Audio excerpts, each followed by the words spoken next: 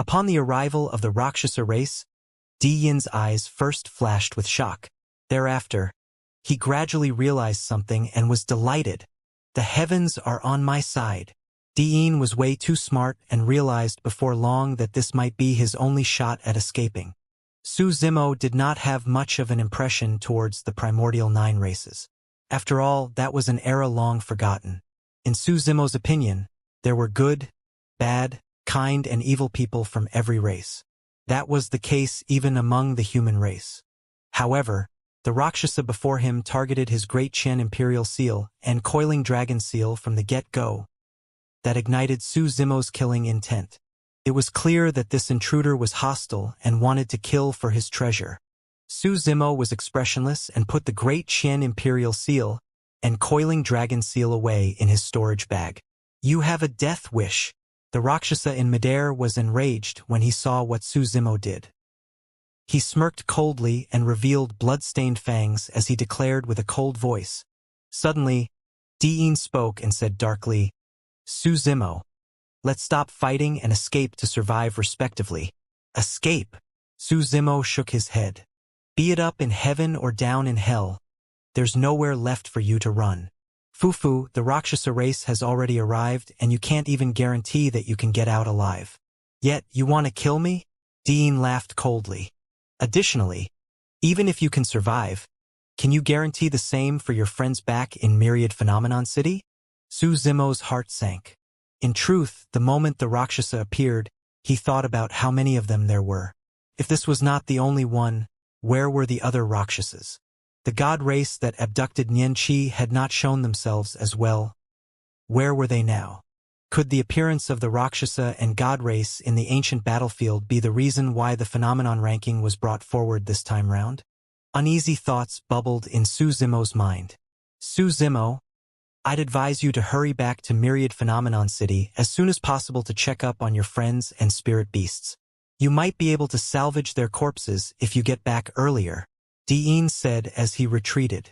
Su Zimo's expression darkened instantly and a furious glint flickered through his eyes. He strode forward and said coldly, I'll make sure I kill you before I return. How dare the two of you ants ignore me? The Rakshasa in midair widened his eyes and shrieked, feeling as though his dignity had been challenged severely. There was no way he knew that the two people before him were the top 2 of the phenomenon ranking. They could be considered as the strongest paragons of this generation and rare monster incarnates of history. Even Di Yin's first reaction upon seeing the Rakshasa was not to escape, let alone Su Zimo. Di Yin believed that if he was in peak condition, he was definitely strong enough to defeat this Rakshasa before him. What truly threatened Di Yin was Su Zimo still. Di Yin retreated rapidly while Su Zimo chased hot on his heels. The two monster incarnates ignored the Rakshasa completely. Shoo! A dark streak of light tore through the air. Before it arrived, Su Zimo already felt his scalp prickling. The Rakshasa had attacked. He was furious that Su Zimo ignored him and put away the Great Qian Imperial Seal and Coiling Dragon Seal. As such, his first target was Su Zimo. How fast? Su Zimo's heart skipped a beat. Even if he was in peak condition, he might not be able to reach that level.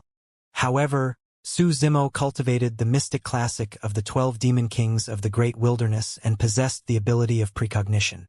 The cicada senses autumn coming before the wind even starts to blow. His body flattened and he was almost stuck to the ground like an anaconda. While he dodged the dark light, he slithered through the grass in Di Yin's direction without a decrease in speed. In Di Yin's view, Su Zimo had vanished from sight and was hidden in the grass. Click, clack, click. The grass swayed, as though an ancient anaconda was slithering through it with a ferocious aura. Pest! Di Yin's expression changed and he felt his scalp prickle. Without hesitation, he punched in reverse violently. Su Zimo's body suddenly turned soft against that incomparably tough attack. He propped both arms onto Di Yin's body and wrapped around him. He released Anaconda Coil right after avoiding Di Yin's punch. Di Yin was petrified and hissing sounds echoed beside his ears, as though a massive wind box was being pulled constantly. It was Su Zimo opening his mouth to breathe in. Su Zimo's body expanded at a visible speed and blood chi surged, as he released a terrifying pressure to constrict Di Yin's body continuously. That was a killing move from the mystic classic of the 12 demon kings of the great wilderness. The number 1 perfected being of the North region, Shi Wuya of Glass Palace, died in Su Zimo's hands from this technique as well. Today, Su Zimo was going to murder the once number 1 perfected being of Tianhuang mainland using Anaconda Coil as well. Crack, crack, crack. A jarring sound echoed from the light barrier around Di Yin, and it flickered as though it could shatter at any moment. There was no way he would be able to defend against the constrictive power if the light barrier shattered. All of a sudden, a cold glint flashed and sliced towards the throat. This was a rare opportunity to kill Di Yin, and there might not be another chance as such if this was missed. Although he sensed the danger, Su Zimo's body continued wrapping around Di Yin's body while exerting strength. At the same time, he struck towards the cold glint with his left hand. "You must have a death wish," the voice of the Rakshasa sounded. Clang. A metallic sound could be heard. The cold glint froze and revealed its appearance. It was a chilling saber that curved with a shocking degree. Right now, Su Zimo grabbed the curved saber in his palm. However, his palm was perfectly fine without any wound at all. Su Zimo's left hand was equipped with the Khanate grade spirit glove he obtained from the Glass Palace Paragons and would naturally not get injured. The Rakshasa was momentarily stunned. However, he broke out of his stupor instantly and sliced again with a cold gi towards Su Zimo's throat at an extremely fast speed. With no other choice, Su Zimo withdrew Blood Quencher with the back of his hand and slashed forward. Clang! The blades of the sabers collided. The Rakshasa's body shuddered and a look of shock flashed through his eyes. The strength of this human cultivator was boundless like the ocean and impossible to defend against. Although it was merely a single slash, he could already feel his arms go numb and his curved saber nearly flew from his hands. Impossible! Humans are innately weak with a cheap bloodline. They're the most inferior ants around. How can there be a cultivator as such? I can't fight against him in terms of strength. In a flash, the thought crossed the Rakshasa's mind and he stopped underestimating his opponent. In the blink of an eye, he appeared behind Su Zimo. His movement technique was absolutely unfathomable. In order to defend against the Rakshasa, Su Zimo had to free both hands. However, he could no longer restrain Di Yin with just his arms and waist. Herg!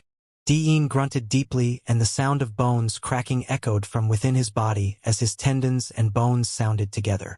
Suddenly, his body shrank and he seized the opportunity to escape from Su Zimo's coil. Fu-fu-fu! Di Yin sprinted into the distance and laughed sinisterly. Su Zimo will meet again in the future. I'll definitely take my revenge during our next encounter. What a pity! Su Zimo looked at Di Yin's fleeing figure and lamented internally. He was entangled by the Rakshasa and could not afford to continue his pursuit of Di Yin. Furthermore, he was indeed worried about Myriad Phenomenon City. There was no way to determine how much more time he had to spend if things with Di Yin continued to drag out. I've got to kill this Rakshasa and hurry back. At that thought, Su Zimo shrugged his wrist and Blood Quencher buzzed loudly with an immense blood chi.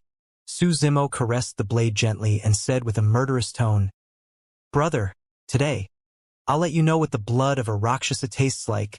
An unusual fluctuation appeared in the void behind. Su Zimo did not even turn back and released a slash with an icy gaze. Splash! The sound of tsunami surged and a blood beam expanded. The sound of metal clashing did not echo as expected as the slash missed. The Rakshasa had already dodged a moment earlier and was at Su Zimo's side. "Ha!" The Rakshasa exclaimed softly with a mocking, cruel tone. "To think that you've cultivated to the tsunami blood realm. Not bad. Your flesh must be exceptionally delicious. Dreaming of eating my flesh? You truly don't know what's good for you." Su Zimo sneered. "Ant, I think even at this point, you've yet to notice who your opponent truly is."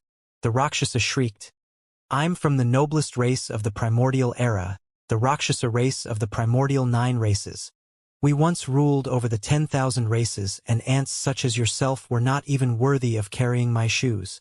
With his agile movement technique, the Rakshasa circled around Su Zimo continuously, appearing left and right, distant and near. His movement technique was unpredictable like a phantom. Su Zimo changed his saber technique continuously, tough and resolute for a moment and soft and fluid for another. However, the Rakshasa refused to fight him head-on and separated at every single touch. Hee. Ant, you can't even touch my sleeves. The Rakshasa laughed gleefully. Su Zimo stood on the spot and frowned slightly. If he was in his peak condition, he could definitely match the speed of the Rakshasa by channeling his golden core and inner core at the same time to release his blood chi and a burst of his body. However, his spirit energy was almost entirely depleted after his massive battle and pursuit of Diin. He truly could not catch up to the Rakshasa with just his inner core, blood chi and burst of his body. I don't mind telling you something else, the Rakshasa harumphed coldly. The spirit wings that you cultivated was a secret skill created after you humans observed the movement techniques of our Rakshasa race. Heh! Unfortunately, humans are way too stupid to comprehend even a fraction of the obscurity of our Rakshasa race's movement technique. The bloodline of the human race is way too cheap and you guys are innately impossibly weak. There's no way you can control the secret skill of our Rakshasa race with ease. It was true that Ethereal Wings was inspired from the Rakshasa race. Unfortunately, humans and Rakshasas were two different races at the end of the day. The structure of a Rakshas's body and even their bloodline had evolved after a long time. Coupled with their wings, they had almost zero resistance when they flew in the air. However, humans had a distinctly different body from the Rakshasas. Naturally, Ethereal Wings could not attain the same speed of the Rakshasa race as well. Su Zimo's face was calm as water and he thrust Blood Quencher into the ground. His arms slumped naturally and his eyes were half shut. He could not be bothered to converse with the Rakshasa. He was trying his best to empty his mind and maintain a state of clarity. Humph! You want to wear me out? The voice of the Rakshasa sounded once more. I travel through the air just like how you humans walk on the ground. I don't feel fatigue at all. Ant, you can't wear me out. Su Zimo remained silent. The Rakshasa was biding his time to search for an opportunity to strike. It was the same for Su Zimo. One of them was active and the other was passive. Although they did not have any physical contact, both of them were filled with killing intent that once burst, would definitely result in the death of either one. The Rakshasa was extremely careful and did not charge recklessly. He merely tested the waters continuously. However, Su Zimo was immobile like an old monk in meditation. I heard that you've got some friends back in Myriad Phenomenon City. After a short stalemate, the Rakshasa suddenly spoke. Let me remind you that those friends of yours should have become food for our Rakshasa race by now. Ha ha ha. The Rakshasa laughed cockily. There's more than 100 from our race that entered the ancient battlefield this time round. Myriad Phenomenon City, a sacred haven for the human race, will become a slaughter field for our Rakshasa race. Su Zimo's arm quivered slightly, as though he was dealt a grave shock mentally. It was an opening that was hard to detect. However, the Rakshasa's eyes were extremely sharp and instantly recognized it as a rare opportunity to strike. The killing intent in his eyes intensified and he charged towards Su Zimo in a flash. The opening lasted for a brief glimpse at the very most. However, in a fight between top-tier experts, especially a Rakshasa with that terrifying speed, the brief glimpse was all that was required. A glimpse would decide victory or even life and death. All of a sudden, between his swaying black hair, Su Zimo's eyes jolted open with a glaring glint and a hint of mockery. Not good. The Rakshasa was alarmed when he saw the look on Su Zimo's face. He must have revealed that opening intentionally. I've been tricked. It was too late by the time the Rakshasa realized it. That glimpse was also enough for Su Zimo. The Rakshasa channeled his bloodline and forcibly switched directions. He adjusted his angle of motion and fled into the air at an extremely fast speed. His reaction time was the absolute fastest. The Rakshasa believed that even if Su Zimo was prepared, he would not be harmed. However, His expression changed starkly the next moment when he saw what happened from the corner of his eye. Su Zimo did not chase and merely stood motionlessly on the spot. Unknowingly, a gigantic moon-colored bow that shone with 6 spirit patterns had appeared in his hands. He pinched a dark gold-colored arrow with 2 fingers, and it shone with 6 spirit lights as well. The moon concealment bow and black gold arrow. 2 connate spirit weapons. After the battle at the Great Chen Ruins in the North region, Su Zimo was down to a last black gold arrow. Right now, he was ready to launch the arrow in his palm at any moment. Buzz. Bow like a full moon and arrows like shooting stars. By the time the Rakshasa heard the buzzing sound of the bowstring, the black gold arrow was already close to him. Although Su Zimo could not match the Rakshasa with his movement technique, the burst of his 2 connate spirit weapons could. The Rakshasa was rather impressive as well. Even with his passive position, he managed an evasive maneuver and avoided fatal damage to his vitals. The black gold arrow tore through the Rakshasa's meat wing and created a hole of blood the size of a bowl. Those were not any ordinary bow or arrow. Those were connate spirit weapons. Although it seemed like it was merely a hole of blood, the power within it was enough to cripple one of the Rakshasa's meat wings completely. The flesh of the wing exploded and his tendons and bones were snapped. Ah! The Rakshasa yelled miserably. Su Zimo did not stop at all after firing the arrow as he withdrew blood quencher that was embedded into the ground. He stomped and soared into the air with a boom. His motion was fluid as water and the Rakshasa had no time to react at all. Slash! He released a thunderous roar that sounded almost at the same time as the Rakshasa's yells. A blood beam expanded and slashed down viciously along the Rakshasa's body, seemingly able to rip through the void. The Rakshasa with half his wings crippled was like a bird with snapped wings. After losing the greatest advantage of the Rakshasa race, the Rakshasa was on the verge of falling. He could barely stabilize himself, let alone dodge Su Zimo's lethal slash. Blood spewed and sprayed from midair. The tall and bulky body of the Rakshasa was cleaved into 2 in the middle by blood quencher, and his organs splattered down with a retching stench. The top half of the Rakshasa fell onto the ground and his eyes dimmed. He was not dead yet as blood flowed out from his mouth. He glared at Su Zimo with eyes that resembled a dead fish and stuttered. "YUW will definitely die here. And my leader W will take our revenge for me. Die in peace. I'll slay your Rakshasa leader together, so that he can accompany you in hell." Su Zimo strode forward and ruptured the Rakshasa's head with a stomp. The duration of their fight could be considered as extremely short. However, no one outside the fight could understand how dangerous the situation was. If Su Zimo was mentally affected by the Rakshasa's words and had indeed revealed an opening, or if he had been a teeny bit slower, he would have been the one laying on the ground. Su Zimo glared at the Rakshasa's corpse with a dark gaze. Most of what the Rakshasa said was true. Su Zimo was not a saint and had never thought of rescuing everybody. However, with the fates of Little Fatty, Monkey and the others unknown in Myriad Phenomenon City, he knew he definitely had to check things out. The situation in Myriad Phenomenon City seemed dire. Perhaps it might be even worse than he had imagined. A single Rakshasa was already so troublesome to deal with. Su Zimo truly did not have much confidence if there were truly more than 100 Rakshasas in Myriad Phenomenon City. Furthermore, through the dead Rakshasa, Su Zimo discovered that there was a Rakshasa leader as well. The strength of the Rakshasa leader might be comparable to a nascent soul. Naturally, the safest option right now was to consume elixirs and recuperate on the spot.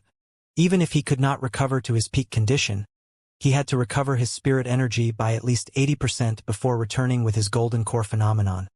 That was the safest option. However, Su Zimo was truly worried about Little Fatty and the others. The more he thought about it, the more uneasy he felt. After a momentary silence, he decided to return to Myriad Phenomenon City immediately. "Please let nothing happen to them," Su Zimo murmured softly with a cold gaze. In a flash, he sped in the direction of Myriad Phenomenon City. Blood chi surged into the skies and vengeful spirits surrounded Myriad Phenomenon City.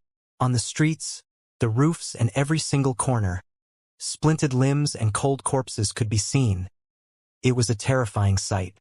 The dark lights in midair were still hovering around. Sinister laughters could be heard everywhere. Every single Rakshasa whisked a barely alive cultivator in their hands. They chewed off flesh in huge mouthfuls and their eyes shone with green, excited glints. Of the 100,000 paragons, close to half were dead and even more were injured. I've already said that no one is allowed to leave without my permission. The god race leader stood in the air and looked down at the incomparably frightened cultivators below.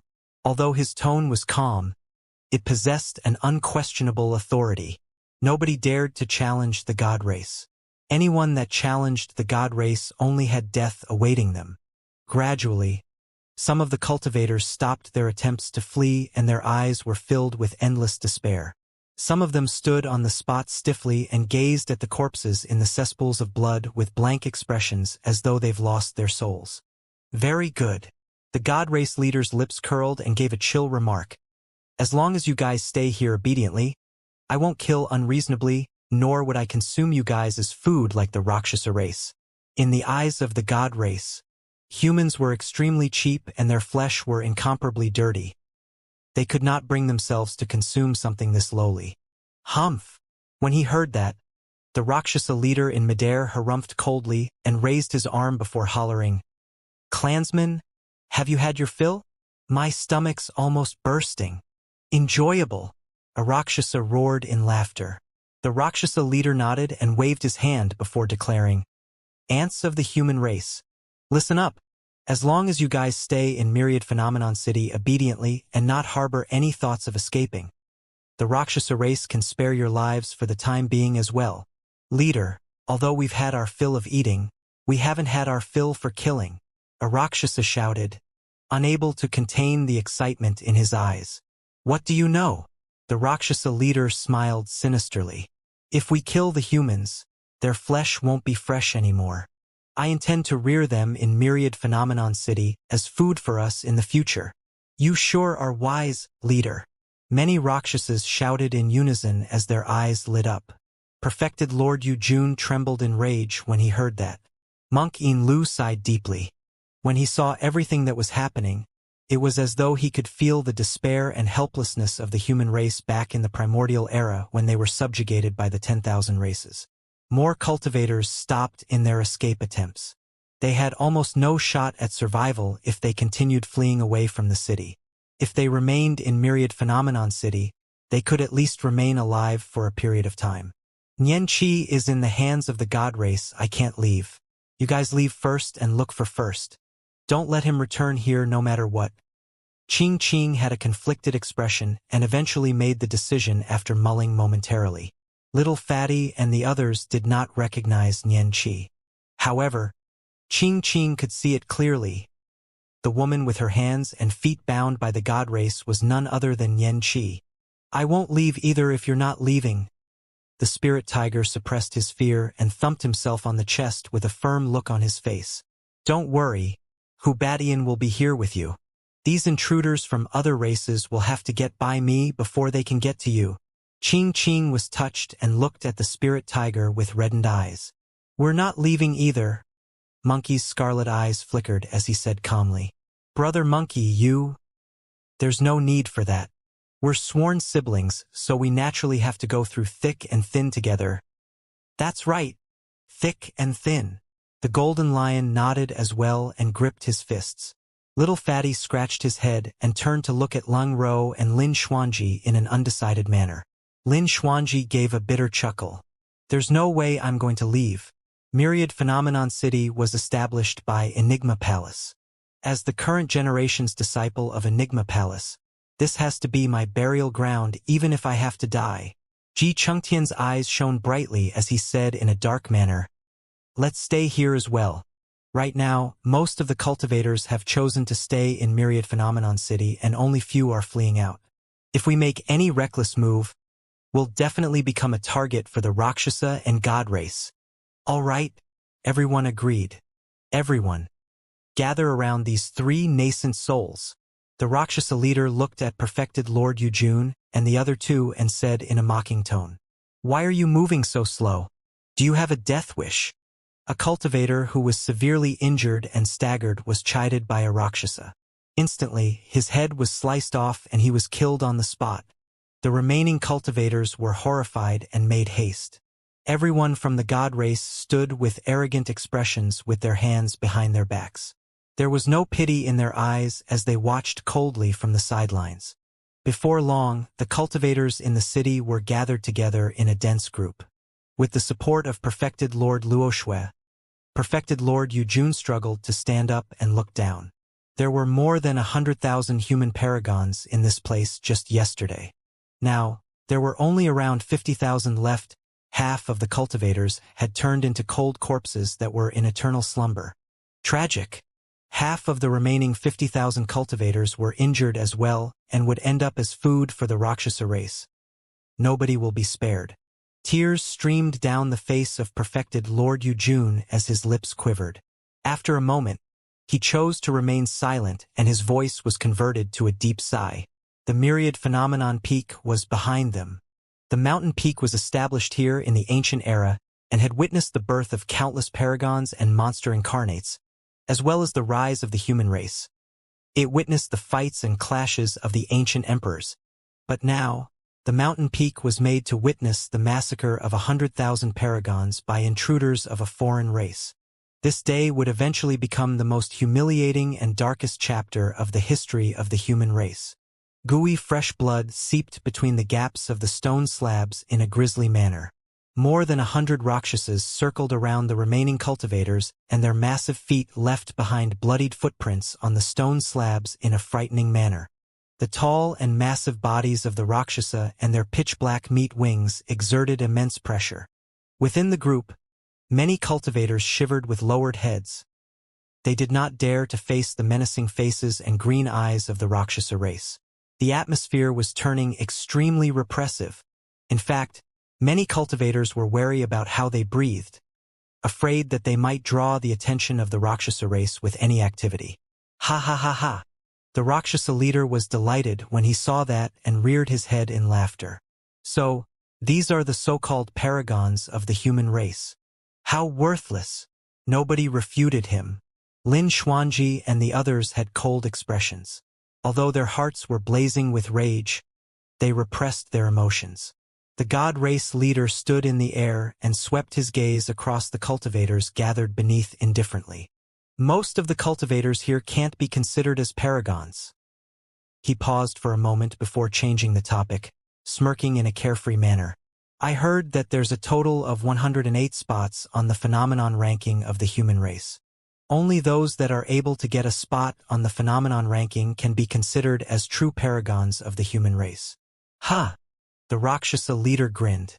His gaze fluttered as he declared loudly, "Who are the paragons of the phenomenon ranking? Stand up and let me take a look at you." He placed emphasis on the word paragon, and his tone was murderous. Everyone could hear the killing intent in the Rakshasa leader's tone. Originally, a listing on the phenomenon ranking was an immense honor for cultivators and they would gain fabulous rewards as well. But now, the phenomenon ranking was a mark of death for these cultivators. Nobody stood out. Anybody that stood out would die. Fufu. The Rakshasa leader laughed sinisterly. I'm going to start killing people if nobody comes forth automatically. A stir broke out amongst the crowd. Please spare my life, senior. I'm willing to follow you and be your slave or spirit beast.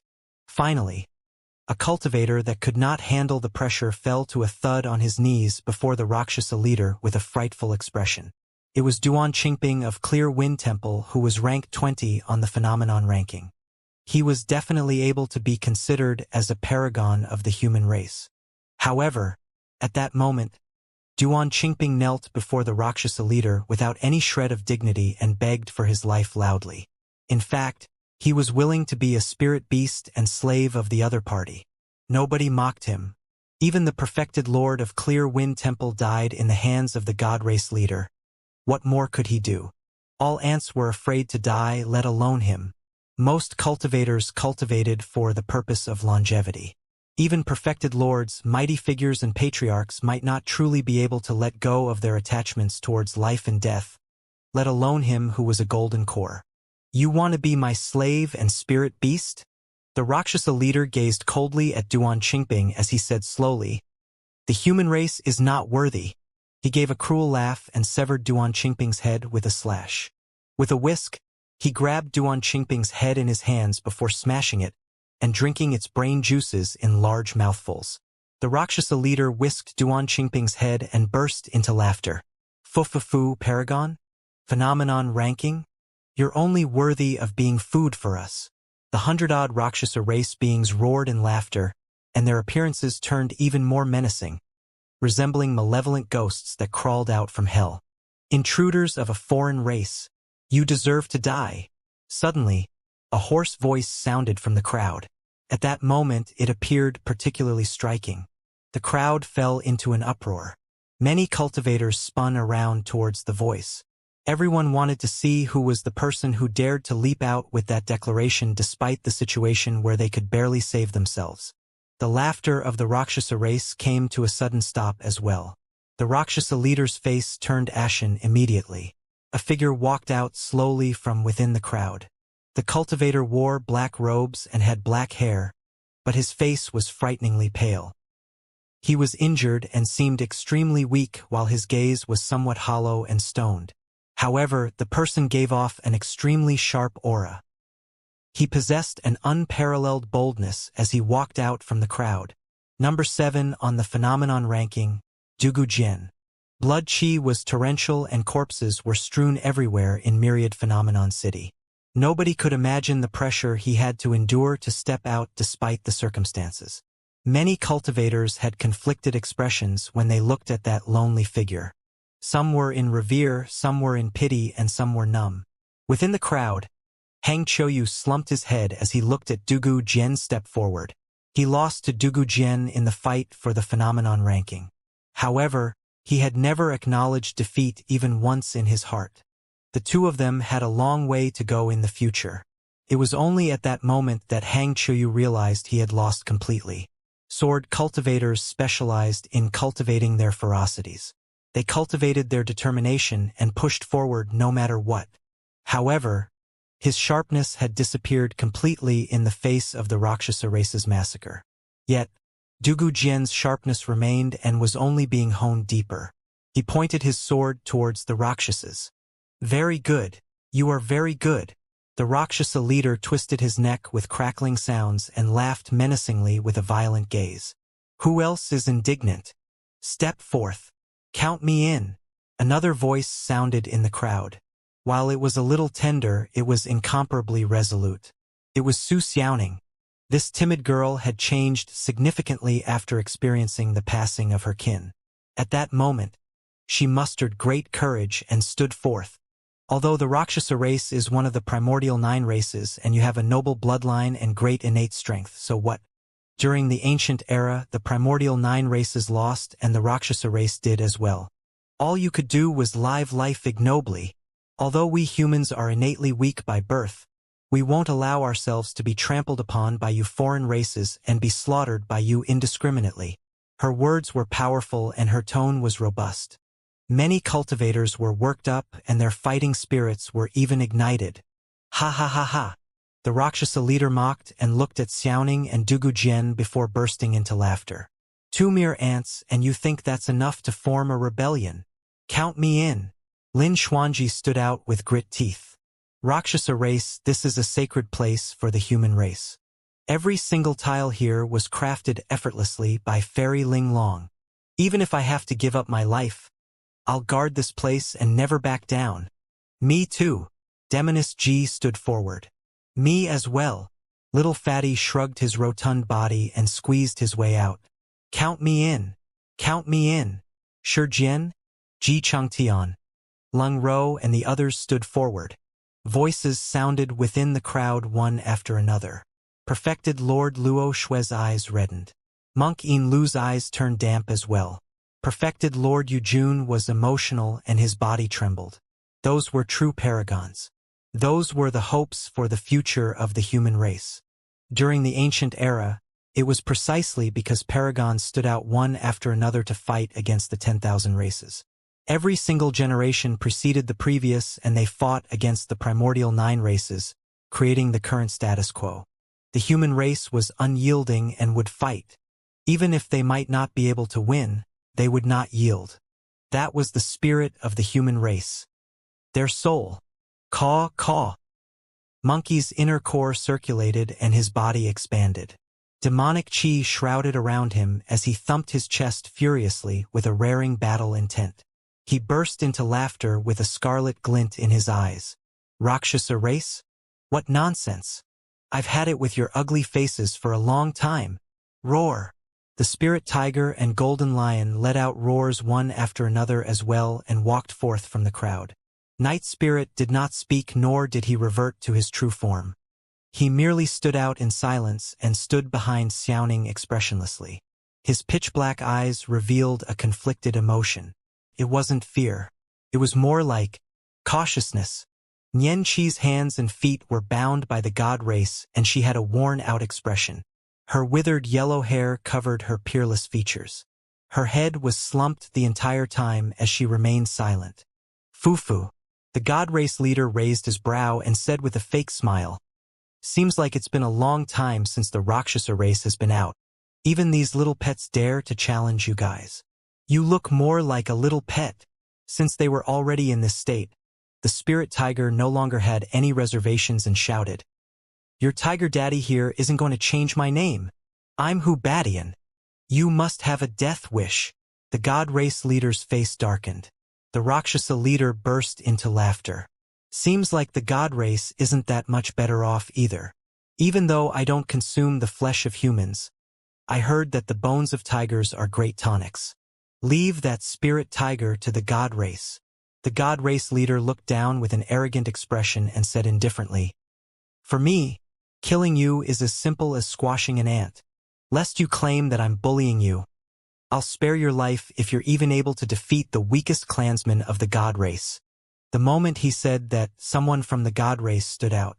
He had golden hair, azure eyes, and exquisite features as he glared at the spirit tiger with a deadly intent. "Do you think I'll be afraid of you?" The spirit tiger grit his teeth and stood out boldly.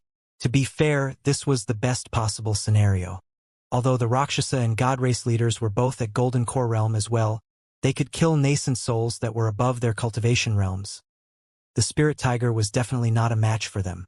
However, if he was up against an ordinary Rakshasa or god race being, he would have a shot at victory. The Rakshasa leader was delighted and laughed menacingly. "Anyone that can defeat my clansmen can have your lives spared as well. Since you guys have death wishes, I don't have to stand on courtesy." Monkey walked right to the front in huge strides and thumped his chest with both arms, yelling murderously, "Who dares to challenge me?" The tension on both sides was high. How dare a demon monkey act so insolently? "You're asking to die." A Rakshasa spread his wings and soared into the air, charging towards Monkey in a flash. That single action caused a massive fight to break out on both sides. Apart from the god race that sent one person to fight against the spirit tiger, the Rakshasa race also sent 13 people to fight against Xiaoning, Little Fatty, Lung Ro, Ji Chengtian, Shi Jian, Ming Zhen, Demoness Ji, Monkey, Qing Qing, Night Spirit, Little Fox, the Golden Lion, and Dugu Jian. No matter it was the solo god race being or the 13 Rakshasas, all of them possessed frightening combat strength. However, Little Fatty and the others were at different levels. Monkey had a torrential ferocity and had the advantage against the Rakshasa with his powerful strength, steely fist techniques, and agile movements. The Rakshasa could not get close to him at all. Ming Zhen was number 4 on the phenomenon ranking and had a stable foundation. He also knew many secret skills of the Buddhist sects and was protected by the world-cleansing Green Lotus. He was equally matched against the Rakshasa. Ji Chengtian, Lung Ro, and the others could only manage to defend passively. Xiaoning, Qing Qing, and the others were in extremely treacherous situations the moment they exchanged blows. They could die at any moment. Xiaoning was a disciple of Elixir Yang sect. She surpassed everyone in the same cultivation realm in terms of elixir refinement. However, her combat strength was not stellar. How could she fight against the Rakshasas? Clang! The Rakshasa's curved saber transformed into a cold streak of light and was about to slice Xiaoning's throat when it was repelled by 5 fingers that darted out of the blue.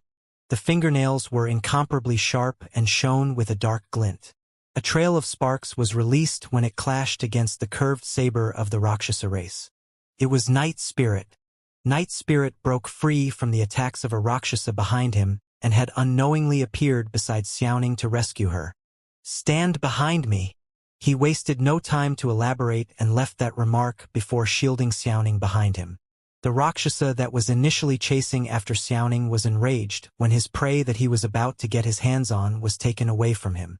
With that, he charged towards Night Spirit. At the same time, the Rakshasa that was initially fighting Night Spirit closed in as well. 2 Rakshasas attacked at the same time. Night Spirit had a cold gaze and agile movement techniques.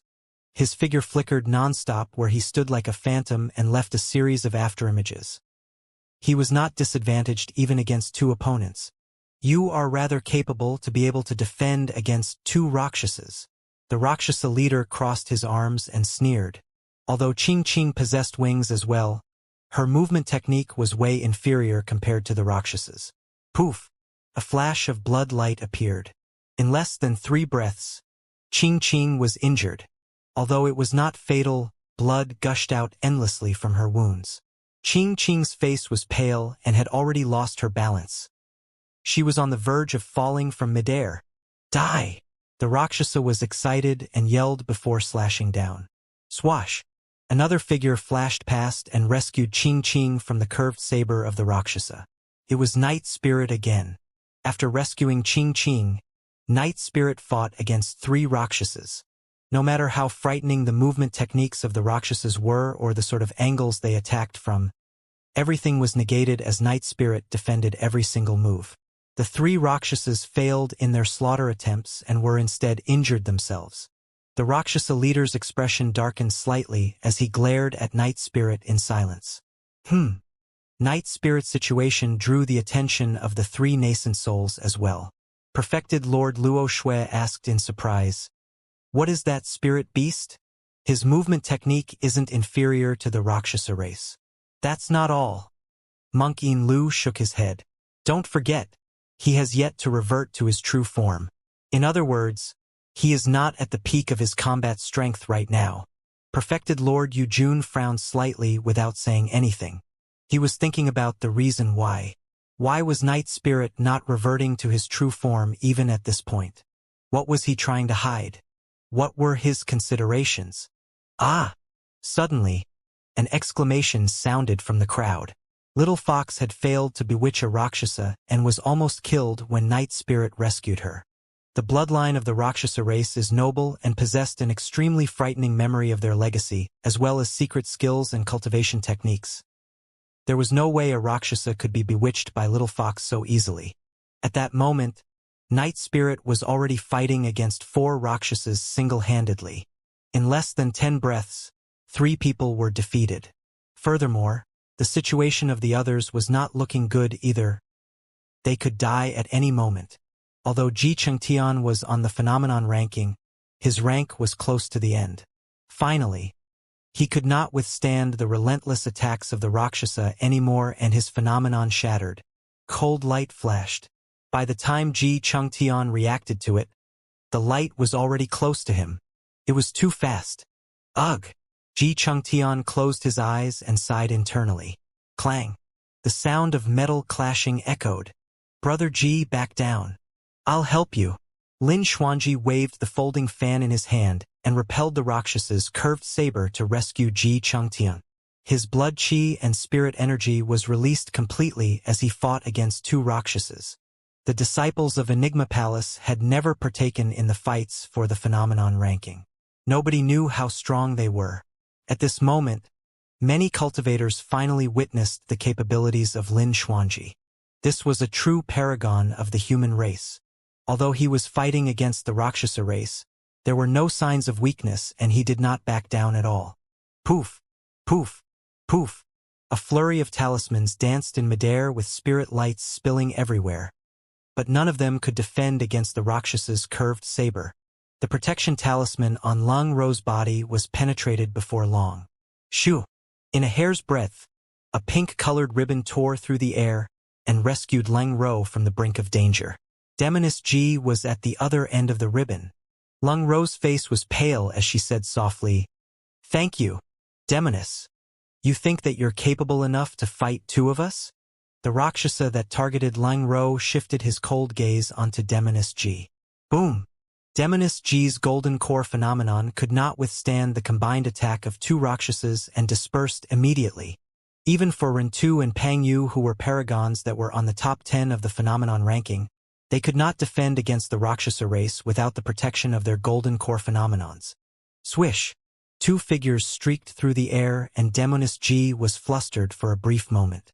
However, she composed herself before long and a demonic glint shone in her beautiful eyes. Right in front of everyone, she displayed an extremely beguiling technique. She tapped on the ground with light steps and her figure shuttled through the cold streaks of light, but she was completely unharmed. The speed of the Rakshasa race was absolutely earth-shaking. All the cultivators present could count themselves lucky if they could survive a couple of attacks. However, Demoness G managed to avoid the killing move of two Rakshasas with her movement technique. Not only that, she did not panic against the two Rakshasas, and there was an indescribable beauty in her movement. Her pink figure seemed like it was dancing on the blade of a sword and was incomparably charming. "Her movement is a little odd," Perfected Lord Luo Shui said softly. Perfected Lord Yu Jun mulled for a moment before jerking his head to exclaim, "That's the Heaven Fiend dance!" Ah! A series of exclamations could be heard at the mention of Heaven Fiend dance. Legend has it that the Heaven Fiend dance was the secret skill that brought Fairy Linglong to fame. Although she was not rendered the status of an emperor, Fairy Linglong was able to match the attacks of any emperor relying on that movement technique. There were even legends that said that emperors fell head over toes for Fairy Linglong after witnessing her Heaven Fiend dance. That was the most renowned secret skill of the ancient era. Although Enigma Palace was established by Fairy Linglong, that secret skill was not passed down. To think that the Heaven Fiend dance would reappear on Demoness G. "There's no mistake," Perfected Lord Yu Jun said deeply. "When the human emperor's palace appeared 20 years ago, this pure maiden of the fiend sex entered it as well. She must have learned the Heaven Fiend dance from the human emperor's palace. It did not resemble a movement technique at all. It was more like she was truly dancing. Demoness G's figure was elegant and her feet were light. As her skirt fluttered, she displayed her figure perfectly and revealed a sensational charm. The sharp saber lights brushed past her body by a hair's breadth. As time passed by, Demoness G's movement became increasingly fluid and an invisible aura was formed around her. Her aura encompassed the two Rakshasas. Both of them looked flustered and their movement techniques became sluggish, as though they had stepped into a swamp. Humph! The Rakshasa leader's expression turned grim as he harumphed coldly. Initially, he thought that his clansmen would be able to crush all the ants in less than 10 breaths. To think that they were having some issues. "Do you need the god race to give you a hand?" The god race leader tilted his head and asked with a smile. The Rakshasa leader grit his teeth. "No!" On the other side, the spirit tiger's massive body was sent flying by a single punch from the god race being, and he rolled dozens of feet on the ground in a wretched manner. His head was spinning and he could no longer recall if this was the 5th or 6th time it had happened. At that moment he was injured from head to toe. He was completely defeated in terms of strength and speed. He was not a match at all. If the spirit tiger did not fuse his palm with the 4 claws of the divine being of the tiger race back in the astral dragon sputum lair and underwent a complete transformation, his body would have been ruptured by the god race being a long time ago. The spirit tiger felt that he was already at his limits to be able to survive till now. Roar! He growled deeply and attempted to struggle and stand up. However, he knelt onto the ground with a thud. "It's over." The god race being strode over in huge steps and reached out, thumping down onto the spirit tiger's massive head. If the hit landed, a bloody hole would definitely appear on the spirit tiger's forehead. All of a sudden, a dark figure that resembled a figure appeared out of thin air and punched out, colliding against the god race being's fist. "You're asking for death." The god race being merely laughed in contempt without even making out who the intruder was. No matter who it was, anyone that tried to take the god race head-on in melee combat to challenge their physique and blood chi merely had a death wish. The god race being channeled his golden blood chi and he shone brilliantly like a divine being. His aura rose intensely and the sound of tsunami even echoed from the surface of his fist. Bang! The two fists collided. The moment the flesh and bones collided, a dull sound of defeat echoed. The expression of the god race being froze and his initially disdainful gaze vanished immediately. He frowned and staggered 3 steps back, as though he was in considerable pain. A god race being was knocked back by someone else. Everyone focused their attention and were dumbstruck. It was Night Spirit. Unknowingly, Night Spirit managed to break out of the focused attack from 4 Rakshasas and charged over to punch someone from the god race and rescue the spirit tiger. "You have a death wish." The god race being was enraged and charged towards Night Spirit. At the same time, the 4 Rakshasas arrived. Right now, Night Spirit was fighting against 4 Rakshasas and a god race being. However, there were still no signs of his defeat. The god race leader narrowed his gaze and his eyes flickered. This was getting interesting. What was this thing that was able to match the Rakshasa race in speed and the god race in strength? Almost at the same time, the Rakshasa and god race leaders exchanged glances. The god race leader smiled gently and asked, "Can you tell what's the background of the man in black?" "I don't care what he is. At the very most, I'll step in personally to kill him once and for all." The Rakshasa leader replied coldly without any expression. "That's true." The god race leader nodded. "Although he is fast and has decent strength, he's far off when compared to us." Just as the 2 leaders were chatting idly, something changed on the battlefield. The golden lion finally failed to defend and was slashed across the back by a Rakshasa. Almost cut into 2, he fell to the ground severely injured and passed out on the spot with blood gushing out. Xianxia rushed over hurriedly. Night Spirit frowned slightly and a brutal killing intent flashed through his deep eyes briefly before vanishing. Roar!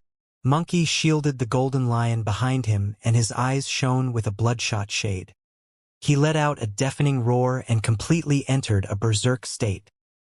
His bloodshot eyes seemed like they possessed boundless strength.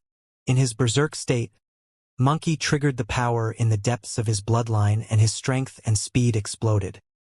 He had almost no sanity left and the only thought in his mind was to kill. Furthermore, he could not experience pain on his body. Among the 7 sworn siblings, apart from Night Spirit and Suzimo, Monkey was the strongest.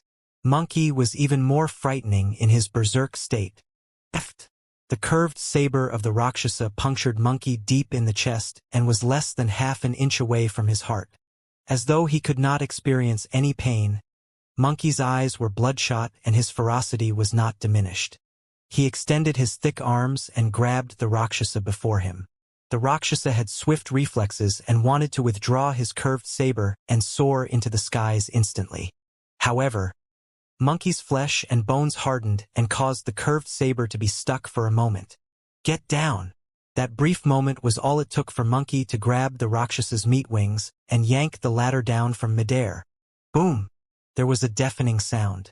The Rakshasa smashed onto the ground heavily and created a gigantic pit with dust and gravel flying everywhere. It was a heavy smash and the Rakshasa let out a tragic cry. His blood chi was dispersed and his bones felt as though they were going to break. Gagaga! Monkey grinned and grabbed the Rakshasa's meat wing with one arm. With a whirl, he yanked the Rakshasa out of the pit and smashed the latter fiercely onto the other side. Bang! Bang! Bang! He repeated it thrice in succession. The Rakshasa was severely injured from the smashes and was barely breathing. The Rakshasa race had a frightening bloodline. If it was any other living being, they would have been smashed into sludge. A cold streak of light appeared stealthily. Another Rakshasa charged over. Although Monkey was in a berserk state and had lost his rationality, his reflexes were sharp. Instantly, his tall and mighty body curled into a ball. The shift was rather intuitive and he managed to avoid the fatal attack of the Rakshasa. Monkey's motions did not stop at all as his body suddenly spread open, pushing towards the Rakshasa as though he was offering an immortal fruit. That was a killing move from the mystic classic of the 12 demon kings of the great wilderness. Crackle! After Monkey's massive body curled up and unfurled, his tendons shuddered and his bones rang to release an unparalleled strength. Because the movement technique of the Rakshasa was too swift, it was already too late for him to avoid the move. Bang! Monkey's hands pushed up violently against the Rakshasa's lower jaw. Snap! The jarring sound of bones cracking echoed. The gruesome head of the Rakshasa was tossed back fiercely, and his lower jaws were smashed. With a twist, Monkey chased forward and his arms sank down, thrusting his elbows into the chest of the Rakshasa like twin spears. Eft! The Rakshasa's body smashed onto the ground with 2 bloody holes in his chest. His heart was punctured and he died on the spot. The crowd fell into an uproar. Instantly, the tides on the battlefield had shifted. Nobody expected the 2 Rakshasas that initially had the advantage to wind up injured and dead. This was the first time that the Rakshasa race had been dealt such a blow since they entered Myriad Phenomenon City. Although none of the cultivators present dared to protest, all of them cheered in their hearts. Although there are more than 100,000 paragons, only few of them dare to step forth.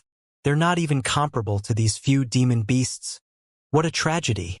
Perfected Lord Yujun lamented sorrowfully. It did not matter even if a Rakshasa was killed before them. The situation was not going to change.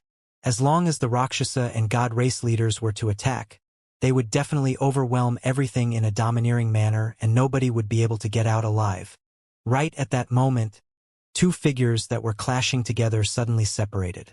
Dugu Jian staggered with a frightfully pale expression and was drenched in sweat. It was clear that he was thoroughly exhausted, at his limits and could no longer continue. The Rakshasa that faced him had a calm expression and stood on the spot motionlessly. A moment later, the glint in the eyes of the Rakshasa gradually dimmed. Everyone focused their attention. An eerie scarlet line appeared on the Rakshasa's glabella. It became increasingly clear and eventually, a drop of fresh blood oozed out of it. It was a fatal sword strike. The Rakshasa's head was sliced apart.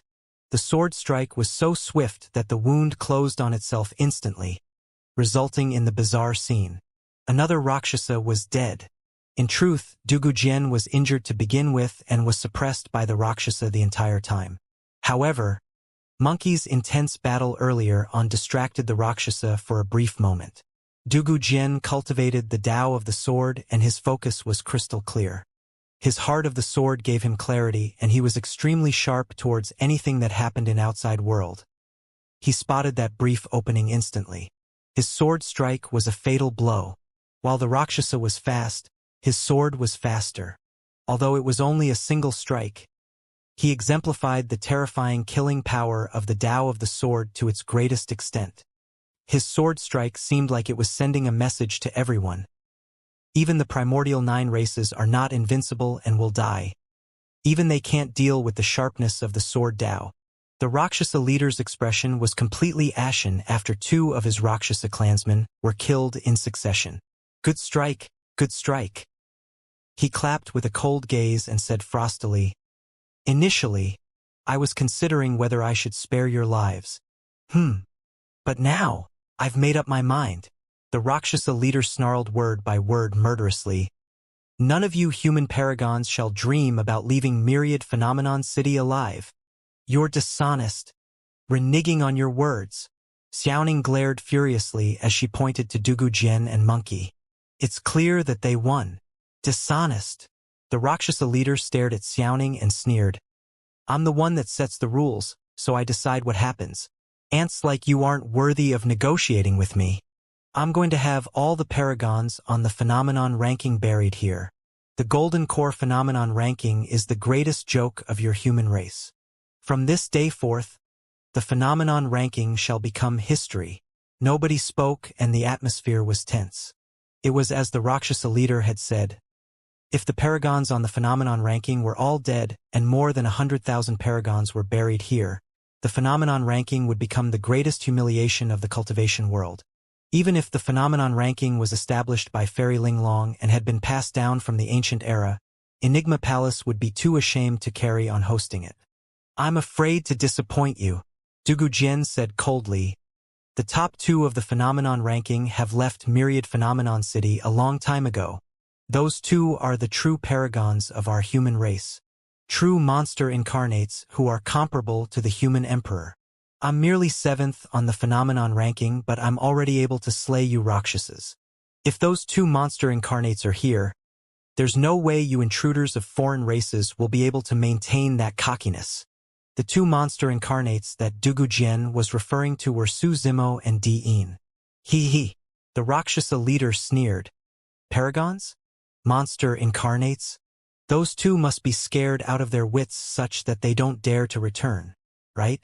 His words resonated with the thoughts of many cultivators present. If they were in the same position and saw what happened in Myriad Phenomenon City, they would have chosen to flee far away instead of returning to the city. Even the nascent souls had to avoid this and chose to flee. What did it matter if they were paragons on the phenomenon ranking? The situation right now was extremely clear. Myriad Phenomenon City was an endless hell, and anybody that entered will not have a chance to leave. The Rakshasa leader rubbed his chin and laughed menacingly. "If those two dare to return, I guess I'll give them a chance to survive. They can be my spirit beast slaves. Kill them." The Rakshasa leader waved, and more than 10 mighty figures behind him transformed into streaks of dark lights that bolted towards Monkey and the others. Perfected Lord Yujun and the other two bore pained expressions. Naturally, they could tell that Monkey and the others were already at the end of the road. How could they defend against the attacks of more than 10 Rakshasas? Ah! Suddenly, a long howl sounded from the distant horizons, tearing through the clouds and shattering metal and rocks. Everyone was shocked. Ah! The moment the first howl landed, a second howl sounded. The second howl was even closer. The intruder did not bother to conceal his tracks and charged right into Myriad Phenomenon City. Moreover, his speed was shocking. The first howl was distant, but the second howl was already close to Myriad Phenomenon City. Many Rakshasas paused in their tracks and turned towards the sound. Little Fatty and the others were invigorated when they heard that voice. Perfected Lord Yujun and the others were first stunned. Thereafter, they could not help but stand up, as though they had recalled something. Many cultivators had lost expressions. For most of them, the howl did not sound familiar. They truly could not understand how anyone would choose to barge into the Myriad Phenomenon City to their deaths given the circumstances. Could it be someone else from the primordial 9 races? Not long after, a figure sprinted in from outside the city. His green robes fluttered elegantly. Ah! When he came closer and everyone took a closer look, they could not help but exclaim. Su Zimo. The intruder was none other than the top of the phenomenon ranking this time round. He was the person who managed to cultivate 3 golden core phenomenons, suppressed Diin domineeringly, and even dared to challenge nascent souls. Su Zimo. Everyone was worked up. Even perfected Lord Yujun and the other two were emotional.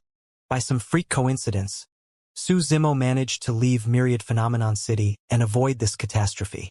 None of them expected him to make the decision to return. "You are truly befitting to be number 1 on the phenomenon ranking." Dugu Jian spoke slowly and made the remark. This was the sort of courage that the number 1 of the phenomenon ranking should possess. This was the true boldness befitting of the number 1 perfected being. Little Fatty and the others could not help but cheer at the sight of Su Zimo's return. Although the remaining 50,000 cultivators did not cheer, they were much more spirited and positive as well. The Rakshasa and God race leaders could clearly sense the shift in the moods of the cultivators. The God race leader glanced at Su Zimo indifferently for a brief moment before retracting his gaze. He had seen too many of such paragons and monster incarnates, and killed too many of them as well. This person looked extremely ordinary. There was nothing special about him. He was long indifferent to things. The Rakshasa leader stuck out his grisly red tongue and smacked his lips. He glared at Su Zimo's body and sniffed carefully before murmuring in an intoxicated manner, To think that there would be such high-quality meat in the human race. How rare! Su Zimo's expression had been frighteningly grim ever since he entered Myriad Phenomenon City. Myriad Phenomenon City was dyed almost entirely red and corpses were strewn everywhere in a horrifying sight. Those cultivators had died in wretched manners. Many of the corpses were incomplete and there were clear signs of their bodies being chewed off. When he came closer and saw the injuries on Little Fatty and the others, the killing intent in Su Zimo's eyes intensified. They were almost corporeal and could spew out. Su Zimo swept his gaze through the crowd and lingered briefly on Perfected Lord Yujun's group. The situation was even worse than he had imagined. Of the dozens of nascent souls, more than half might have already died. Eventually, Su Zimo's gaze shifted onto Xianxia. Xianxia's head was initially slumped and she did not speak at all, nor did she acknowledge Qing and the others. She was worried that she would implicate them. However, when she detected Su Zimo's gaze, Xianxia could not hold it back any longer. Instantly, all the grievances she suffered surged into her heart as she bawled out in tears, "Mister, don't cry. I'll save you." Su Zimo's voice was gentle. "Ugh." Xianxia held her tears back and nodded with vigor. "TSK." The God Race leader could not help but laugh as he said idly with mocking eyes, "If I were you, I'd start thinking about how to save myself instead." The other 6 God Race beings crossed their arms and burst into laughter. When Su Zimo approached, many cultivators gradually noticed something unusual. "His spirit energy seems to be depleted?" "Yes, I sense that too. How is he going to fight against the Rakshasa and God Race like that? I heard that he's extremely strong in melee combat and can even take on a demon form." "What's the use of a demon form? What demon can take on the primordial 9 races? Can he defeat nascent souls in his demon form? Those 2 leaders of their foreign races are even able to kill nascent souls." Many cultivators discussed in hushed whispers and their initial elation gradually sank again. Everyone could tell that Su Zimo was in a terrible condition. His spirit energy was almost completely depleted after his massive fight with Diin.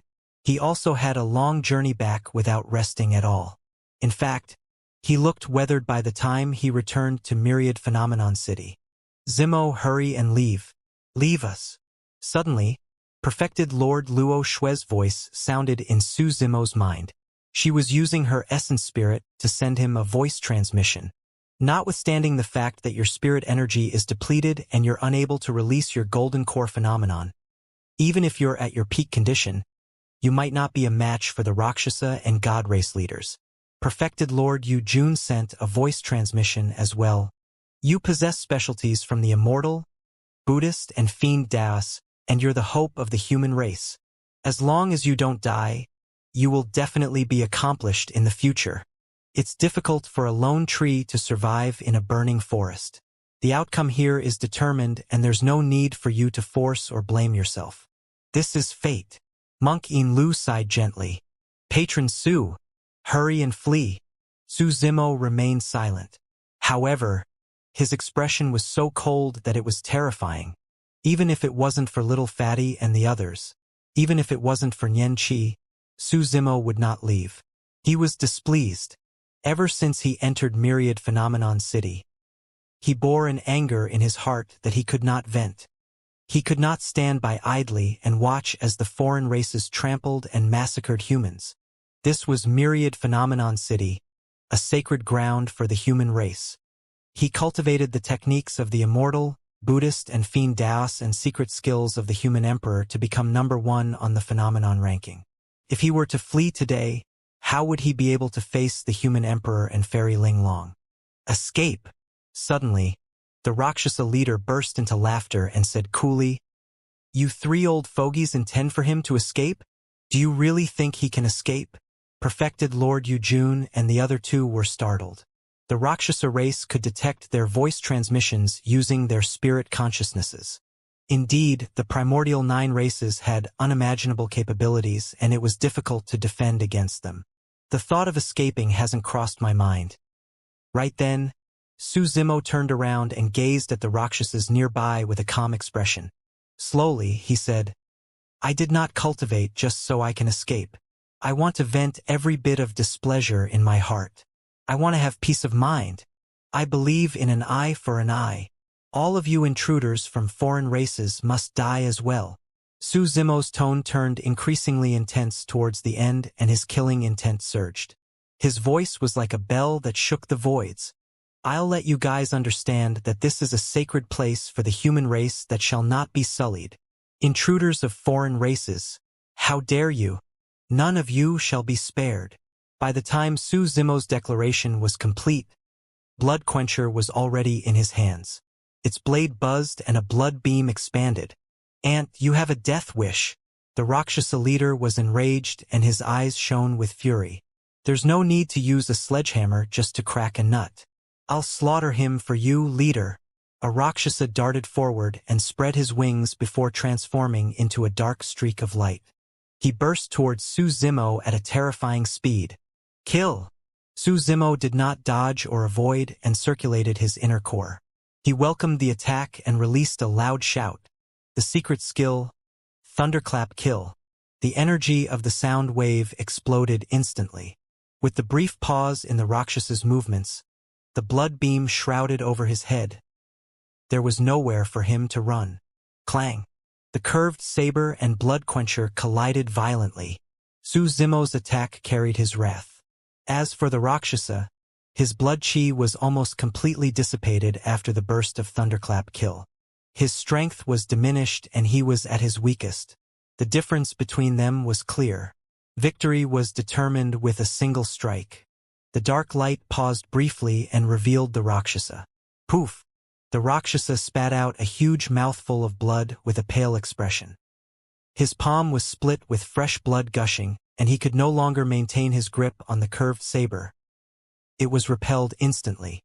"I've got to escape first. This human is too strong and I can't win him in terms of strength. I've got to wrap around him and look for another opportunity."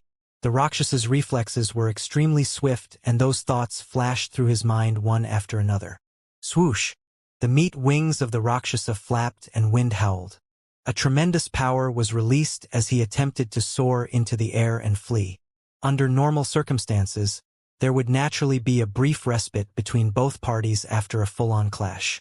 However, Su Zimo's body sounded with the sound of tsunami. His strength that was deteriorated after the collision received a fresh boost like the surge of a tide. That was tidal might.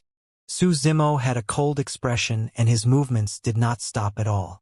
With the strength of tidal might, he leaned in and his saber force shifted. The blade released a slight vibration as though it was forming blood-colored ripples in midair. The blood-colored ripples smudged across the Rakshasa's throat gently. His two attacks, one tough and the other gentle, were fluid as water without any delays at all. The tall and mighty body of the Rakshasa could not get out of Su Zimo's saber force's range at all. Poof! A massive current of blood spurted out. A gruesome head was lopped high into the air with fresh blood spraying everywhere. The headless corpse of the Rakshasa collapsed stiffly onto the ground and writhed unconsciously. Suddenly, the battlefield went silent. Nobody expected this outcome in the fight between Su Zimo and the Rakshasa. Less than that, nobody expected Su Zimo to kill the Rakshasa with 2 slashes. For any outsider, the entire process seemed fleeting and simple. However, nobody knew that Su Zimo had used at least 3 of his trump cards in order to kill the Rakshasa. The Rakshasa's death was not worthless. The Rakshasa leader glared at Su Zimo and said slowly, "Don't worry. I won't let you die so easily. I'm going to torture you bit by bit and have you suffer an existence worse than death." His smile turned more sinister as he waved. "Tie him up and kill everyone else. Spare no one. Understood?" The many Rakshasas behind him agreed in unison. "When the battle breaks out, I might not be able to protect all of you. Everyone, watch out." Su Zimo glanced sideways and instructed Little Fatty and the others. The dangers in this battle were unprecedented. Even Su Zimo was not confident about it. Notwithstanding the Rakshasa and god race leaders who could kill nascent souls, even the 100-odd Rakshasas that were about to attack were difficult to deal with. Night Spirit's expression changed and his gaze flickered. A moment later, It was as though Night Spirit had made up his mind about something. First, I'm going to fight together with you later. Night Spirit did not speak. However, his voice sounded inside Su Zimo's mind. Night Spirit was a spirit beast that was only at Golden Core realm. Yet he could utilize the secret skill of nascent souls to send voice transmissions. Su Zimo looked at Night Spirit deeply. He was almost completely certain that Night Spirit was hiding a secret. Furthermore, it was a secret that had to be hidden. Previously, Night Spirit was even able to fend off 5 Rakshasas in the battle earlier on. Now that Night Spirit said that he was going to fight together with Su Zimo, it seemed as though he was implying something unusual. Kill! Many Rakshasas flashed and dozens of dark lights scattered throughout the voids in all directions, charging towards Su Zimo instantly. Even a nascent soul might not be able to escape from such an attack unscathed.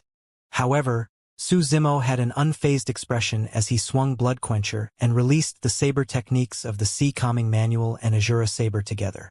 The saber forces were relentlessly tight and nothing could penetrate them. The Rakshasa race was smart and they were innately talented in combat. The moment they sensed Su Zimo's immense strength, they naturally chose not to take him head-on and instead circled around him continuously. On the battlefield, Su Zimo's figure almost completely vanished and he was shrouded by a blood beam around him that formed a blood-colored barrier. In the skies, streaks of dark lights danced and revolved while charging forward continuously. They attempted to destroy the defense of the blood barrier, but to no avail. If this drags on, Su Zimo is going to be disadvantaged. That's right. The saber technique released by Su Zimo requires immense stamina and mental focus.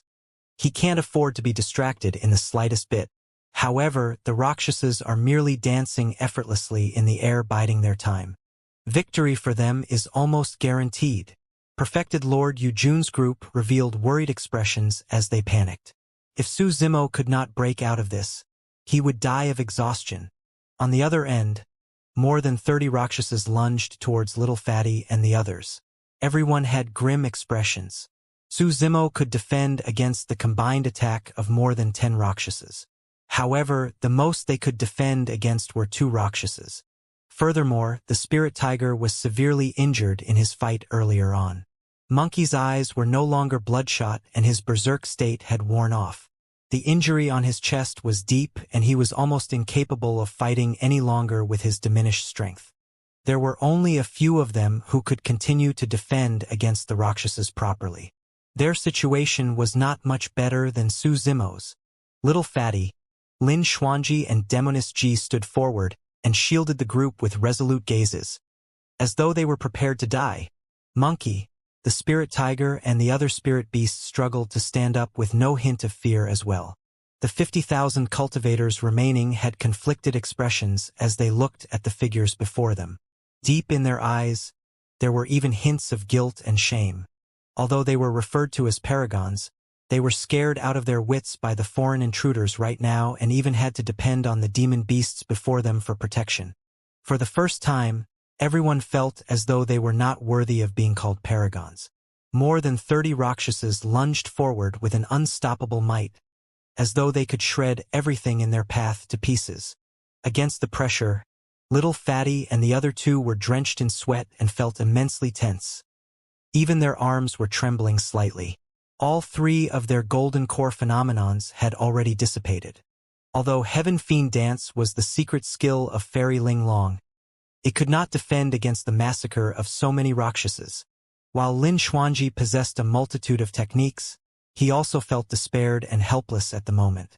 All of a sudden, just as the 3 of them were about to give up, a figure that resembled a phantom darted out from behind them.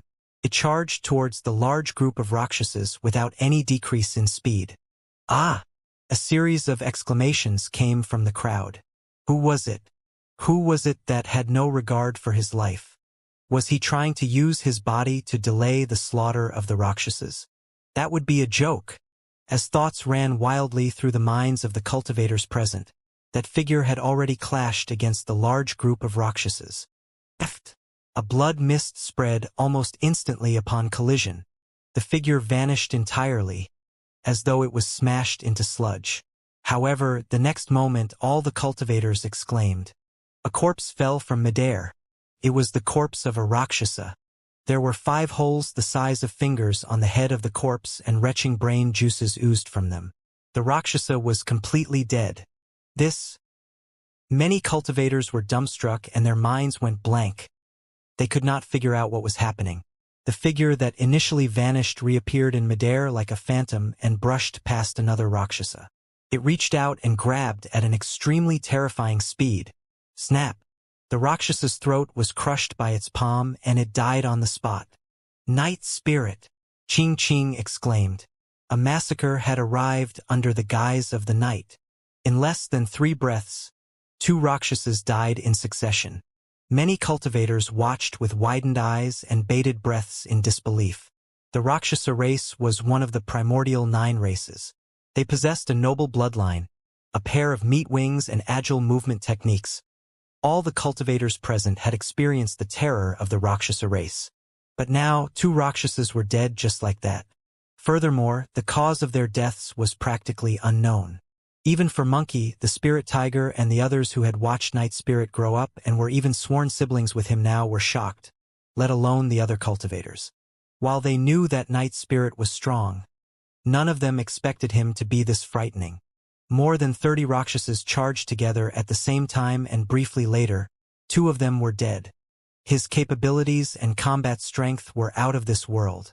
It's no wonder why I lost, the Golden Lion murmured. He suffered a loss the first time he met Night Spirit. Initially, the Golden Lion wanted to cultivate harder and seek an opportunity to get even in the future. At this point, that thought had vanished into thin air. The 3 nascent souls exchanged glances. All of them could see the shock and bewilderment in the other's eyes. The others might not be able to see the fight clearly. However, the 3 of them possessed spirit consciousnesses and could vaguely see the entire process of Night Spirit's fight with the large group of Rakshasas. It was shocking, perfect, and frightening. Night Spirit was decisive and vicious without any bit of hesitation or stagnation. Every single strike was a killing attack. For the 3 of them, their first reaction towards the process was shock. Be it in terms of timing, angle, movement technique, speed, strength of burst, or choice of target, Night Spirit's attacks were perfect. They were completely flawless. However, the more they thought about it, the more frightening it seemed. Even if the 3 of them were in peak conditions, they might not be able to defend against Night Spirit's attacks unscathed. Night Spirit was practically born to kill. From him, there was a faint, antiquated aura that was dark and cold. It was unsettling and sent chills down one's spine. At their cultivation realm, perfected Lord Yujun and the other 2 had broken free of the shackles of heaven and earth, and their lifespans were at 1,000 years. This was a feeling that they did not experience even when they faced the Rakshasa race. But from Night Spirit's aura, the 3 of them felt a chill. Right as the 3 nascent souls were imagining things, another Rakshasa fell from midair with a hole in his chest. His heart was crushed. Night Spirit's figure was like a phantom. It was barely visible under the guise of the night. Although the attacks from the large group of Rakshasas were ferocious, Night Spirit was still able to identify gaps and avoid everything while retaliating. Initially, the God Race leader intended to just sit by idly and watch the show unfold. However, at that moment, he frowned as he glared at Night Spirit's figure. His gaze shone brightly as though he was in deep thought. The Rakshasa leader's face was frighteningly grim. At the same time, something else happened on another side of the battlefield. Om. Ma. Nai. Pa. Mi. Ham. The 6 Sanskrit characters echoed like a resounding bell that rang through the world. The Sanskrit seemed as though they possessed the supreme noble strength of the Buddhist Tao. It was the Daming Mantra. The long-lost ultimate technique of Daming Monastery had reappeared in Myriad Phenomenon City. The power of a single Sanskrit character was enough to rattle the mind of a cultivator. The combined burst of 6 Sanskrit characters shook the world and caused everything to quake. The weather changed and thunder even rumbled at the horizons of the skies in resonance. At the same time, the cultivators that were away from the battlefield felt their blood chi move and their heartbeats palpitated. However, for the dozens of Rakshasas in the battlefield, They were merely stunned momentarily. Their bloodlines were way too strong. Although the damning mantra was powerful, it did not have much effect on them. Right then, Su Zimo struck. Slash! Accompanied by a loud roar, the blood barrier surrounding Su Zimo converged instantly into Blood Quencher in his hands. Immediately after, a blood beam burst through the horizons. Su Zimo's blood chi burst forward as his black hair danced. He carved a gigantic blood-colored semicircular arc in midair that almost cut the entire world into two. Poof! Poof! Poof! There were at least 10 Rakshasas that were caught up in the blood beam. None of them could defend against that terrifying attack. 3 Rakshasas were cut into 2 on the spot. Even the curved sabers in their hands were shattered by Blood Quencher. Although the remaining Rakshasas managed to defend against the sharpness of Blood Quencher, their bodies could not withstand the burst power of the attack. They coughed out fresh blood and their gazes dimmed as they crashed onto the ground, severely injured. Clang! Clang! After the refinement in the backyard at the bottom of the Dragon Burial Valley, Blood Quencher had become an extremely ferocious weapon. After consuming the fresh blood of the Rakshasas, it now looked sharper and even more terrifying. Its blade emanated a rich blood scent and it quivered excitedly. Lay down the formation. The voice of the Rakshasa leader sounded suddenly. It was chilling to the bones. Clang! Clang! Rakshasas on both sides of the battlefield withdrew iron chains made from mystic metal from their storage bags. In pairs, the Rakshasas tugged on both ends of the chains. They made use of the speed of their movement techniques to circle and weave around Su Zimo's surroundings. Su Zimo's heart skipped a beat and he dealt with everything carefully. He did not dare to be careless. The chains were rather flexible. When Blood Quencher slashed at them, it felt as though it was hitting air. Su Zimo continued to wave his Blood Quencher, but he could not release the might of his saber. Instead, the room he had available for maneuvering decreased by the moment. Before long, a chain was coiled around his body. Su Zimo frowned. There were imperceptible, tiny sharp spikes that were hidden on the chains. They were only revealed after the chain was coiled around Su Zimo's body and pierced into his flesh. Even with his powerful physique, Su Zimo could not defend against the sharpness of the spikes. His brief moment of distraction caused another chain to coil around his arm twice, restricting the power of Blood Quencher completely. This is bad, perfected Lord Luo Shui gasped. More chains coiled around Su Zimo's body. The more chains there were, the more difficult it was for Su Zimo to break free. Now that the threat of Blood Quencher was gone and Su Zimo was trapped in a massive formation, the victory of the Rakshasas was almost guaranteed with their agile movement techniques. One after another, like anacondas, the chains coiled around Su Zimo's arms, thighs, chest, back and body tightly, and revealed their sharp spikes to tear into his flesh. In the blink of an eye, there were already many chains around Su Zimo. The Rakshasa leader's expression loosened up as he laughed menacingly. Why aren't you struggling anymore, Ant? This is the heavenly encompassing formation of our Rakshasa race. Even the barbarian race of the primordial 9 races won't be able to break free from this, let alone ants such as yourselves. There were dozens of Rakshasas and each of them held a chain in their hands as they stood in midair and looked down at Su Zimo with mocking gazes. Fu. Su Zimo stood on the spot motionlessly and suddenly let out a laugh. You think that you can trap me using these pieces of scrap metal? An inner core revolved slowly within Su Zimo's chest and shone with a demonic glint. It illuminated his chest inside and outside, creating a blood-colored glow. Even his ribs and beating heart could be faintly seen. A terrifying aura began to spread. With each breath Su Zimo took, a scarlet demonic chi would gush out from his nostrils and circle around him. It slowly became richer and purer. Against the shroud of that aura, even the cultivators present felt pressured, let alone the dozens of Rakshasas in midair. He actually has an inner core. The eyes of the Rakshasa leader shone. An inner core was equivalent to the golden core of cultivators, and was the foundational basis for a demon beast's strength, possessing all the essence of their entire cultivation. An inner core that was this pure was definitely a great tonic for any living being. Behave yourself. A Rakshasa yanked the chains and it clanged loudly. The chains were lined with spikes. His tug naturally caused the spikes to tear in the flesh and created a miserable ripping sensation in the body. Suzimo did not move at all and his gaze was ice cold. As though he could not feel the pain in his body. The ferocity in his eyes intensified instead. Low-life kneel. The dozens of Rakshasas had a tacit understanding. They exerted strength and flapped their wings at the same time, tugging at the chains.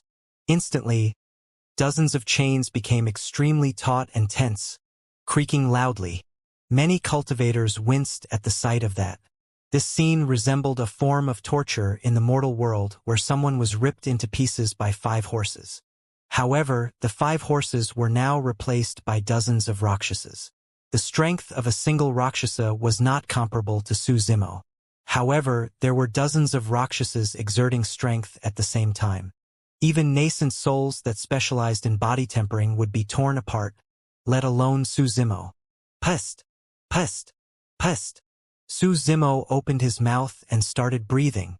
A terrifying air current surged through his throat and released a sharp wind howl, as though an ancient divine deity was tugging at a gigantic wind box. Break it! Suzimo bellowed loudly. His bones and tendons sounded while his flesh expanded along with the bellow. Right in front of everyone, Suzimo's body, which was initially only 7 foot tall, expanded instantly. In the blink of an eye, he grew to a height of 100 feet and resembled an ancient fiend celestial with a torrential ferocity. Pang! Pang! Pang! The chains that bound Suzimo's body snapped under the immense burst power. The god race leader's heart skipped a beat and his expression turned grim. The Rakshasa leader's pupils constricted violently. The many cultivators present gasped as they looked up and gazed at the fiend celestial demon king that had just appeared with agape mouths and horrified expressions. What sort of a body was one that was 100 feet tall? Among the cultivators present, the tallest of them were only at the height of Suzimo's toes.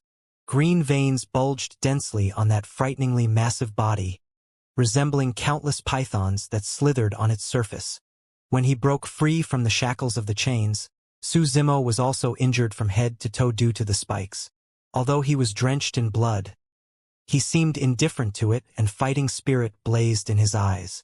He was murderous, resembling a human weapon that was soaked in fresh blood. Bang! Boom! Boom! The sound of thunder rumbling boomed loudly up in the skies. It was as though the awakening of this ancient fiend celestial had shocked the heavens. Lightning flashed and thunder crackled above Suzimo's head, creating electric arcs that split the heavens. A large sea of lightning gathered with a rampant might, as though an apocalypse had arrived. Against that terrifying sight, even the Rakshasa and god race leaders looked somewhat grim and their hearts skipped a beat. This was the true might of heaven and earth. Although their bloodlines were strong, their backgrounds were noble and they inherited many secret skills, they had not cultivated to the point where they could challenge heaven and earth. Yet, at that moment, Suzimo's head touched the heavens while his feet touched the earth. His eyes were bright as his black hair danced. There was no hint of fear on his expression. It was as though he was a divine being that ruled over the world. Snap! There was a deafening sound. An incomparably thick thunderbolt descended and struck Suzimo. Crackle! Lightning flashed and spread out in electric arcs.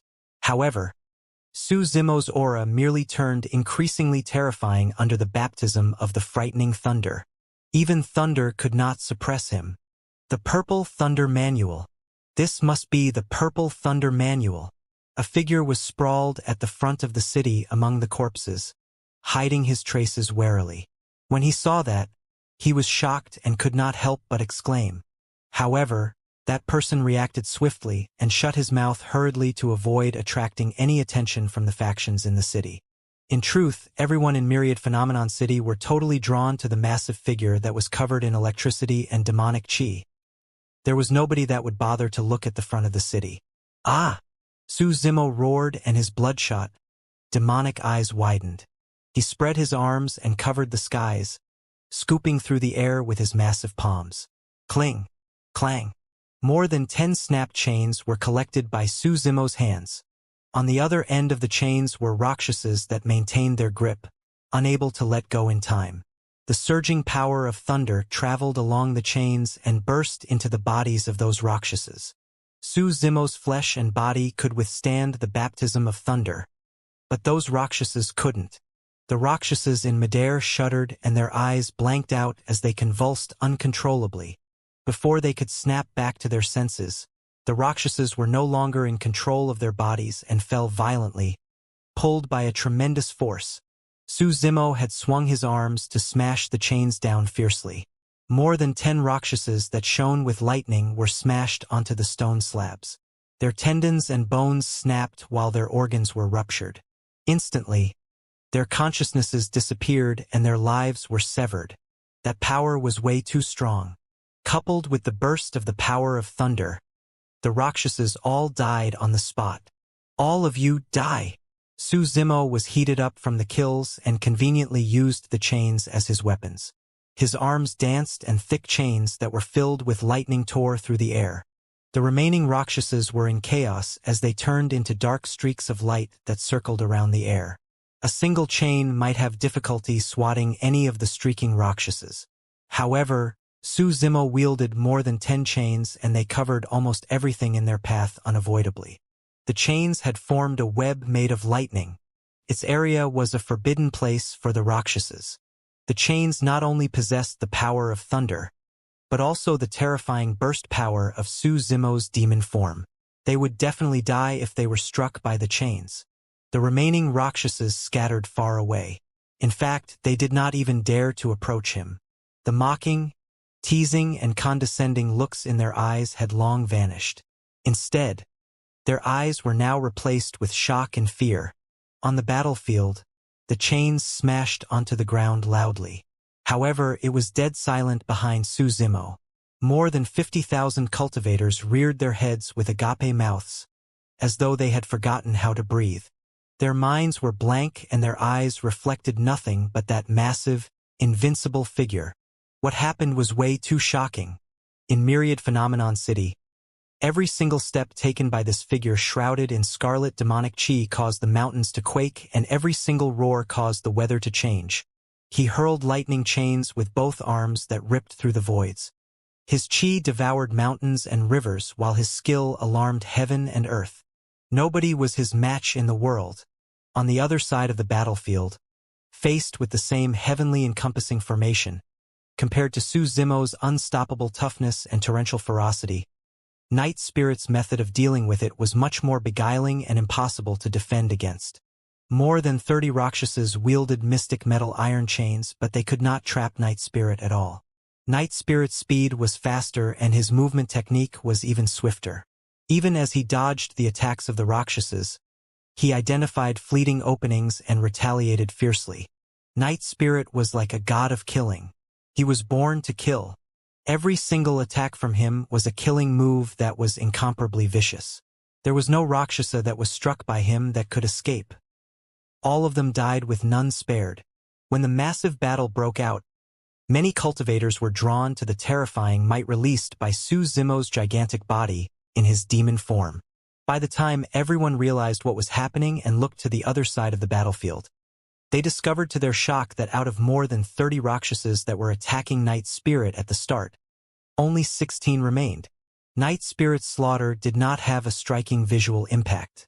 However, it was filled with impossible imagination and was unfathomable. Like a fairy tale, the Rakshasa leader had barely snapped out of his stupor when more than half of his 100-odd clansmen were either dead or injured. "Lowlife, I'm going to tear you guys apart," he shrieked with a furious gaze. The god race leader had a bright gaze and the blood chi in his body surged, emanating a golden glow. Slowly, his body rose and he said in a deep voice, "Prepare to attack with all your strength. We must not let these two survive." Initially, he merely intended to watch by the sidelines. But now, even he felt threatened. It was clear that the young man in black clothes was not human. However, he merely revealed semblances of his claws occasionally and did not revert to his true form, so his background could not be seen. Even so, He had already dealt frightening damage to the Rakshasa race. The 100-foot-tall existence with torrential demonic chi that resembled an ancient supreme demon king was even scarier. Humans and demons were starkly different in their body structures, bloodline and temperaments, etc. However, this human managed to cultivate an inner core that could only be cultivated by demons. Furthermore, he was able to cultivate his inner core to such an extent. The demonic chi he produced was even purer than anything the god race leader had ever seen.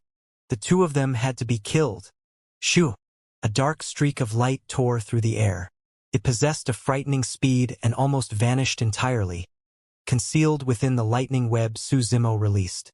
Even the three nascent souls could not detect the dark streak of light with their spirit consciousnesses, let alone Su Zimo. It was too fast. That was the speed of the Rakshasa leader. Without that level of speed backing him up, he would not have been able to murder top-tier nascent souls of various supersects that were a major cultivation realm above him. Although the lightning web formed by more than 10 chains that Su Zimo waved around was dense, they could not stop the Rakshasa leader in his tracks. A blood light appeared on Su Zimo's body as a torrential rain of blood poured down. Although he possessed spirit perception which warned him, his body had expanded 100 feet after he took on his demon form. While his strength exploded, his massive body turned him into a larger target with slower movement as well. It was impossible for him to avoid the attack of the Rakshasa leader entirely. Another massive wound appeared across Su Zimo's chest with flesh overturned. Blood soaked everywhere in a frightening sight. It was lucky that he had dodged preemptively, or that slash might have cut him into two. Bang! Bang! More than 10 chains tore through the air and smashed down. 2 gigantic pits appeared on the ground. It was a step too late. The Rakshasa leader's figure had already vanished from the spot far away from Su Zimo's attack radius. He had a cold gaze and was prepared to attack again at any time. Lowlife, you're way too weak compared to me. The Rakshasa leader gave an eerie smile. I'm going to wear you down and torment you bit by bit. You can't even touch the hem of my clothes. Su Zimo's blood chi surged and the blood flow around his wound slowed gradually. His body's regeneration capabilities were way too strong. Although the Rakshasa race's curved saber had the effect of tearing wounds to cause unstoppable blood flow, Su Zimo's regeneration capabilities negated the negative effect. Even so, Su Zimo was not entirely confident. He knew that the true test had just begun. It was difficult for him to defend against the speed of the Rakshasa leader. The only thing he could rely on was his unfathomable spirit perception. At the same time, Su Zimo wanted to remove his demon form. He would stand a chance to fight by trading away some strength for agility and speed. On the other end, the God race leader had already targeted him. That was not all. The God race leader even instructed 5 other God race beings to surround Su Zimo, leaving only one God race being to keep watch over Xianxia. The God race had no intention of giving Su Zimo any breathing space. The God race leader had no intention to take on a fair fight either.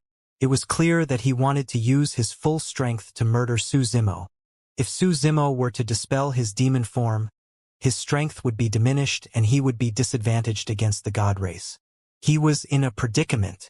As Su Zimo hesitated, the Rakshasa leader scoffed coldly. It was clear that he recognized the circumstances as well. Swash! A dark light flashed once again. Su Zimo had a great shock. If he were to dispel his demon form at that moment, he might be able to avoid the attack of the Rakshasa leader, but he would definitely receive a devastating blow from the God race. All of a sudden, a black figure flashed like a phantom. Clang! A fearsome claw appeared in the void and held back the dark light. The dark light dissipated. The Rakshasa leader revealed himself and retreated swiftly, looking somewhat wretched. 5 scratches appeared across the robes in front of his chest. If he was a step slower earlier on, his heart would have been gouged out. Unknowingly, Night Spirit broke free of the entanglement from more than 10 Rakshasas and burst over at lightning speed to deflect the Rakshasa leader. First, leave the Rakshasa race to me. Deal with the God race. Night Spirit said slowly, be careful. The God race has a terrifying bloodline and boundless strength. They specialize in melee combat, and the power of the secret skills and spirit arts they inherited is shockingly strong. Su Zimo was instantly pumped with Night Spirit's help. "All right," he declared loudly. "Today, the two of us brothers will take on those of the primordial 9 races. Let's see what's so noble about your bloodline." Back in the ancient era, experts of the human race were able to defeat the primordial 9 races and oust you guys to a corner in Tianhuang mainland. Today, I will do the same and suppress you lot. This affair was the shame of the primordial 9 races, and the Rakshasa and God race were extremely irked from his words. The God race leader's eyes flashed with a momentary gloom. "Fufu." Immediately after, he laughed coldly and said in a mocking tone, "In the ancient era, the human race was full of experts and multiple emperors rose. How dare a puny golden core compare yourself to the ancient experts? You're nothing compared to them. The age of the human race is long gone. All those ancient emperors have either died or left. None of them remain on Tianhuang mainland." The God race leader pointed with an overwhelming aura as he declared with pride and confidence, "This world shall welcome a brand new age and new overlords. The human race shall once again return to the bottom of the 10,000 races and be enslaved by everyone." Ha ha ha ha. Su Zimo burst into laughter and charged towards the God race leader in huge strides. Each time his massive feet landed on the ground, myriad Phenomenon City shook and dust and gravel billowed. "The ancient emperors are not here, but I am." Su Zimo's voice contained a dominance that looked down upon the world and everything else as he yelled, "In this ancient battlefield, I'm the emperor. The emperors are not here, but I am. In this ancient battlefield, I'm the emperor." Those sentences reverberated throughout myriad Phenomenon City for a long time. The bloods of the cultivators present were ignited. "His vigor is torrential." Perfected Lord Luo Shui could not help but praise. Anyone else wouldn't even dare to dream of saying something as such. There's no wonder why he's the #1 of the phenomenon ranking and the strongest monster incarnate in history. Perfected Lord Yujun could not conceal the admiration in his eyes either. His bearings and boldness are truly inspiring. This lad has a limitless future. Everything depends on the outcome of this battle, Monkey Lu said softly with a worried expression. This lad was already exhausted when he arrived here. Now that he's engaging the Rakshasa and God race in a fierce battle, he must be in an even worse state. If he fails to avoid this calamity, Monkey Lu did not continue. There was naturally no future to speak of if he couldn't avoid this calamity. As everyone discussed, apart from the God race leader, the other 5 God race beings struck. Boom, boom, boom, boom, boom. 5 explosions sounded in succession. The 5 God race beings vanished. Mysterious pyramid structures appeared slowly over where they stood initially. They were golden in color with a squarish bottom and triangular faces.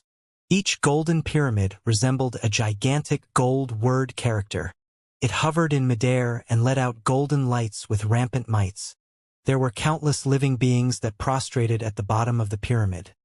There were at least hundreds of millions of them, and there was no end in sight. Every single living being knelt on the ground with their palms clasped together. They looked up at the mysterious pyramid above their heads and recited prayers. Golden threads extended from the heads of the living beings and converged at the peak of the pyramid. A person stood at the peak of each pyramid. It was the God race beings who had vanished earlier. Their arms were eagle-spread, as though they were absorbing some sort of power from the endless living beings at the bottom using the pyramid as a medium. Their auras climbed endlessly.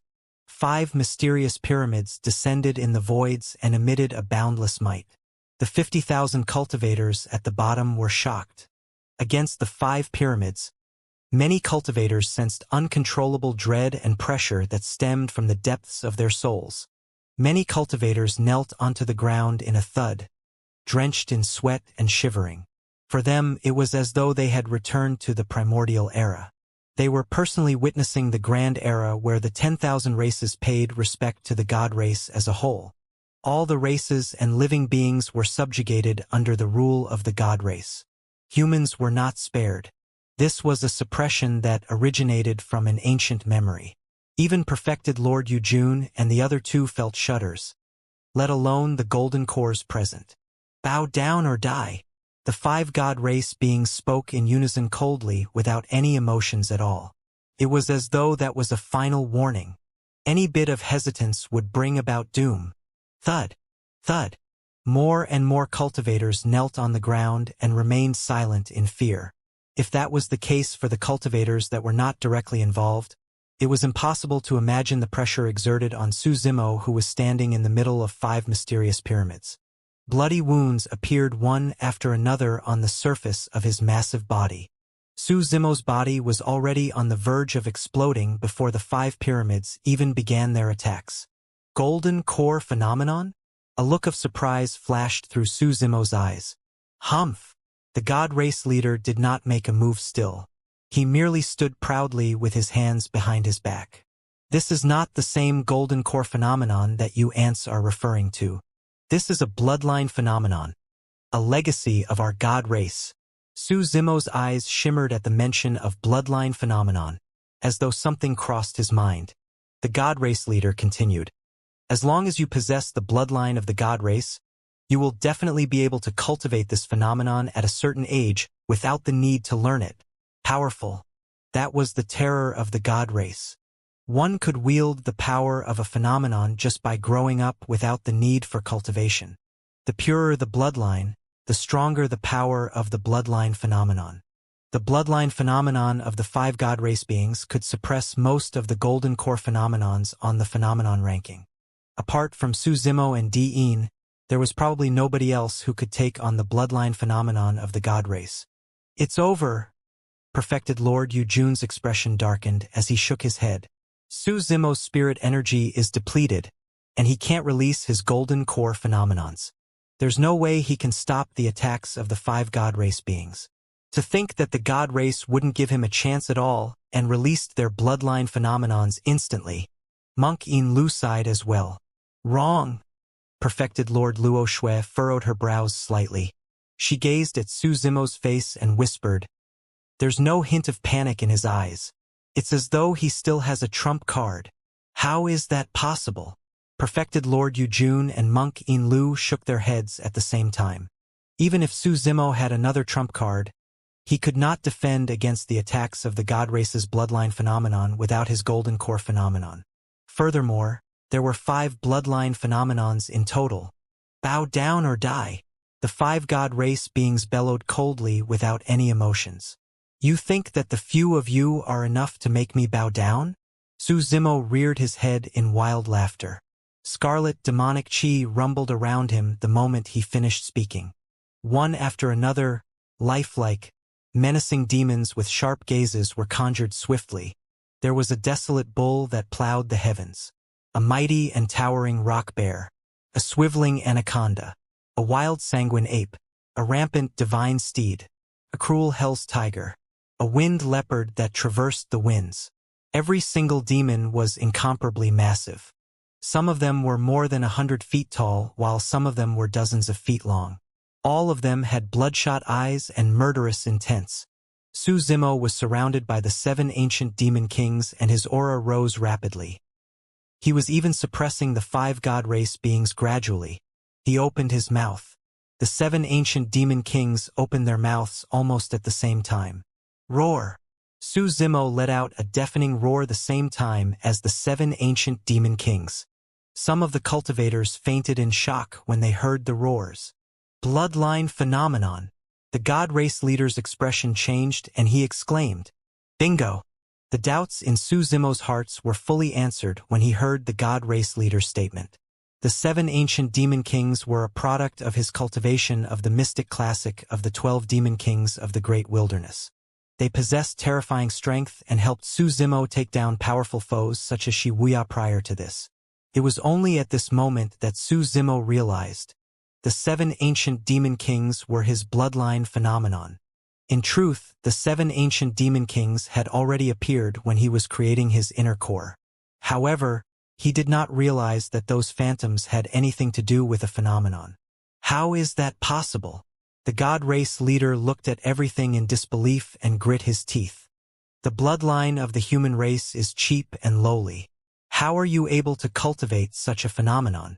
Even among the primordial 9 races, not every single race could possess bloodline phenomenons.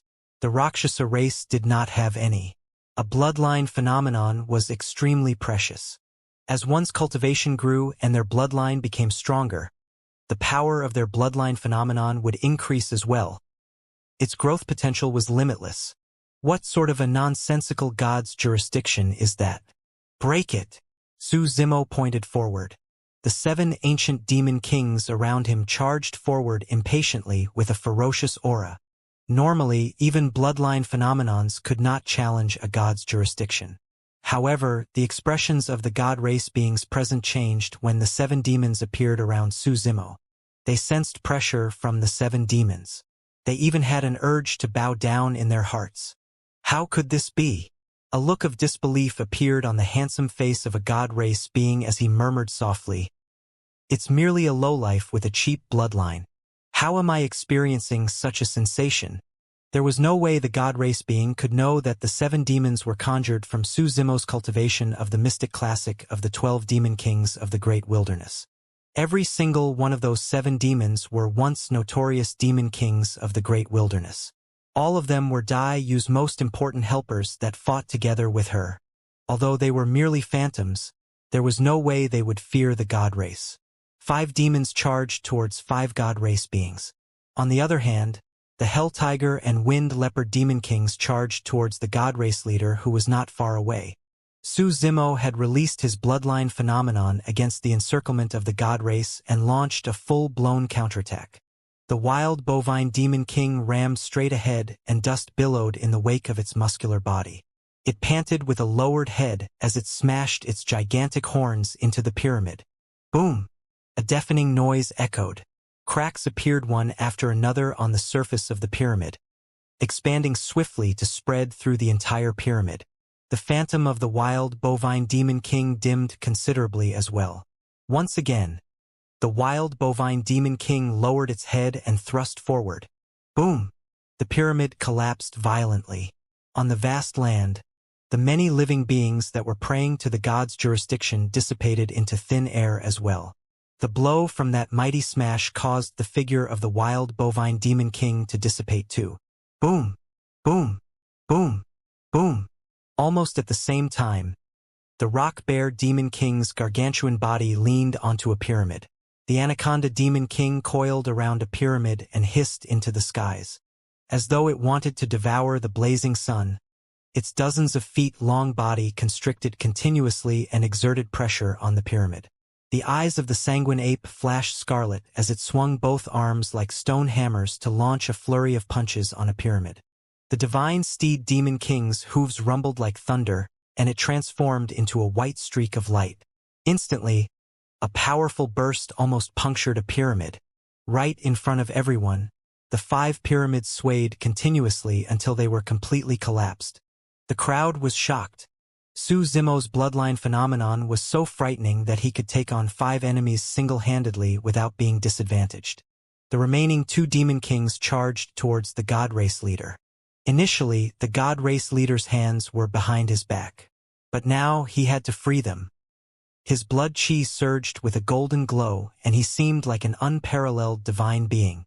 The god race leader did not back off or retreat against the rampaging auras of the 2 overwhelming ancient demons. Instead, he strode right ahead. He raised his hand and swung his fist. It was a simple move. However, it was earth-shaking. Many cultivators gasped. He was trying to contend against the power of phenomenon using his bloodline and body's strength. How confident was he to be able to do that? Bang! Bang! There were 2 resounding bangs. The remaining 2 demons were shattered by 2 punches from the god race leader and dissipated completely. Su Zimo's heart skipped a beat. Even if he was in his peak condition, he was not entirely confident of securing victory against the god race leader. Too weak! The god race leader flicked up a strand of loose golden hair on his forehead with a finger and said indifferently with a cold expression, "You might have been able to threaten me if I allowed you to continue cultivating further. Unfortunately, you won't get that chance." The moment he said that, the god race leader's figure vanished. A pyramid appeared where he originally stood. It became increasingly clearer as it reached a height of a few thousand feet. It was majestic and bedazzling with blinding golden rays. This pyramid was way too huge. The pyramids created by the other god race beings were not even 10% of this pyramid. Even Su Zimo's body that was 100 feet tall seemed short in the face of the pyramid. Many small pyramids floated around the gigantic pyramid and god race beings stood on top of each of them. Beneath the group of pyramids were countless living beings that prostrated and recited prayers day and night. This was a true god's jurisdiction. The god race leader stood on top of the middle pyramid like a divine being.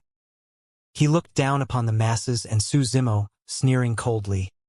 "That's all you amount to, but you have not seen what I'm capable of yet. A lion gives his all even when he's fighting a rabbit.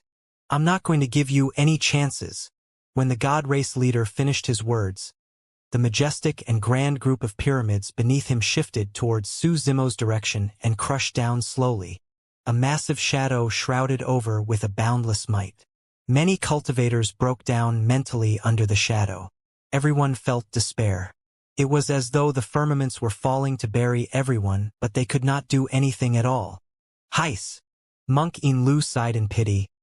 If that lad's spirit energy was refilled and he could release the black tortoise golden lotus phenomenon, he might have been able to fight with this god's jurisdiction.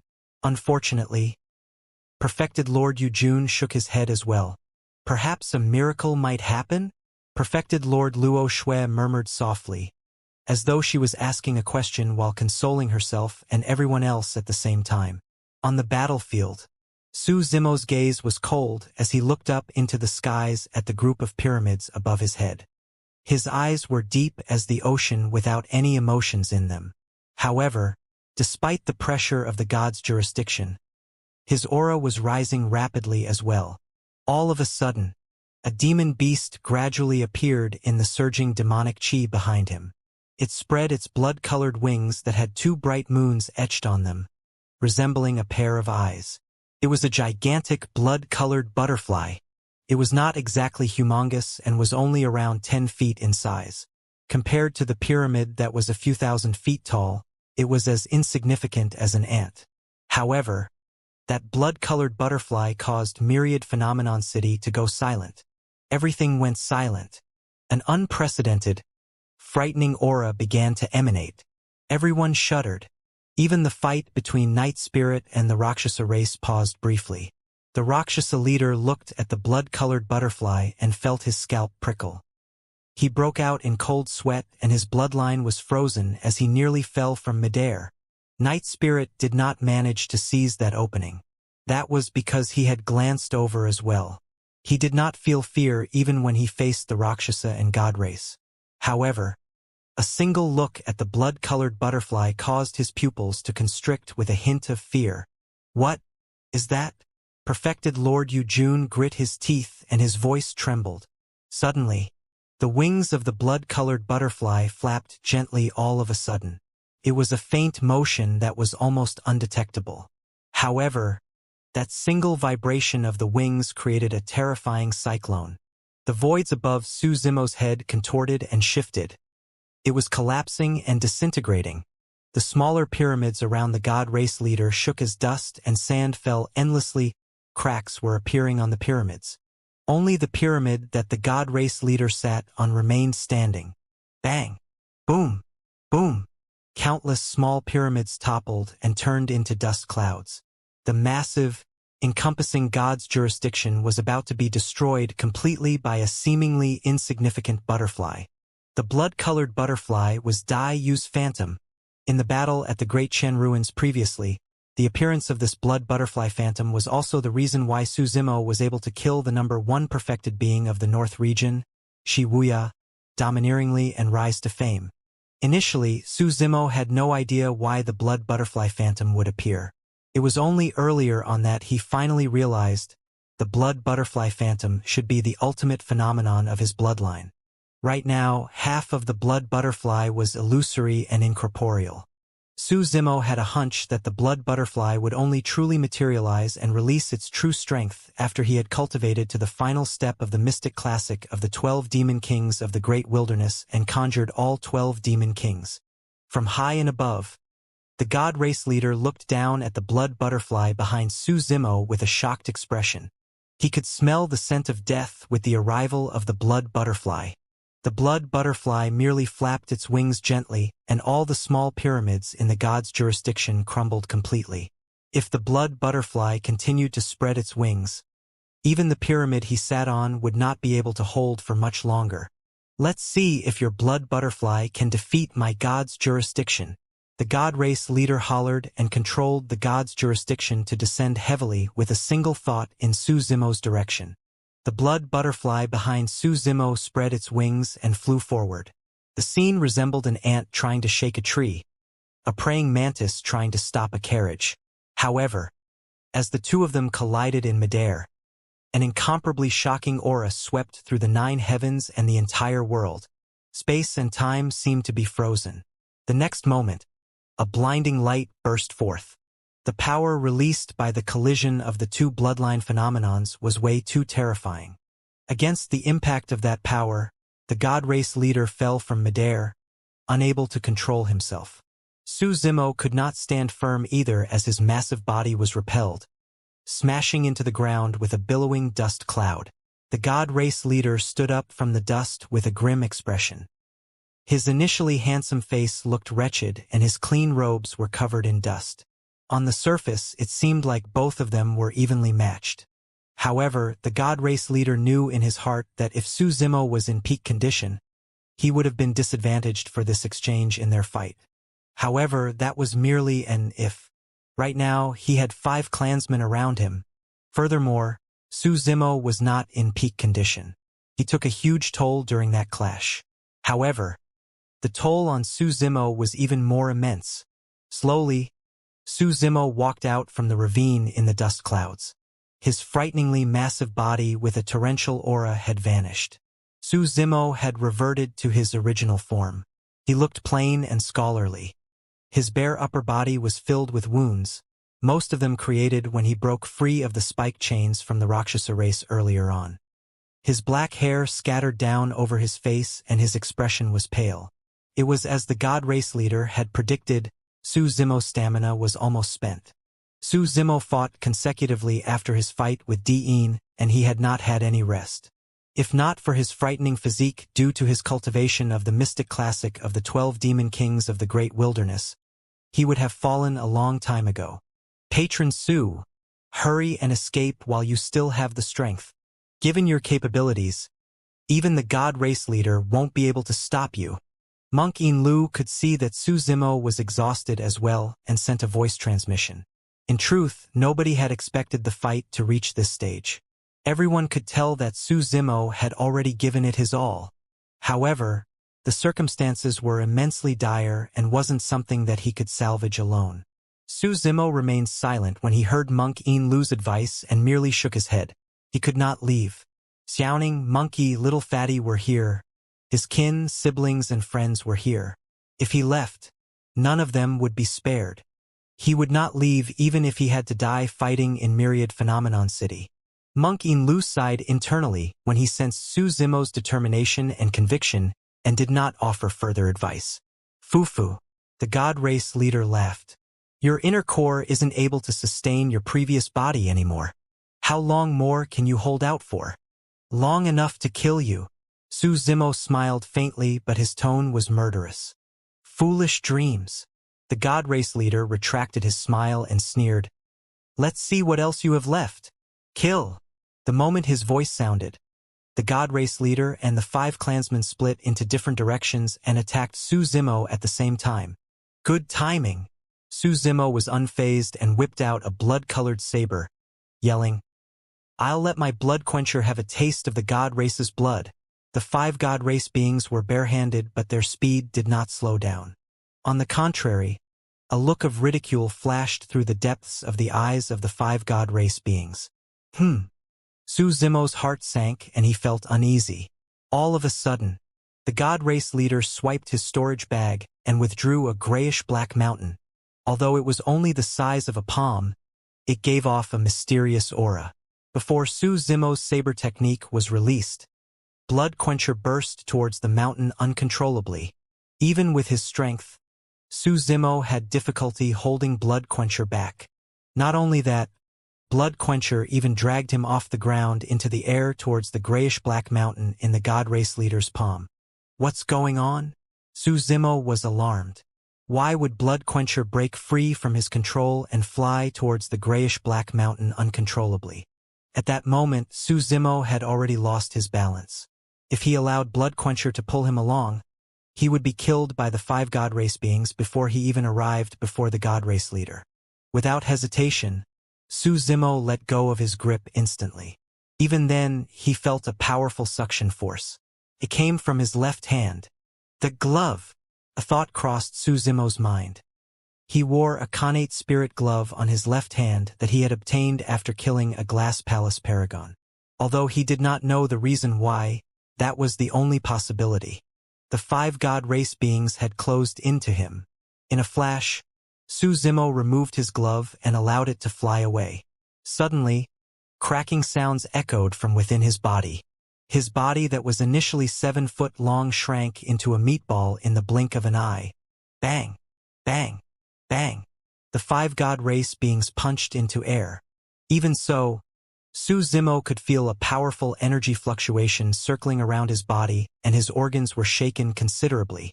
That was close. If he had reacted slightly slower, he might have been torn apart by the 5 God Race beings and died on the spot. "Mister, watch out!" Suddenly, Xianxia yelled.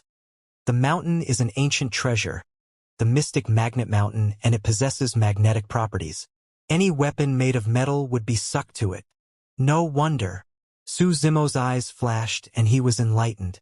Ah, the mystic magnet mountain. Perfected Lord Yu Jun's expression changed and he exclaimed. The mystic magnet mountain was famous. Some treasures were not spirit or dermic weapons, but they possessed extraordinary and special capabilities. If used appropriately, their true potential could even surpass Dharma treasures. Those treasures were known as unique treasures. The mystic magnet mountain one was of the 7 great unique treasures. Oh no! Perfected Lord Luo Shui had a grim expression. The mystic magnet mountain is one of the 7 great ancient unique treasures. Even if the God Race leader is not able to unleash its full strength, it's more than enough to suppress everything.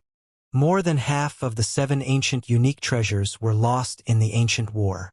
How did it end up in the hands of the God Race leader? Perfected Lord Yu Jun frowned. At that moment, on another side of the battlefield, the Rakshasa leader who was fighting against Night Spirit noticed the commotion on this side as well. He smiled coldly and said in an odd manner, "Seems like the God Race has indeed beaten us to it. It's just luck." The God Race leader chuckled smugly. He shook his palm and Blood Quencher and the glove that was sucked onto it fell off. "Good saber." The God Race leader raised Blood Quencher and examined it on purpose in front of Su Zimo before putting it away into his storage bag. "I've got it." Right then, Perfected Lord Yu Jun said deeply, "The mystic magnet mountain is probably the true motive why the Rakshasa and God Race entered the ancient battlefield." That's right. The God Race leader did not bother to hide when he heard Perfected Lord Yu Jun's words. "We obtained clues to the mystic magnet mountain and entered the ancient battlefield for this unique treasure. However, we also heard that the human paragons are gathered in Myriad Phenomenon City, so we dropped by out of convenience. Indeed, it is as we expected. You're all nothing but a bunch of worthless scums." Although many paragons were furious, they could not refute him. Su Zimo remained silent and merely glared at the mystic magnet mountain in the palm of the God Race leader, trying to think up a solution. His disadvantage was even greater after that unique treasure was brought out. Notwithstanding the fact that 2 of his connate spirit weapons were confiscated, even weapons such as his illumination sword formation and coiling dragon seal could not be used. The only thing he could use was the Great Qian Imperial Seal that he had just obtained from Di'in. However, the Great Qian Imperial Seal was a connate spirit weapon and would most probably not be able to go against the mystic magnet mountain. The situation was turning extremely dire. Swash! The god race leader did not give Su Zimo any breathing space. In a flash, he closed in swiftly and his blood chi surged, as though a golden ocean with a fearsome aura was created around him. The 5 god race beings in the vicinity struck at the same time. The coordination between the 6 of them was flawless and perfect. The 6 god race beings had waited for a long time and were thoroughly invigorated. However, Su Zimo had been in successive fights and was completely exhausted. Furthermore, 2 of his connate spirit weapons were taken away and he was now fighting barehanded. It was obvious who would win. Even so, many cultivators watched the battlefield intently with a hint of hope deep in their eyes. Nobody dared blink as they watched with bated breaths. A single second was the difference between life and death in a melee combat fight. When the 6 god race beings closed in, Su Zimo displayed his formidable melee combat prowess in a flash. He judged and controlled the situation with precision. Su Zimo's expression was cold as he bolted in retreat, leaning back against a god race being behind him like a clumsy rock bear. Bang! A dull sound of defeat echoed from their collision. Although Su Zimo smashed against the god race being's fist with his back, the god race being's expression changed. He gave a dull thud and staggered in retreat. That was a killing move from the mystic classic of the 12 demon kings of the great wilderness. If it was any other race or cultivator, that single move would have snapped their tendons and bones, killing them. With the retreat of the god race being him, Su Zimo's initially cramped maneuvering room became much more spacious. He continued to burst backwards with the momentum and avoided 2 god race beings that lunged from the side. With a sudden spin, his speed exploded once more as he bolted towards the retreating god race being with a ferocious gaze. Kill! Su Zimo shouted like the explosion of a deafening thunderbolt. The god race being was alarmed and shuddered. That momentary pause was all it took for Su Zimo to close in. He reached out with both hands and gripped the god race being's shoulders before raising his knee to ram forward. From the point of view of many cultivators, Su Zimo seemed to have vanished from sight. What replaced him was an incomparably divine steed. That single smash released a tragic aura. Snap! The chest of the god race being caved in with a huge dent. His snapped bones stabbed into his lungs and organs. That single attack was enough to kill him. However, the bloodline of the god race was strong and their life force was rich. Even with that blow, the god race being did not die on the spot. He coughed with golden blood in his mouth while he tried to retaliate and kill Su Zimo. There was no way Su Zimo would accord him that chance. As he rammed with his knee, his arms exerted strength on the god race being's shoulders and he yanked to both sides. Shing! The arms of the god race being were ripped off by Su Zimo. Fresh blood that shone with a faint golden glow splashed onto the ground. The god race being fell far away and his gaze dimmed. Gradually, his breathing stopped. The crowd burst into an uproar upon the sight of that. This was the number 1 of the phenomenon ranking. Even against the encirclement of 6 god race beings, he was so overwhelming and killed one of them instead. Lowlife, you deserve to die. The other god race beings roared and closed in as well. The god race leader twisted his palm and gripped the ancient unique treasure, the mystic magnet mountain, to smash down viciously onto Su Zimo's head. He was ruthless. I've got to get rid of the mystic magnet mountain first. A thought crossed Su Zimo's mind. There was something in his possession that, although metallic, had a mysterious origin and might be able to take on the mystic magnet mountain. With that thought, Su Zimo no longer hesitated and slapped his storage bag to withdraw a gigantic bronze square tripod. The bronze square tripod was filled with rust and cracks, looking as though it could crack at any moment. However, it gave off an antiquated aura. The aura seemed to date even further back than the ancient phenomenon steel. Su Zimo swung the bronze square tripod and smashed it violently towards the mystic magnet mountain. Clang! The mystic magnet mountain and bronze square tripod collided. A screeching sound of metal clashing echoed and almost pierced everyone's eardrums.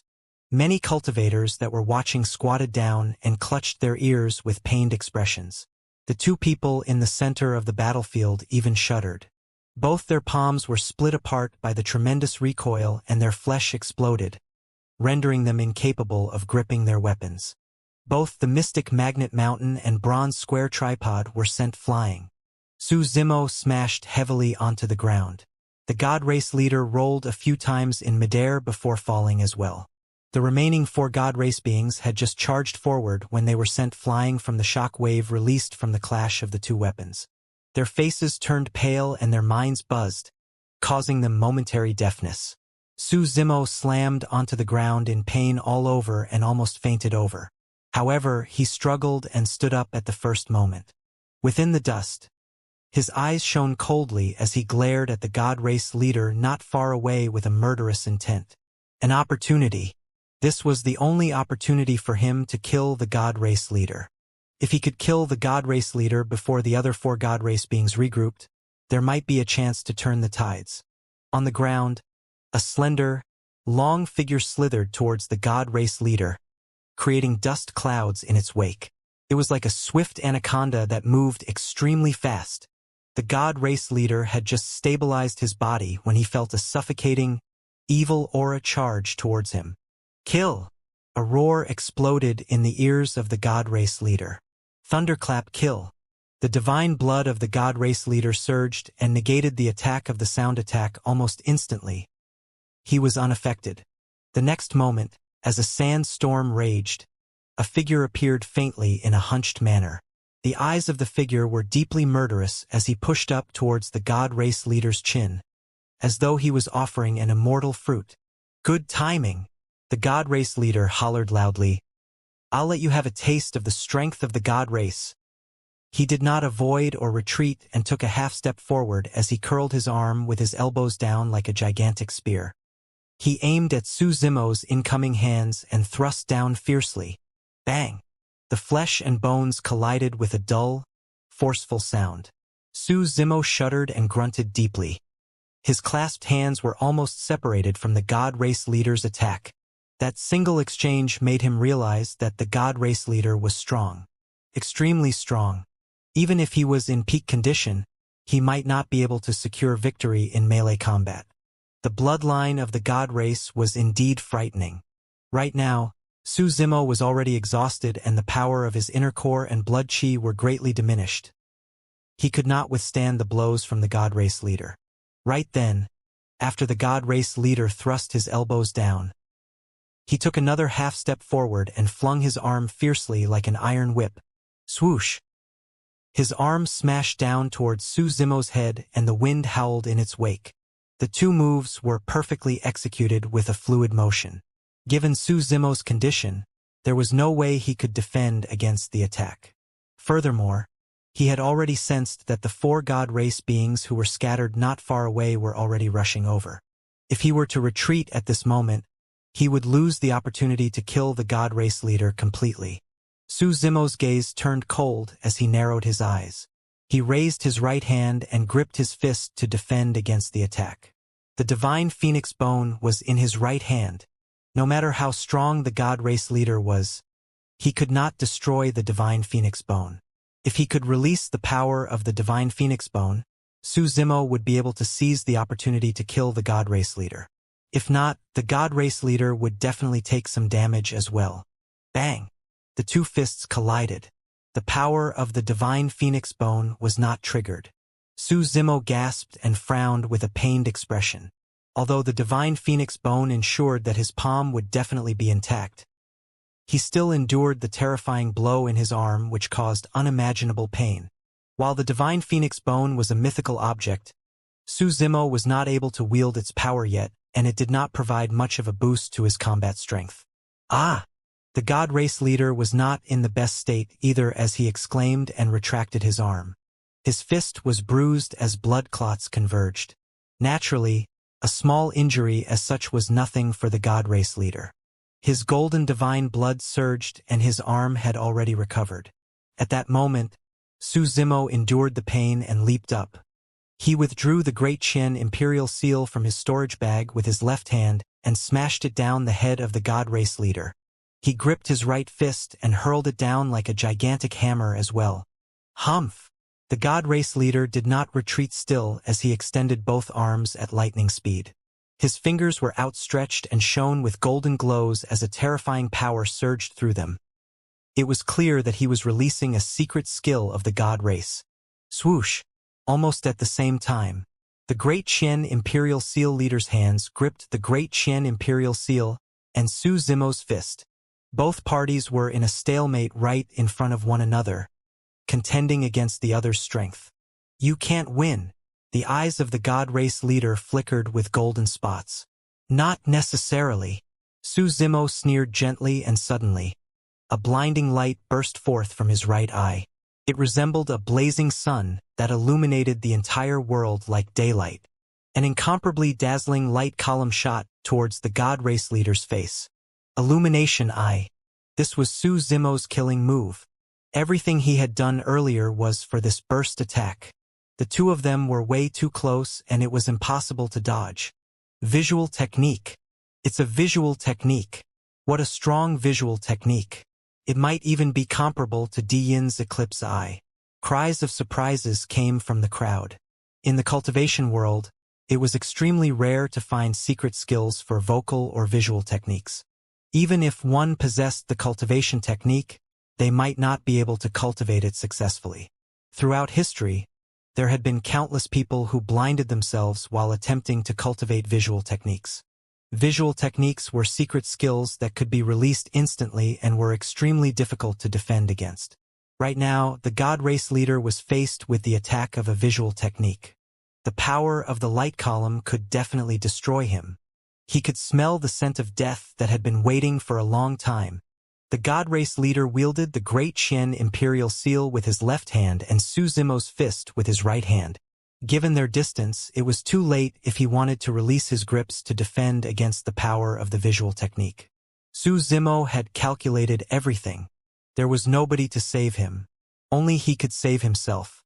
In a flash, a golden spot of light shone from the depths of the god race leader's eyes, and his eyes turned completely golden. They were cold, merciless, and exuded a boundless might. God's Eye. Accompanied with a holler, the god race leader's eyes shone brightly golden and released two golden rays. The two golden rays converged in midair to form an even thicker golden light column, which collided fiercely against the blinding white ray. God's Eye, the visual technique of the god race.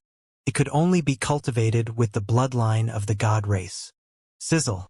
The two light columns collided in midair and paused for a brief moment before letting out a screeching sound. Both powers were eating one another. Immediately after, the blinding white ray intensified and destroyed the golden light in front of it. It shot right into the left eye of the god race leader and vanished. Ah! The god race leader howled miserably. He burst in retreat and clutched his left eye.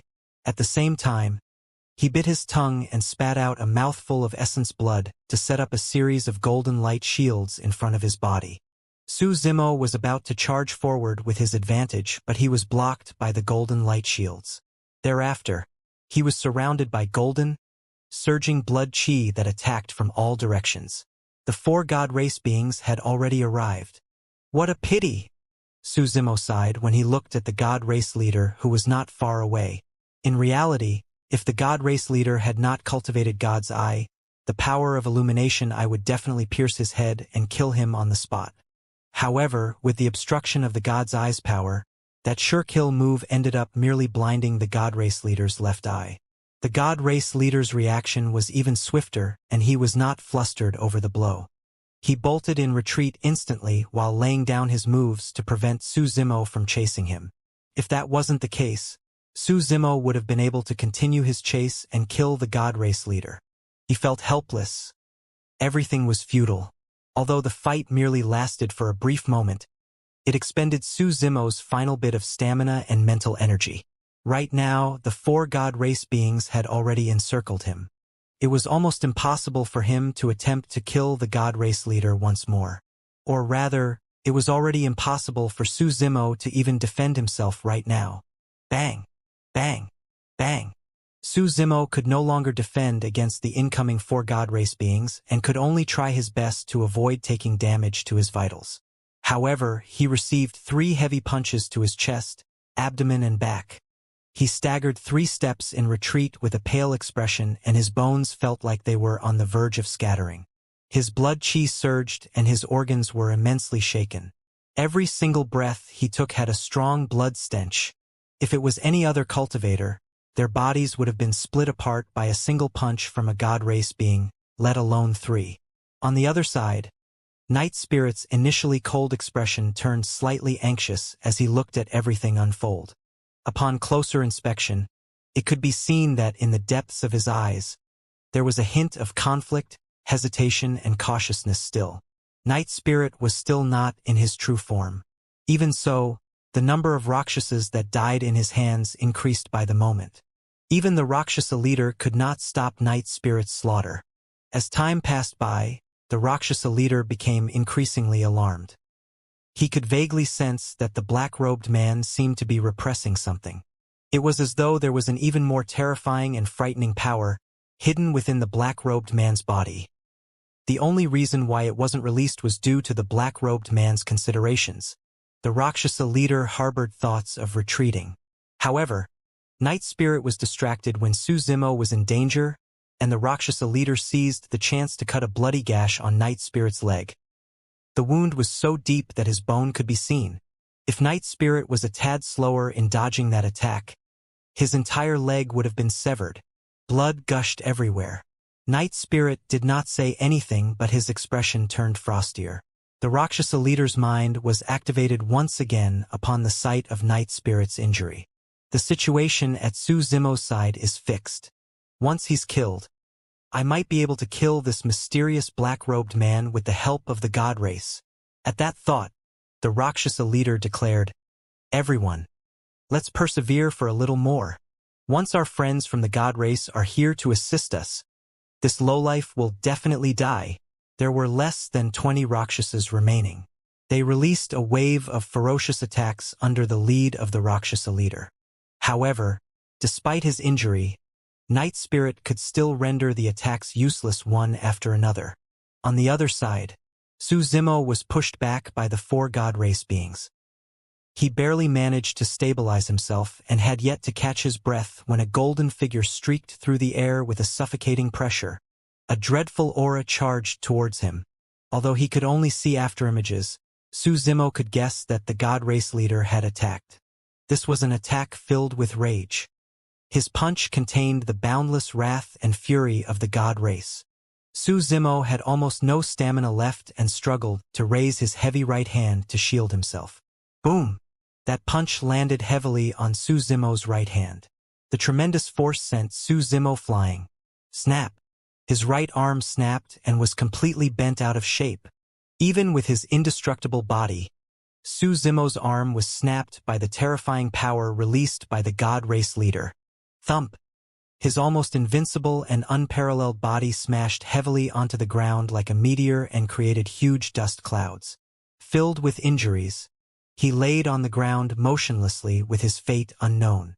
Mud stuck onto all the blood that drenched his body in a horrifying sight.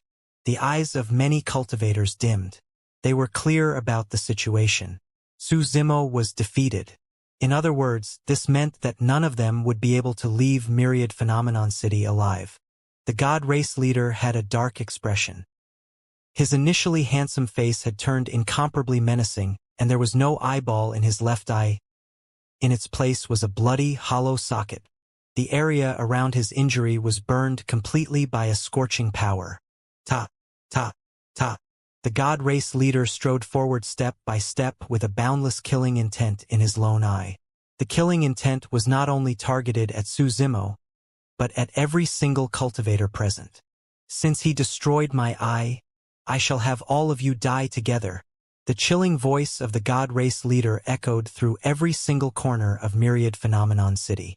Everyone from the god race were incomparably good-looking and were extremely concerned about their appearances. Now that his right eye was destroyed, he would definitely fall out of favor. It was worse than disfigurement. His status within the god race would definitely fall rapidly. Nobody would place him in high regards. Somebody had to pay the price for that. The many cultivators were devastated. "Young master, Little Fox cried so badly that her eyes were swollen as she dashed out of the crowd towards Su Zimo. Monkey and the others could not hold back any longer and charged forward as well. "Don't come!" Suddenly, Su Zimo's voice sounded. Although it was weak, his tone was resolute and unquestionable. Everyone stopped in their tracks. Immediately after, in front of countless gazes, the figure that laid in the mud pushed his battered body up with a single arm and slowly rose. Su Zimo strode over slowly.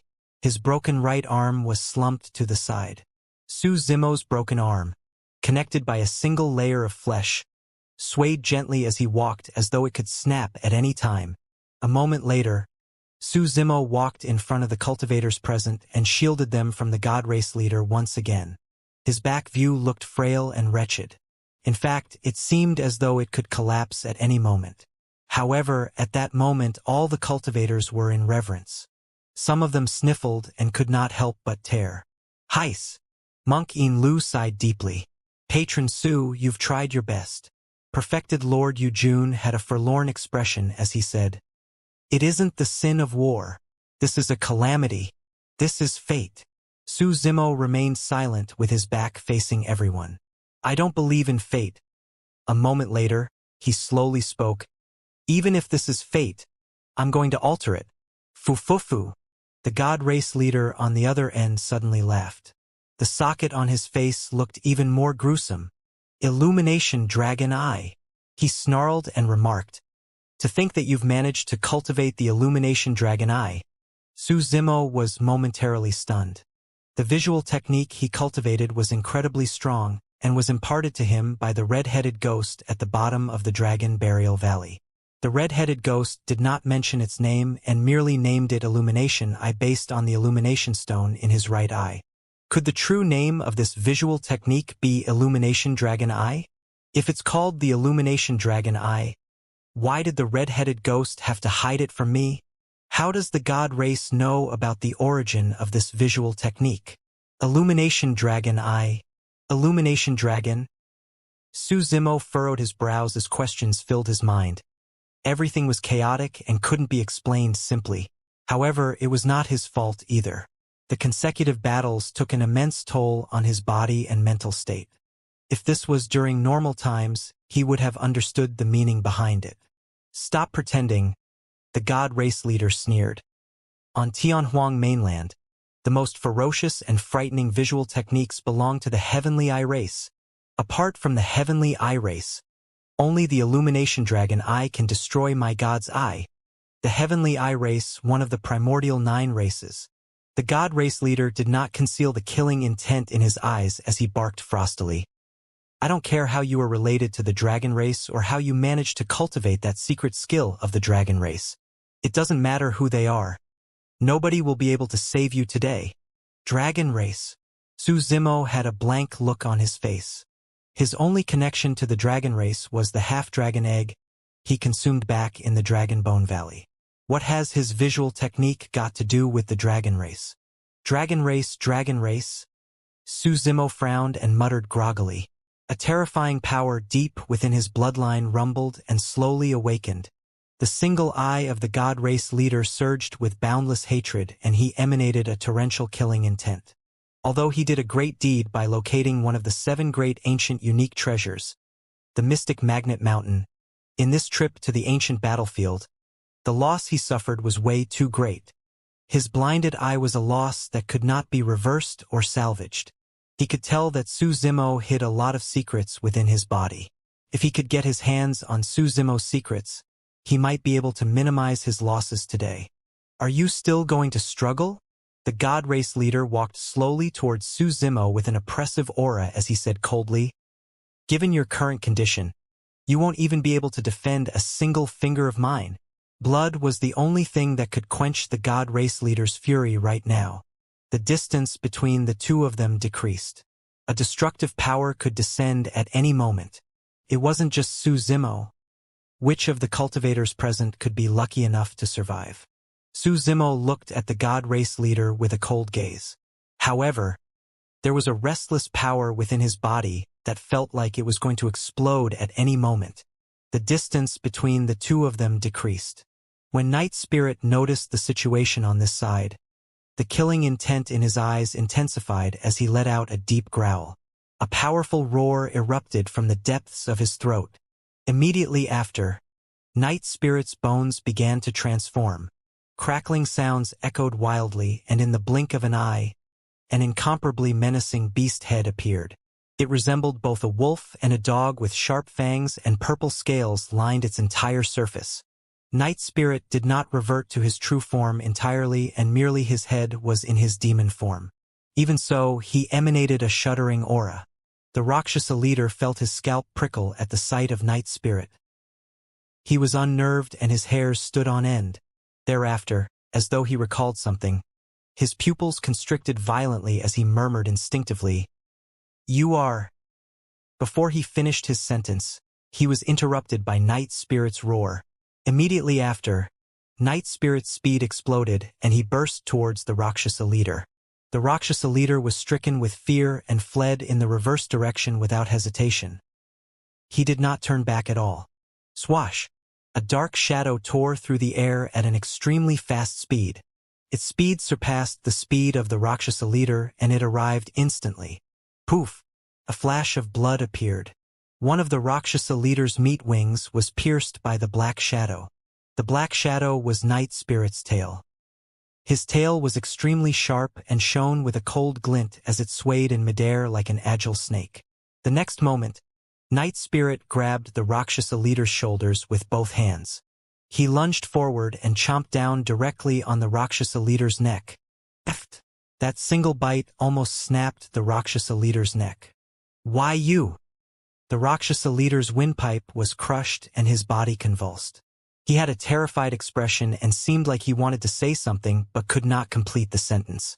Night Spirit did not accord him the chance as he bit down on the Rakshasa leaders and twisted viciously. Snap! A massive head was ripped off by Night Spirit. The Rakshasa leader was dead. From the moment Night Spirit started his attack to the death of the Rakshasa leader, everything happened in less than a single breath. Although the scene was shocking, not many people noticed it. That was because almost everyone was drawn towards the sound. Ancient dragonification art. Su Zimo's voice sounded. "That's a secret skill of the human emperor," perfected Lord Yujun exclaimed. Nobody expected that Su Zimo would persevere given the circumstances. His spirit energy was depleted and he was unable to release the ancient dragonification art. However, earlier on, a single thought crossed his mind unfathomably. He could use the power of his inner core to activate the ancient dragonification art. Su Zimo gathered the remnant demonic power within his body and demonic chi rumbled. With the power of his inner core, he activated the ancient dragonification art and suddenly summoned a frightening power that lay dormant within the depths of his body for a long time. His blood chi had long deteriorated after the consecutive battles. However, at that moment, his bloodline was ignited with a tremendous wave of life force. Like a cyclone and a tsunami, it surged into every single corner of his corner and cruised through his limbs, washing through his organs. It was painful, immensely painful. The pain was omnipresent. Su Zimo felt as though his body was about to explode. Roar! He jerked his head upwards violently and howled into the skies. It was bright, loud, and penetrated metal and rocks with the aura of an ancient might. The roar seemed as though it was from the primordial era and could shatter stars. In that instant, the entire world shook and the weather changed. The howl released from Su Zimo's mouth did not belong to a human. Dragon roar. Perfected Lord Yujun's eyes were widened and his voice quivered. The crowd was shocked. The next moment, right in front of countless gazes, an even more shocking scene unfolded. The broken bone of his right arm began to regenerate. His terrifying bloodline washed through his wounds continuously. His arm was forming once again. Although it could not recover completely within a short period of time, the scene was shocking enough. Su Zimo's tendons and bones echoed together and his body transformed rapidly.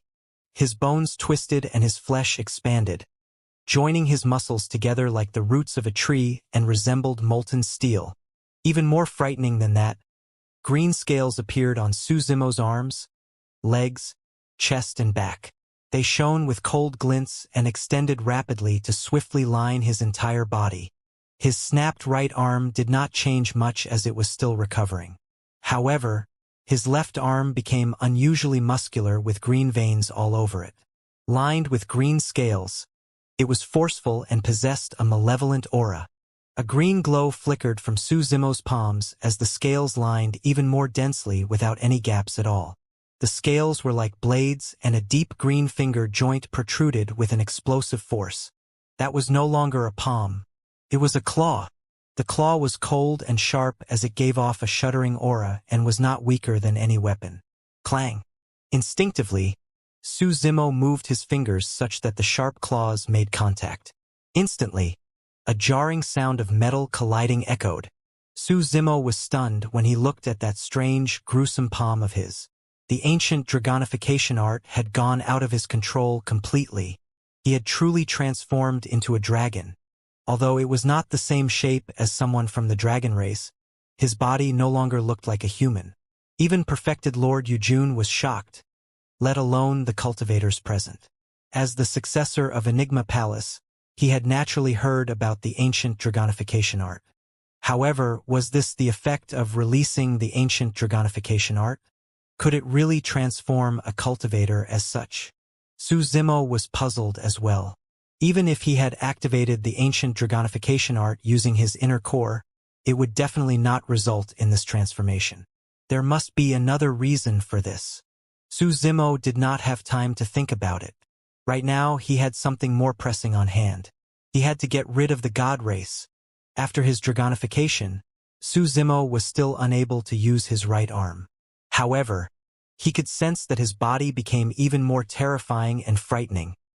It possessed boundless strength. The expression of the god race leader turned extremely grim. The current development of the battle had surpassed the control of the god race leader completely. The dragon race was also one of the primordial 9 races. He could clearly sense the frightening aura that emanated from Su Zimo's bloodline.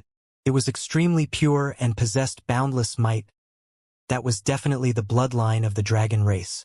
Furthermore, Su Zimo had definitely released a dragon roar earlier on. The god race leader felt an unprecedented pressure. Kill!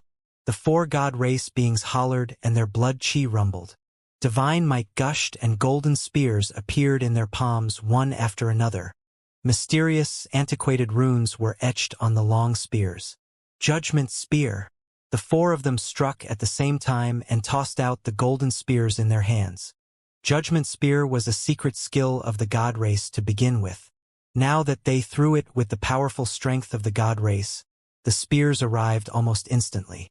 Su Zimo had just dragonified and had many questions in his heart.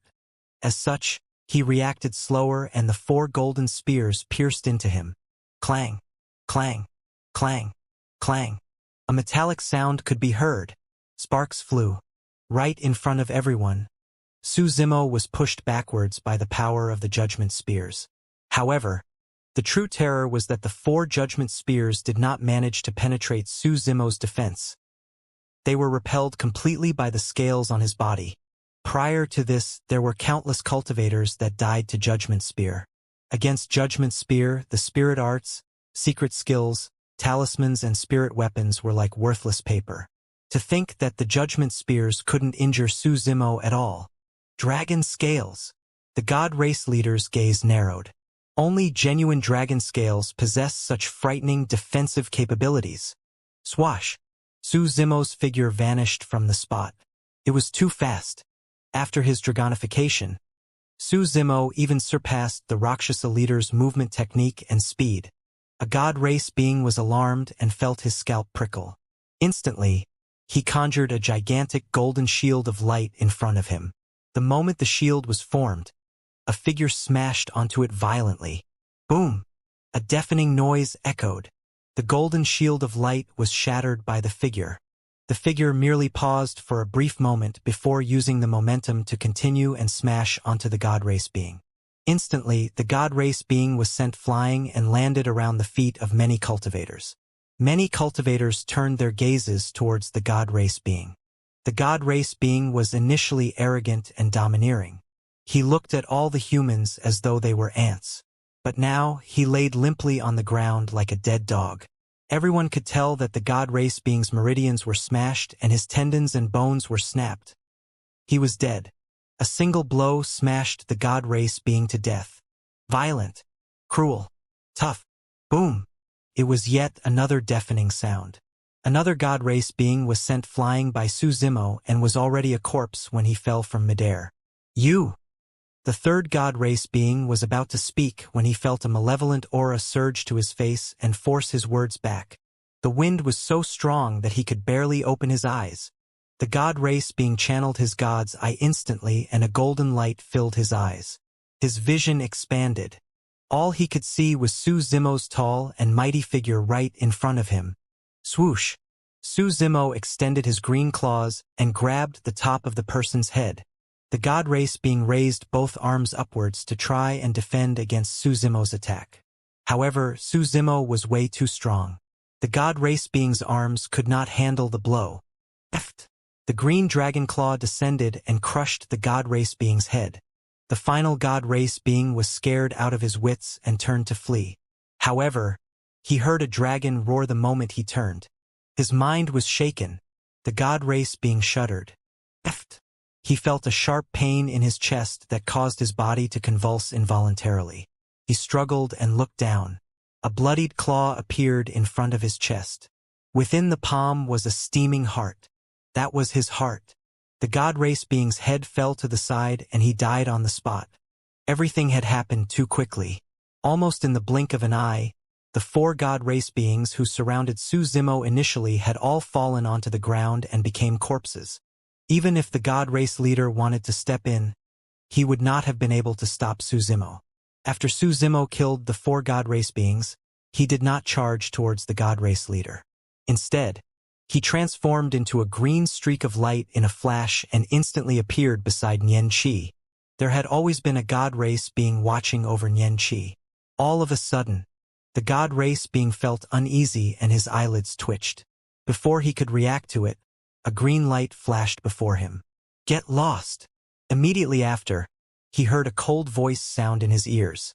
God's jurisdiction. The god race being did not hesitate and roared. His bloodline surged as he released his bloodline phenomenon right away. His figure vanished from the spot.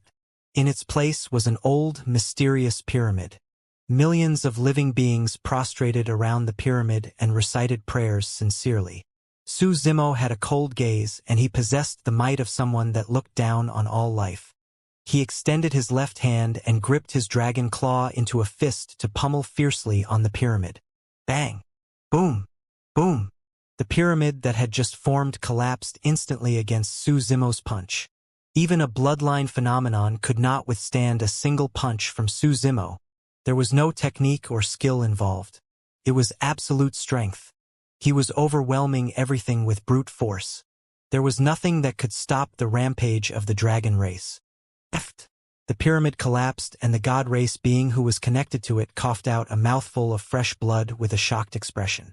Before his figure could descend, Suzimo threw out a second punch. Another god race being was dead. Suzimo reached out with his sharp nails and scratched across the ropes on Xianxia's body gently. The ropes snapped instantly. Finally, Xianxia was free. Thank you, young master. She teared in joy. Suzimo nodded and turned around, walking step by step towards the god race leader. He emanated a torrential ferocity and his gaze was deadly. To be able to cultivate to his level and become a leader among the god race beings of his generation, the god race leader was definitely not a cowardly man. Furthermore, he had no way of retreat. He was now the only person left among the 7 god race beings that entered the ancient battlefield. It was impossible even if he wanted to escape. He had to fight with his life. Well, well, well. The god race leader had a grim expression and his lone eye flickered violently.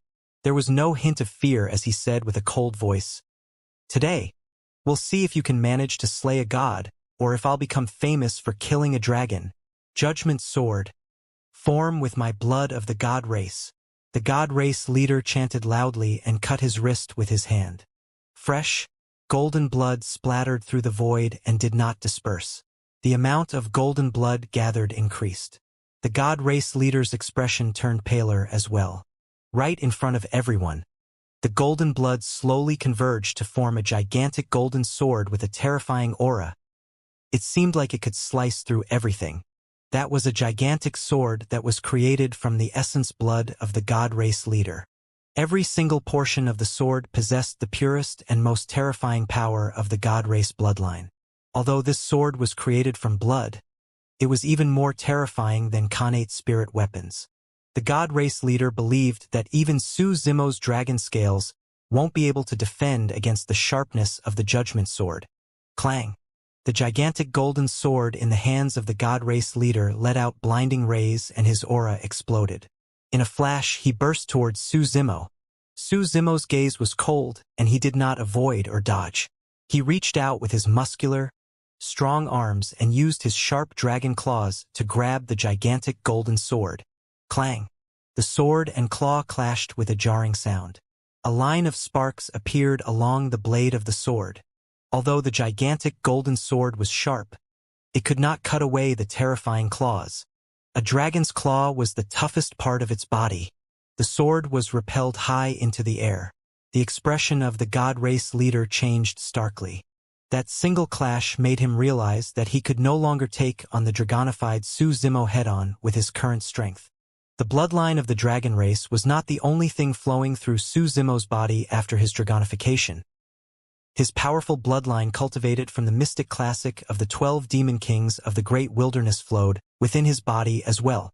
Not only that, the dragonification process started from the human emperor's secret skill.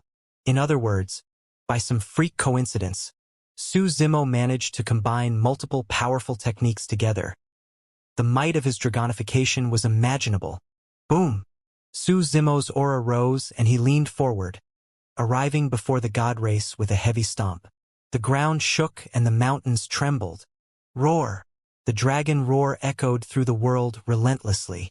Su Zimo reached out with outstretched fingers and his gigantic, scary dragon claw blanketed over the god race leader's head as it grabbed down. The god race leader grit his teeth and retracted his sword to defend. Clang! It was yet another head-on collision. The bloodline on the gigantic golden sword was shaken considerably, and its blood chi dissipated. The god race leader's expression turned even paler. The bloodline of the god race was terrifying, and because they were physically strong, they were the best in melee combat among the primordial 9 races. However, against Su Zimo's hand, the god race leader felt an unprecedented danger. Their exchange of blows became even faster, and the only thing that could be seen was 2 figures intersecting in a flurry in midair. They were almost like afterimages and could not be seen clearly. Many cultivators could only hear shuddering collision sounds echoing endlessly. Although Su Zimo's right arm was snapped and had yet to recover completely, he had an overwhelming advantage against the god race leader in terms of strength and speed after his dragonification. Furthermore, he was almost invincible in melee combat after cultivating the mystic classic of the 12 demon kings of the great wilderness. Once he had the upper hand, it was almost impossible for his opponents to reverse the tides. 10 short breaths. Within that short period of time, the two of them had already exchanged more than 100 blows. The 100 blows were each extremely dangerous. A single mistake would have led to their deaths. Boom! It was yet another deafening sound.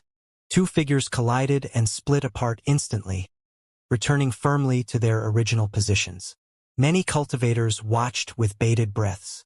Both figures were motionless, and it was impossible to tell who won. Finally, the god race leader let out a deep breath of air. The golden glow on his gigantic golden sword dimmed and turned into a ball of golden blood that splashed onto the ground.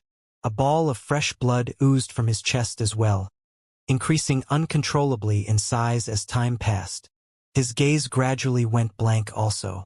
It was a sign that he was at the end of his life.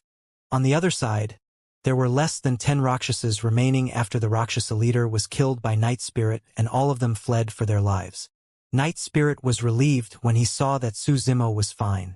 After a quick glance at Su Zimo, he chased down the remaining Rakshasas in a flash. Su Zimo could vaguely guess that Night Spirit was probably hunting down the rest of the Rakshasas because he was worried his secret might be leaked. Unfortunately, I fell a little short. The God Race leader glared at Su Zimo and slowly said, "If I could kill you, the situation would be entirely different right now. However, it's nothing much either." He gave a bitter laugh. "I've said that the age of the human race has long passed. Today's battle merely proved my point further." "Oh? The Rakshasa and God race has been completely annihilated in today's battle." Su Zimo sneered. "And what about that? The human race has lived in peace for way too long and no longer possesses the same fighting spirit of the past." The God race leader pointed at the cultivators at the front and shook his head in laughter. "Look at the grim faces of your so-called human paragons. They did not even have the courage to resist when they faced us of the God race. How can you guys even rule over Tianhuang mainland? Su Zimo, while you may have won today, you are just one person. A single person won't be able to save the entire human race. Furthermore, look at the state you are in right now. All the cultivators will merely take you as a fiend demon, as someone of a foreign race.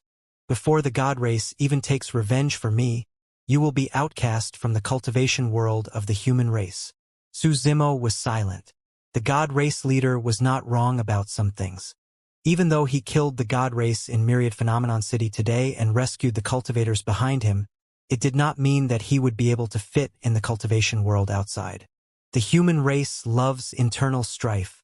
Ha ha ha. The God race leader laughed in a deranged manner as fresh blood oozed from the corners of his lips. The bloodline of the God race was terrifying and they had an extremely strong life force. Even though his internal organs were ruptured at that moment and his chest was pierced by Su Zimo's dragon claw, he was still hanging on to life and was not dead yet. "You are wrong. I'm not alone."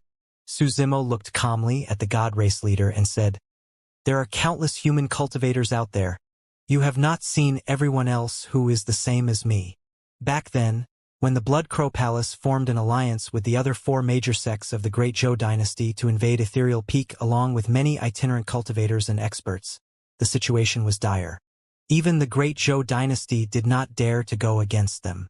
However, somebody dared to. The Azura, Yen Beichen. He arrived at Ethereal Peak and injured the Palace Lord of Blood Crow Palace severely with his Azura saber. It did not matter what race or origin they were from.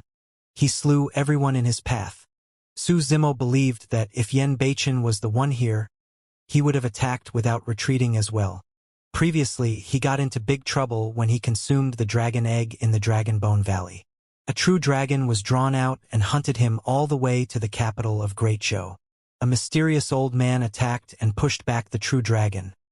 What sort of boldness was that? Notwithstanding those people, even among Myriad Phenomenon City, apart from him, Lin Xuanji, Little Fatty, Demoness Ji, Ji Chengtian, and the others stood out one after another and fought with their lives to protect the final shred of dignity of the human race. "The path ahead is long." Su Zimo looked at Little Fatty and the others as he said calmly. "They might not be able to compare to the primordial 9 races right now, but the day will come when they will be able to match you guys. Humans were innately weak, but they possessed boundless potential and even gave birth to an existence like the eternal human emperor that brought fear throughout history. The primordial 9 races could not do anything but avoid him and live an ignoble existence." The glint in the eyes of the God race leader dimmed gradually. Not long after, his body fell with a thud and no longer breathed. Everything was over. The dust was settled. Many cultivators were finally relieved of their pressure. Everyone felt as though they had just escaped death. There was an indescribable joy. Every single cultivator had a conflicted expression as they gazed at Su Zimo, who was soaked in blood, and the corpses strewn across the city. Prior to this, many among them shouted at Su Zimo and wanted to kill him, attacking Little Fatty, Xiaoning, and the others as well. But now their lives were saved by Su Zimo. At the thought of that, many cultivators looked ashamed and even guilty. The power of Su Zimo's inner core was completely expended after his consecutive battles. The dragon scales on his body faded away gradually, and he reverted to his original appearance right in front of countless gazes. His black hair danced, and he looked like a refined scholar with his clear eyes. If they had not seen it themselves, Nobody would have imagined that the 100-foot-tall ancient demon with a humongous body, the frightening existence with sharp fangs and claws and was lined with dragon scales, was actually this refined scholar before them. Who could have imagined that this seemingly frail scholar almost resolved the earth-shaking catastrophe single-handedly? He stopped the dam from breaking through, a tower from toppling. This was the number 1 of the phenomenon ranking. The impact of this battle was immensely huge on the cultivators who survived. The impact was not only on their cultivation realm and mental state, it even changed their understanding of the 10,000 races, the cultivation world, and Tianhuang mainland. Many cultivators gained a true realization of the difference between them and the primordial 9 races. Although they were in the same cultivation realm, they were completely helpless against the Rakshasa and God race. Su Zimo's figure shuddered for a moment and he experienced waves of weakness from within his body. His tongue went dry, his head spun and a deeply exhausted look appeared on his face. "Young master!" 2 figures dashed forward at almost the same time and exclaimed. They were Xianxia and Little Fox. Su Zimo smiled and said softly, "I'm fine, young master. It's all my fault." Xianxia looked ashamed as she pursed her lips. "If it wasn't for me, even if you weren't here, this battle would have been unavoidable," Su Zimo interrupted Xianxia. Lin Xuanji, Little Fatty, and the others circled over as well. "Brother Su, it's all thanks to you this time round." Lin Xuanji was no longer in his happy-go-lucky attitude and bowed deeply to Su Zimo with a solemn expression. "There's no need to speak of such things between us." Su Zimo thumped Lin Xuanji on the chest and chuckled. Back in the Dragon Bone Valley, Su Zimo would have died if it wasn't for Lin Xuanji. Su Zimo suspected that the mysterious old man that appeared in the capital of Great Zhou later on had something to do with Lin Xuanji as well, and might even be a powerful figure of Enigma Palace. Xiaoning's eyes were red and swollen, a clear sign that she had just cried. She handed Su Zimo a few elixirs and only looked relieved after he consumed them. Little Fatty rolled his eyes. "Boss, I'll go help you collect the treasures and bring them over for you." There were rivers of blood and corpses strewn all over Myriad Phenomenon City after the earth-shaking battle. However, there were countless treasures within the rivers of blood and corpses. The most important among them was the mystic Magnet Mountain, which was one of the 7 ancient unique treasures. Most of the treasures no longer had any owners, and Little Fatty offered to help Su Zimo collect them because he was worried that others might steal them sneakily. Su Zimo said deeply, "Help me collect the storage bags of the Rakshasa and God race as well as the mystic Magnet Mountain. There's no need to take the storage bags of the other cultivators. Let the surviving cultivators retrieve the belongings of their own sections." Su Zimo could take the storage bags of the Rakshasa and God race with a peace of mind. However, he did not wish to lay his hands on the belongings of the 50,000 cultivators that died here. Perfected Lord Yujun nodded in silence when he saw that. No matter what, his character alone was superior to way too many people. Little Fatty helped to collect the bronze square tripod and other treasures and handed them to Su Zimo. Fu. Suddenly, a chuckle came not far away. A cultivator stood on Zephyr Thunder and arrived before everyone at an extremely fast speed. He stood on midair and looked down upon the masses. Tian Ming, Perfected Lord Luo Shui frowned. It was Perfected Lord Tian Ming of Zephyr Thunder Palace, who had escaped from Myriad Phenomenon City earlier on. Perfected Lord Tian Ming surveyed the surroundings and his gaze lingered on Su Zimo for a long time, coveting the storage bag on the latter's waist with a greedy look. Su Zimo lowered his eyes slightly without saying anything. The hearts of Perfected Lord Yujun and the other 2 sank upon the sight of Perfected Lord Tian Ming's return. Su Zimo was completely spent by now. Although he had just consumed elixirs, there was no way he could absorb the medicinal effects within a short period of time. Night Spirit had already left to hunt down the remaining Rakshasas. The 3 of them were severely injured and their wounds would open up if they made any large movements. There was no way they could fight. The other cultivators were all golden cores and almost everyone was injured. If Perfected Lord Tian Ming harbored evil intentions, nobody could stop him. Perfected Lord Yujun asked indifferently with no emotions. "Tian Ming, since you've already fled, what are you doing here again?" When the Rakshasa race attacked, the Rakshasa leader chased after perfected Lord Tianming. The reason why perfected Lord Tianming survived was because the three perfected lords saved him in the nick of things. Yet, perfected Lord Tianming turned to flee and left the three of them in a precarious situation. The three of them harbored immense detest towards this person. If they were not severely injured and in a bad state, perfected Lord Luo Shui might have already attacked him given her temper. Fellow Taoist Yu Jun, what are you saying? Perfected Lord Tianming smiled gently. I meant to sacrifice myself by luring away the Rakshasa leader when I left Myriad Phenomenon City. To think that he didn't chase after me. When I noticed that, I headed back immediately with the intention of fighting the Rakshasa race to the death. Seems like I was a bit too late. His explanation was filled with loopholes and even a child would not believe him, let alone the three nascent souls. Many cultivators of Zephyr Thunder Palace felt their cheeks burning in shame. Shameless coward! Perfected Lord Luo Shui could not help but chide. Humph! Perfected Lord Tianming replied coolly. Luo Shui, you've got to watch your words. I can kill you with ease given your current condition. It's best if you don't provoke me. Perfected Lord Luo Shui stood up furiously. Despite the rupturing of her wounds, she shouted with dignity. Tianming, you are nothing but a coward that ran off with his tail between his legs in front of the Rakshasa race. How dare you get cocky in front of me?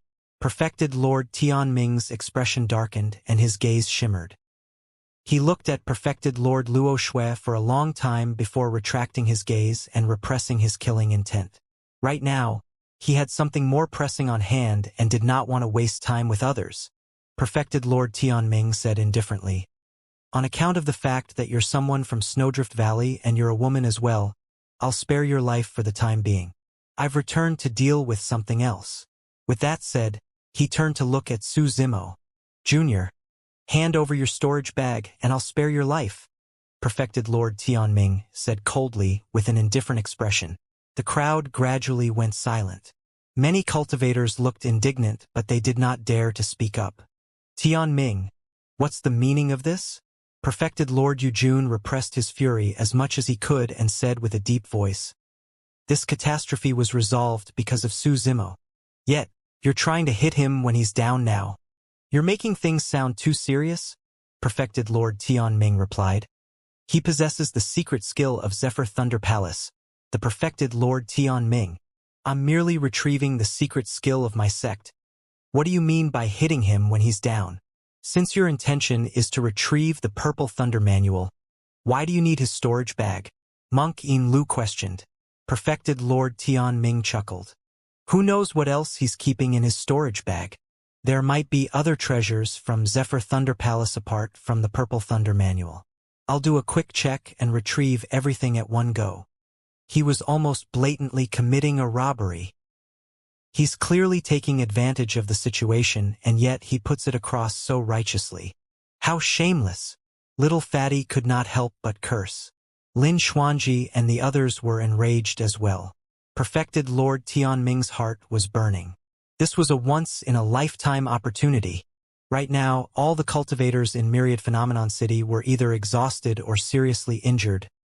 Nobody could stop him. Initially, he was wary about that black-robed man named Night Spirit. But Night Spirit had already left Myriad Phenomenon City in pursuit of the remaining Rakshasas.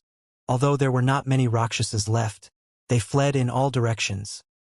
It was impossible for Night Spirit to hunt them down within a short period of time.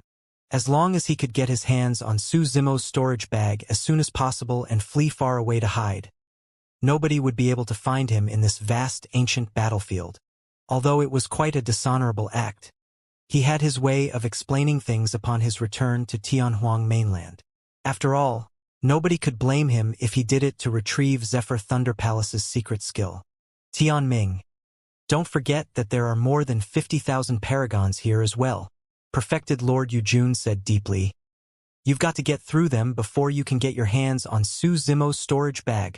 Even if we're severely injured, do you think you can defend against 50,000 cultivators single-handedly? That's right. Pang Yu of Overlord Palace stood out. Although his face was pale, he patted his chest and declared loudly, It's all thanks to fellow Taoist Su that we're alive today. If you want to lay your hands on him, I'll be the first to stand out. You'll have to get through my sword to get to him, Dugu Jian remarked coldly. Within the crowd, cultivators stood out one after another. Some of them were familiar while others were foreign. There were both opponents and friends of the past. Of course, most of the cultivators remained silent. Some of them wanted to speak but stopped. Some of them looked on with hesitant expressions while others watched by the sidelines. Instantly, the different types of characters were revealed completely. Perfected Lord Tianming's lips curled when he noticed that. He composed himself further and shouted, "Everyone, don't be foolish. Su Zimo is still someone of a foreign race. The reason why he stood in was to rescue his friends. He doesn't care about whether you guys live or die. Heh, there are many among you who once encircled and attacked his friends. Who knows? He might even want to get even with you guys after his injuries are healed." A stir broke out amongst the crowd. Perfected Lord Tianming's words resonated with some of the cultivators. He laughed even brighter when he saw that. "Nobody knows if he'll want to try and kill you tomorrow even if you protect him today." Perfected Lord Tianming's beguiling voice continued on. "Don't forget, he's from a foreign race. Who can guarantee that he won't treat you the same way as the Rakshasa and God race did? Don't forget the old saying, those that are not of our race are our enemies. The perfected Lord isn't entirely wrong. That's right, he did not fight against the Rakshasa and God race for our sake. There's no need for us to protect him. This man even took on the dragon race's form earlier. The dragon race is one of the primordial 9 races, and they aren't much better than the Rakshasa and God race." Discussions broke out among the crowd. However, they were soft and were not overwhelming. Demoness G gave an ironic laugh at the sight of that. "Today, I finally know what it means to beget kindness with evil. This is nothing more than the evil of men's nature." "That is human nature indeed," Lin Xuanji sighed. "Mortals assume that all cultivators are righteous without any desires. However, they don't know that cultivators actually possess the deepest desires. The cultivation world is no paradise and is much crueler than the secular world. There's schemes and plots to kill others for their treasures everywhere. Some cultivators can resort to any means for the sake of longevity and strength. What difference does it make if they beget kindness with evil? All of you, listen up." Suddenly, Perfected Lord Yujun bellowed. Although his arm injury split open immediately and blood gushed out, he was indifferent towards it. It doesn't matter if Su Zimo is a demon or a dragon. In this world, anyone can attack him, but not all of you. He pointed to the vast crowd of more than 50,000 cultivators with a stern expression as he said word by word, "That's because all of you here owe him your lives." The clamor within the crowd quietened down gradually once again. Monk In Lu clasped his palms today and uttered a Buddhist proclamation softly before saying, "I don't know about sayings regarding other races and the rights or wrongs of the world. However, I know one thing. He saved all of us here and almost killed himself in the process. All of us would be dead right now if it wasn't for him. We would be spirits in the hands of the God race and food in the hands of the Rakshasa race. While I don't know what is right or wrong, I know what is gratitude and loyalty." His impassioned words were firm and deafening. Some people lowered their heads while others had guilty expressions. Perfected Lord Tianming's expression was dark. When he saw that the situation was shifting away from his favor, he could not help but declare coldly, "Monk In Lu, don't try to confuse everyone with your falsehoods." At that moment, Perfected Lord Tianming was already prepared to attack. He could not let things drag on anymore. The longer things dragged on, the worse the situation would be for him. Once Night Spirit returned, it would be too late even if he wanted to escape. Right now, the remaining 50,000 cultivators had different interests and were not united. He could succeed as long as not many people stood on Su Zimo's side. "Disciples of Zephyr Thunder Palace, heed my orders. Kill anyone who dares to stand in my way." Perfected Lord Tianming's killing intent blazed and his glabella glowed brightly. A series of erratic thunderbolts appeared within his palm with a terrifying aura. Protect the young master. Protect Brother Su. Nian Qi, Lin Xuanji and the others circled around Su Zimo instantly to form a human wall. Fufu, why do you have to go through the trouble? Suddenly, Su Zimo laughed softly. I'll give you my storage bag if you want it. Su Zimo patted little Fatty, who was standing in front of him, on the shoulder and gestured for the latter to make way. Boss? Little Fatty asked softly with an inquiring look in his eyes. It's fine, move away. Su Zimo nodded calmly with a smile. Everyone exchanged glances and, although hesitant, made a path. Slowly, Su Zimo walked out and removed the storage bag on his waist. He looked at perfected Lord Tianming, who was not far away, and held it up in the air as he said indifferently, "The storage bag is right here. Come and take it if you want it." Perfected Lord Tianming's pupils constricted slightly.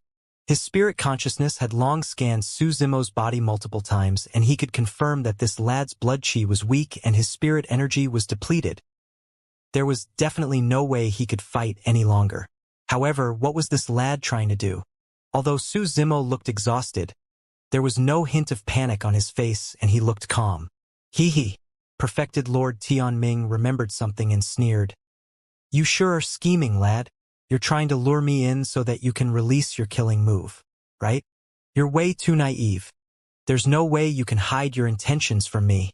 In reality, even if he were to close in, he would not be in much danger given Su Zimo's current condition.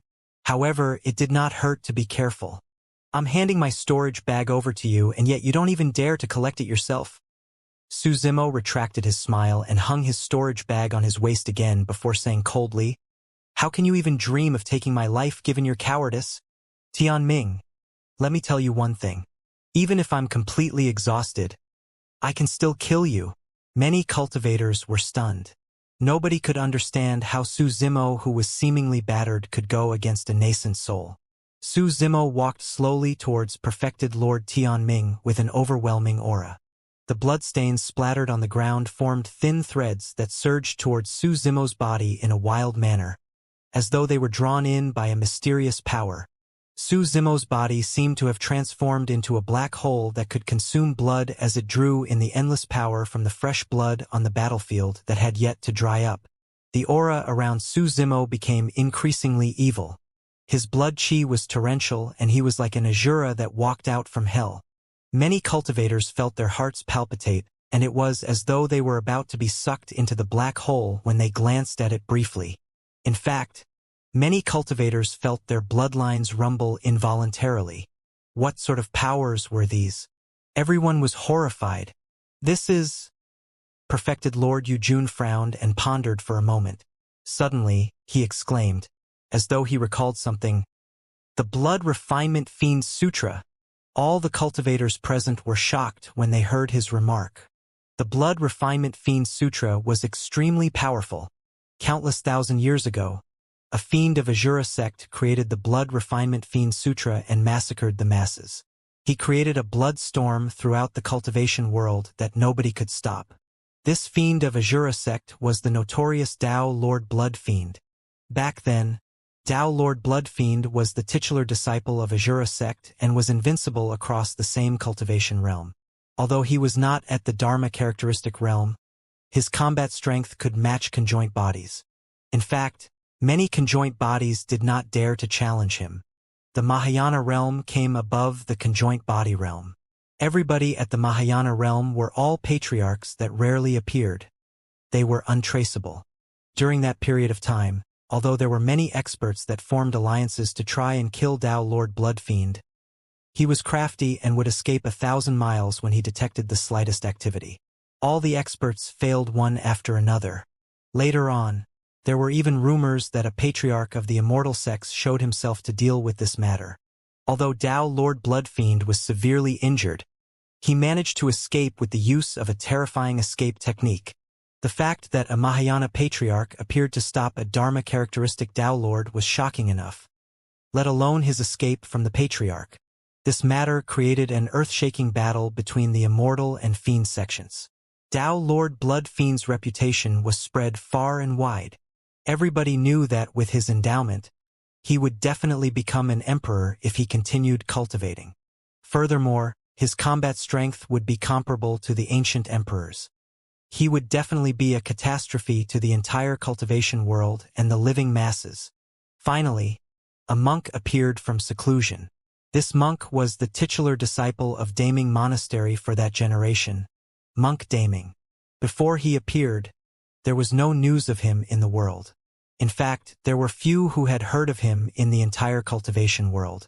It was only after Monk Daming appeared, and engaged Tao Lord Blood Fiend in a massive battle that ended in a draw that his reputation was spread throughout the world. Later on, the two of them fought countless times, but all of them ended in draws. Finally, an outcome was determined during their fourth fight. The ending of the great battle was a mystery for the entire cultivation world. Nobody knew the exact story. The most famous rumor was that both monster incarnates died. However, neither of their corpses or bones could be found after that fight. 3 of the Mingwang prayer beads were lost during that battle as well. Even until now, the location of 2 of them was unknown. The Blood Refinement Fiend Sutra was lost too. Nobody expected this Fiend Sutra that was the most nefarious and evil during that period of time to appear once again today. Unknowingly, Su Zimo had an innate disdain towards this cultivation technique. He was even more resistant to a secret skill that devoured blood. Up till this point of his cultivation, he had only released it once. It was back in Songlang Mountain Range when he had just obtained Night Spirit. His bloodline was being consumed by Night Spirit, and he had no other choice but to release that secret skill in order to survive. When he fought against the God race earlier on and was almost completely exhausted, the thought of using the Blood Refinement Fiend Sutra crossed Su Zimo's mind as well. However, firstly, he had always been resistant towards it. Secondly, the blood that flowed through Myriad Phenomenon City was almost entirely from human cultivators. He truly did not wish to consume the blood of people from his own race.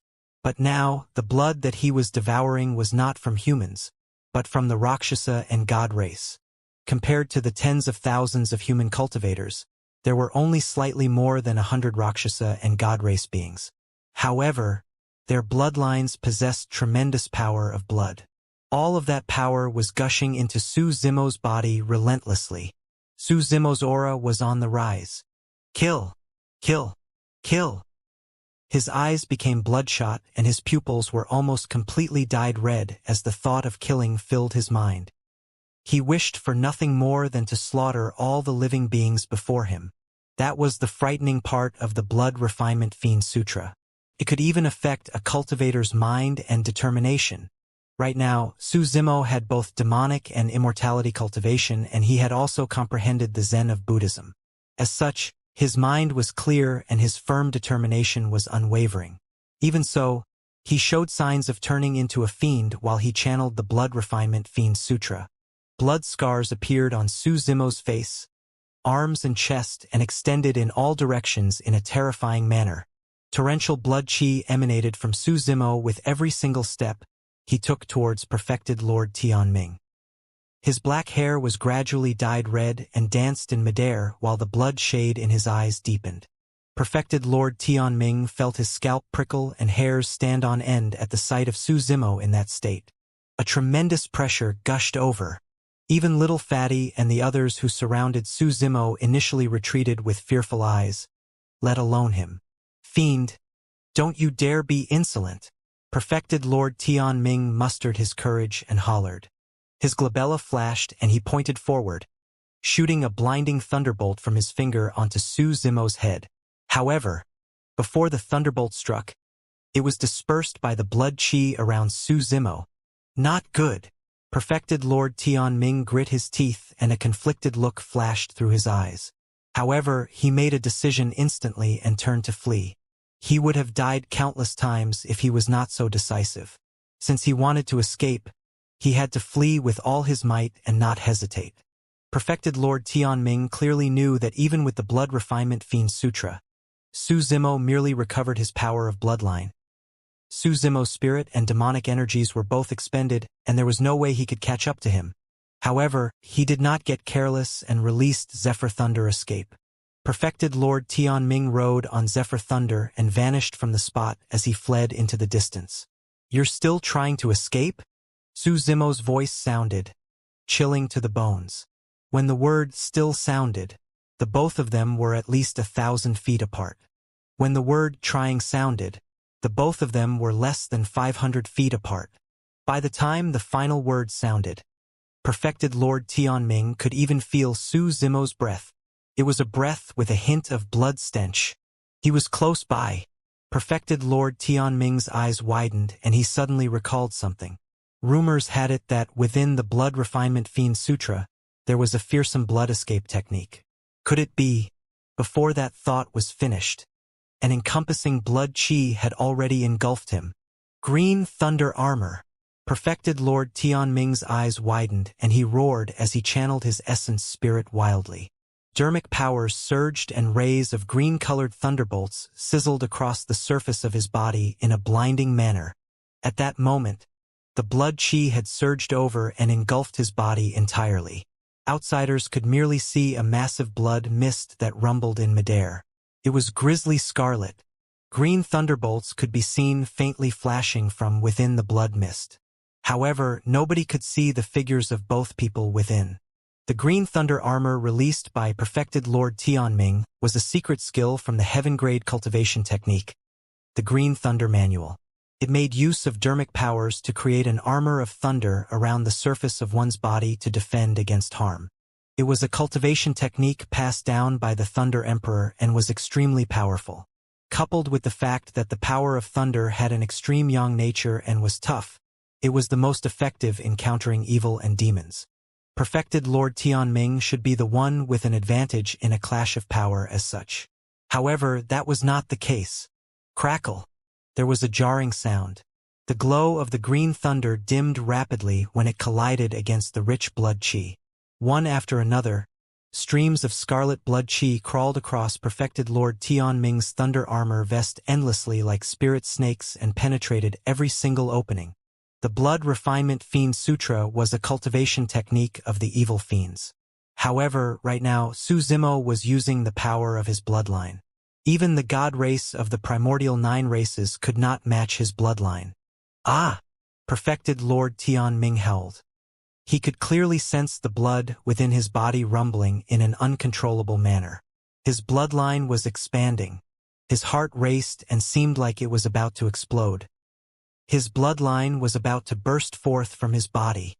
Legend has it that back in the past, when Tao Lord Blood Fiend cultivated to his peak, all he had to do was open his mouth slightly and weaker cultivators would have their essence blood devoured in the blink of an eye helplessly. It was extremely terrifying. Even the ancient emperors might not be comparable to the Tao Lord Blood Fiend in terms of cultivation comprehension of one's bloodline. Poof! The stalemate did not last for long before Perfected Lord Tianming turned into a ball of blood. His essence blood was drawn out from his body completely and fused within the blood mist in midair. His essence spirit was destroyed instantly with the rush of the blood chi. It was a true annihilation of his body and spirit. It's over. Perfected Lord Yujun and the other two sensed it the moment Perfected Lord Tianming died. The fight for the phenomenon ranking this time round was filled with turmoils and bloodshed. Finally, everything came to an end. The Blood Refinement Fiend Sutra has reappeared once more. I truly don't know if this is a blessing or misfortune for Tianhuang mainland. Monkey Lu sighed internally. Perfected Lord Yujun turned over as well. Both of them could see the worry in the other's eyes. The blood mist in midair swiveled slowly and formed a gigantic vortex. Finally, everything converged into Su Zimo's body and eventually vanished. Su Zimo stood in midair and his blood-colored long hair danced. His eyes were bloodshot and the murderous, evil aura he emanated was shuddering. Many cultivators merely glanced at his bloodshot eyes and felt their blood cheese rumble as their hearts pounded. Right now, it was clear that Su Zimo's mental state was affected and he might veer onto the wrong path. If he were to conduct a massacre right now, nobody would be able to stop him. Silence engulfed Myriad Phenomenon City. Out of more than 50,000 cultivators, nobody dared to speak. They were afraid that they might trigger Su Zimo with the slightest activity and get themselves killed. After a period of time, Su Zimo's bloodshot eyes faded, and his blood-colored hair returned to normal as well. He descended slowly and swept his cold gaze across the crowd not far away. The cultivators who were discussing whether Su Zimo should be killed earlier on had their heads slumped and did not dare to meet his gaze. Previously, there were quite a number among them who even encircled and attacked Little Fatty and the others. If Su Zimo wanted to make them pay for it, none of them would be able to escape. Many cultivators were jittery and had frightful expressions. After a long silence, Su Zimo slowly said, "There have been too many people who have died today. I don't wish to kill anymore. All of you can leave." Many cultivators left hurriedly in relief. Right now, the power of Su Zimo's inner core and golden core has dried up completely. However, his bloodline was more than half recovered after what he devoured. The feeling of control was nice. In fact, Su Zimo had an urge to devour and refine all the bloodlines of the cultivators who had died in Myriad Phenomenon City into his body. It was an extremely frightening thought. If he could not control it, there was a chance that he could turn into a murderous fiend. This blood refinement fiend sutra is truly evil. I must not use it anymore in the future, Su Zimo thought to himself. The death of perfected Lord Tianming meant that the catastrophe of Myriad Phenomenon City had ended completely. The cultivators who survived gathered with their sect mates and consumed elixirs and medicine. Some of the itinerant cultivators went their own ways. They did not leave the city but instead found quiet spots to rest and recuperate. Brother Su, fellow Taoists. Lin Xuanji cupped his fists towards Su Zimo, Little Fatty and the others. Everyone is severely injured right now. If you leave Myriad Phenomenon City at this time, chances are you will come across ferocious beasts that wander around the ancient battlefield.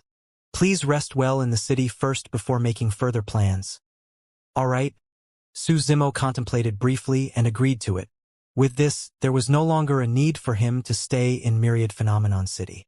However, he was in no rush and might as well recuperate here as he awaited Night Spirit's return. Right? Lin Xuanji thought for a moment and continued. You're number 1 for the Golden Core Phenomenon ranking this time round. There's rewards for you. Normally speaking, the cultivators of Enigma Palace would disseminate the rewards for the cultivators based on their rankings after the phenomenon ranking was confirmed.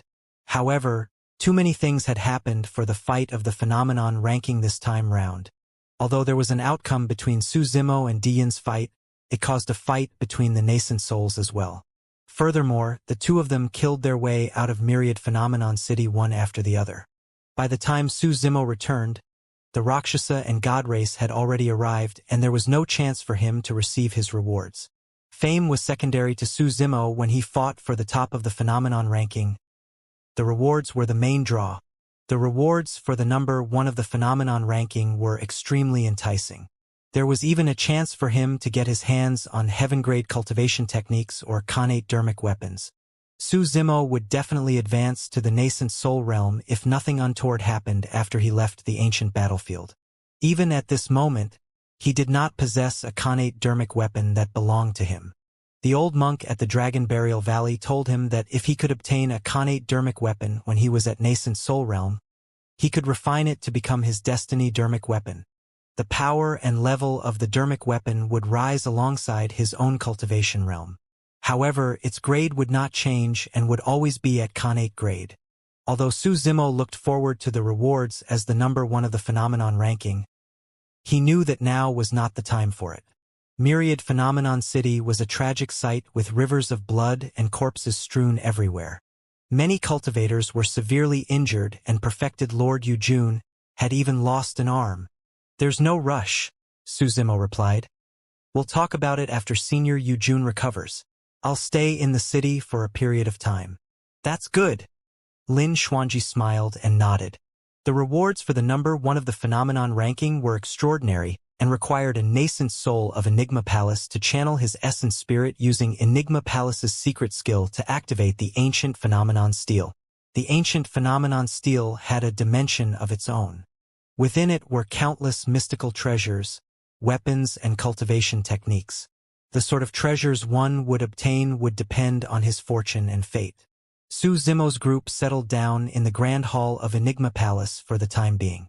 Everyone was rather severely injured and thankfully, their conditions turned better after they consumed the elixirs provided by Xiaoning and rested for a couple of days. It would take around a month for them to recover fully. Su Zimo's body was pierced by the sharp thorns of the Rakshasa race's chain, and his right arm was severed by the god race leader. His stamina was completely spent after his consecutive battles. However, it merely took a few days for him to mostly heal up, and the injuries left by the sharp thorn chain were completely recovered and scabs had even formed. His severed right arm was joined together again. A few more days and he would be perfectly fine as before.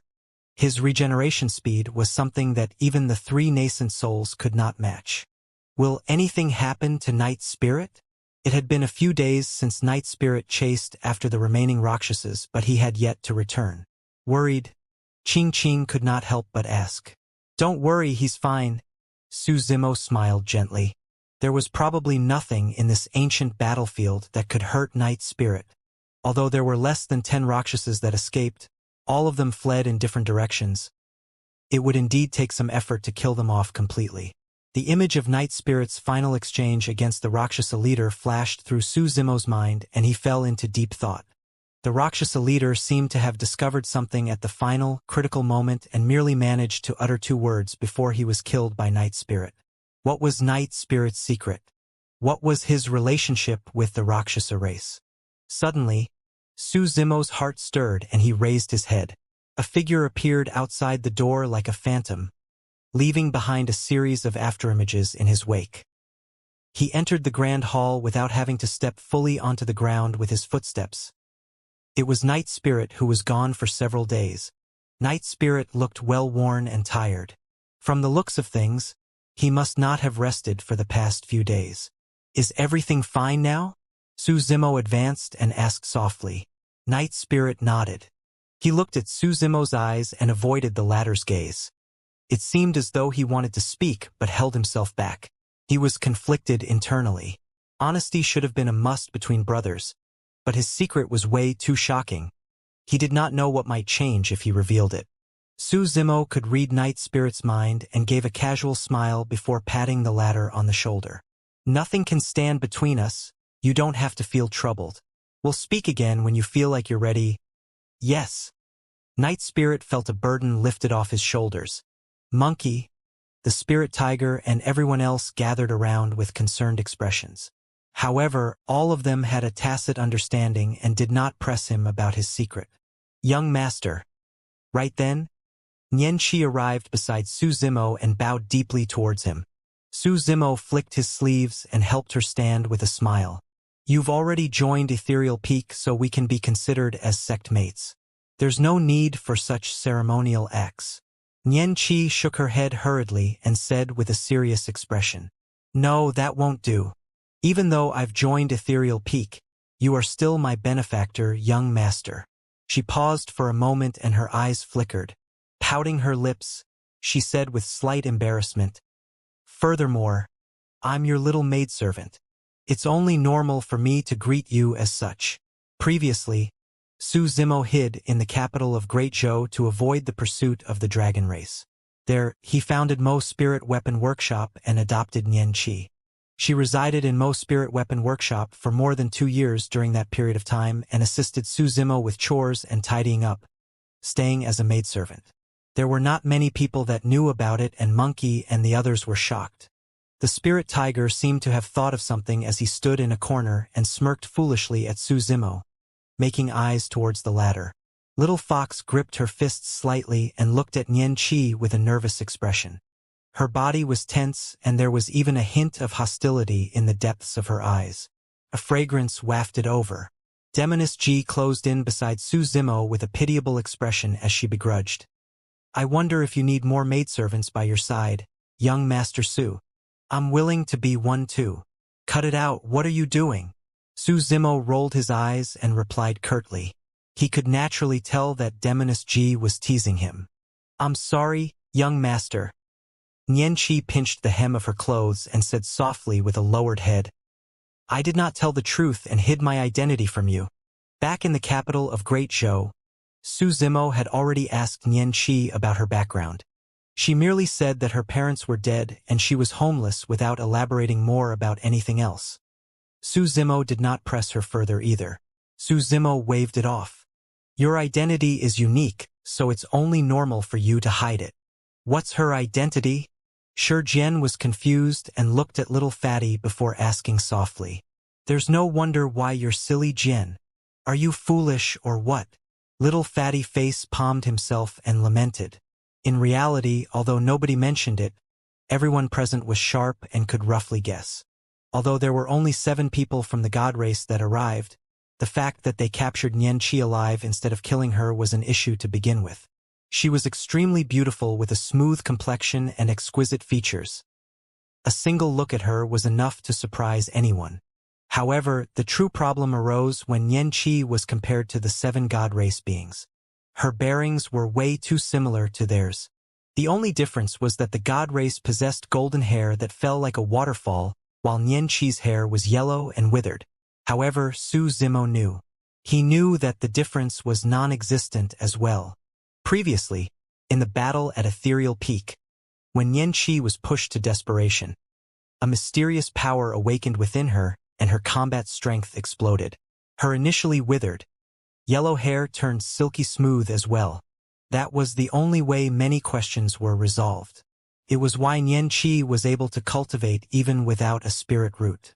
Furthermore, her cultivation speed was extremely fast and she possessed naturally immense strength. It was why she looked the same after more than 20 years and still resembled the young girl from the past. It was because she carried the blood of the god race in her body. The god race had an extremely long lifespan. 20 years was almost negligible in the long lifespan of the god race, and that was why she did not have much changes. Back when Night Spirit first met Xianxia, he behaved unusually and ran around her to sniff wildly, as though he had discovered something. On hindsight, Night Spirit must have already smelled the aura of the god race from Xianxia despite the fact that he was only a cub. Xianxia's gaze dimmed as she said softly, "However, there are some things that I did not lie to you about, young master. It's true that my parents are dead.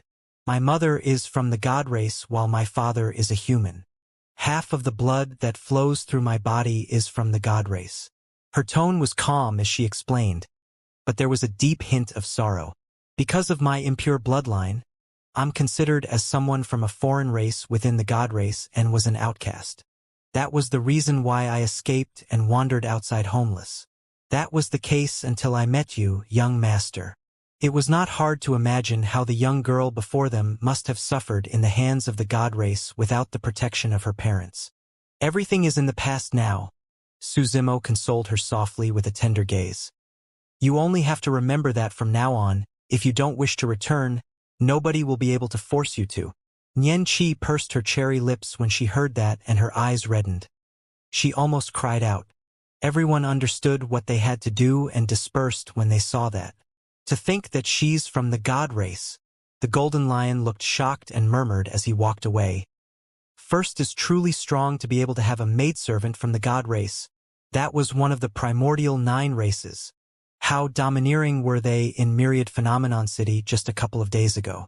Who would have thought that Su Zimo already had an underling from the god race more than 20 years ago? Su Zimo wiped away the tears on Xianxia's face gently and handed her a storage bag with a smile. Don't cry anymore. Here's a storage bag for you. He sounded as though he was coaxing a child. Xianxia was both embarrassed and worked up, but she could not contain her curiosity. She received the storage bag and opened it while asking, "What's inside?" "Ah!" she exclaimed when she saw what was inside and raised her head to look at Su Zimo perplexedly. The storage bag was densely packed with spirit weapons. There were even countless bottles of elixirs.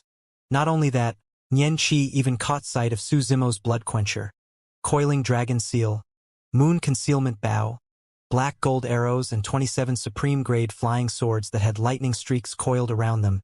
There's more than 12,000 superior-grade spirit weapons, 432 supreme-grade spirit weapons, 21 perfect-grade spirit weapons, 5 connate spirit weapons, and 10,800 various elixirs. Su Zimo said, "Take this storage bag along with you when you return to the sect and hand it over to Senior Crane. Most of the weapons were obtained by him when he annihilated the Glass Palace faction after he entered the ancient battlefield. Ah? Xianxia was a little stunned and was unable to react. Su Zimo explained, I'm about to advance to the nascent soul realm. Although these weapons are precious, I no longer have a use for them. After the battle at Ethereal Peak, the other 4 major sects suffered great losses. Now that Senior Crane has advanced to the Dharma characteristic realm, the rise of Ethereal Peak is only a matter of time, and these are the items that we are lacking right now. This was a vast fortune. If anyone else knew that Su Zimo had given away so many spirit weapons and elixirs casually, their eyeballs would probably pop out. There were not only large amounts of weapons and elixirs, there were also 5 connate spirit weapons. This would set up a foundation that would match even upper sects and aristocratic families. It won't not be an exaggeration to claim that Su Zimo could establish his own sect given his current capabilities and treasures in his possession. Ethereal Peak had been established for thousands of years and was considered as a major sect within the Great Zhou dynasty. However, they were nothing much compared to the entire North region and Tianhuang mainland. The foundation of Ethereal Peak was way inferior compared to the 108 upper sects, let alone other supersections. The boost to Ethereal Peak will be clear if they could obtain these spirit weapons and elixirs. Xianxia was disappointed and asked with raised brows, Young master, are you not intending to return? Su Zimo had a conflicted expression as he replied, I won't be able to return to the sect for the time being. He was now at odds with Glass Palace, and he would only bring upon an apocalyptic disaster for Ethereal Peak if he returned. In reality, he had already expected this situation the moment he declared war upon Glass Palace. He no longer had any attachments to the secular realm after Su Hong's demise and had long prepared to leave the North region. The Tianhuang mainland was vast and he could take the opportunity to explore it. At the very least, he had to possess the strength to kill Dao Bing Shenyu by the time he returned to the North region. Previously, Dao Bing Shenyu beat him down to the bottom of the Dragon Burial Valley at the battle in the Great Chen ruins. Thereafter, Su Hong's death and the annihilation of the Yan country were all related to Dao Bing Shenyu, coupled with the grudge of his severed wrist and crushed cores. There was no way Su Zimo was going to let that person off. Xianxia sighed gently. Actually, Master has already expected this. She said that given your character, you will definitely choose not to return so that we won't be implicated. Su Zimo was silent. A moment later, he said slowly, However, there will definitely come a day when I will return. I will return with glory righteously. Ethereal Peak was good to him and everyone within had treated him well. Otherwise, Su Zimo would not have been so generous to donate all the elixirs and spirit weapons he collected, including Blood Quencher and the Coiling Dragon Seal. Yes, Xianxia nodded. She also said that Ethereal Peak was going to get stronger and stronger. There will definitely come a day when the sect will be able to protect our own disciples so that they won't have to flee for their lives. If they had not sensed that the sect was going to be destroyed, how would Xianyi and the other leaders have allowed paragons such as Little Fatty, Ji Chengtian and the others to leave 20 years ago? If Blood Quencher and the Coiling Dragon Seal are all in the storage bag, what are you going to use, young master? Won't you be in danger if you encounter Diin without weapons on hand? Xianxia was worried. Su Zimo replied with a cool gaze, If I meet Diin again, I'll kill him with my bare hands. He was not exaggerating. If Su Zimo released his inner core and golden core along with many trump cards without restrictions, he could suppress Diin even if he was barehanded. As for weapons, he had the bronze square tripod and mystic magnet mountain in his storage bag. Those 2 weapons alone could defend against thousands of weapons. Furthermore, the reward for the golden core phenomenon ranking would be disseminated soon. If he was lucky, he might get his hands on a suitable dermic weapon. Xianxia pondered for a moment and asked again, Where are you intending to head to, young master? Su Zimo replied, I haven't settled on anywhere yet. In truth, for the past few days, Su Zimo, Monkey, the Spirit Tiger and everyone else already had a rough sense of direction.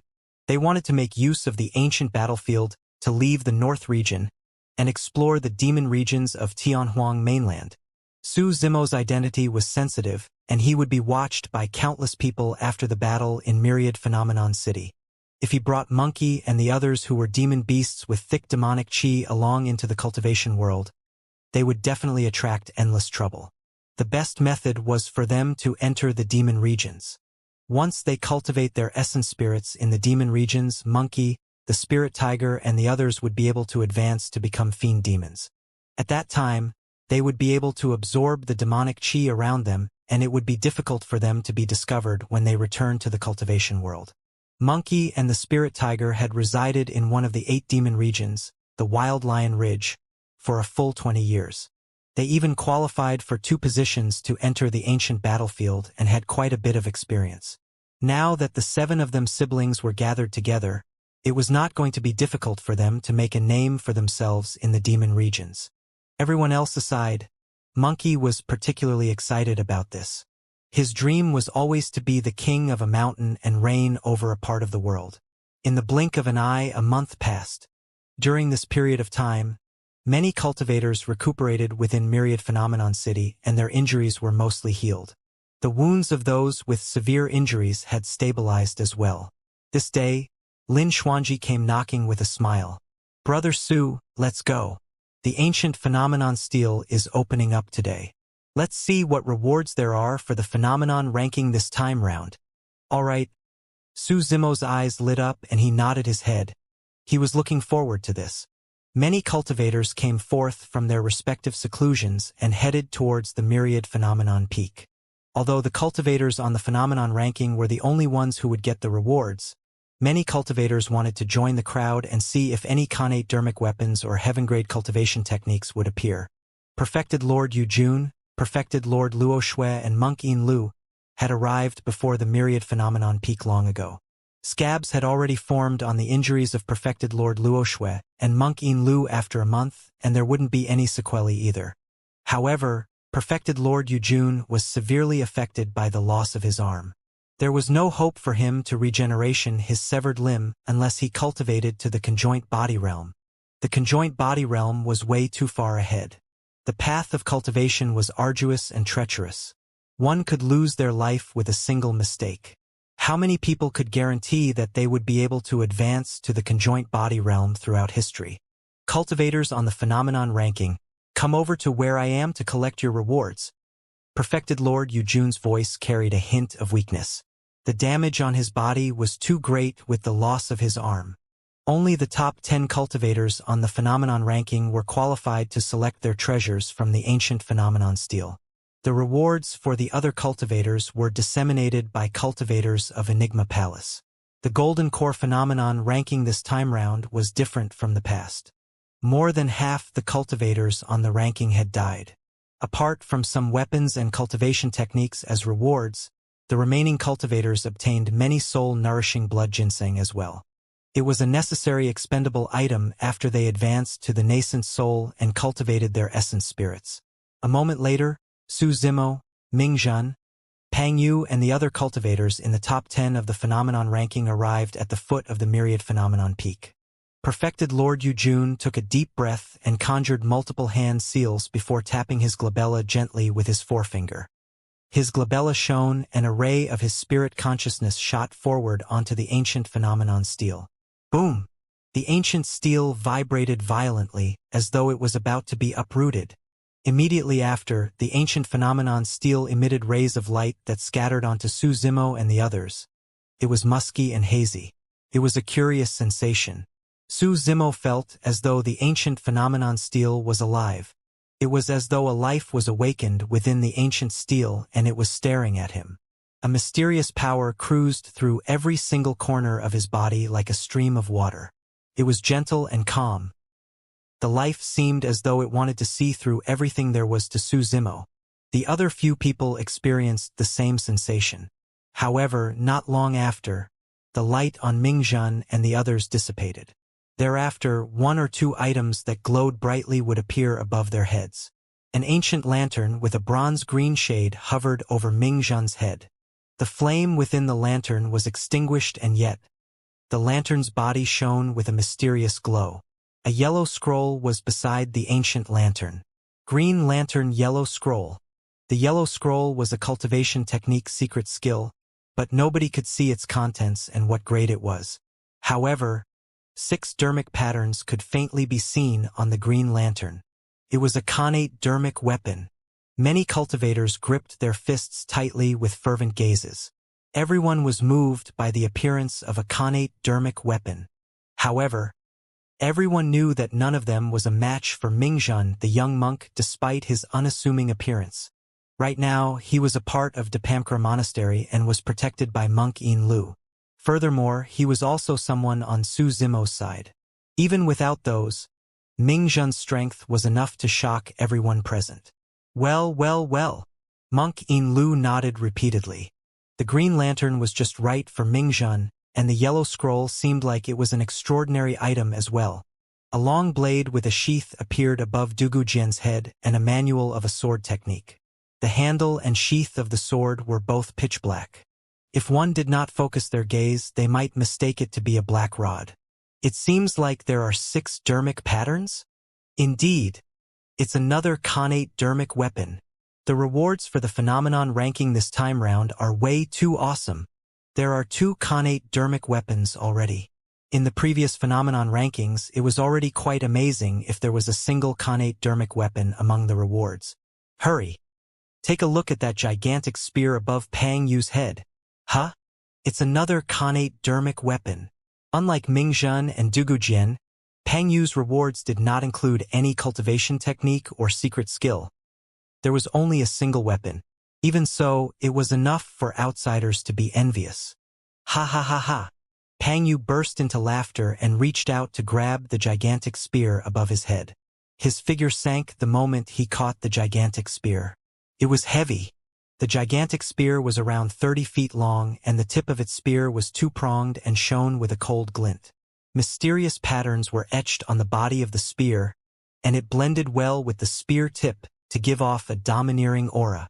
For ordinary cultivators, it would be impossible to utilize a gigantic spear that was this clumsy and heavy. It was only suitable for a cultivator that was as muscular and massive as Pang Yu. Many cultivators turned towards Su Zimo instinctively after the birth of 3 connate dermic weapons. Strange. Why hasn't the light on Su Zimo's body dissipated? Su Zimo's eyes were tightly shut and he was motionless. The water current from the ancient phenomenon steel washed through his body time and again. Su Zimo had a feeling that the life within the ancient phenomenon steel seemed to be trying its best to scan his body and uncover his secrets, but it could not do it. An unknown period of time passed. Finally, the light on Su Zimo's body dissipated gradually. 2 items hovered above his head as well. However, both of them seemed antiquated and did not glow at all. One of them was an ancient book. It should be a cultivation technique or secret skill, but nobody could tell. The other was a bare green lotus platform that was incomparably dark without any patterns. It was so battered that nobody would bother to pick it up if it was thrown at the side of a road. What are those?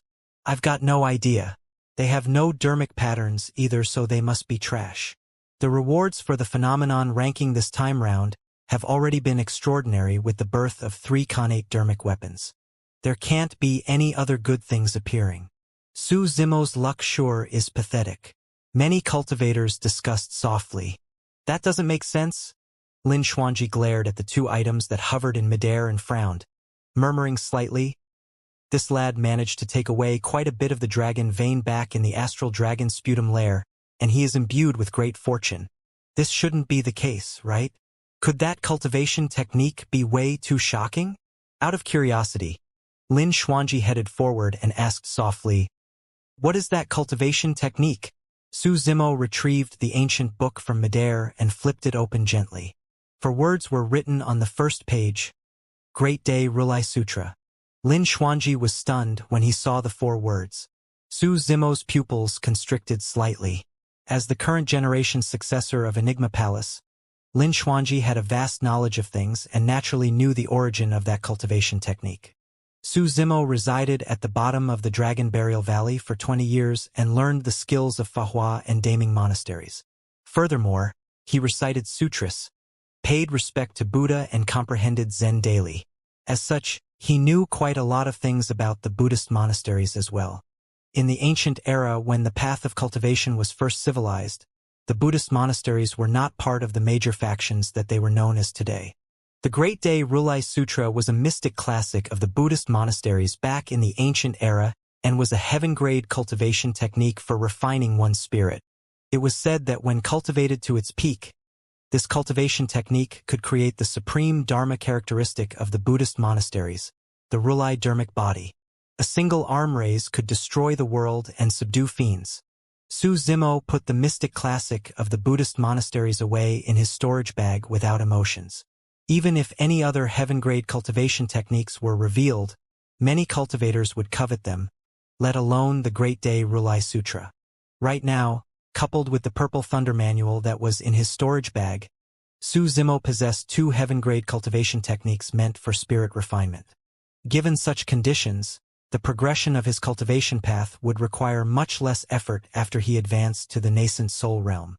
Su Zimo raised his head and looked at the battered green lotus platform in midair with furrowed brows. He was the number one of the phenomenon ranking. There was no way the ancient phenomenon steel was going to give him any casual trash item. However, he could not tell what was special about that green lotus platform. Su Zimo's heart skipped a beat as he turned towards the three nascent souls who were not far away. Perfected Lord Yujun turned to look at Monk In Lu beside him and asked deeply, "If I'm not wrong, this green lotus platform should be that legendary object, right?" "It should be." Monk In Lu had a stern expression as he nodded. Su Zimo asked, "Seniors, may I ask you guys what this is?" "Creation Green Lotus?"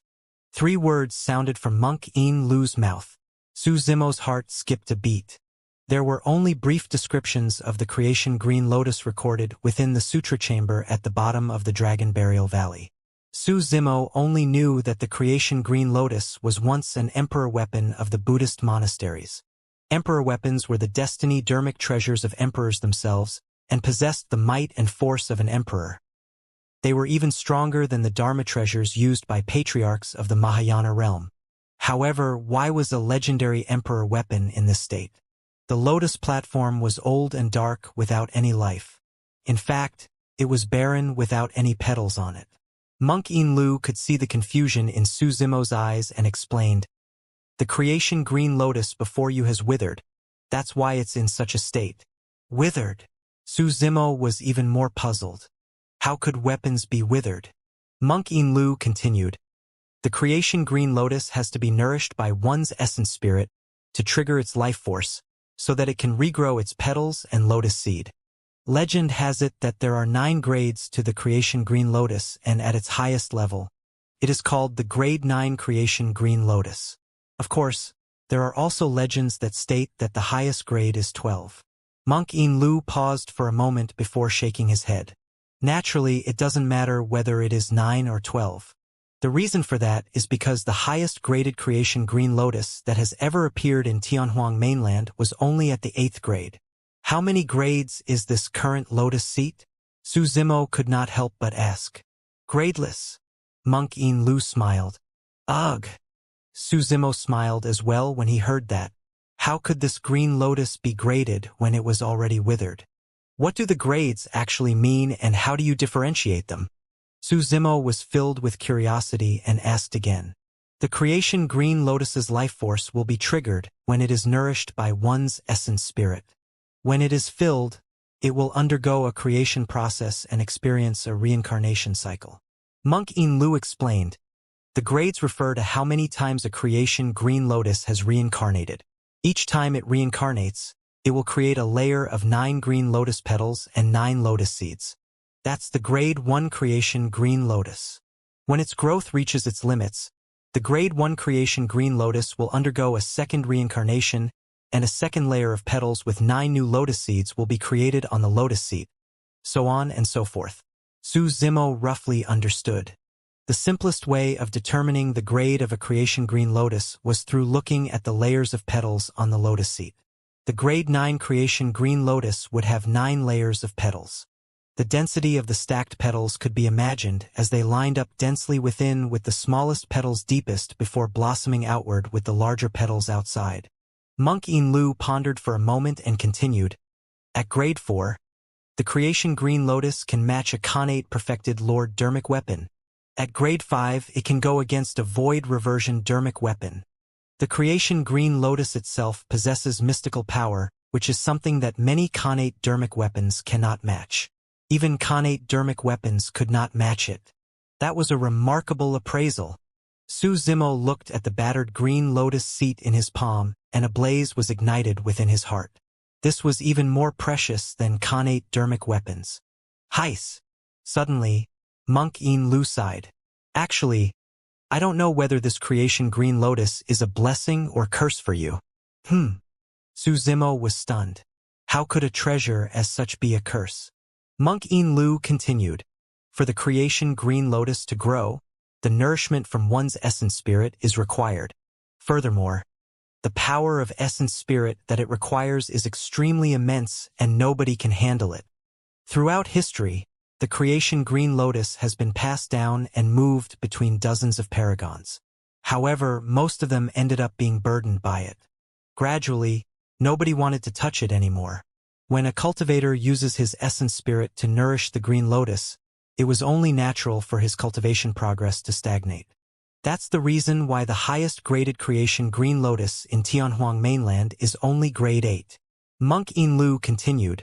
Throughout history, the ancient Buddha Emperor was the only one who nurtured the grade 8 creation Green Lotus thanks to his unparalleled wisdom, determination, and boldness.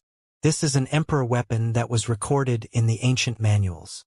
Even with the power of the Buddha Emperor, he did not dare to attempt to grow it to grade 9.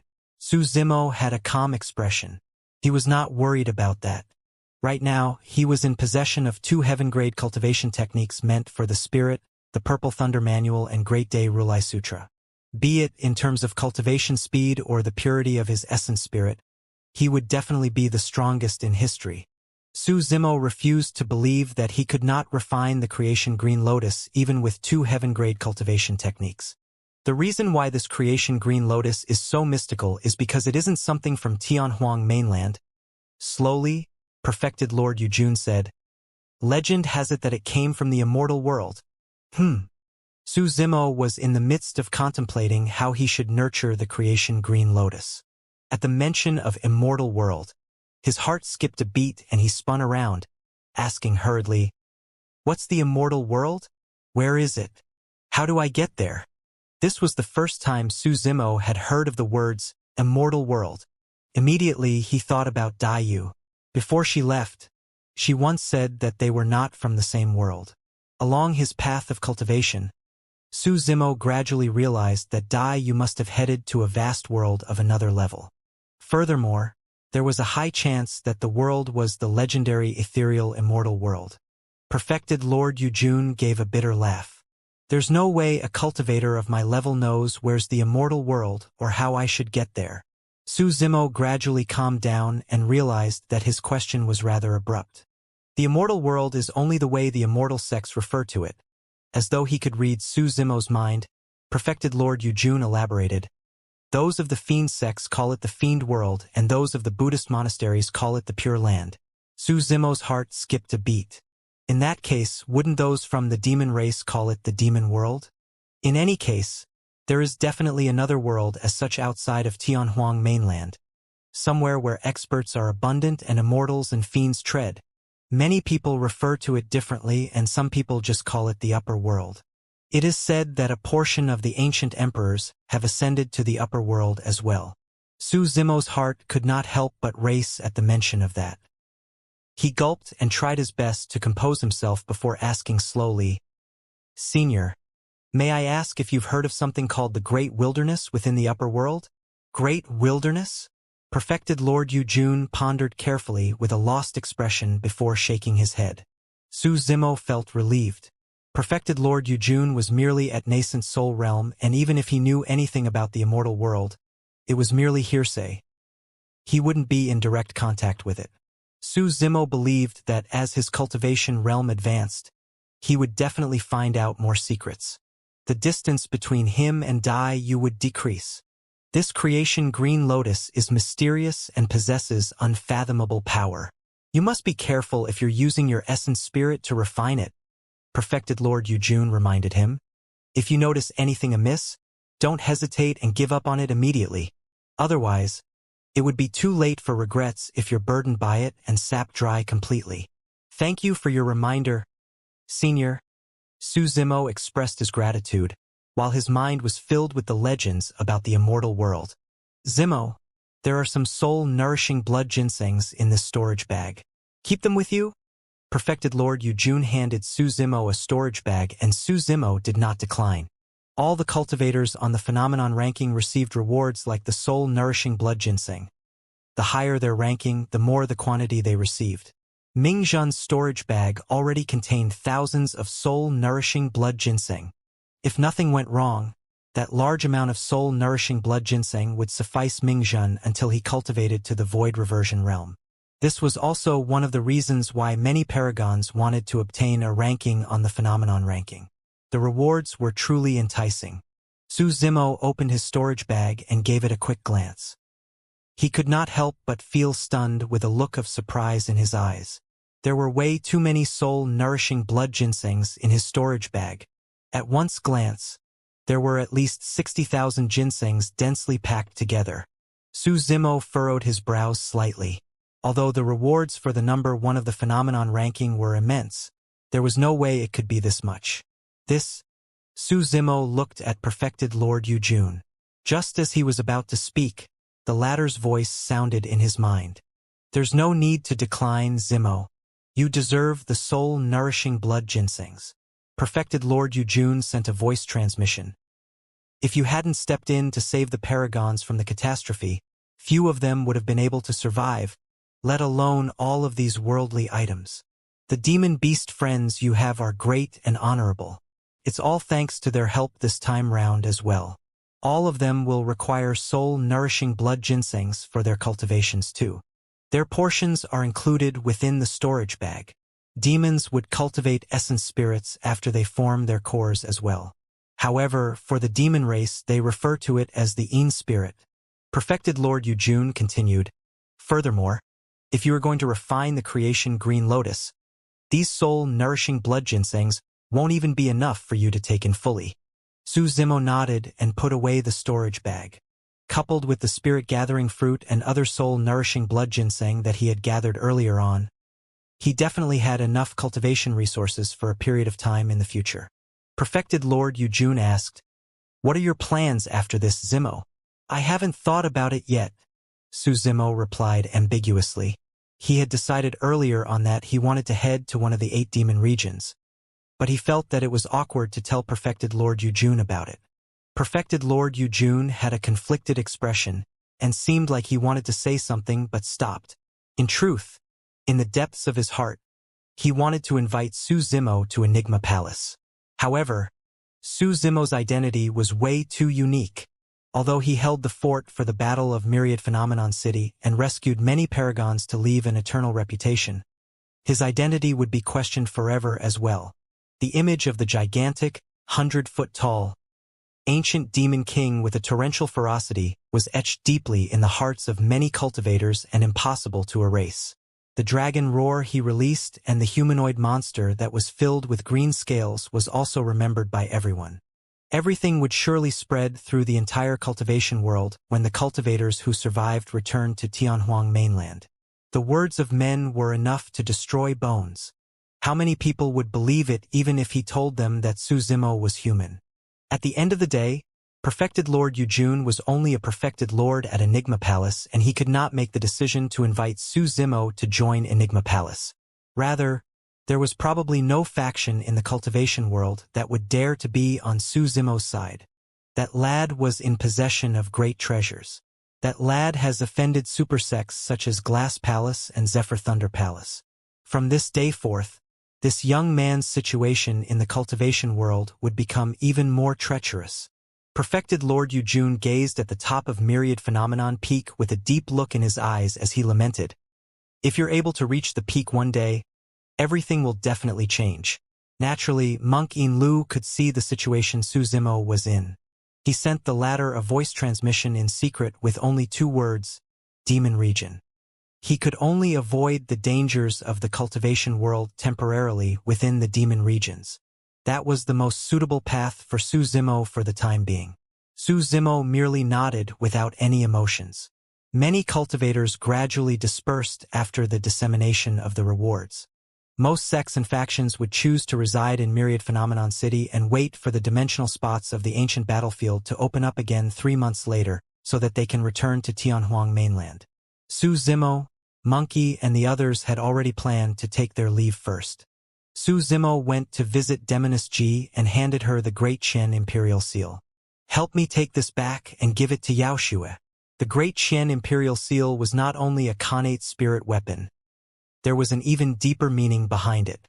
Su Zimo had already intended to hand it over to Yaoxue the moment he got his hands on it. Nothing else. That's all. A fragrance wafted over. Demoness Ji closed in to Su Zimo with an unfriendly expression and grit her teeth.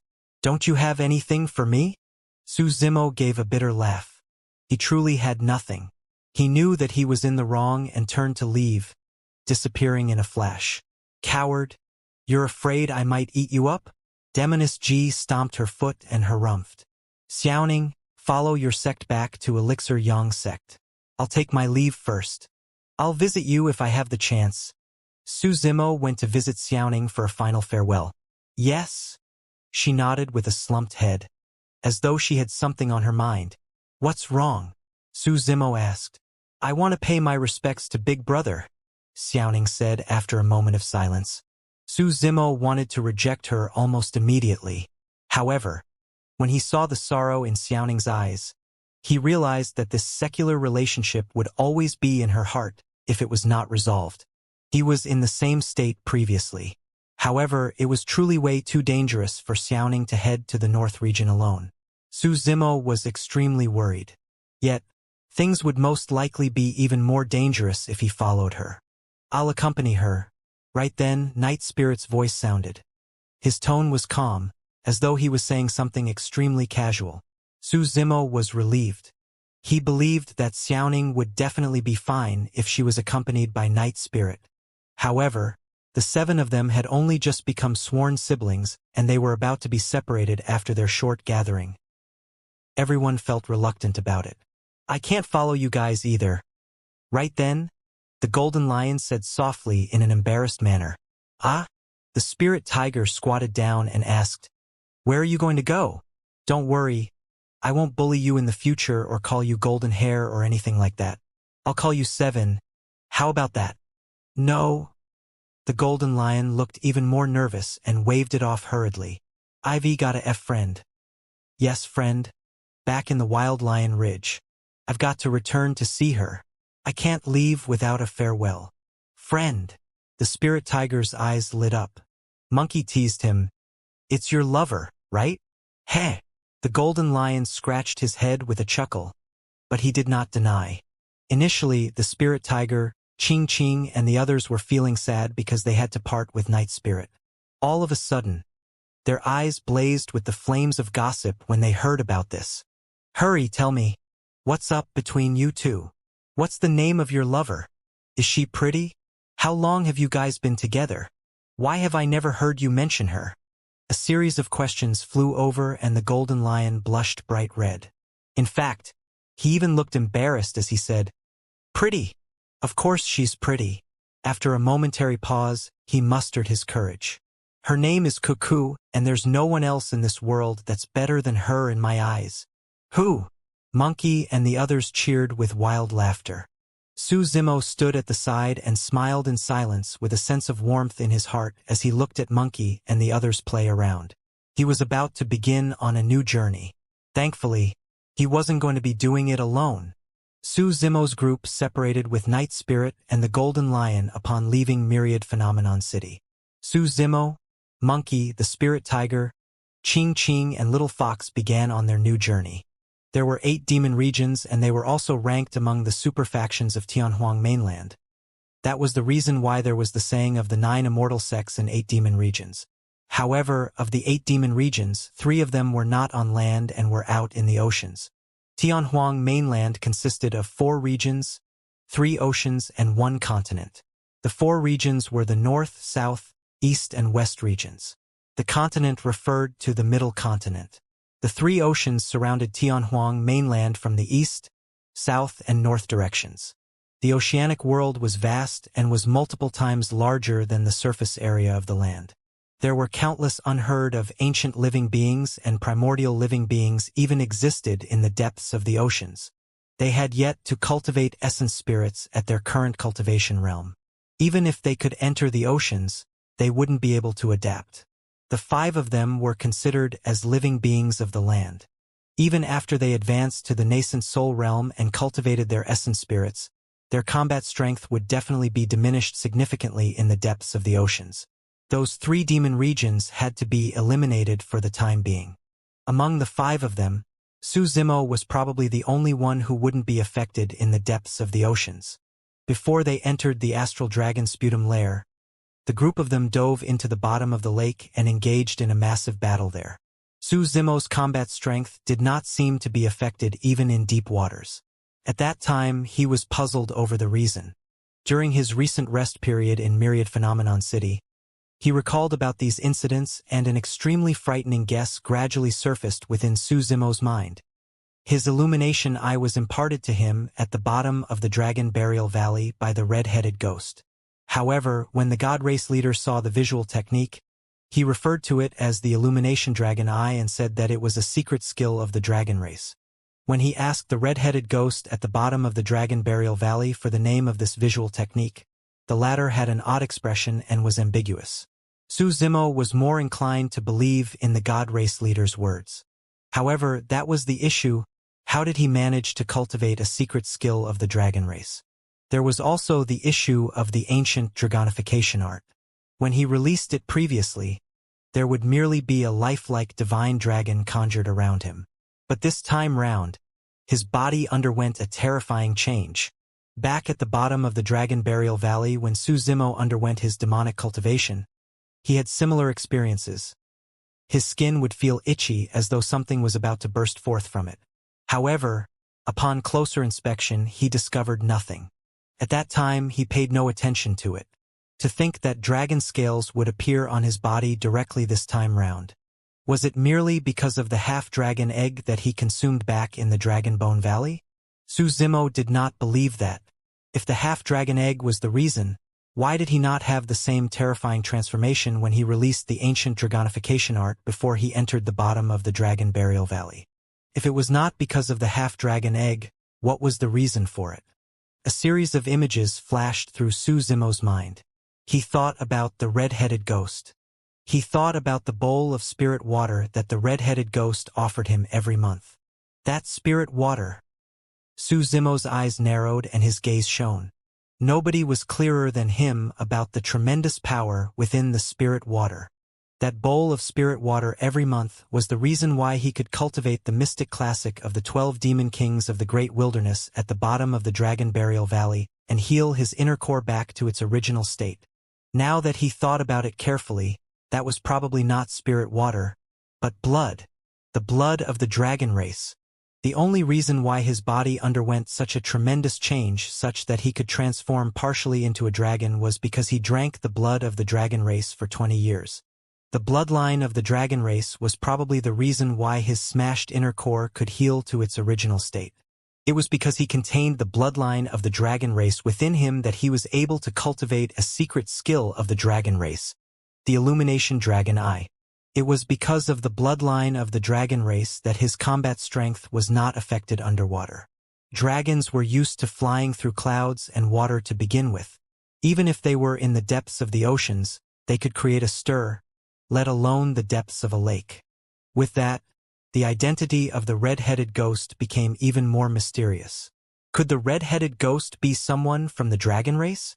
A bold thought crossed Su Zimo's mind that even gave himself a shock. What was the background of a chained dragon in the backyard at the bottom of the Dragon Burial Valley? Su Zimo could not help but recall the catastrophe from 10,000 years ago. However, there were many things that would not make sense even if the red-headed ghost was the dragon of the catastrophe. "What are you thinking about, young master?" Little Fox closed in when she saw Su Zimo frowning in deep thoughts and could not help but ask. "It's nothing," Suzimo shook his head and suppressed the thoughts momentarily. Unless he asked the old monk and the red-headed ghost personally, any conclusion he came to would merely be a fragment of his imagination. After the 3 oceanic demon regions were eliminated, the North region was eliminated as well. Apart from the threat of Glass Palace, Suzimo was worried about the Dragon Bone Valley. The Dragon Bone Valley was one of the 9 forbidden grounds. There was a chance that the existences within the Dragon Bone Valley might create trouble for him if he released the bloodline of the dragon race from within his body. There were not many choices left after the North region was eliminated. There were only the demon regions of the South, East, and West regions as well as the Middle Continent. No matter which demon region we're in, we should lay low the moment we arrive and not attract any trouble. In a rare expression of seriousness, the spirit tiger's usual cheeky behavior was gone. Beasts and birds roam the demon regions and it is filled with danger. At our level, we're among the lowest tiers among them. We can only protect ourselves after we cultivate our own spirit and advance to become low-level fiend demons. The low-level fiend demon that the spirit tiger referred to was the equivalent of a nascent soul in the cultivation world. Even a low-level fiend demon could reign supreme in a place like the Tsonglang mountain range. However, within the 8 demon regions, they could only barely ensure their own survival. Are there any factions within the demon regions as well? Qing asked. Among the 5 of them, Monkey and the Spirit Tiger were the only ones who had lived in the demon regions before and understood more about them. The Spirit Tiger jolted at Qing's question and said hurriedly, "There are multiple factions within the demon regions and it's survival of the fittest with a strict hierarchy of levels. If you can cultivate to become a mid-level fiend demon, you can gather some lesser demons and reign as a king." Monkey's eyes lit up at the mention of reign as a king and licked his lips. He seemed to possess a fervent obsession towards being a king. Mid-level fiend demons possess a territory of their own and have many lesser and low-level fiend demons under their control. They are known as territorial lords. Mid-level fiend demons were equivalent to void reversions of the cultivation world. The Spirit Tiger continued, "If you become a high-level fiend demon, you'll be amazing. Every single high-level fiend demon within the demon regions are overlords. All the territorial lords within their jurisdiction have to obey their orders unquestionably. High-level fiend demons were equivalent to the dharma characteristics of the cultivation world. At that point, be it Monkey or the Spirit Tiger, their eyes revealed hopeful looks. How glorious would it be if they became overlords within the demon regions and could command groups of demons?" Suzimo asked, "If the mid-level fiend demons are territorial lords and the high-level fiend demons are overlords, what comes after that?" "Grand demons are above high-level fiend demons. They are equivalent to the conjoint bodies of the conjoint body. Although they don't belong to any factions or possess any territories, all grand demons are completely unrestricted and can roam the demon regions freely." The spirit demon said enviously, "Even an overlord has to bow in the face of a grand demon and listen to its orders obediently." The ancient battlefield was about to be shut off in another 3 months. During this period of time, Suzimo, Monkey, and the others roamed the battlefield freely and collected as many soul-nourishing blood ginsengs as they could. The 5 of them were at the peak of their core formations and would require soul-nourishing blood ginseng to raise their cultivation realm and refine their essence spirits after advancing to the nascent soul realm. For something like the soul-nourishing blood ginseng, it was definitely the more the merrier. The term nascent soul referred to how the essence spirit resembled an infant. How was an essence spirit cultivated? Ancient sayings mentioned that one could see spirits after they broke through the voids. That spirit referred to the essence spirit. In that case, what were the voids? How should one break through the voids? The essence spirit resided in a mysterious region within the brain in the depths of the glabella. It was known as the Niwen Palace or the Spirit Platform. This was a secret place that the human body could not come into contact with. It was said that a living being's soul was contained within. Prior to this, cultivators had difficulties coming into contact with the Spirit Platform no matter how they tried to cultivate. There was a barrier between the human body and the Spirit Platform. That barrier was what the void referred to. To break through the void was to break through the barrier. At the peak of core formation, when the power of one's core was at its limits, a cultivator could attempt to break the barrier by controlling their will. If they could break the barrier, they would arrive at where the spirit platform was. A living being's soul was incorporeal. It was merely an empty ball of light. After the void was broken through and the golden core arrived at the spirit platform, resplendent light will fill the place and turn it pure white. Upon contact, the soul will form something corporeal like a newborn infant. That was the nascent soul. It was also the essence spirit. The human body was extremely mysterious and was a world of its own. The process of using the golden core to break through the void was the process of communicating with the universe. That was the reason why cultivators could utilize heaven and earth powers after cultivating an essence spirit, making use of dermic powers that were even more terrifying and stronger than spirit energy. However, Su Zimo's situation was different from others. He did not only have a golden core within his body, he had an inner core as well. Nobody knew what changes would happen if he broke through given those circumstances. For 3 months, the 5 of them encountered a lot of battles of various intensities.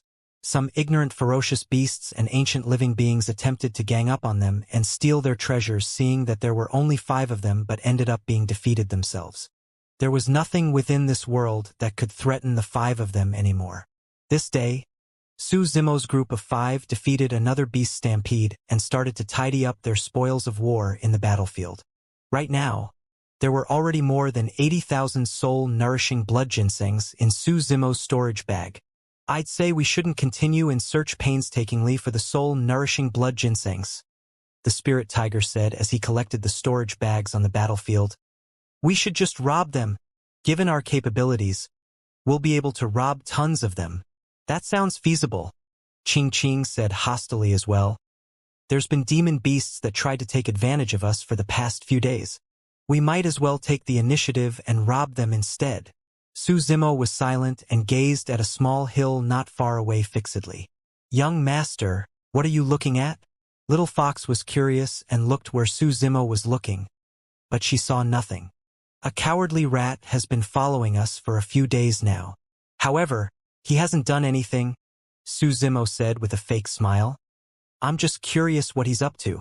Huh? Where? Little Fox asked with widened eyes. Su Zimo raised his head slightly and chuckled. Hiding right beneath that small hill. Monkey. The spirit tiger and Ching's gazes turned over as well.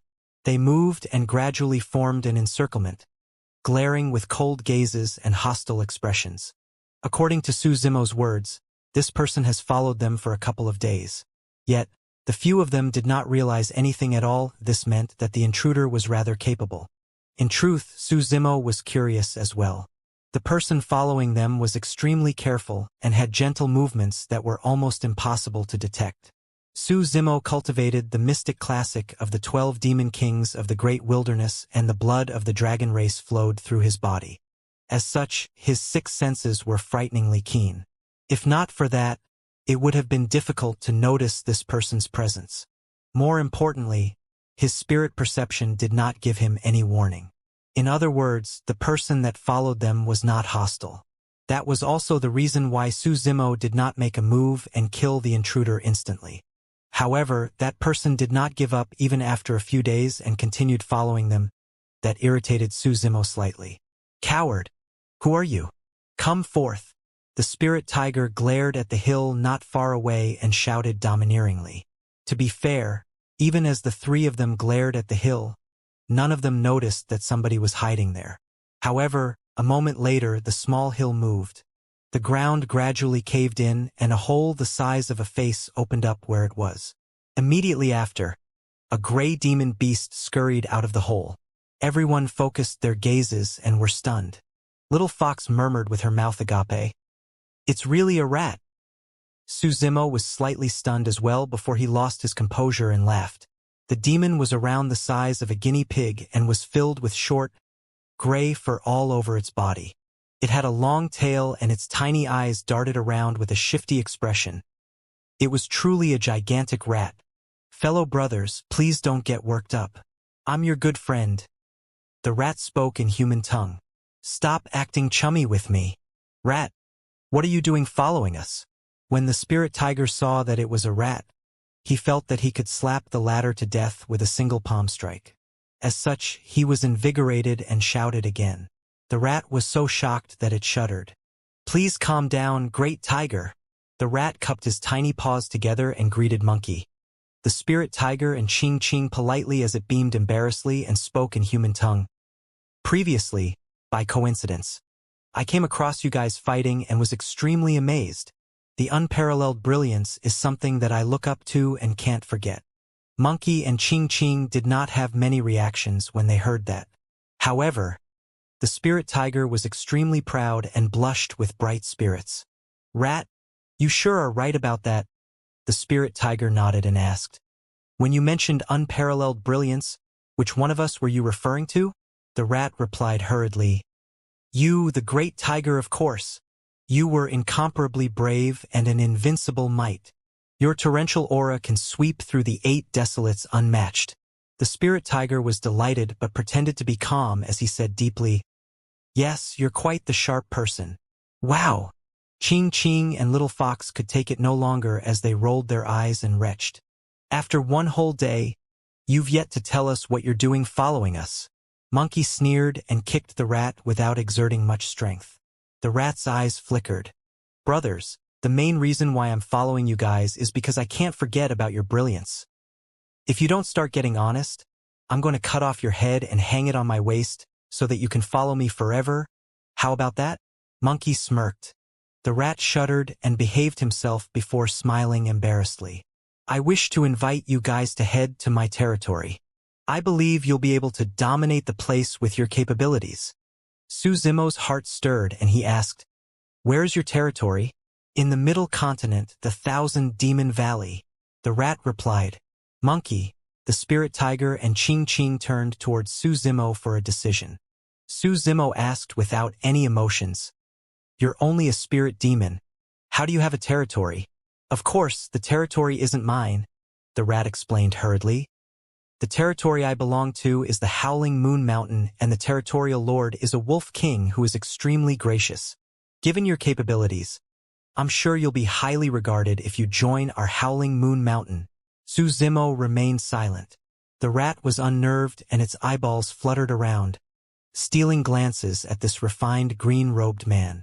After following them for a few days, it could naturally tell that the green-robed man was the leader of the group. Although the monkey and tiger were ferocious, the rat felt that this green-robed man was even more frightening and unfathomable. The rat's combat strength was ordinary, but it was capable. Otherwise, it would not have been sent into the ancient battlefield. Its greatest capability was moving in stealth. As long as it was careful in the 1,000 Demon Valley, even low-level fiend demons would be hard-pressed to detect its presence. However, this green-robed man discovered him instantly, and he had nowhere to hide. What was even more frightening was that even after a few days of observation, the rat discovered that it could not read this man at all. Or rather, it did not know whether this was a human or a demon. "All right." Just as the rat was about to sweat, Suzimo nodded slowly and agreed to it. If they wanted to leave the ancient battlefield and head to a demon region, they had to locate its corresponding teleportation point. Without help from anyone, the search for the teleportation points would be akin to searching for a needle in a haystack for the 5 of them. There was no guarantee that they could locate the right one. The 5 of them had yet to settle on the demon region they wanted to head to. Right now, this was an opportunity. They could save quite a bit of trouble if they followed this rat to the 1,000 Demon Valley. The 1,000 Demon Valley was located in the Middle Continent. The Middle Continent could be considered as the most flourished region of the Cultivation civilization. Most of the super sects, Elixir Yang sect, Thousand Crane sect, and Tomb sect included, were located in the Middle Continent.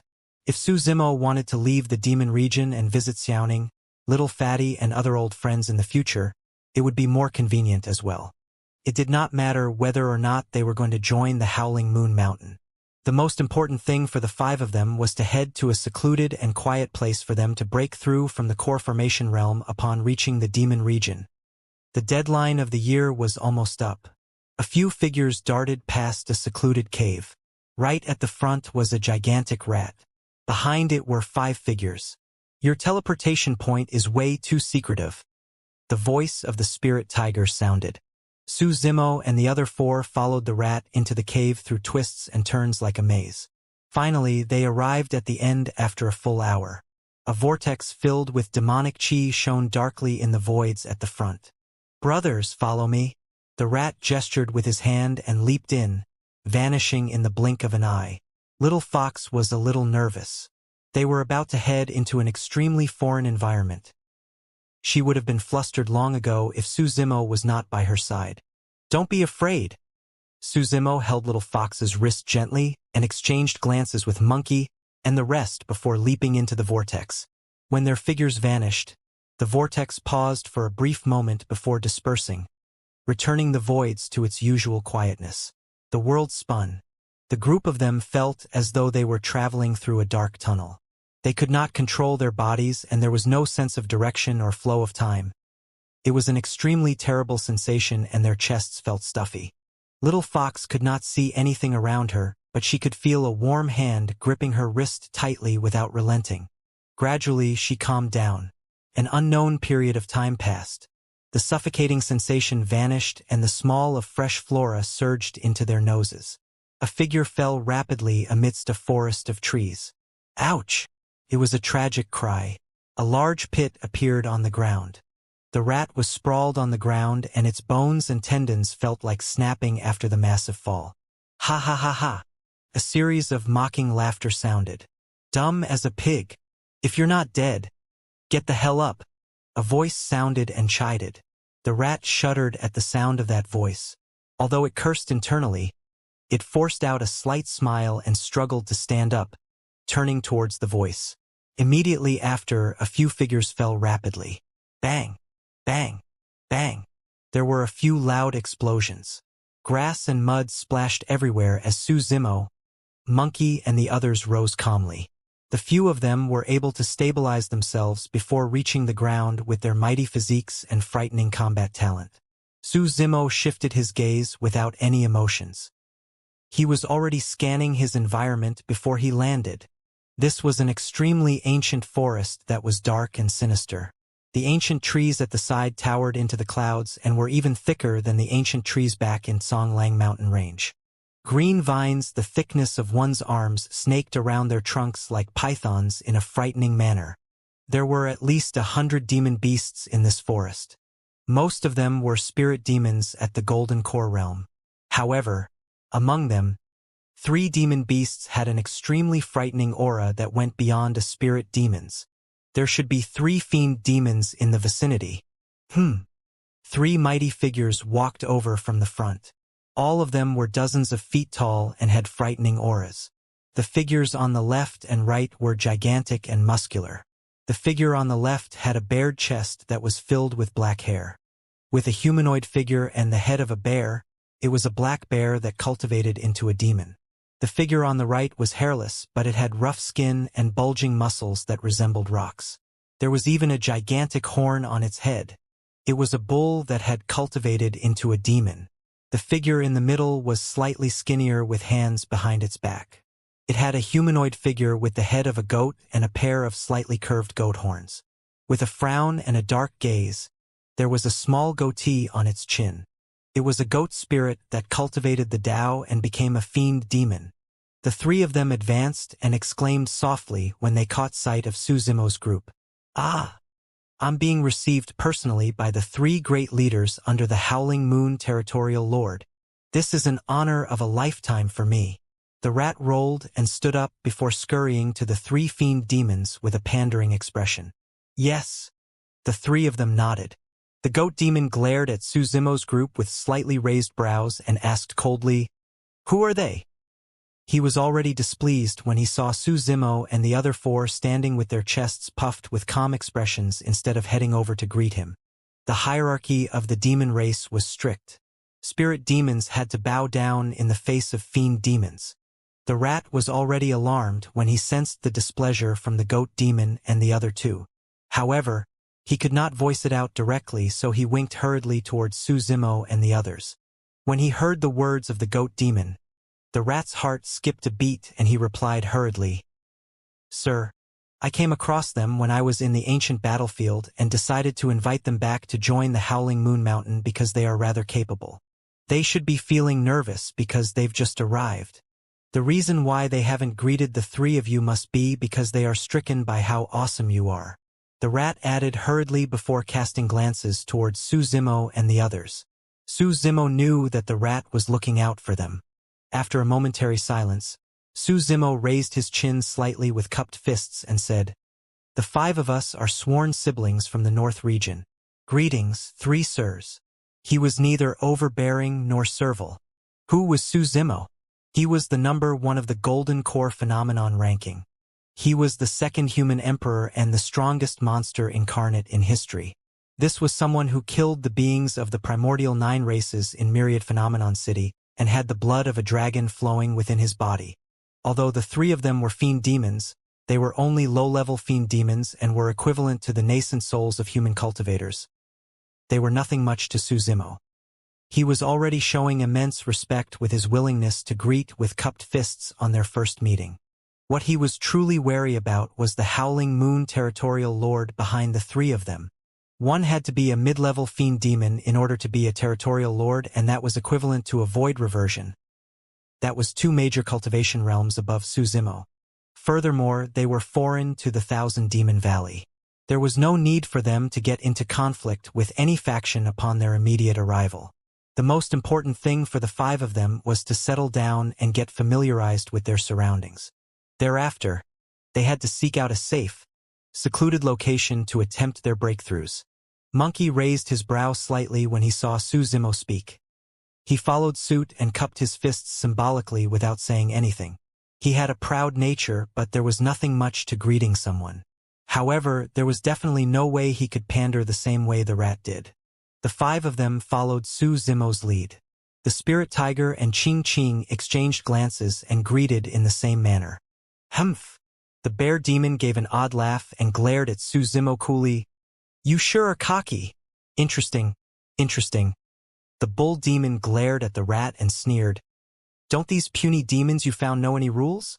Although the bull demon was smiling, his eyes were filled with pure coldness. The goat demon was expressionless and glared at Su Zimo for a long time. His brows were knitted subtly and only unfurled after it seemed as though he could not make out anything. The rat wiped away his sweat in secret and said, "3 sirs, please don't be angered.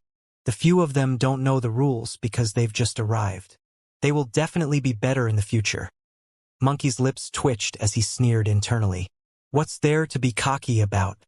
Once I break through from the core formation realm and become a fiend demon, anyone of your level will be bashed to death by my rod one after another." The rat continued, "3 sirs, don't worry. The 5 of them are not weak. They will definitely become capable subjects for the Howling Moon territorial lord in the future. A monkey, a tiger, and an immortal crane."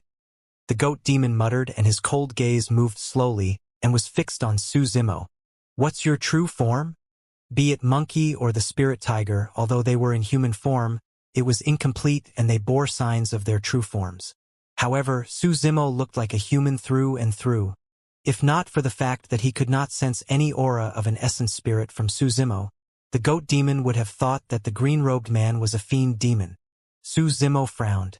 Although he emanated demonic chi, he was not a demon to begin with. How could he have a true form? He might be able to get through saying that he was half a dragon, but would the 3 people before him believe his words? Right then, the goat demon's eyes sharpened as he glared behind Su Zimo before hollering, "That woman? Stand forth." The expressions of Monkey, the spirit tiger, and everyone else darkened immediately. A frail figure slowly appeared. It was none other than Little Fox, who was hiding behind Su Zimo in silence. Little Fox looked flustered. However, she had been through bloodshed in the ancient battlefield after all and had turned much more courageous. She composed herself and greeted the 3 fiend demons politely before saying in a soft voice, "Greeting 3 sirs." Little Fox was way too beautiful. Her body was curvy and innately bewitching. Charm was exuded from head to toe of her body. Even without releasing the bewitchment techniques of the fox race, most people would feel frustrated and worked up at the mere sight of Little Fox. This lass is decent. The black bear demon smacked his lips and smirked. The bull demon pouted his lips. It's a pity that her frame is too small and frail. She can't take any roughness at all. The black bear demon nodded in agreement. The goat demon sized Little Fox up brazenly and suddenly asked, "Fox race." Little Fox had transformed into a human completely, and there were no flaws in her outer appearance. Yet the goat demon was able to see through her true form instantly.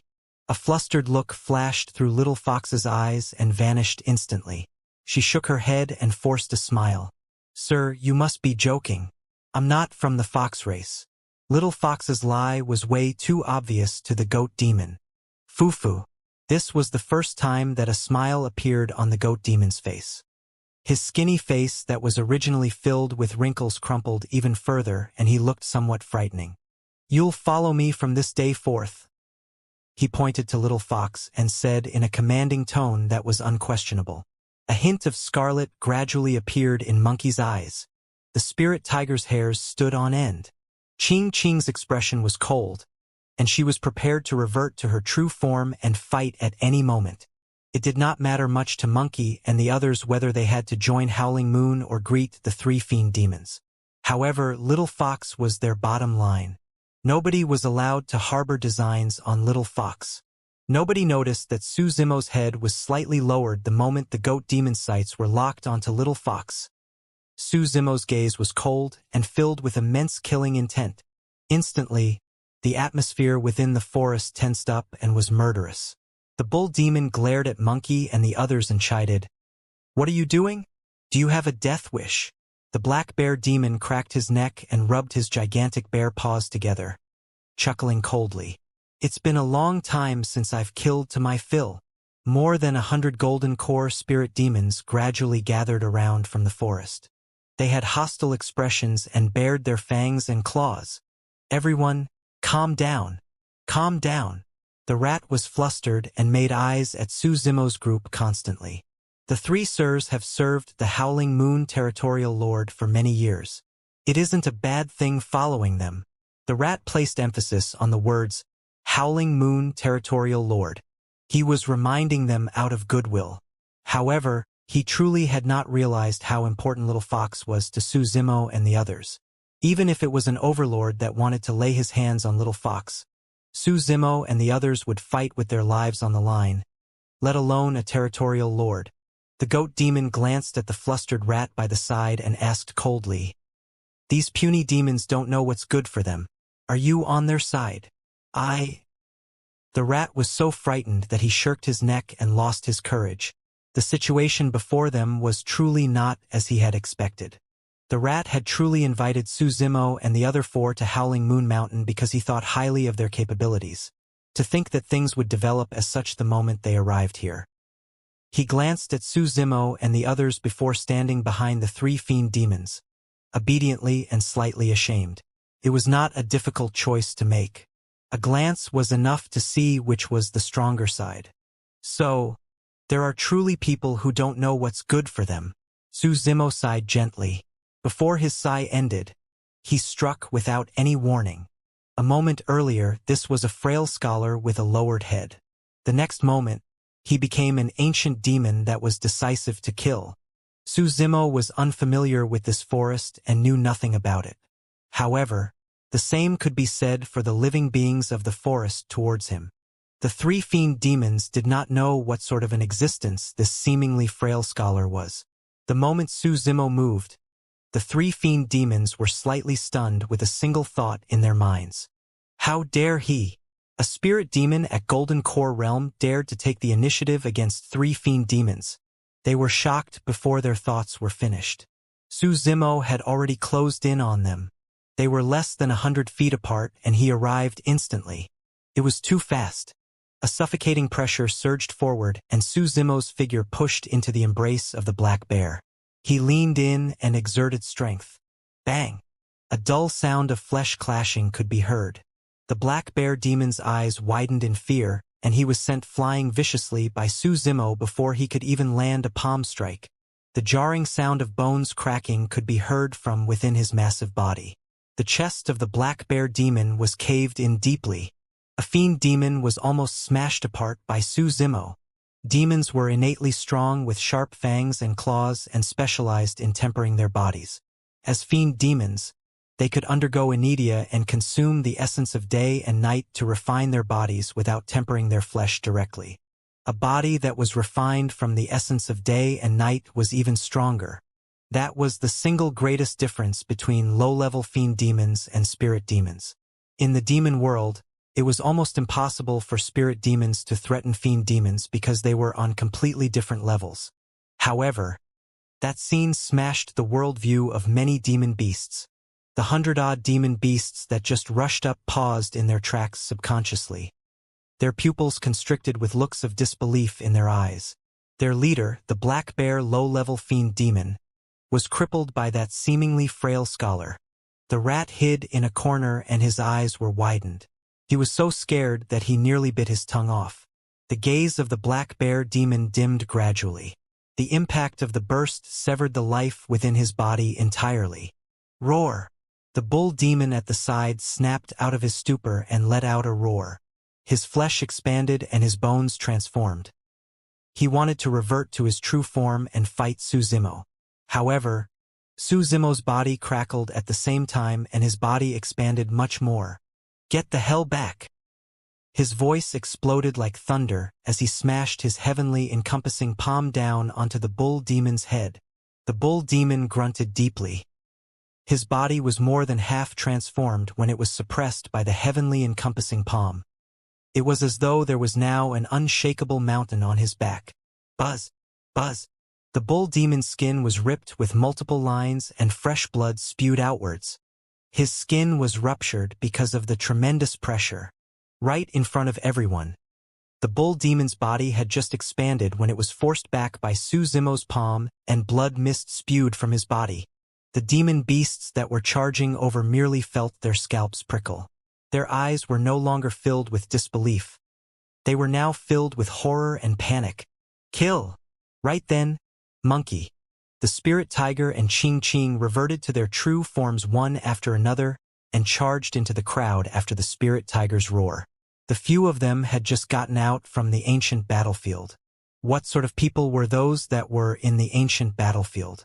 Be it human cultivators or demons, they were all the paragons and elites of the Golden Core realm.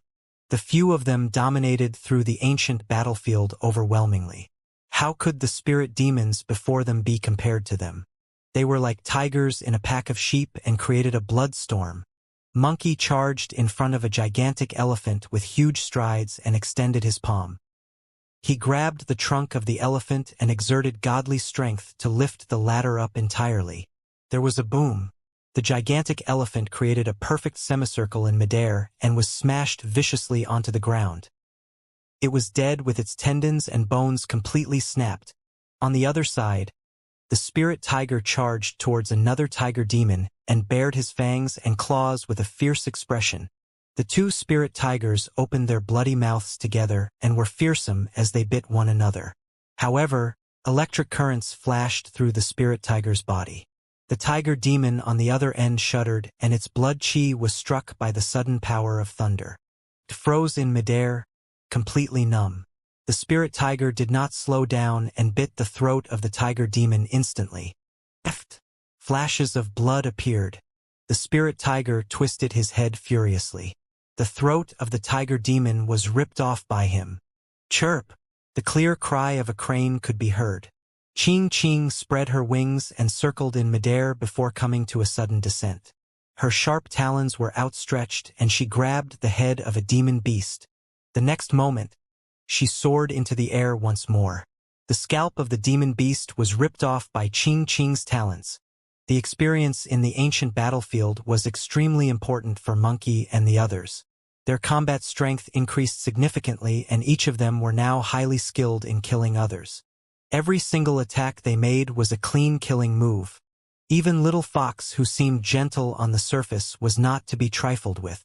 There was a demon beast that attempted to approach Little Fox earlier on and capture her alive.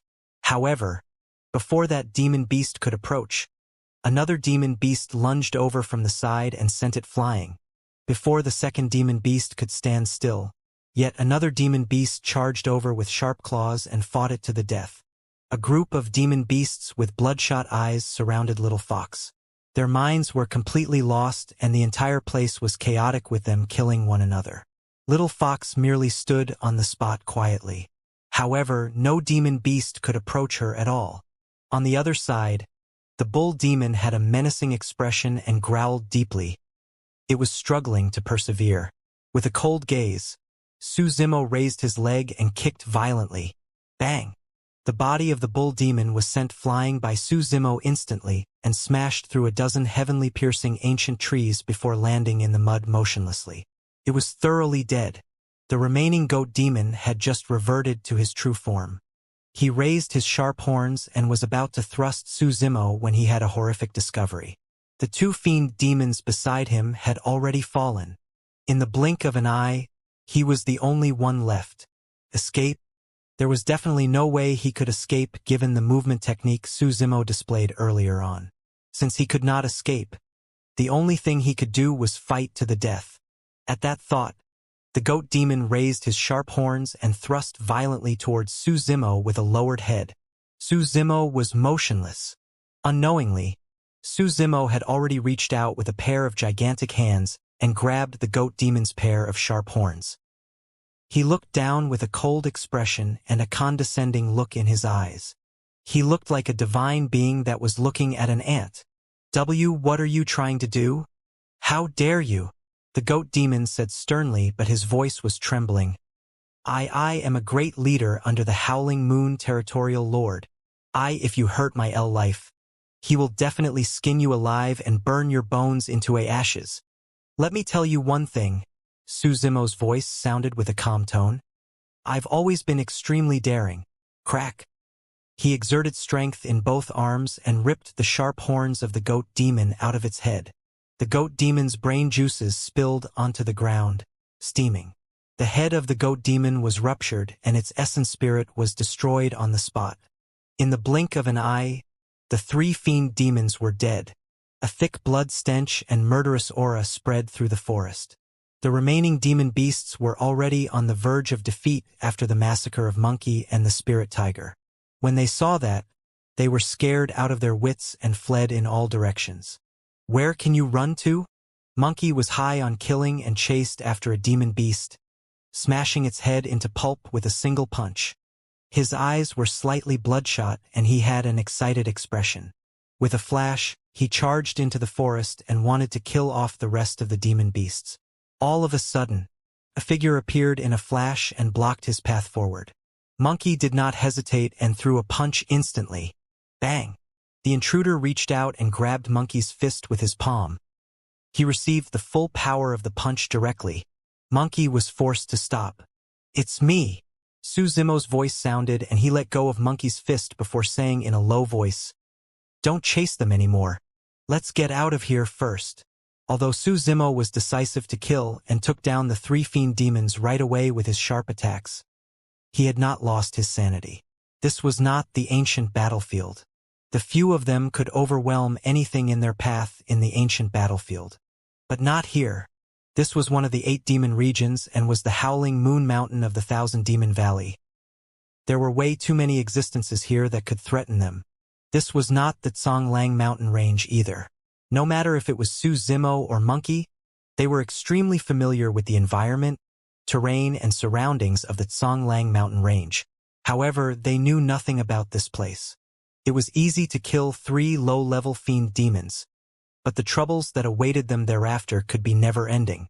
If they continued to chase after the fleeing demon beasts and waste more time, they would be in even greater danger.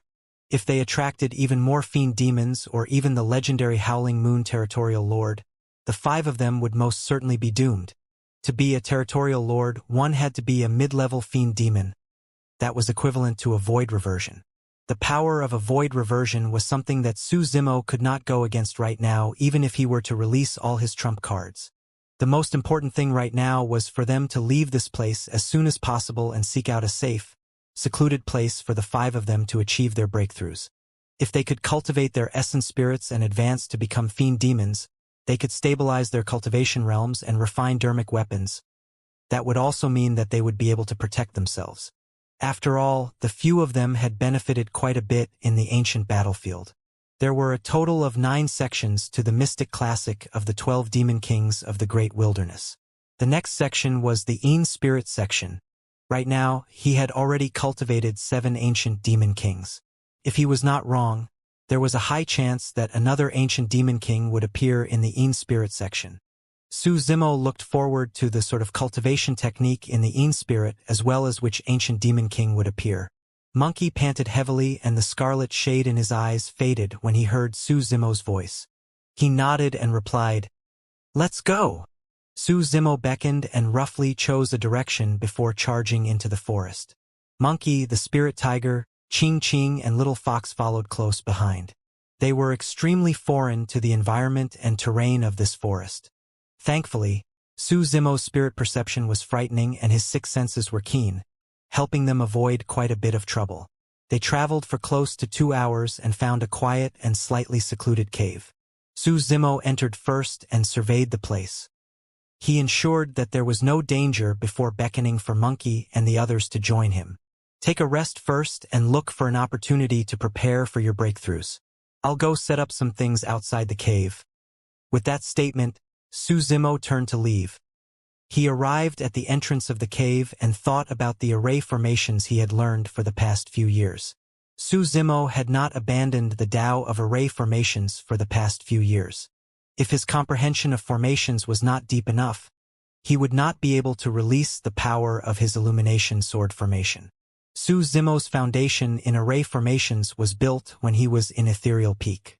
However, he learned of many high-end secret formations from the Sutra Chamber at the bottom of the Dragon Burial Valley. After a momentary silence, Su Zimo began setting up array formations. He did not dare to be careless given that they had just entered the demon regions. The only way they could ensure that nothing went wrong was if he set up some concealment and illusion formations to disguise their location. Spirit chi surged out from Su Zimo's fingertips and converged into a sword that drew out formation patterns on the ground. His process of setting up the formation was not entirely smooth. From time to time, the presence of spirit demons in the vicinity would appear. In order to prevent exposure, Su Zimo would pause each time he sensed the presence of a spirit demon and only continued to set up the formations after the spirit demon left. In less than half a day, news of the death of the 3 fiend demons had already spread everywhere. As time passed by, the number of spirit demons that passed by the area increased. All of them had grim, hostile expressions. It was clear that they were searching for something. Thankfully, none of the spirit demons discovered the existence of the cave. Nighttime. A few different sets of breathings could be heard from within the pitch-black cave. Demonic chi rumbled along with the breathing sounds and spread within the cave, turning richer. Be it the breathing sounds or the thick demonic chi, everything was contained within the cave, isolated through the formations at the cave entrance. At the cave entrance, Su Zimo sat on the ground and gazed backwards. Monkey, the spirit tiger, Ching Ching and Little Fox did not show any signs of breaking through after half a day. All of them were at the peak of the core formation realm and were a single step away from crossing it. However, it was no simple task breaking through from a major cultivation realm such as the core formation realm. One had to compose themselves and gather their chi for a breakthrough as such. From the unknowns, they had to sense a mysterious opportunity for things to work out. It was like an adrenaline rush. If they were obstinate and tried to force a breakthrough without the right opportunity, they would end up being frustrated and result in chi deviation. Su Zimo did not attempt for a breakthrough and merely chose to guard the place. The process of breaking through a major realm was critical and must not be disturbed. They were in a dangerous place. If the 5 of them were to attempt breakthroughs at the same time and met with danger without anybody guarding, they would definitely be severely injured and their cultivation foundations would be destroyed. Slowly, Su Zimo closed his eyes and relaxed his mind. Outside the cave, crickets chirped and frogs croaked. Insects and ants scuttled around. Wings flapped through the air. Although his eyes were not open, Su Zimo was able to visualize the way the birds soared through the air. It was a mysterious sensation. It was peaceful and calm. An unknown period of time passed. All of a sudden, Su Zimo's heart skipped a beat and his eyes jerked open like two flashes of lightning that tore through the dark night. Right then, the sounds of the crickets chirping, frogs croaking, birds and beasts had suddenly disappeared. It was like the calm surface of a lake with a rock cast into it. The original tranquility was disturbed. Slowly, Su Zimo rose with a cold expression and his eyes flickered frostily. It was silent outside the cave. However, he knew that there were dangers abound, waiting to kill them. How could that be? How could his location be exposed? Su Zimo had many questions in his mind. He was certain that he was not trailed by any spirit demons along the way before they found this place. He was also certain that no spirit demon saw them enter the place. Furthermore, there was a concealment formation outside the cave entrance. How were they discovered this quickly? Shadows of trees swayed outside the cave, looking particularly sinister under the guise of the night. All of a sudden, a shuffling sound could be heard from the depths of the forest. One after another, green pupils appeared from the darkness, shining with excitement and violence. They approached the cave and one after another, the figures of spirit demons turned clearer. 100, 200, the number of spirit demons was still increasing even after 500. At the front of the group were more than 30 demon beasts that were mounted by human figures. The figures looked no different from human cultivators and they wore various Tao robes as well. There were old men with long white hair, beautiful middle-aged women with revealing outfits, muscular, burly men. There were naturally no human cultivators in this demon region. There was only a single possibility for those human figures to look no different from human cultivators. Fiend demons. More than 30 fiend demons had appeared at the same time. In front of the group of fiend demons, two figures possessed extremely powerful auras. Although they were also low-level fiend demons, it was clear that they were superior to the other fiend demons. A soaring leopard and an intermediate tiger. The Howling Moon Territorial Lord had 7 great protectors under him, and they were the 7 strongest low-level fiend demons that slaughtered their way to the positions. The soaring leopard and intermediate tiger were among the 7 protectors. Although the goat and the other 2 from earlier were also fiend demons, they were way inferior to the 7 protectors of Howling Moon Mountain in terms of strength or status. Right now, the 2 protectors were here with more than 30 low-level fiend demons and many spirit demons. It was clear how important this matter was to them. The soaring leopard and intermediate tiger rode on demon beasts and looked down from above, frowning slightly as they swept their gaze across a stone wall not far away. There were a few veins on the stone wall and it did not seem like a cave at all. If the both of them had not received trustworthy information, they would not have seen anything wrong about this place even if they passed through it. All of a sudden, the stone wall shimmered with a series of ripples like a water screen. A figure walked out from within. The person wore green robes and had refined features. He swept his gaze at the army of demons with a calm expression without any fear or panic. Immediately after, 4 more figures appeared. It was Su Zimo's group of 5. Now that the enemy had already located them and was about to corner them, Su Zimo had no intention of leaving things to luck. Rather than hiding and praying in the cave for them not to be found, he'd rather walk out directly. There were only concealment and illusion formations at the cave entrance. If there were sufficient spirit demons charging at it at the same time, the formation could be broken, let alone the power of the fiend demons. Very good. The soaring leopard clapped with a smile and nodded. You are self-conscious and smart. As long as you cooperate, you can suffer less. Chi! Monkey pouted his lips and rolled his eyes as he gave a stifled laughter with a disdainful look on his face. The smile on the soaring leopard's face froze momentarily. As one of the 7 great protectors of Howling Moon Mountain, he was someone that could command almost everything in this territory. How would a demon beast dare to mock him? A commotion broke out in the demon beast army around them as well.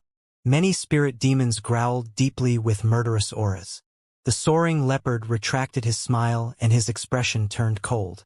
I won't care about the others for now, but I'm going to take that monkey's life. Tisk, tisk. Monkey smirked indifferently. We don't know whose life is going to be taken just yet. Exactly. The spirit tiger sneered as well. I can brag as well. Who are you trying to scare? Little tiger cub. How dare you behave so insolently before me? The intermediate tiger at the side roared all of a sudden and released the unique howl of the tiger race. The forest shook and evil winds gusted as a rampant might rippled everywhere. The lineage of the intermediate tiger's true form was an ancient remnant beast of the tiger race. When he saw that the spirit tiger was only an ordinary tiger, he was filled with disdain and wanted to suppress the spirit tiger using his might of the tiger race and the aura of his bloodline. However, there was no way he could know that the spirit tiger's current bloodline was no longer something that he as an ancient remnant beast could deal with. The spirit tiger had cultivated the Void Thunder manual back in Ethereal Peak. His bloodline possessed the power of thunder.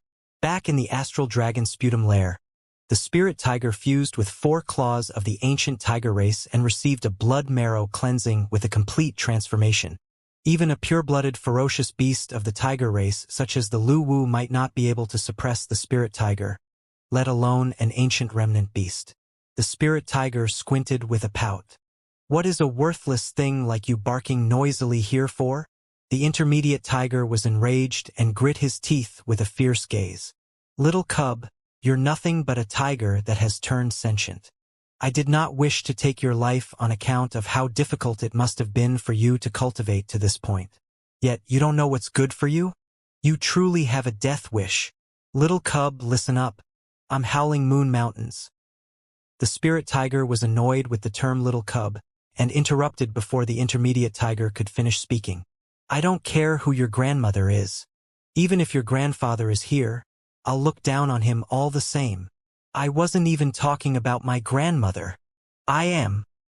The intermediate tiger was so furious that his mouth cramped and he almost spat out blood. What's the point of wasting our breath on them? Let's capture them first. The soaring leopard had a cold gaze and glared at Monkey, who was not far away before waving his hand. The ground shook. Spirit demons surged forward from all directions. More than 30 fiend demons rushed forward as well, and only the 2 protectors, the soaring leopard and intermediate tiger, stood where they were looking down at the 5 people not far away. To them, Su Zimo's group merely consisted of 5 spirit demons. It was said that they only managed to kill the 3 low-level fiend demons earlier with surprise attacks. There was no way the 5 people before them could defend against the charge of more than 30 low-level fiend demons and an army of spirit demons. They were bound to be defeated instantly. Stay behind me and we'll kill our way out. Su Zimo gave a deep roar all of a sudden. His inner core circulated and scarlet demonic chi surged out of his nose and mouth as crackling sounds could be heard from within his body. Swoosh! Right in front of everyone. Su Zimo's body expanded and transformed into the height of 100 feet tall in the blink of an eye. His black hair danced and his eyes were frightening with a torrential ferocity. Ah! What is this? Many spirit demons saw a gigantic shadow rise from ground up and raised their heads instinctively. Instantly, chills ran down their spines and they felt their scalps prickle. The aura that Su Zimo gave off after his demonification was way too frightening. Even the group of low-level fiend demons were stricken, let alone the spirit demons present. They gasped and felt like insignificant ants against that massive body. The body seemed like it was rinsed with molten steel and shone with a bronze luster. Its muscles bulged up and felt like they contained an explosive might. This was practically an ancient grand demon that swept through the 8 desolates and could devour heaven and earth. Bang! Boom! Boom! Su Zimo's body leaned forward with a stride and his gigantic feet created 2 deep ravines on the ground that seemed like they could split the heavens asunder. The spirit demons before him could not defend against it at all. Some were stomped into meat sludge and others were sent flying through countless ancient trees. The 2 ravines were dyed red with fresh blood. No demon beast could stand in the way of Su Zimo's charge forward. 2 low-level fiend demons at the front were momentarily stunned and could not dodge in time. They were stomped by Su Zimo and their bodies exploded into meat sludge. The demons were shocked. The protectors, the soaring leopard and the intermediate tiger, were stunned as well. They no longer underestimated their opponent and carried grim looks on their faces. What was the true form of that person? Even the two of them felt shudders in the face of that sort of power. Su Zimo led the charge at the front and defended most of the attacks. Monkey, the spirit tiger, Ching Ching and Little Fox followed close behind and fought against many spirit demons that swarmed towards them. There was almost nobody among the spirit demons that could threaten Monkey and the other three. Not even the pure-blooded, ferocious beasts. Die! A cold voice sounded beside Ching Ching's ears. A vulture swooped down at an extremely fast speed and almost descended upon Ching Ching instantly. It reached out with a pair of shimmering talons towards Ching Ching's head. Ching Ching was alarmed. From the aura of the vulture, it was clear that it was a low-level fiend demon. Ching Ching already felt her scalp prickle before the talons of the vulture descended. She did not dare to take it head-on and circulated her inner core with the full burst of her cultivation. She made a sharp turn with her body in midair and dodged the vulture's lethal attack by a hair's breadth. Even so, a tuft of feathers from Ching Ching's body were ripped off and a few drops of fresh blood splattered. Roar! The spirit tiger was furious when he saw that and let out an angry roar. With a leap, he lunged into the air and wanted to drag the vulture down. The vulture flapped its wings with a condescending look and vanished from the spot. At the same time, another low-level fiend demon had already closed in and fought the spirit tiger head-on. The spirit tiger let out a tragic cry and fell from midair, gritting his teeth in pain. Monkey was held back by a fiend demon as well and could not break free immediately. He let out deep growls and his eyes became increasingly bloodshot. The four of them could dominate anybody of the spirit demon level. However, it was difficult for them to secure victory against fiend demons. Even for Monkey, who had the strongest combat strength among them, it was difficult for him to gain the advantage in a fight against fiend demons without entering the berserk state. A low-level fiend demon glared at the spirit tiger and frowned. Although the spirit tiger fell onto the ground in a wretched manner, he managed to struggle and stand up after a few miserable cries. The fiend demon was unable to kill the spirit tiger on the spot, even with its strength. The spirit tiger grit his teeth and gasped. He was secretly alarmed and felt pain all over his body as though his bones and tendons were about to snap. If he had not fused with that 4 unknown tiger claws back in the astral dragon sputum lair, he would have been severely injured or even dead from that single attack. Little Fox used her bewitchment techniques of the fox race and charmed the spirit demons. However, they did not have much of an effect for fiend demons who had cultivated essence spirits. Ching Ching was in an increasingly dangerous situation. The pressure on the four of them was mounting in the chaotic battle. All of a sudden, a gigantic palm appeared from midair and blanketed the skies with a terrifying aura as it crushed down. The vulture looked at Ching Ching, who was not far away, with mocking eyes. Right when it was about to strike again, its vision blackened. An evil gust of wind howled.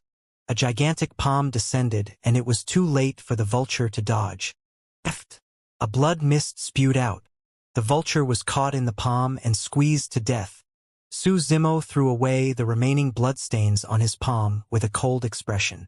He opened his mouth and released an earth-shaking roar to the front. Roar! A massive air current surged out. Green veins popped out on Su Zimo's neck like slithering snakes in a frightening manner. The ancient trees in the vicinity shook.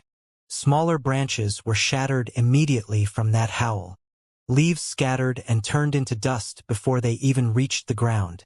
The spirit demons closest to Su Zimo were rooted on the spot with blank expressions.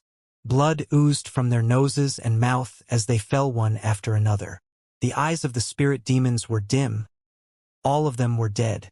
Given Su Zimo's current cultivation, physique, and bloodline, the burst from his voice technique was something that those spirit demons could not withstand. Even the fiend demons that were present shuddered violently. The two fiend demons that were fighting Monkey and the spirit tiger felt their minds go blank and their expressions froze. They were stunned on the spot.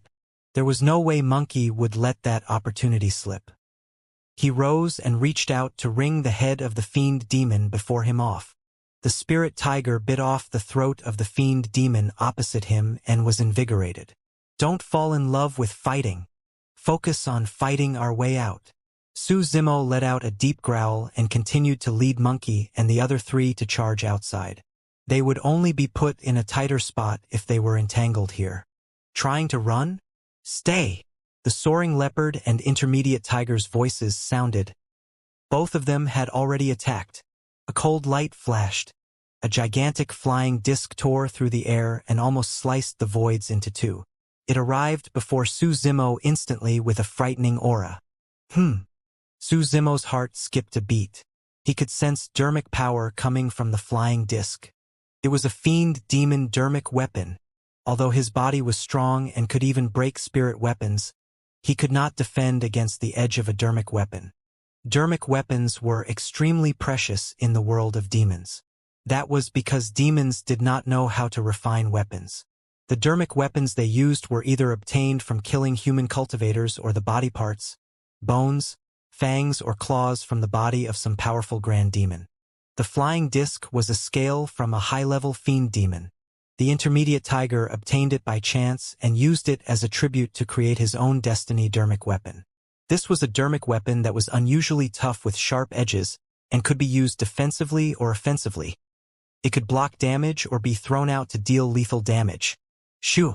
The sound of a sharp blade tearing through the air echoed. The soaring leopard struck and another cold flash of light appeared. Su Zimo could see clearly that the cold light was a dagger that had intricate patterns etched on it. There were 3 patterns and it was clear that this was a weapon created by a human weapon refinement master.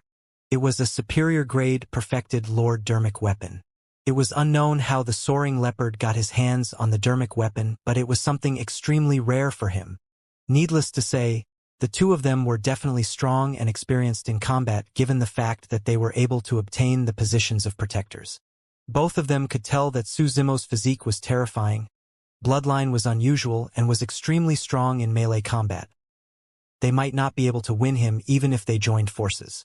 The two of them merely exchanged a single glance before summoning their destiny dermic weapons at the same time to release a furious wave of attacks. The remaining fiend demons gradually snapped out of their stupor from Su Zimo's vocal technique and resumed their charge forward. The 2 dermic weapons arrived instantly. Su Zimo stood on the spot motionlessly, as though he had given up after he knew that he could not dodge it. The soaring leopard and intermediate tiger gripped their fists and their eyes lit up. Immediately after, the excitement in their eyes gradually vanished when they caught sight of what happened. Instead, their eyes were filled with doubt, shock, and disbelief. The demonic chi that surrounded Su Zimo became thicker by the moment. As the demonic chi rumbled around him, gigantic, lifelike demons were swiftly summoned one after another and slowly materialized. The demons emanated an ancient aura, as though they came from the wilderness of the ancient era. Instantly, the weather changed and the world quaked. The entire forest went silent.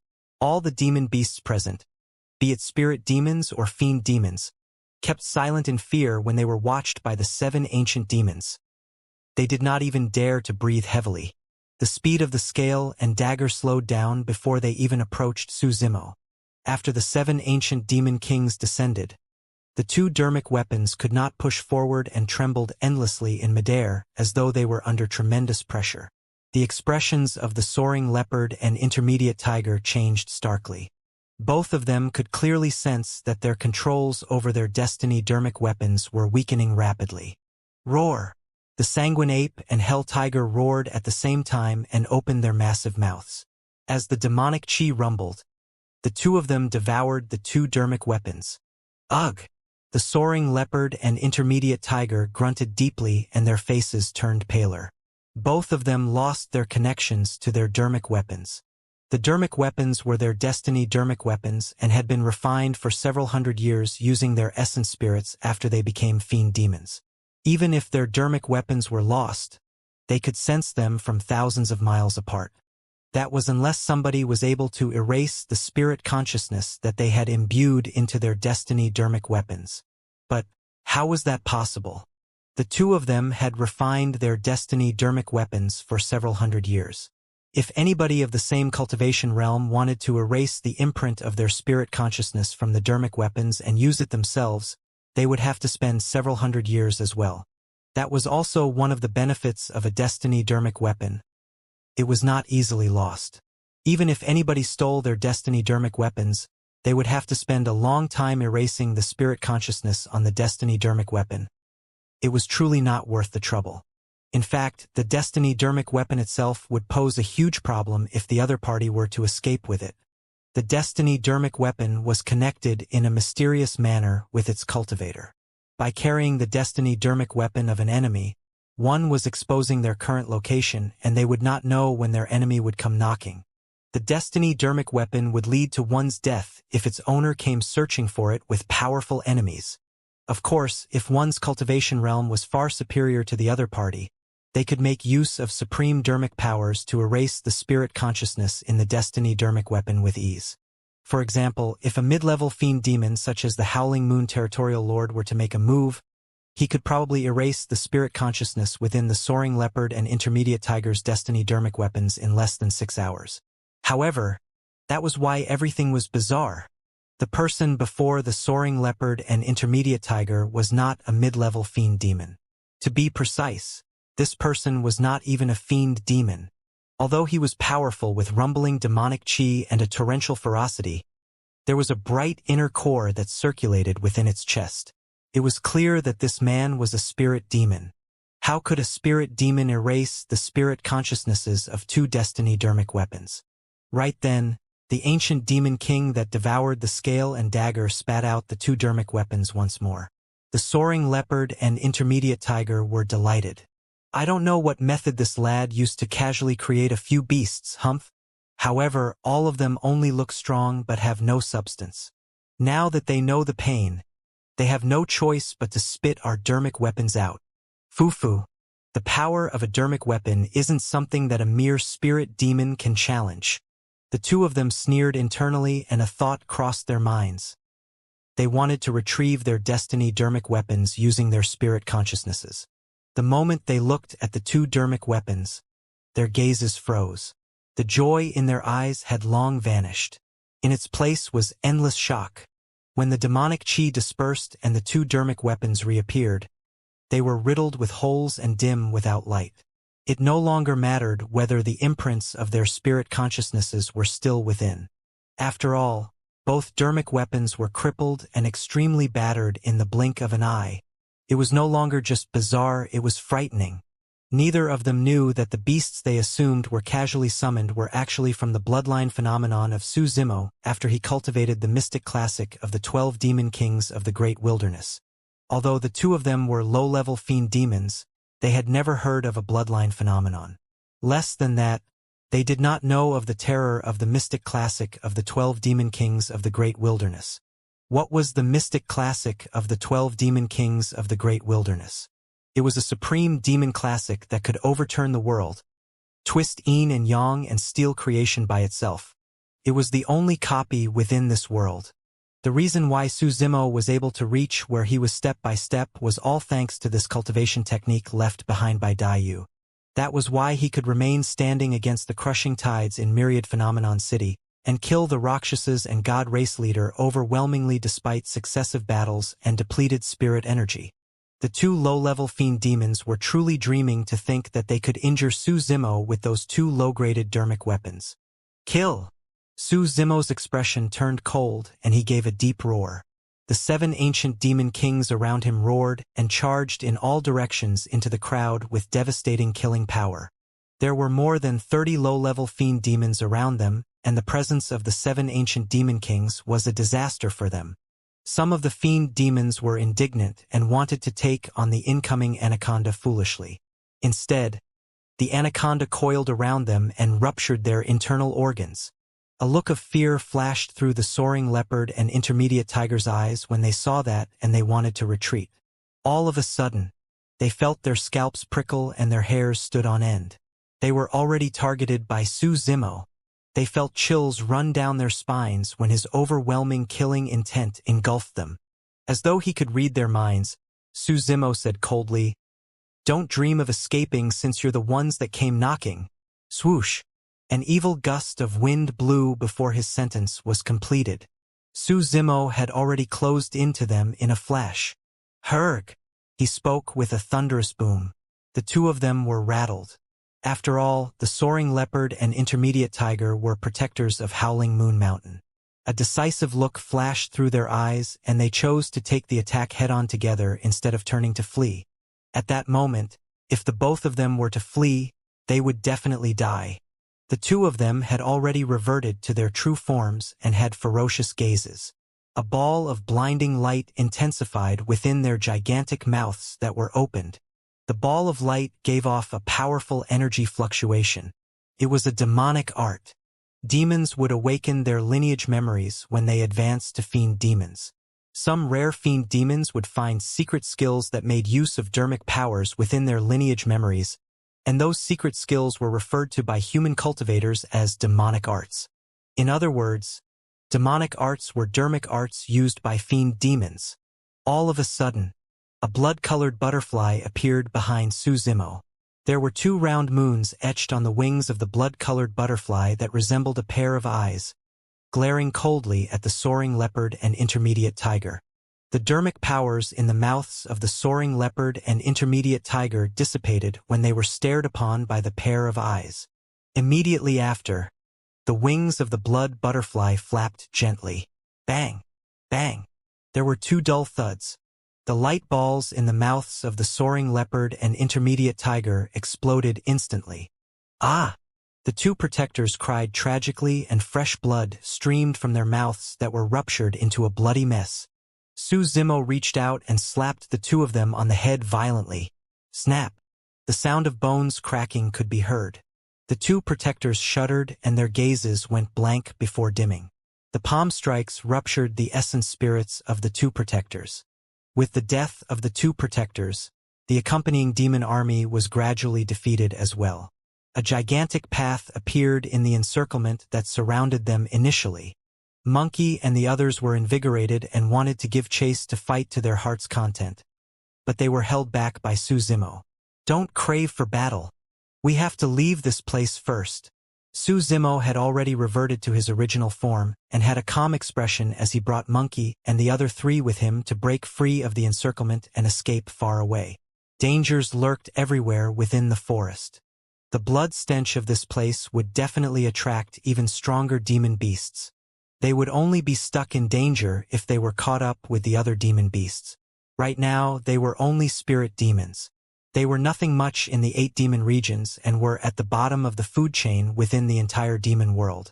No matter how many trump cards Su Zimo had and how strong he was, he could not defeat mid-level fiend demons. Furthermore, he had to try his best to conceal his means from the Immortal, Buddhist and fiend sects within the demon regions. If he exposed his identity as a human cultivator, he would be an outcast within the entire Thousand Demon Valley, let alone Howling Moon Mountain. Su Zimo brought Monkey and the others and fought out of the encirclement. They decided on a rough direction and sprinted all the way east to seek shelter. Before daybreak, Su Zimo lost all the spirit demons that were hot on their tails and found another secluded cave. He scanned the vicinity carefully and entered after ensuring that there were no spirit demons watching them. The cave was connected to the front and the back of the mountain, and Su Zimo checked out its interior before nodding to himself. He decided to hide here temporarily and prepare for their breakthroughs. Right now, the most pressing matter for them was to break through from the core formation realm and cultivate their essence spirits. For all 5 of them, an advancement to the next realm would increase their combat strength by leaps. Each of them obtained treasures from the ancient battlefield that could be used after they became fiend demons. Take a rest first and compose yourself. Make sure you are calm mentally. Su Zimo could see fatigue on the faces of Monkey and the other 3. He reminded them before turning to leave. He started setting up formations on both ends of the cave. Around 6 hours later, right when he had just set up the formations at the entrance of the cave, Su Zimo felt something amiss. More spirit demons were starting to gather in the vicinity. Furthermore, the number of them gathered increased. Su Zimo could tell that the spirit demons were here for them. They were exposed again. How could that be? He stood within the cave with a dark gaze, glaring at the beast eyes that appeared within the depths of the forest from time to time through a formation between them. Previously, it was 2 protectors of Howling Moon Mountain. Who was it this time round? After a moment of silence, Su Zimo turned to Wake Monkey and the other three who were recuperating. If I'm not wrong, we've been discovered by the demon beasts of Howling Moon Mountain again. We'll go and kill them off again. The spirit tiger waved his fist with confidence. However, this time round, the prideful monkey said nothing. Su Zimo continued. The demon beasts sent by Howling Moon Mountain are only going to get stronger. I won't even be surprised if the Howling Moon Territorial Lord came personally this time round. What should we do? Little Fox had a worried expression. We'll leave here and continue on, Su Zimo replied. All right. Monkey and the others nodded and followed Su Zimo to leave from the back of the cave. They were on jitters throughout the entire journey. It was no wonder why the Thousand Demon Valley was one of the 8 demon regions. During this period of time, they came across 3 mid-level fiend demons.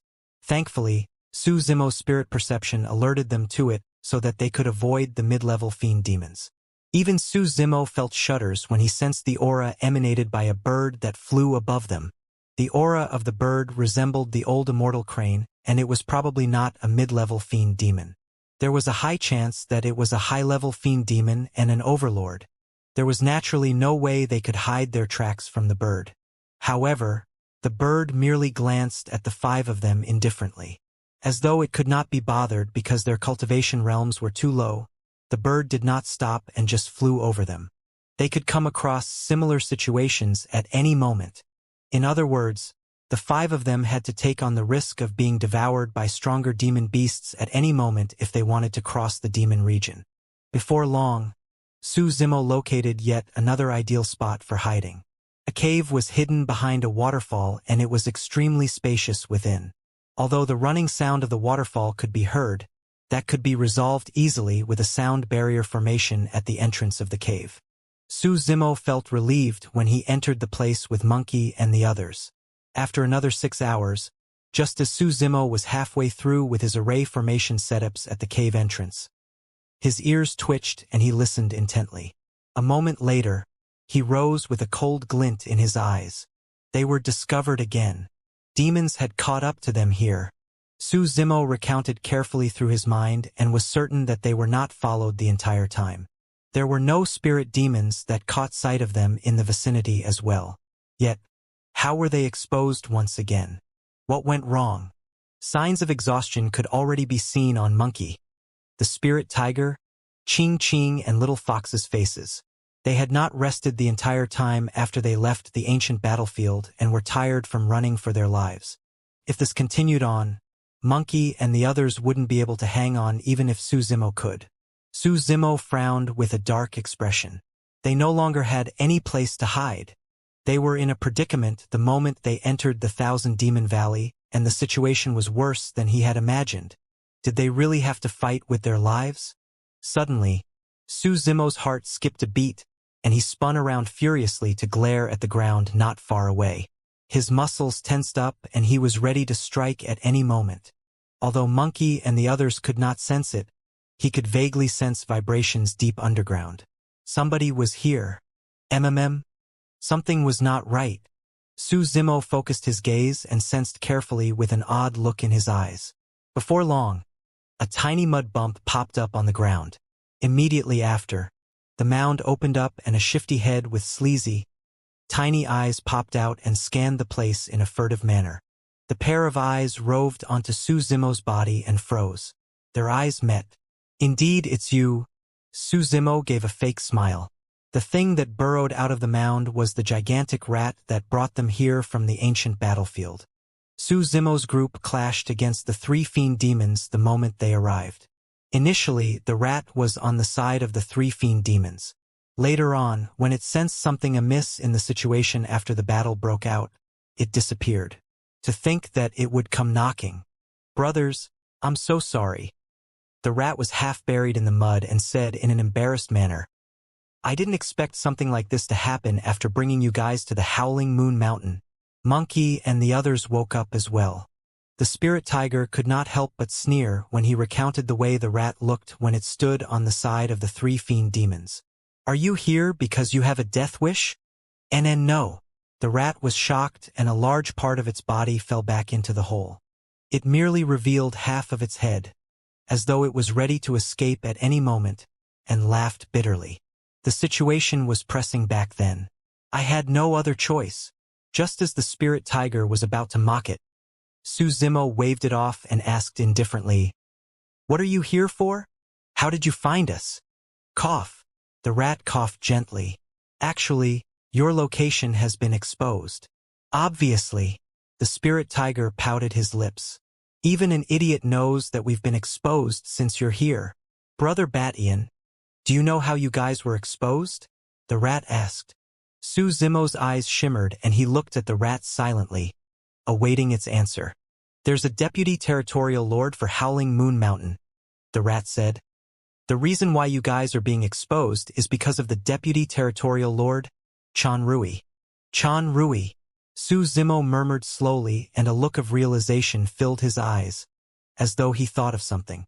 The rat continued, "Lord Chan Rui's true form is an ancient remnant beast, the mystic jade cricket of the cricket race that rules over the mountainous region within a few thousand kilometers radius of Howling Moon Mountain. The five of you are a large mark and easily recognizable as you travel through the forest. As long as there are crickets, your location will be exposed." The spirit tiger and the others were dumbfounded. Although he had spent a period of time in the Wild Lion Ridge with Monkey, he had never heard of such means. How many crickets were there in the forest? There were probably innumerable. This meant that every single move they made had been watched by the enemies the entire time. The ordinary cicadas cannot even be considered as spirit demons. However, once they become sentient, they possess the communication method unique to the cicada race and can relay your location to Lord Chan Rui's side. Suzimo nodded silently.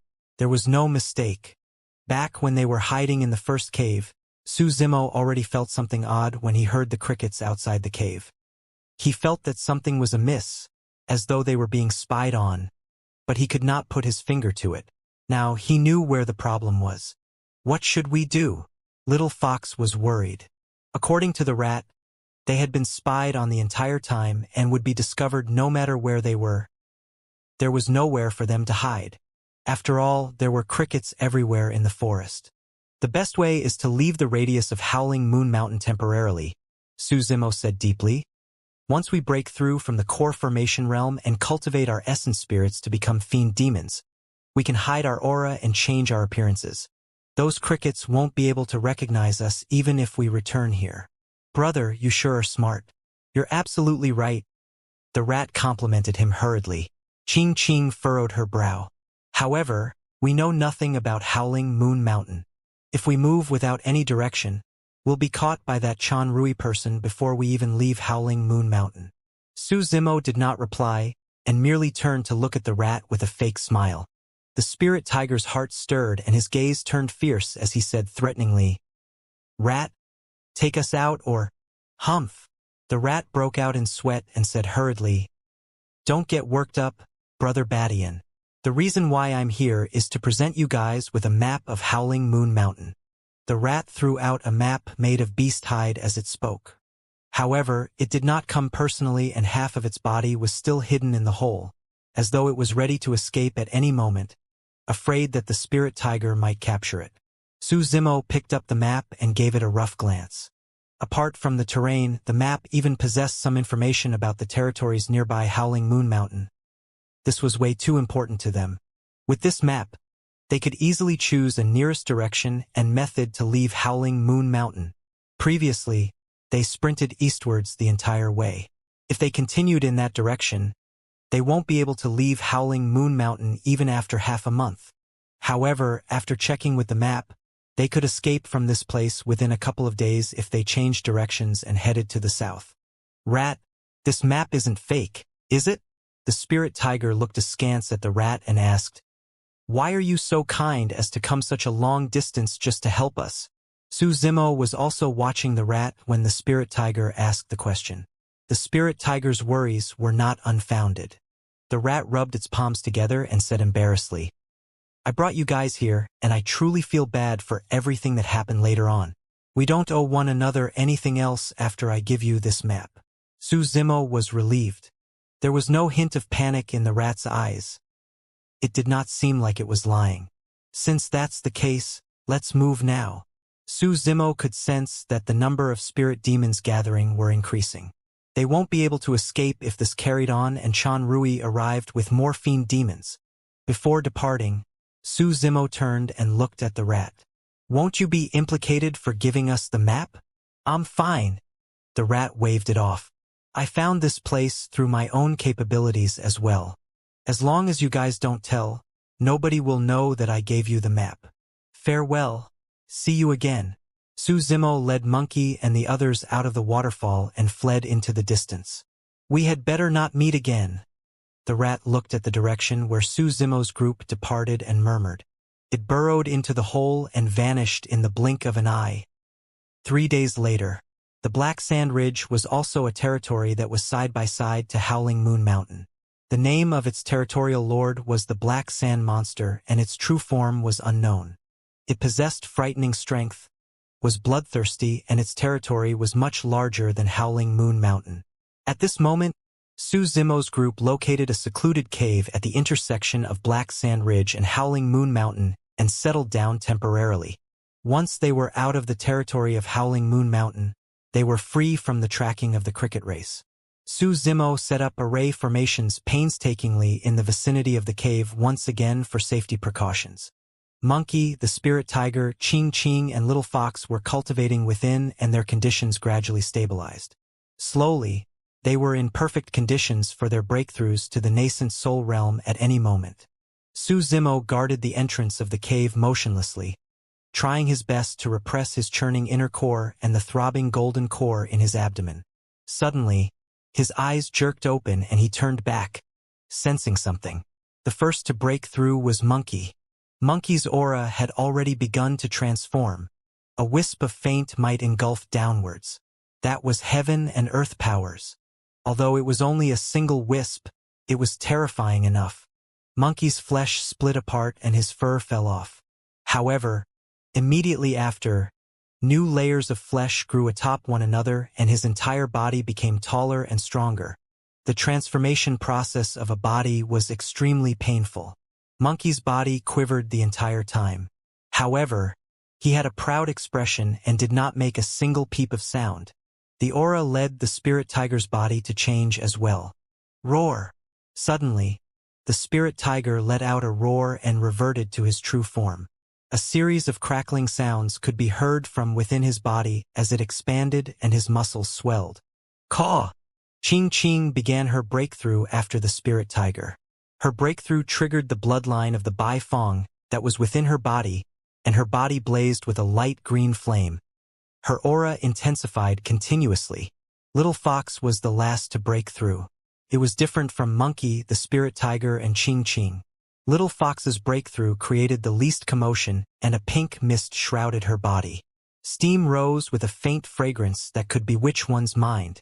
Su Zimo watched fixedly with a nervous expression. A breakthrough of the core formation realm to cultivate an essence spirit was equivalent to communicating with heaven and earth and advancing instantly. It was a heavenly defying act that was extremely dangerous. Throughout history, there had been countless people who died at this stage, be it demons or human cultivators. If one failed the breakthrough process from the Foundation Establishment realm to the Golden Core realm, their spirit meridians would be snapped and their spirit energies would disperse entirely. However, they had a chance to live as mortals. But a failure in advancement from the core formation realm to the nascent soul realm would result in instant death. An unknown period of time passed. The auras around Monkey, the spirit tiger, Ching Ching, and Little Fox gradually stabilized and their furrowed brows became relaxed as well. A tremendous amount of life force surged from within their bodies. Su Zimo knew that the 4 of them had already become fiend demons. Next, it was his turn. After 3 days, the cultivation realms of Monkey and the other 3 stabilized, and they woke up one after another. They experienced heaven and earth through the essence spirits in their spirit consciousnesses, and their eyes were filled with joy and surprise. With the cultivation of their essence spirits, they were completely at the state of Anidia and could cultivate by devouring the essence of day and night. This was equivalent to them tempering their bodies, tendons and bones, as well as refining their essence spirits using the heaven and earth powers. This was a higher level than consuming flesh. At this point of their cultivation, powerful demon beasts would awaken the lineage memories in their bloodlines. Their lineage memories may contain cultivation techniques to refine one's spirit or some demonic arts. The stronger the bloodline, the better the rewards of their lineage memories would be. For ancient remnant beasts and pure-blooded ferocious beasts, they would have their own unique lineage memories. Although Monkey was already awake, his eyes were squinted, as though he was experiencing something. The origin of his bloodline was unknown, but it was definitely extraordinary. His bloodshot eyes alone were proof of that. The spirit tiger was originally a plain demon beast without any lineage memories. Even when he cultivated the Void Thunder manual later on, he merely underwent a blood marrow swap that improved on his body's fundamental qualities. But right now, the spirit tiger was clearly in a state where he was receiving lineage memories. The lineage came from the 4 tiger claws in the astral dragon's sputum lair. The 4 tiger claws were infused into the spirit tiger's body and naturally passed down their lineage memories. The bloodline of the Bai Fong flowed within Qing Qing's body, and she naturally had lineage memories as well. Little Fox possessed many secret skills from her lineage of the fox race as well. Monkey and the other 3 needed time to digest their current state of being as fresh fiend demons. It wasn't just to comprehend their lineage memories. They had to sense heaven and earth using their essence spirits as well. They could finally refine the weapons they obtained from the astral dragon sputum lair as well. First, go and cultivate. We'll guard here. Monkey came beside Su Zimo and said, "All right." Su Zimo did not decline and headed into the depths of the cave. He assumed a lotus position and closed his eyes to gather his chi in peace. Unknowingly, an odd sensation surged through his heart.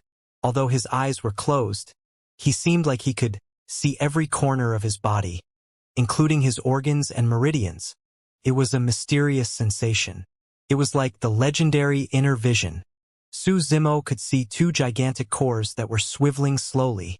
One of them was in his chest, a blood core with a scarlet glow. The other was in his abdomen, a golden core with a blinding glare. The auras of the 2 gigantic cores were starkly different.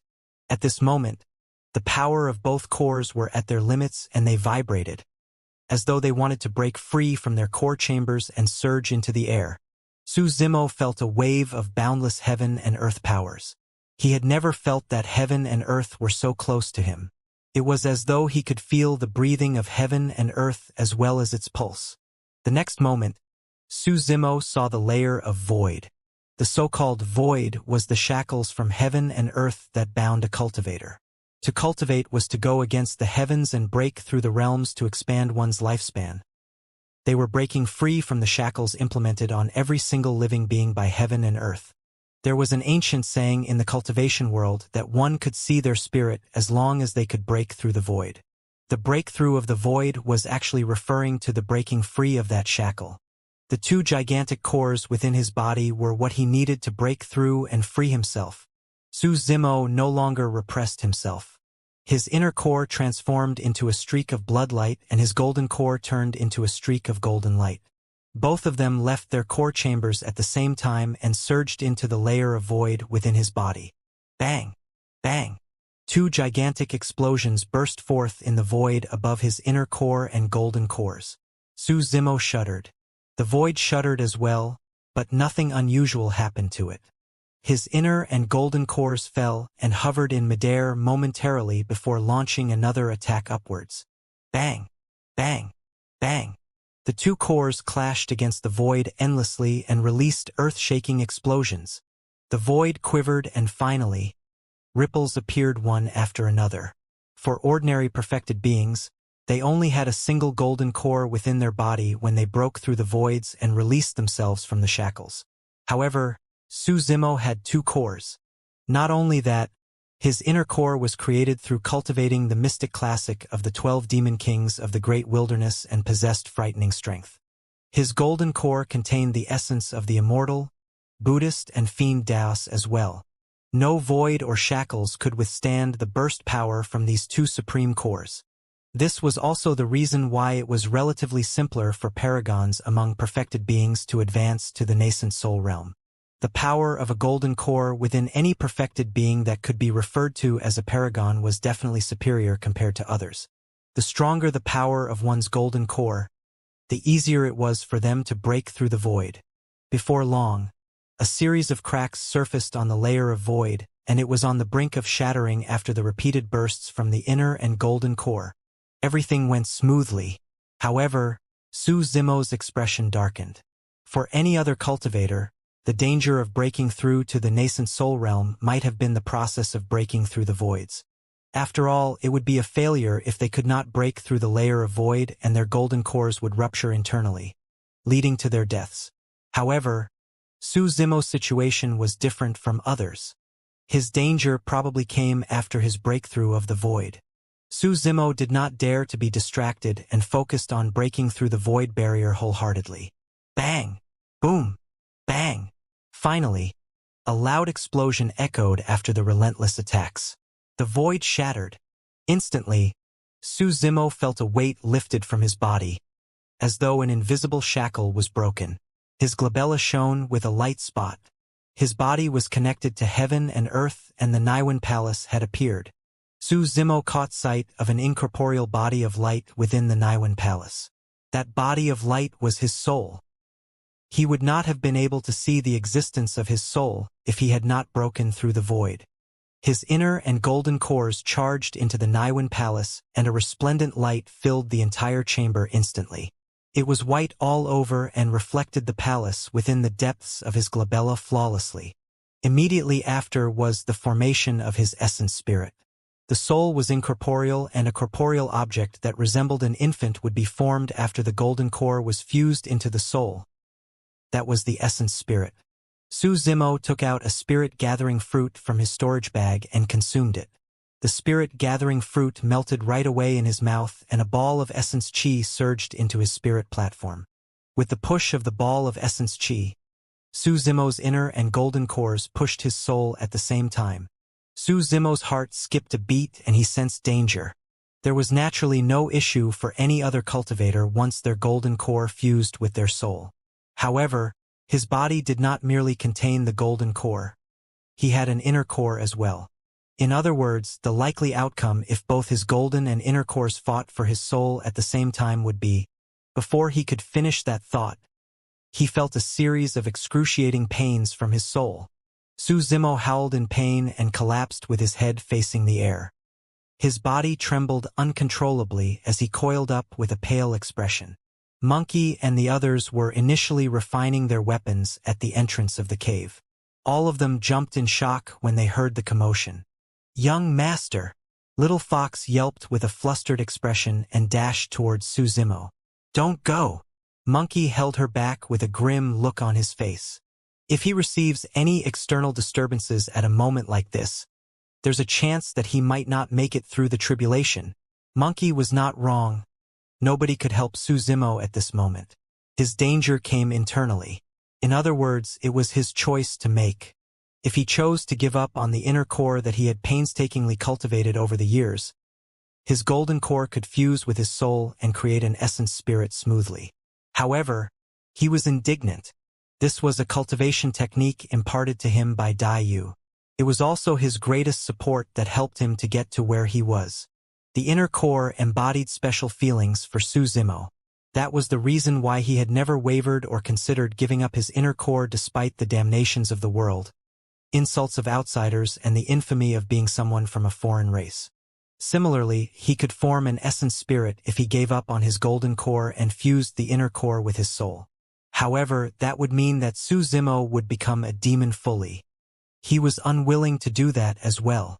Under those circumstances where his soul was being fought for by two supreme cores, it was extremely treacherous and his soul could shatter at any moment. Su Zimo could not be bothered any longer and took out spirit-gathering fruits from his storage bag, stuffing them into his mouth mindlessly. At most, 2 spirit-gathering fruits were required for cultivators to form their essence spirits. There would be no effect even if more were consumed. However, Su Zimo couldn't care less at the moment and took out all the spirit-gathering fruits in his storage bag, stuffing them into his mouth. He knew that nothing else mattered if he could not get through this ordeal. The spirit-gathering fruits turned into streams of essence chi and surged right into his spirit platform. His inner and golden cores fought even more intensely. The illusory ball of light in his spirit platform was gradually ripped into two by the different powers, and Su Zimo almost passed out when the pain seared into the depths of his soul. The split of his soul caused a swift deterioration in the life force within his body. Any missing part of his soul would pose a huge problem to his body. Much less the fact that his soul was ripped into two right now. Su Zimo's consciousness gradually sank into the endless abyss continuously. Right then, a spark lit up in the dark abyss. It was a flower that burned with flames. It was the Soraka flower dye you left behind for him. The Soraka flower blossomed on the Ashoka tree. The Ashoka tree was one of the three sacred trees of Buddhism. Legend has it that Buddha was enlightened beneath the Ashoka tree. The robust life force contained within the Soraka flower was the very thing that allowed Su Zimo's golden core to recover completely back then. Now that his life was hanging on a thread, the Soraka flower had reappeared. The Soraka flower raised his soul and rose continuously, breaking free of the dark abyss. The petals of the Soraka flower withered as it blazed. At the same time, a rich life force was emanated as it burned and repaired the two incomplete parts of the soul. After a period of time, the Soraka flower was burned completely, and the massive life force it possessed healed the two incomplete parts of the soul completely. Although the soul was ripped into two, it became two whole souls after the nurturing from the Soraka flower's life force. The inner and golden cores fused within. The two incorporeal light bodies gradually materialized. Rainbow lights filled the skies above the spirit platform, and two infants assumed lotus positions. Their features were gradually formed and glowed with a divine light that swiveled around them. They looked exactly the same as Su Zimo. The form of an infant was the closest to heaven and earth. That was the reason why a fetus was able to ensure the continuity of life even when it was unable to breathe within the sealed space in its mother's womb. The nascent soul realm represented the intent of one returning to their roots.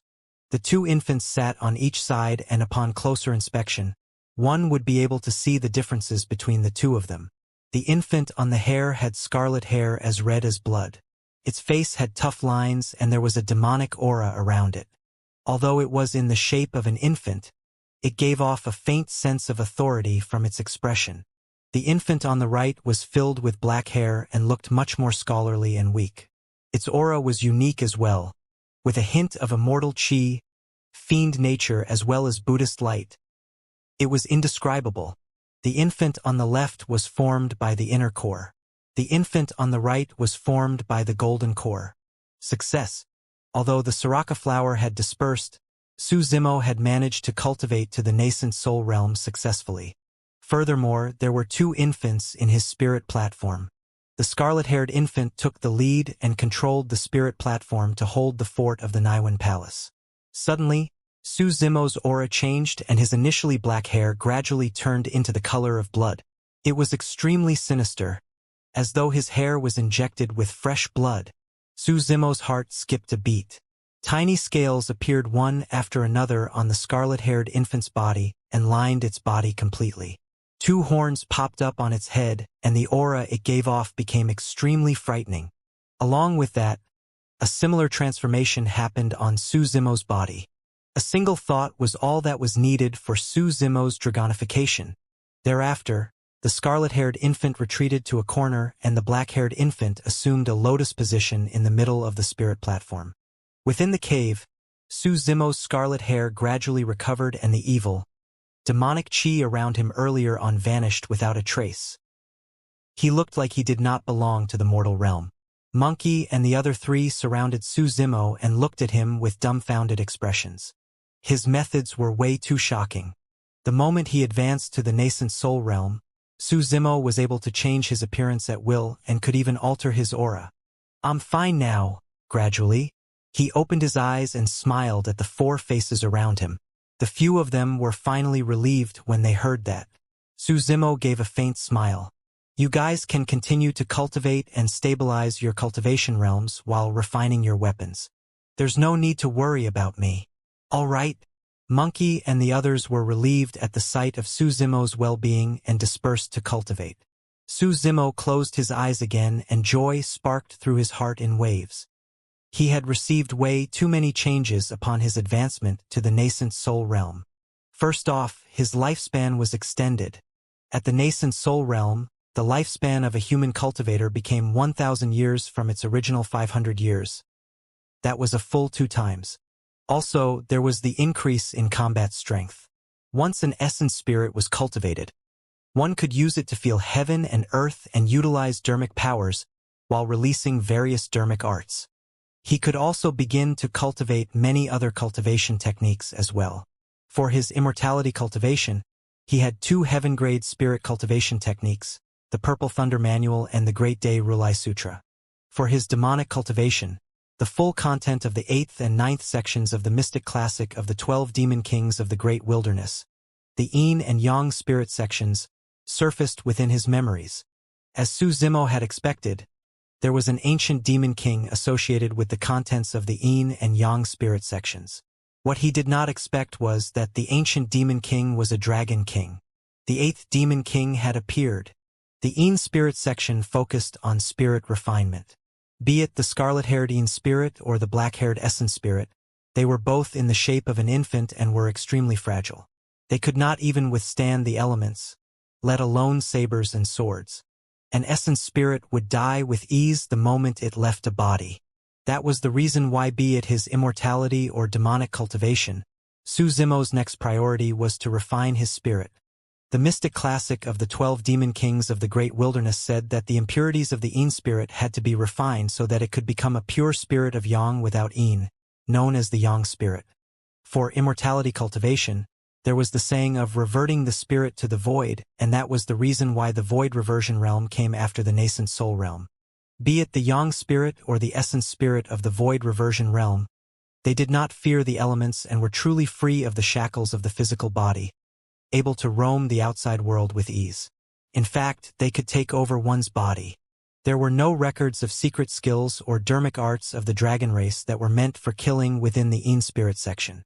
Among them, there was a spirit refinement technique from the Dragon King Desolate Ocean, and it described how one should consume the essence of day and night to strengthen their bodies and bloodline. Under normal circumstances, Su Zimo would encounter great difficulties in cultivating the Yin spirit section. Previously, if Dai Yu had not guided him by the side, there was no way he could have comprehended the bone strengthening, tendons transformation and body tempering sections within a few short years. Before she left, she also mentioned that it would be difficult for Su Zimo to continue with his cultivation post her departure. That was the truth as well. Later on, for the organs refinement section, Su Zimo met with a great bottleneck and was stuck for a long time. If he had not been awakened in the middle of the night by a freak accident and heard the sound of tigers and leopards, he would not have gotten to where he was today. The essence and secret of the organs refinement section came from ordinary demon beasts like the tiger and leopard. However, the Yin spirit section came from a dragon king.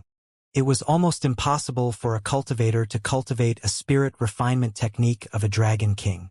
Even with his deep understanding of the immortal, Buddhist and fiend Taoists, it would be difficult for Su Zimo to comprehend the Yin spirit section.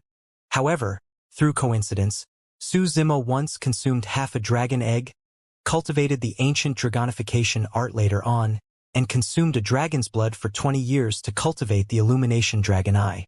The bloodline of the dragon race was already fully fused into his body. Right now, Su Zimo could be considered as a half-being from the dragon race. It was not difficult for him to understand everything that was stated in the Yin spirit section. Furthermore, he would require less effort to cultivate the Yin spirit section. Although Dai Yu was divinely and her methods were extraordinary, even she might not have expected this outcome all those years ago.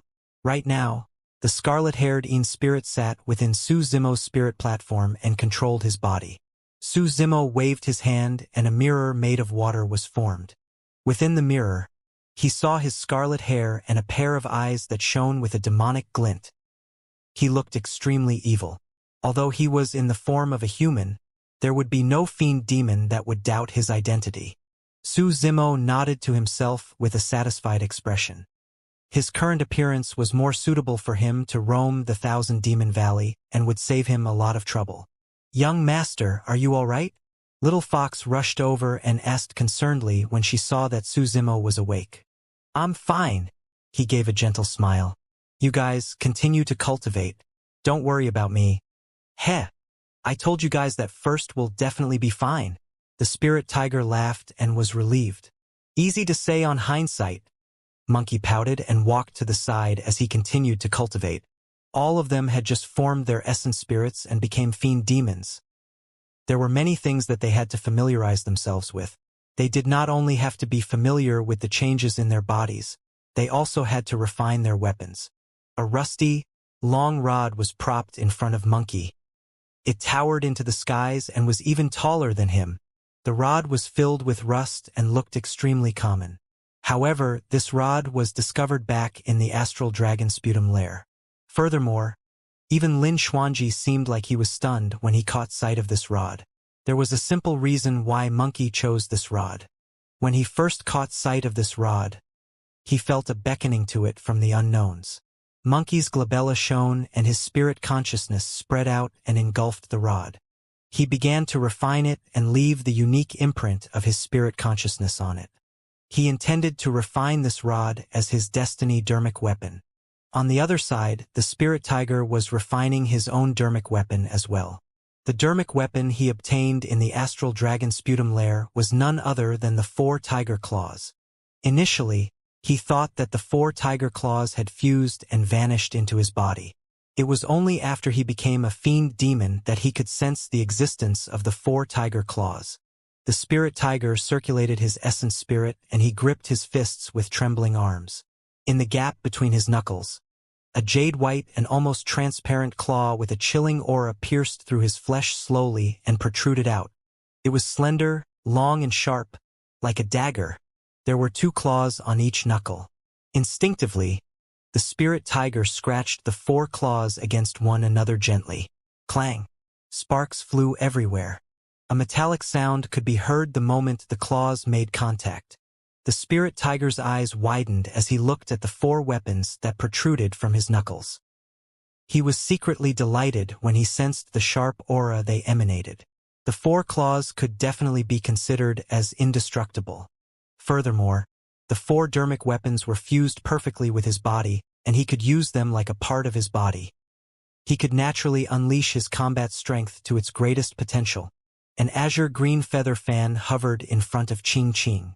Through the augmentation of her essence spirit, flames burned around the feather fan and refined it continuously. The fan shone with a pure jade green color. The reason why she chose this fan was because the feathers on it were taken from a Baifeng. Half of the bloodline that flowed within Qing Qing's body came from a Baifeng as well. There was nobody more suitable than her to use the azure green fan.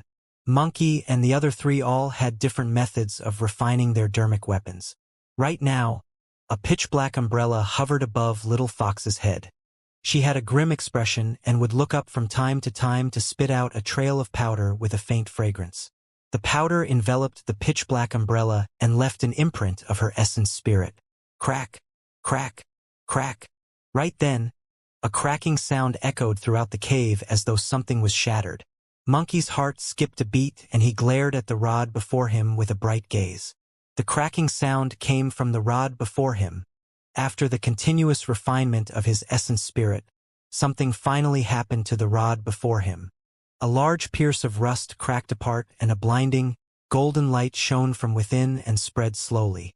Instantly, the golden light suppressed the auras of the spirit tiger's claws, Qing Qing's azure green fan, and Little Fox's pitch-black umbrella.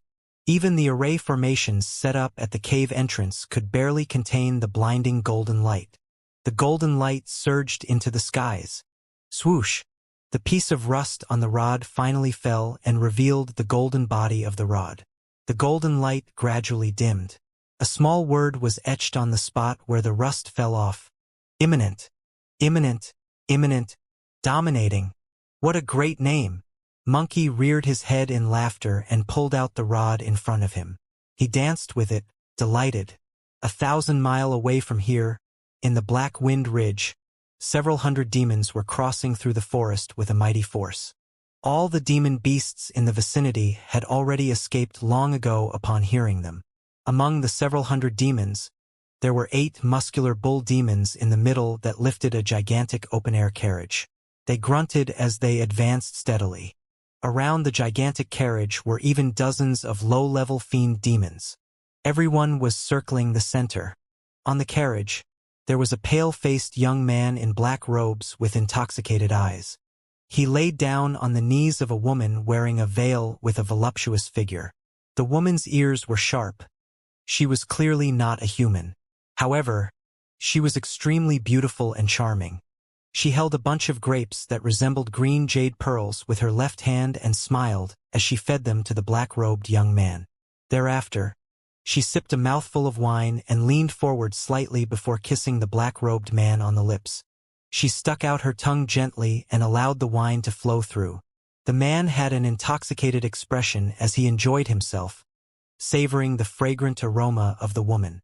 All of a sudden, a golden light appeared in the distant skies and vanished instantly. The black-robed man's eyes opened up and shone brightly. There was no hint of intoxication at all. He looked over and curled his lips, grabbing the woman on the chest fiercely as he said in a relaxed manner, "Let's go check things out."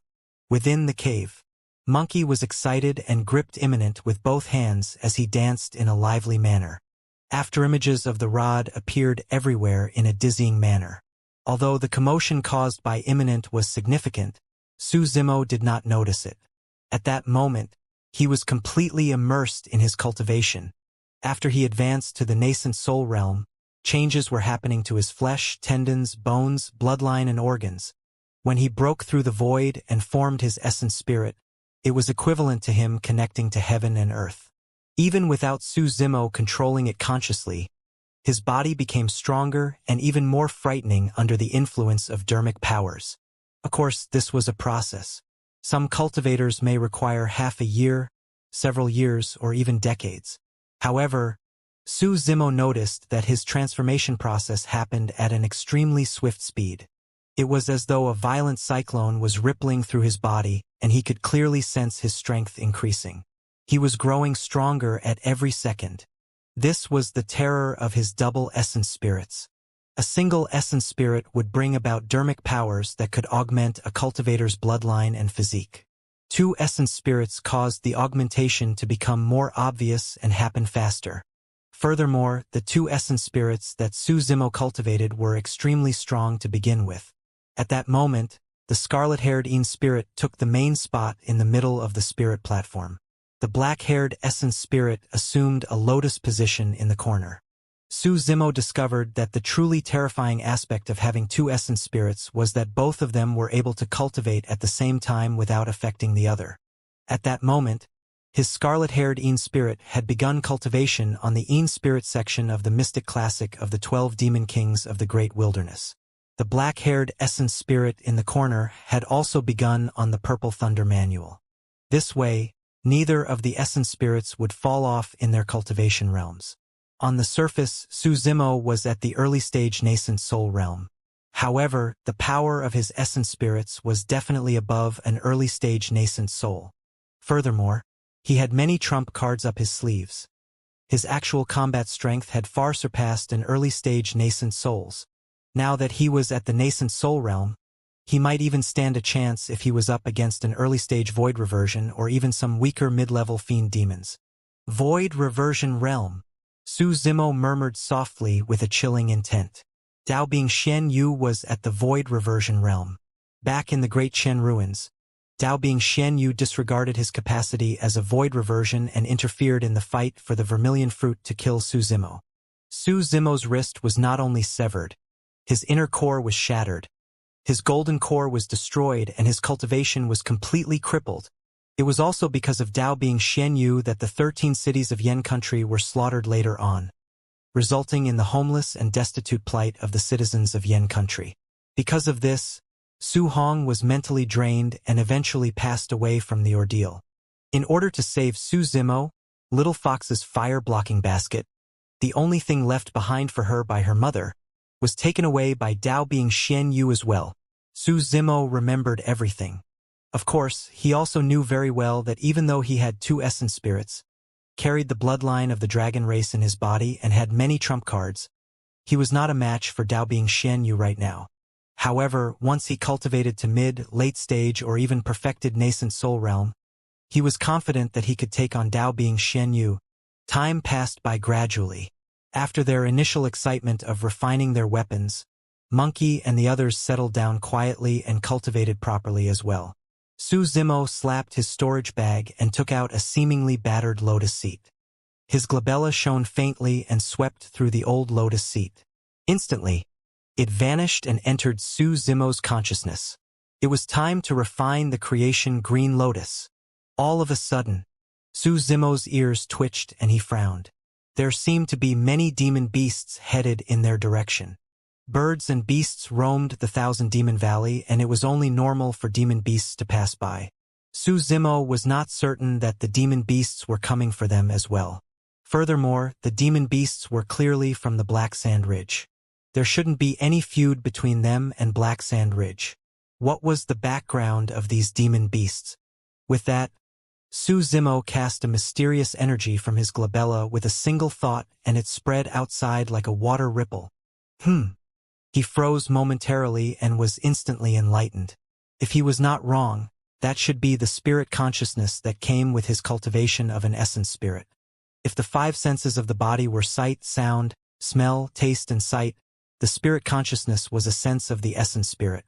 Although it was only a single sense, it encompassed the uses of the five senses. Although Su Zimo was blocked by the cave and could not see everything that was going on outside, he could sense everything outside the cave using his spirit consciousness. His spirit consciousness could even sense an ant crawling beneath the mud within a radius of 5 kilometers. It was a mysterious sensation. Through the sense of his spirit consciousness, Su Zimo could clearly see how the ant looked like and every single hair on its feelers and legs. The five senses existed innately and could be found even in Immortal. Because of that, there were many restrictions for the five senses. For example, a single leaf could block one's vision. However, the spirit consciousness faced no issues of the sort. Spirit consciousness resembled flowing water that penetrated every single pore. Even if there was a leaf before one's eyes, the spirit consciousness would wrap around the leaf and could even see every single pattern etched on the back of the leaf. Although Su Zimo could hear the commotion outside right now, he could not see who were the people who created the commotion. However, his spirit consciousness could. Su Zimo spread his spirit consciousness and extended it forward to check. 5 kilometers, 10 kilometers, 25 kilometers. The radius of Su Zimo's spirit consciousness expanded continuously. After 50 kilometers, Su Zimo felt that his essence spirit was at its limits and his spirit consciousness weakened, unable to extend further. All of a sudden, Su Zimo's heart skipped a beat as he realized something. His spirit consciousness almost dissipated due to the shock. From an ancient book at the bottom of the Dragon Burial Valley, he had once read about some records describing the spirit consciousness. For ordinary nascent souls, the radius of their spirit consciousness was only around 5 kilometers. They were already considered powerful if they could extend to a radius of 10 kilometers. Anybody that could reach 15 kilometers were all considered as paragons. Rare monster incarnates could reach a radius of 20 or 25 kilometers. 50 kilometers was the spirit consciousness radius of void reversions. At this moment, Su Zimo had only just advanced to the nascent soul realm. However, his spirit consciousness could extend to a radius of 50 kilometers. It was comparable to the spirit consciousness of a void reversion. Moreover, this was merely the radius of the scarlet-haired in-spirit's spirit consciousness. The radius of the black-haired essence spirit's spirit consciousness was also around 50 kilometers. If he could fuse the powers of the two essence spirits together, he could probably spread his spirit consciousness to a radius of 100 kilometers. Su Zimo took a deep breath and composed himself slowly. He had already seen the group of demon beasts with his spirit consciousness.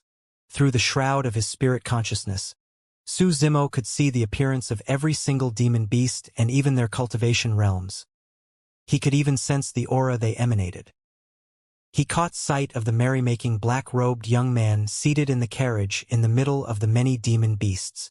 The black-robed young man seemed to be shielded by a barrier that Su Zimo's spirit consciousness could not penetrate. He could not see the background of the black-robed young man either. When Su Zimo swept past the black-robed young man, the latter seemed to have sensed something. Clarity returned to the black-robed young man's eyes as he glanced over to this side in a seemingly casual manner. Thereafter, he looked at the woman beside him with an intoxicated gaze and said lustfully, "Beauty, drink, drink." The black-robed young man seemed like he was completely immersed in merrymaking with the woman beside him. A moment later, when the spirit consciousness that shrouded him faded like the ebbing of a tide, the black-robed young man suddenly sat upright. Clarity returned to his eyes as he rubbed his chin with a cold expression, murmuring, "Interesting. What's wrong, young master?" The woman's voluptuous body stuck closely onto the black-robed young man. She rubbed against his body gently and asked in a flirting manner with a coquettish tone. The black-robed young man's lips curled as he said with a fake smile, "Nothing much.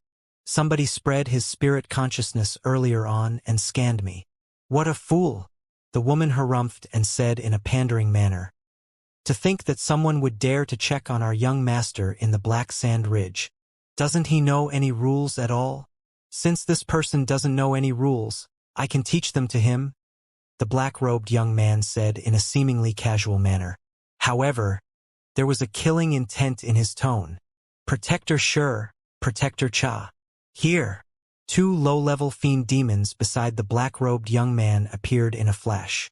The black-robed young man spread open a map and marked out a location before saying in a deep voice, "Bring some men over quickly and surround this place first. Don't let anyone go." "Understood." The two protectors brought more than 10 fiend demons with them and shuttled through the forest with their movement techniques, charging at full speed. The black-robed young man sat on his carriage and headed in the direction idly. An hour later, the black-robed young man's group arrived at the destination in a grand manner, while Protectors Sure and Cha rushed to his side. "Young master, nobody has left this place during this period of time." The two protectors exchanged glances. Both of them could see the confusion in the other's eyes. Although they had surrounded the place, it was empty with a few hills. There weren't even any ghosts, let alone people. The black-robed young man stood up and surveyed his surroundings, frowning as well. His senses couldn't be wrong. The golden light and the spirit consciousness that scanned him definitely came from this area. How was there nothing here? Could that person have slipped off first after realizing something? That wouldn't make any sense. The black-robed young man's expression darkened. He did not express any hostility or killing intent when the unknown spirit consciousness scanned him. Could that person have been so cautious to flee right away? The black-robed young man's glabella shone, and he spread his spirit consciousness in a radius of 500 meters. He scanned repeatedly and tried to seek for clues. Although Protectors Sure and Cha were expressionless as they stood upright with their hands by their side, both of them cursed internally. They had scanned the area a few times earlier on, and there wasn't even an ant around, let alone a person. A moment later, the black-robed young man retracted his spirit consciousness and looked at the foot of a hill not far away. A mocking look flashed through his eyes as he said in a leisurely manner, "Come on out. Those visual concealment techniques won't work against me." There were hundreds of demon beasts gathered in the vicinity. All of them followed the black-robed young man's gaze, but they saw nothing, only a barren hill. All of a sudden, the hill seemed to have turned into a water screen and ripples appeared. A few people came out in succession. One of them was tall with arms longer than his knees. He carried a rusty rod on his shoulders and had a prideful expression, as though he looked down on everything. One of them was tall, muscular, and walked like a hooligan. His gaze revealed a boundless might as though he was the king of all beasts. The other two were peerlessly beautiful women. One of them held a fan and had a slender figure that was curvaceous. Her long legs were exceptionally striking. The other one wore a fiery red dress and looked extremely docile with delicate features. Her eyes sparkled like water and she was ravishing with a flawless complexion. However, She carried a gigantic pitch-black umbrella in her hands which looked extremely contrasting compared to her demeanor. Many demon beasts gasped and froze momentarily when they caught sight of the woman with the umbrella. She was way too beautiful. She was so beautiful that they lost their minds. The woman beside the black-robed young man was also an exceptional beauty in the black sand ridge. However, she paled in comparison in front of this young woman. The black-robed young man's eyes lit up when he caught sight of the two women. However, the gaze of the woman beside him turned cold. Right then, another person walked out from the hill. This person wore green robes and had refined features. However, his hair was the color of blood and he looked extremely demonic. With his spirit consciousness, the black-robed young man had long determined that the 5 of them before him were low-level fiend demons. Furthermore, they seemed like they had only just turned into fiend demons. Under normal circumstances, 5 low-level fiend demons would not amount to much within the Black Sand Ridge. However, the black-robed young man frowned slightly. For some unknown reason, the 5 of them were way too calm. The 5 of them hid here and had nowhere to run after he saw through their concealment technique. Theoretically, they should be flustered and uneasy instead of being so calm. The gaze of the black-robed young man eventually settled on the young man with blood-red hair. Although this person was also a low-level fiend demon, the black-robed young man could not see through him. His spirit consciousness was blocked by an invisible barrier when it reached this person. He could not even see what the true form of this person was. The black-robed young man could roughly tell that this scarlet-haired young man should have been the one who scanned him with the spirit consciousness earlier on. The group of them were naturally Su Zimo, Monkey, and the others. Su Zimo was sizing up the black-robed young man as the latter glared at him. He could naturally tell that this black-robed young man was the most troublesome to deal with among the hundreds of demon beasts.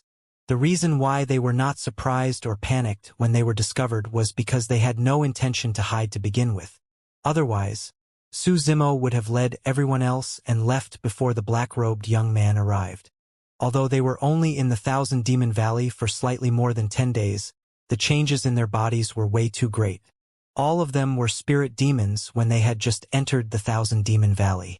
But now all of them were fiend demons. At the start, they were hunted down by many demon beasts of Howling Moon Mountain and fled frantically with nowhere to settle down. But now, they were extremely calm despite the fact that they were surrounded by a group of demons. The biggest reason why they did not leave was because there was no need to. Monkey loved to fight. He had just become a fiend demon and refined his destiny dermic weapon.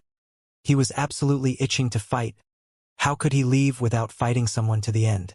The spirit tiger and the others were frustrated after being hunted down as well. Now that there were people who came knocking themselves, there was naturally no way they would cower in fear. Instead, their eyes shone with excitement and fervor. What great weather! It's been a long time since I've exercised. The spirit tiger cracked his neck and stretched. Audacious! Protector Shur's gaze burned brightly as he hollered. Who are you guys? Why aren't you kneeling in the face of the young master of Black Sand Ridge? Pft! Pft! Young master, huh? The spirit tiger pouted his lips in disdain and mocked. How new? You might as well call me the young master of Black Tiger Ridge. Protector Shur was a pig that cultivated into a demon and his brains were on the slow side. He froze momentarily when he heard the spirit tiger's words and his heart skipped a beat as he thought to himself. Black Tiger Ridge? Why have I not heard of this territory before? Judging from his stance, it's likely that he comes from a powerful background. There were many overlords in Thousand Demon Valley and even more territorial lords of varying strength. Naturally, there were many territories such as Howling Moon Mountain and Black Sand Ridge as well. Protector Shur was dumb and was merely a pig demon of Black Sand Ridge. It was only logical if he had not heard of some of the territories. In his confusion, Monkey smirked and laughed. I'm the young master of Black Ape Ridge. Haven't you heard of me before? Another one? Protector Shur's heart skipped a beat. Ching Ching snickered. I'm the young mistress of Black Crane Ridge. I'm from Black Fox Ridge. Little Fox mustered her courage and wanted to join in the fun. However, She was truly way too embarrassed to carry on and did not continue. She merely stuck her tongue out and acted cute. Su Zimo smiled. No matter how retarded Protector Sure was, he should be able to tell that monkey and the others were mocking him. A series of laughter broke out from the crowd of demons around them. The black-robed young man was expressionless and remained silent. How dare you make fun of me? You must have a death wish. Protector Sure's face turned purplish and he was enraged. His flesh expanded and his entire figure swelled significantly. Although he was still in human form, a terrifying pig's head grew on his neck. It had sharp fangs and a torrential demonic aura. The eyes of the other demon beasts shone with violence and fervor as well. All of them were ready to rip the group of people into shreds with a single command from the black-robed young man. Suddenly, the black-robed young man said, "I don't care which territory you are from, but I can tell you that this is the Black Sand Ridge. You have to obey the rules of Black Sand Ridge here." Fufu. Monkey smirked and revealed 2 rows of pearly whites. "I don't care what kind of nonsensical rules you have. I was born to break rules. Apart from those 2 women, the rest of them?" The black-robed young man paused briefly before uttering coldly, "Kill them!" "Ha!" Protector Sure brought out a gigantic iron rake and his rotund, massive body soared into the air. He glared at the spirit tiger furiously and descended with a maddened roar. He hated the tiger for embarrassing him thoroughly and charged at the latter right away. "Moo!" Protector Cha hollered and reverted to his true form. He was a gigantic bull demon. He raised a pair of sharp horns and panted with steam out of his nostrils. His eyes were locked onto Monkey not far away as his hooves dooged the ground, creating dust clouds. "Leave that foxy chick to me." The woman beside the black-robed young man and looked at Little Fox with evil intentions. Jealousy could be seen in her eyes as she licked her lips. The woman's tongue was extremely long and was forked. It was a snake woman. "Don't harm her." The black-robed young man glared at the snake woman and warned, as though he could see through her intentions. Although the snake woman was indignant, she replied with a smile, "Don't worry, young master. I'll discipline this lass properly for you." A few fiend demons wanted to fight for credit and charged towards Ching Ching and Su Zimo at the same time. The black-robed young man laid back on his carriage with an idle expression. It was clear he had no intention of making a move. Su Zimo followed suit and did not make a move either.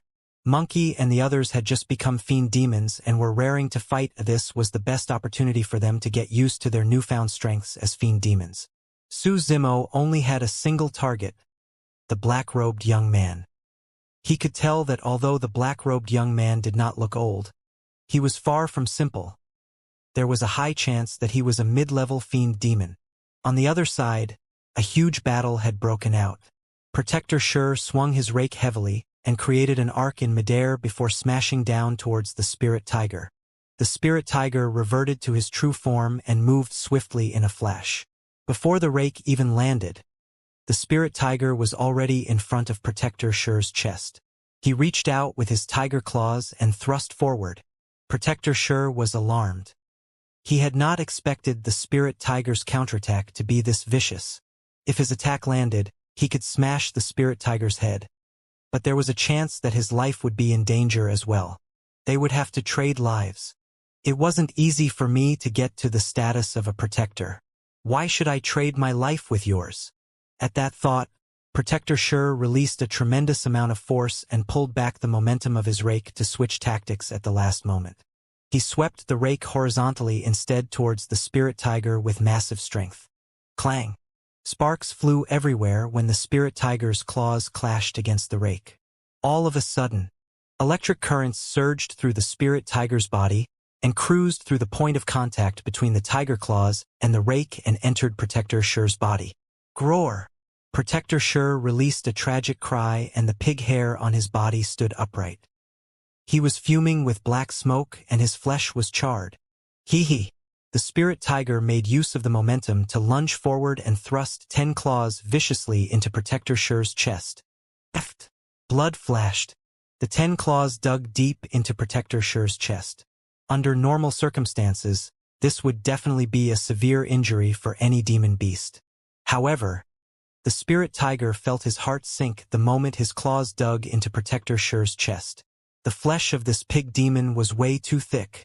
Pig demons might not be strong in many things, but they had coarse skin and thick flesh. The spirit tiger's claws could not even reach the pig demon's organs after piercing in, let alone the latter's vitals. Go to hell! Protector Sher gave a menacing laugh and suddenly grabbed the spirit tiger's head with both arms. At the same time, he raised his head and a pair of sharp fangs on his lower jaw protruded upwards and pierced towards the spirit tiger's throat. The fights between demons were almost all melee combat fights that were the most dangerous and susceptible to instantaneous changes. A moment ago, the spirit tiger had the upper hand. In the blink of an eye, he was the one in danger, before he could withdraw his claws that were dug into the enemy's chest. His body was locked and he had nowhere to escape from the incoming fangs. All of a sudden, the spirit tiger's heart skipped a beat, and a searing pain tore through the bloodline between the gap in his knuckles. Eft! The sound of a sharp weapon tearing through flesh could be heard. Protector Sher's fangs were inches away from the spirit tiger's throat, but they froze on the spot motionlessly. The spirit tiger broke free of Protector Sher's grip and retreated backwards. Apart from 5 sharp claws on his palms, 2 more sharp daggers protruded from the gaps between his knuckles, and they were filled with blood. These 4 tiger claws were extended earlier on and pierced into Protector Sher's chest. Protector Sher's eyes were widened as he lowered his head slowly to look at the blood oozing out of his chest. The life force within his body was draining rapidly as well. With a thud, he fell onto the ground and no longer breathed. The spirit tiger's heart raced after his close brush with death. However, there was no fear within his eyes. Instead, they became even more fervent. Ha ha ha ha. He reared his head in laughter. I don't care if you're a protector, you'll still be slain by me all the same. On the other side, Protector Cha's hooves dug furiously as he raised his bull horns with a slumped head. Dust clouds flew everywhere his muscular, mighty body charged past. Even the ground quaked. This was one of the demonic arts of the bull race, the wild bull charge. At its full power and speed, it could even smash mountains. There was no low-level fiend demon that would dare to take it head-on. Monkey carried the iron rod on his shoulders and was indifferent towards the incoming bull demon. However, the scarlet glint in his eyes intensified. The gaze of the black-robed young man shifted as he looked at Monkey not far away, slightly roused. Among the protectors of Black Sand Ridge, Protector Cha's strength was only in the mid-tier. However, his wild bull charge was not something that many protectors could confront head-on. He did not believe that this monkey that had just become a fiend demon could take on Protector Cha's charge.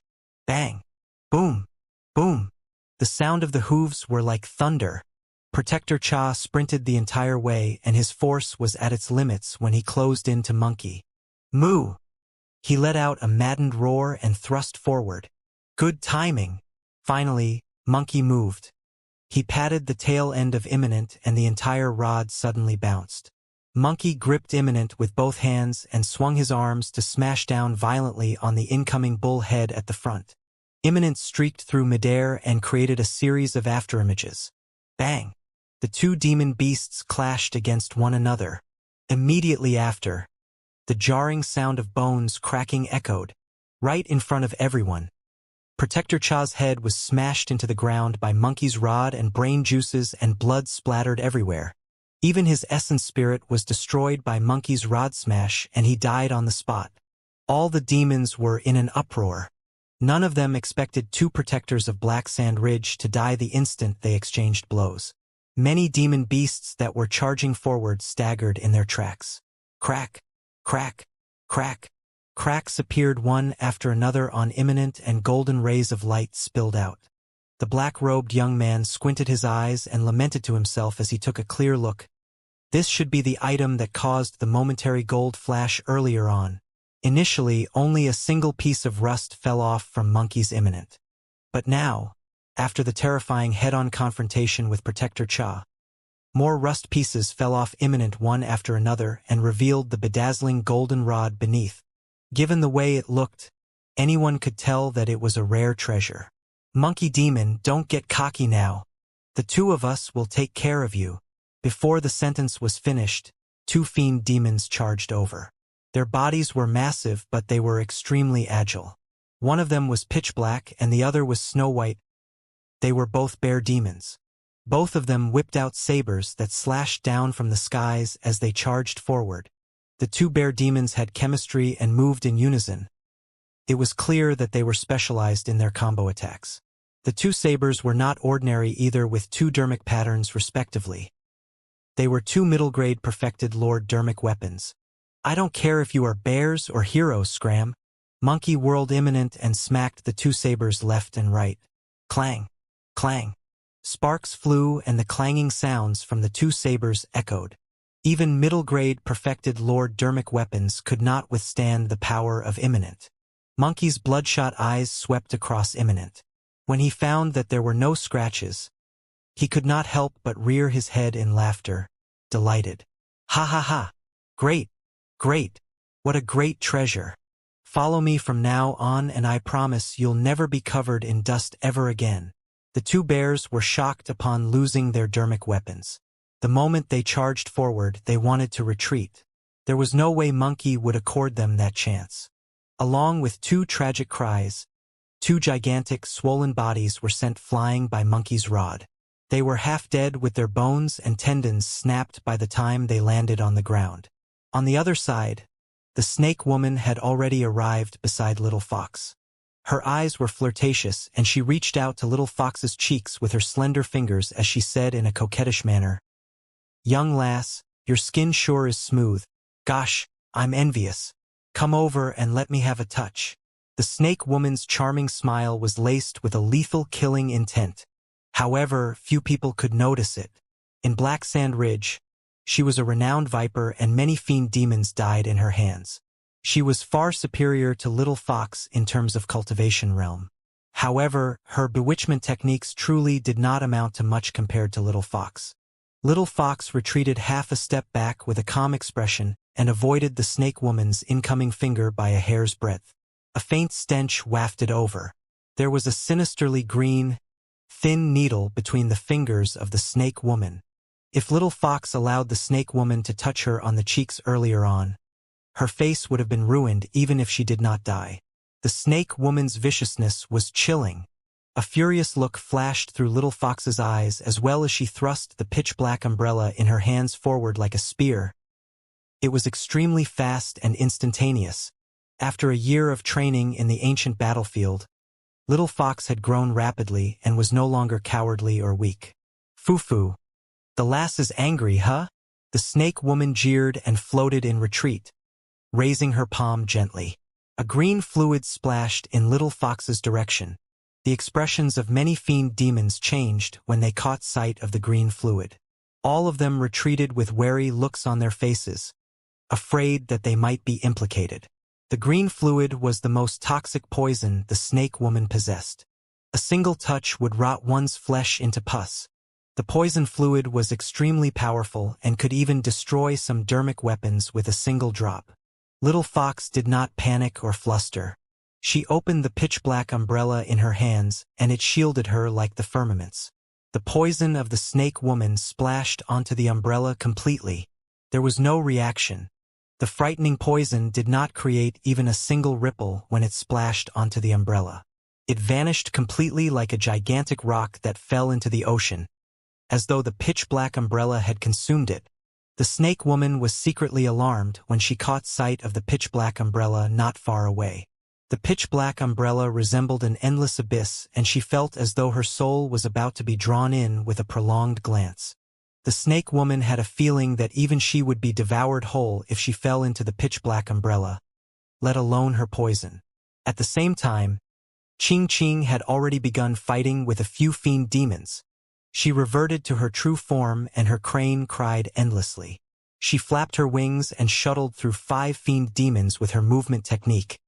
It seemed as though she was trying to defend herself desperately. After all, she had only just become a low-level fiend demon and had not adapted to the power of a fiend demon completely. Ching Ching's maneuvering space decreased continuously against the combined attacks of the 5 fiend demons. Demoness, surrender. Our young master will definitely take good care of you, a fiend demon said lustfully. All the demons roared into laughter. Qing Qing's expression was cold, and she spat out an intricate-looking feather fan with a single thought. It expanded along with the wind and swelled in midair. The fan was azure green and seemed like there were thin flames burning on it. The surrounding space was even contorting from the heat. The expressions of the demons changed. The azure green fan seemed extraordinary and gave off a scorching heat. Die! Qing Qing's glabella shone, and she injected the power of her essence spirit into the azure green fan before fanning it in the direction of the 5 fiend demons. Swoosh! A green ball of flames blazed up and engulfed the 5 fiend demons. Ah! Ah! Ah! No matter how they struggled, the 5 fiend demons could not extinguish the flames on their bodies. In the blink of an eye, all 5 of them were burned into ashes, and the remaining white bones fell piece by piece from midair, fuming with green smoke. Pest! The group of demons gasped. What was that feather fan? How was it so strong? In the blink of an eye, a few fiend demons on the side of Black Sand Ridge were dead, and they had suffered immense losses. Black Sand Ridge was losing in the duels of dermic powers after the fight broke out. The expression of the black-robed young man turned grimmer, and he finally sat up on his carriage, as though he was prepared to make a move. All of a sudden, the black-robed young man sensed something. Not far away, 2 gazes were fixed on him in a threatening manner, resembling 2 sharp swords that were warning him. The black-robed young man turned around and caught sight of Su Zimo, who was not far away. A mocking look flashed through the eyes of the black-robed young man.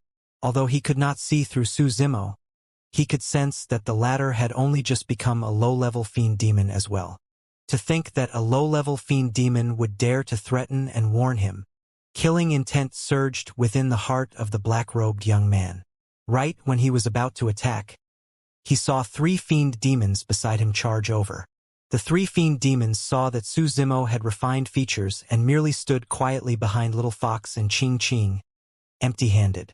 As such, they thought that he was the easiest to deal with. How weak are you to have to hide behind 2 women? I'll see how long more you can hide. A fiend demon gripped an iron spear and hollered. The blood chi of the fiend demon surged and dermic powers rumbled from his spear. He glared at Su Zimo's face and thrust his spear forward. Su Zimo remained motionless with his hands behind his back, as though he was scared stiff. A violent glint flashed through the eyes of the fiend demon, and he could not help but smirk. He could visualize the sight of Su Zimo's heart penetrated by his spear. His blood could not help but pump excitedly. A cold glint closed in rapidly. Su Zimo did not even blink, as though he had not seen it at all. Just as the cold glint was less than an inch away from his face, Su Zimo suddenly made a move and grabbed the spear at lightning speed. His fingers gripped the spear firmly like iron hoops. The smile on the fiend demon's face froze. It was too fast. He could not even see how or when Su Zimo made his move.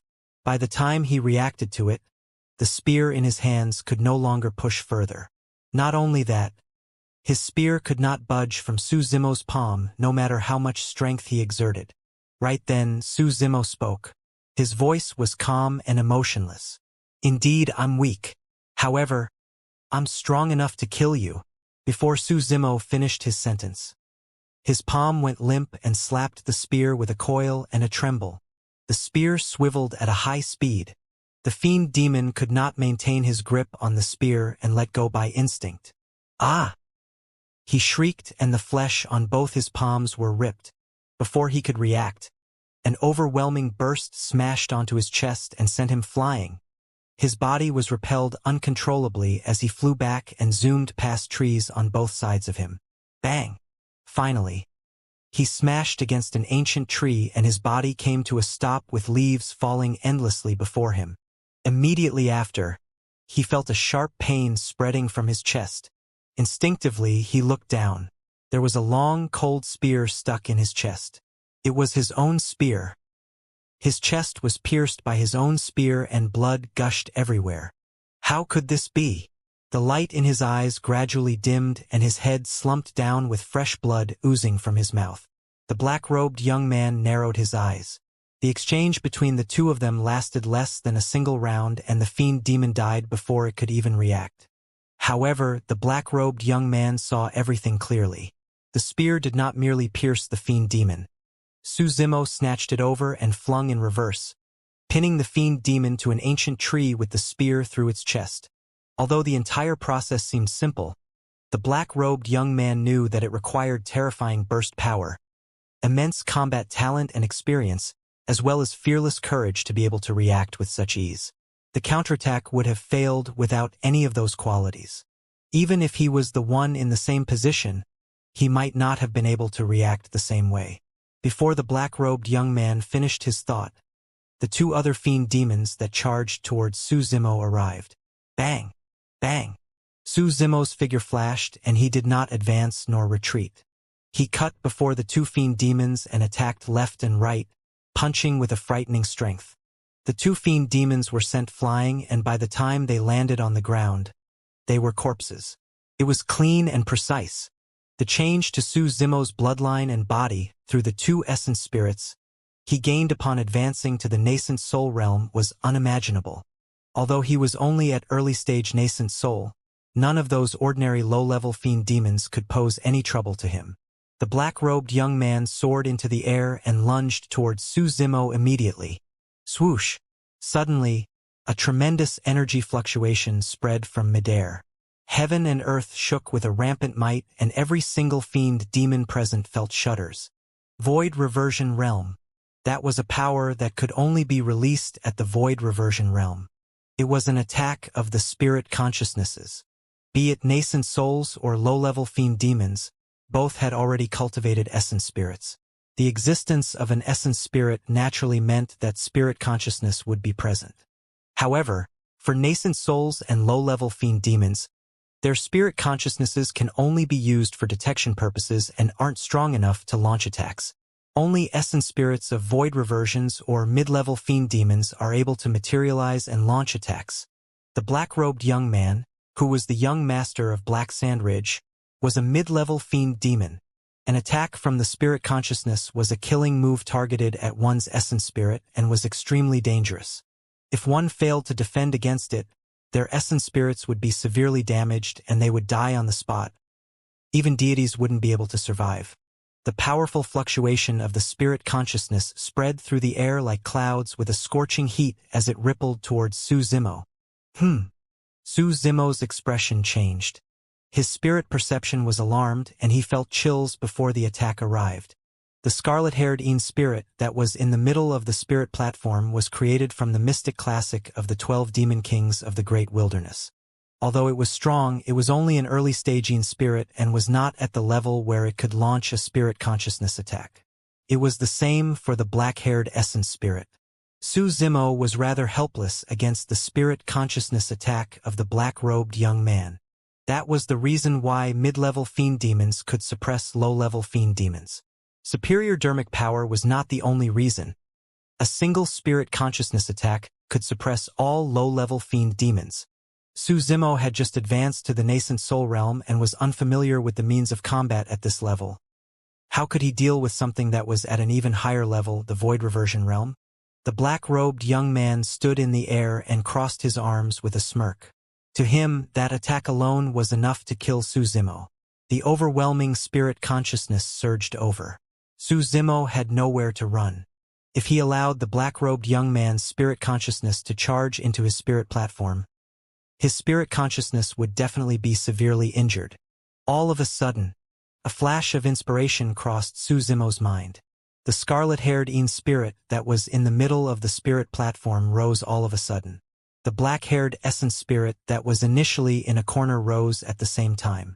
Both essence spirits advanced towards one another swiftly and fused together. Suzimo's essence spirits were each created from a part of his soul to begin with. They naturally faced no difficulties fusing together now. A brand new essence spirit appeared on the spirit platform. The hair of this essence spirit was split between red and black, and it had a bloodshot left eye and a pitch-black right eye. Although it was in the shape of an infant, it had a cold expression that was unmatched. It gave off an unprecedented dominance that overlooked the rest of the world. The power of the essence spirit exploded with their fusion. Naturally, the spirit consciousness became incomparably vast and formed an ocean that surged with raging tides in the spirit platform. This brand new essence spirit released a roar from the middle of the spirit platform. Boom! Su Zimo's glabella shone and released an incomparably frightening spirit consciousness shockwave that smashed violently onto the incoming spirit consciousness. Boom! The two spirit consciousnesses clashed against one another violently and released an earth-shaking explosion. Shockwaves rippled layer by layer and spread through the voids. The ancient trees in the surroundings were snapped when the shockwaves swept past them. The black-robed young man initially had a relaxed expression with his arms crossed as he awaited Su Zimo's demise. To think that he would meet with such an impact. Caught off guard, he was swept away by a tremendous force and flipped a few times in midair, almost falling over. Su Zimo staggered a few steps in retreat before coming to a stop as well. Both of them were evenly matched in this spirit consciousness clash. All the demons were in an uproar. Be it demonic or human cultivators, everyone had the same knowledge that low-level fiend demons could not release spirit consciousness attacks. The essence spirits of low-level fiend demons were the most fragile. Once out of the body, they perished with ease when exposed to the elements. The strength of the spirit consciousness released by a weak essence spirit of that level was limited and could not launch attacks. However, the scene witnessed by the group of demons right now had surpassed their understanding. The black-robed young man was momentarily stunned with a shocked expression. How was that possible? How could the spirit consciousness of a low-level fiend demon be this strong? He was a mid-level fiend demon. He was a full major cultivation realm above the other party. However, this person could match him in a spirit consciousness clash. In reality, the black-robed young man did not know that Su Zimo's essence spirit, body and bloodline had not been completely transformed with dermic powers just yet, since he had just advanced to the nascent soul realm. In other words, Su Zimo was not even considered a proper early-stage nascent soul just yet. Once Su Zimo's cultivation realm was stabilized after a period of time, and he refined both his essence spirits using the Een Spirit section, Purple Thunder Manual and Great Day Rulai Sutra, the black-robed young man would be severely injured with just a single clash of their spirit consciousnesses. Interesting. The black-robed young man composed himself swiftly after the shock as he glared at Su Zimo with a burning gaze. Let me see just what secrets your body holds. I don't think you'll be alive to do that. Su Zimo sneered and arrived before the black-robed young man in a flash. He reached out with his massive palm and smashed down onto the latter's head. You must have a death wish. The black-robed young man narrowed his gaze and did not retreat or dodge. Instead, he punched towards Su Zimo's incoming palm. Right before the fist and palm made contact, the black-robed young man smirked with a delighted expression. He flipped his palm and a cold glint flashed. A black spike that was 3 inches long appeared. The moment the black spike appeared, there was a nauseating stench. It was laced with poison. His move was extremely sudden. The black-robed young man felt that Su Zimo's death was certain. Even mid-level fiend demons would be doomed if they were struck by his black spike. Unexpectedly, Su Zimo's expression did not change, as though he had realized it earlier on. The cicada senses autumn coming before the wind even starts to blow. Su Zimo had long detected danger through his spirit perception. The instant the black spike protruded, he switched tactics and flicked his finger instead. His metallic fingernail was the one that smashed against the black spike. Clang! The sound of metal clashing could be heard from the clash. The black-robed young man shuddered and the black spike nearly flew from his grip. Pest! What tremendous strength! The black-robed young man was startled. The power of that single finger flick almost sent his black spike flying. If that palm strike had landed, his head might have been split into pieces. Crack! Crack! Crack! The black-robed young man was decisive and the sound of tendons and bones stretching echoed from within his body immediately. Demonic chi surged as he transformed into a scorpion that was the size of a cow in midair. Finally, the black-robed young man had revealed his true form at this point of the battle. He was a scorpion that had cultivated into a demon. This scorpion was pitch black and covered by a layer of shiny, metallic armor that looked to be invulnerable and tough. The surface of the armor was even lined with dense, thick fur that was laced with poison so that nobody could attack him. Of course, the most striking things were a gigantic pair of pincers at the front of the black scorpion that were nearly a third of his size. The pincers released clanging sounds as they opened and closed. No matter the physique, anybody would be cut into two if they were caught in those pincers. Now that the black-robed young man had reverted to his true form, he was at the peak of his combat strength. Reveal your true form and let me take a look at what you are, or you won't get the chance to anymore. The black-robed young man glared at Su Zimo and sneered. Su Zimo reared his head in laughter and wagged his finger. Why do I even need my true form to kill you? Brazen! The black-robed young man was enraged and charged over with his pitch-black, gigantic pincers flailing wildly. A nauseating stench surged over. The two pincers danced in midair and chopped down continuously. However, Su Zimo's movement technique was agile and the consecutive attacks of the pincers missed completely. The clanging sounds could be heard echoing endlessly. The pair of pincers could be used interchangeably as scissors or axes. Despite his failed attacks for a long time, the black-robed young man was neither discouraged nor anxious. He had a cold gaze, as though he was waiting for an opportunity. After Su Zimo avoided the pair of pincers once again, a dark streak of light flashed in midair. It arrived instantly. A nauseating stench surged over. Some of the demon beasts that were closer felt dizzy and collapsed onto the ground limply after smelling the stench. A dark color gradually spread through their skin. That was the killing move of the scorpion race. Scorpions were laced with poison from head to toe and their tails were the most toxic. The streak of dark light was the black-robed young man's tail. The black-robed young man was scheming and hid his tail from the start. He was only trying to paralyze Su Zimo with his previous attacks. This was his lethal blow. However, the black-robed young man could not spot anything unusual on Su Zimo's face, as though the latter was completely unaffected by the aura of his tail's poison. There was no way the black-robed young man could know that Su Zimo cultivated the mystic classic of the 12 demon kings of the great wilderness, possessed tsunami blood and flowed with the bloodline of the dragon race within his body. The poisonous gas could not even close into him with a slight circulation of his blood chi. Su Zimo could withstand even more toxic poison, let alone the poison of this scorpion tail.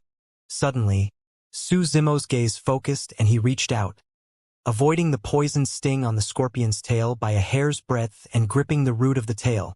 The poison sting on the tail was the sharpest part of a scorpion's body. Many scorpion demons would refine their own tails as their destiny-dermic weapons. Su Zimo avoided the poison sting of the tail and gripped the tail at the base. With a jerk of his arm, he caused a tremendous amount of force to surge into the black-robed young man's body. The strength of the black-robed young man dissipated momentarily, and he could not react right away. Su Zimo did not give him any chance to breathe and gripped the scorpion tail. He swung his arm in a huge arc and slammed the black-robed young man's body violently onto the ground. Boom! There was a deafening sound. A massive crater was formed on the ground as mud and soil flew everywhere. Ah! Ugh! Tragic cries sounded from the black-robed young man's mouth. He felt as though his body had been split apart. Even his organs have shifted positions. The black-robed young man coughed blood through the damage to his organs, and he was in so much pain that he almost fainted over. Although the black-robed young man had also been through many battles up till this point of his cultivation, he was the esteemed young master of Black Sand Ridge after all and mostly escaped unscathed. At the very least, no demon in Black Sand Ridge would be foolish enough to provoke him. Furthermore, he broke through a few years ago and cultivated to become a mid-level fiend demon. Indeed, his pride was not unwarranted. Even without the protection of the Black Sand Ridge territorial lord, he would have been a somebody in the territories in the area as well. To think that he would end up in such a tragic state in his first battle as a mid-level fiend demon.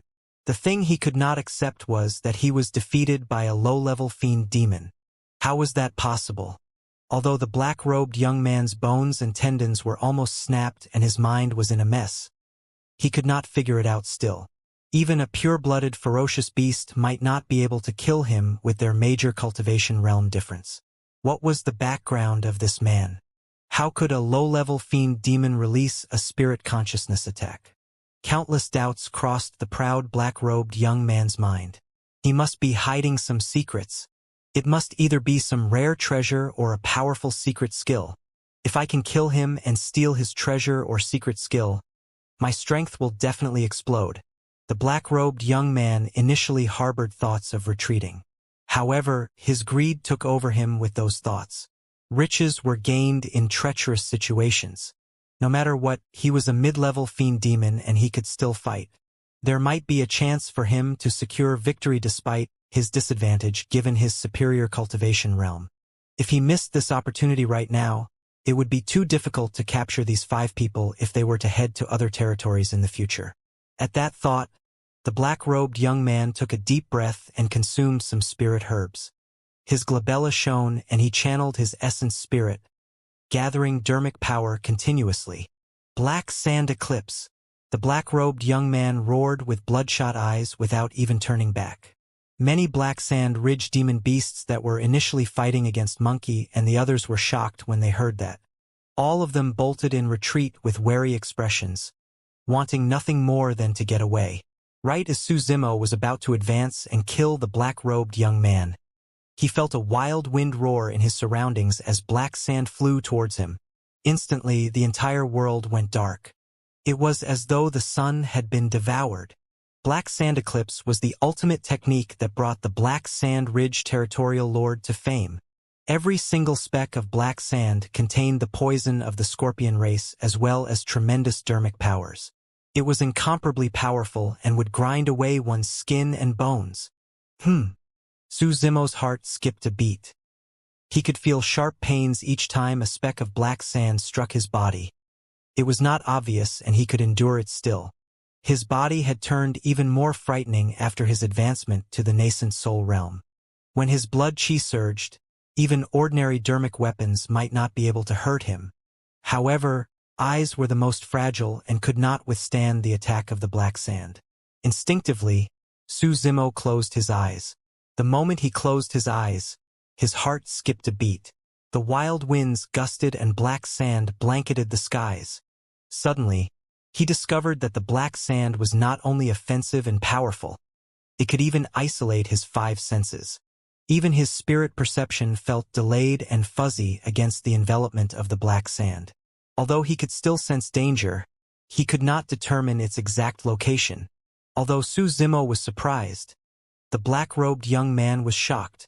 If it was any other mid-level fiend demon, they would have been doomed if they were shrouded by this black sandstorm. Most of them would become dried corpses within several dozen breaths. He had not expected Su Zimo to be able to withstand the attack of black sand eclipse with his bare body. The black sand washed Su Zimo's body continuously, and his green robes were already riddled with holes. However, his skin underneath was completely fine. The black-robed young man grit his teeth with a sharp gaze and channeled his essence spirit continuously to imbue even more dermic power. He believed that Su Zimo had no means of escaping the envelopment of the black sand.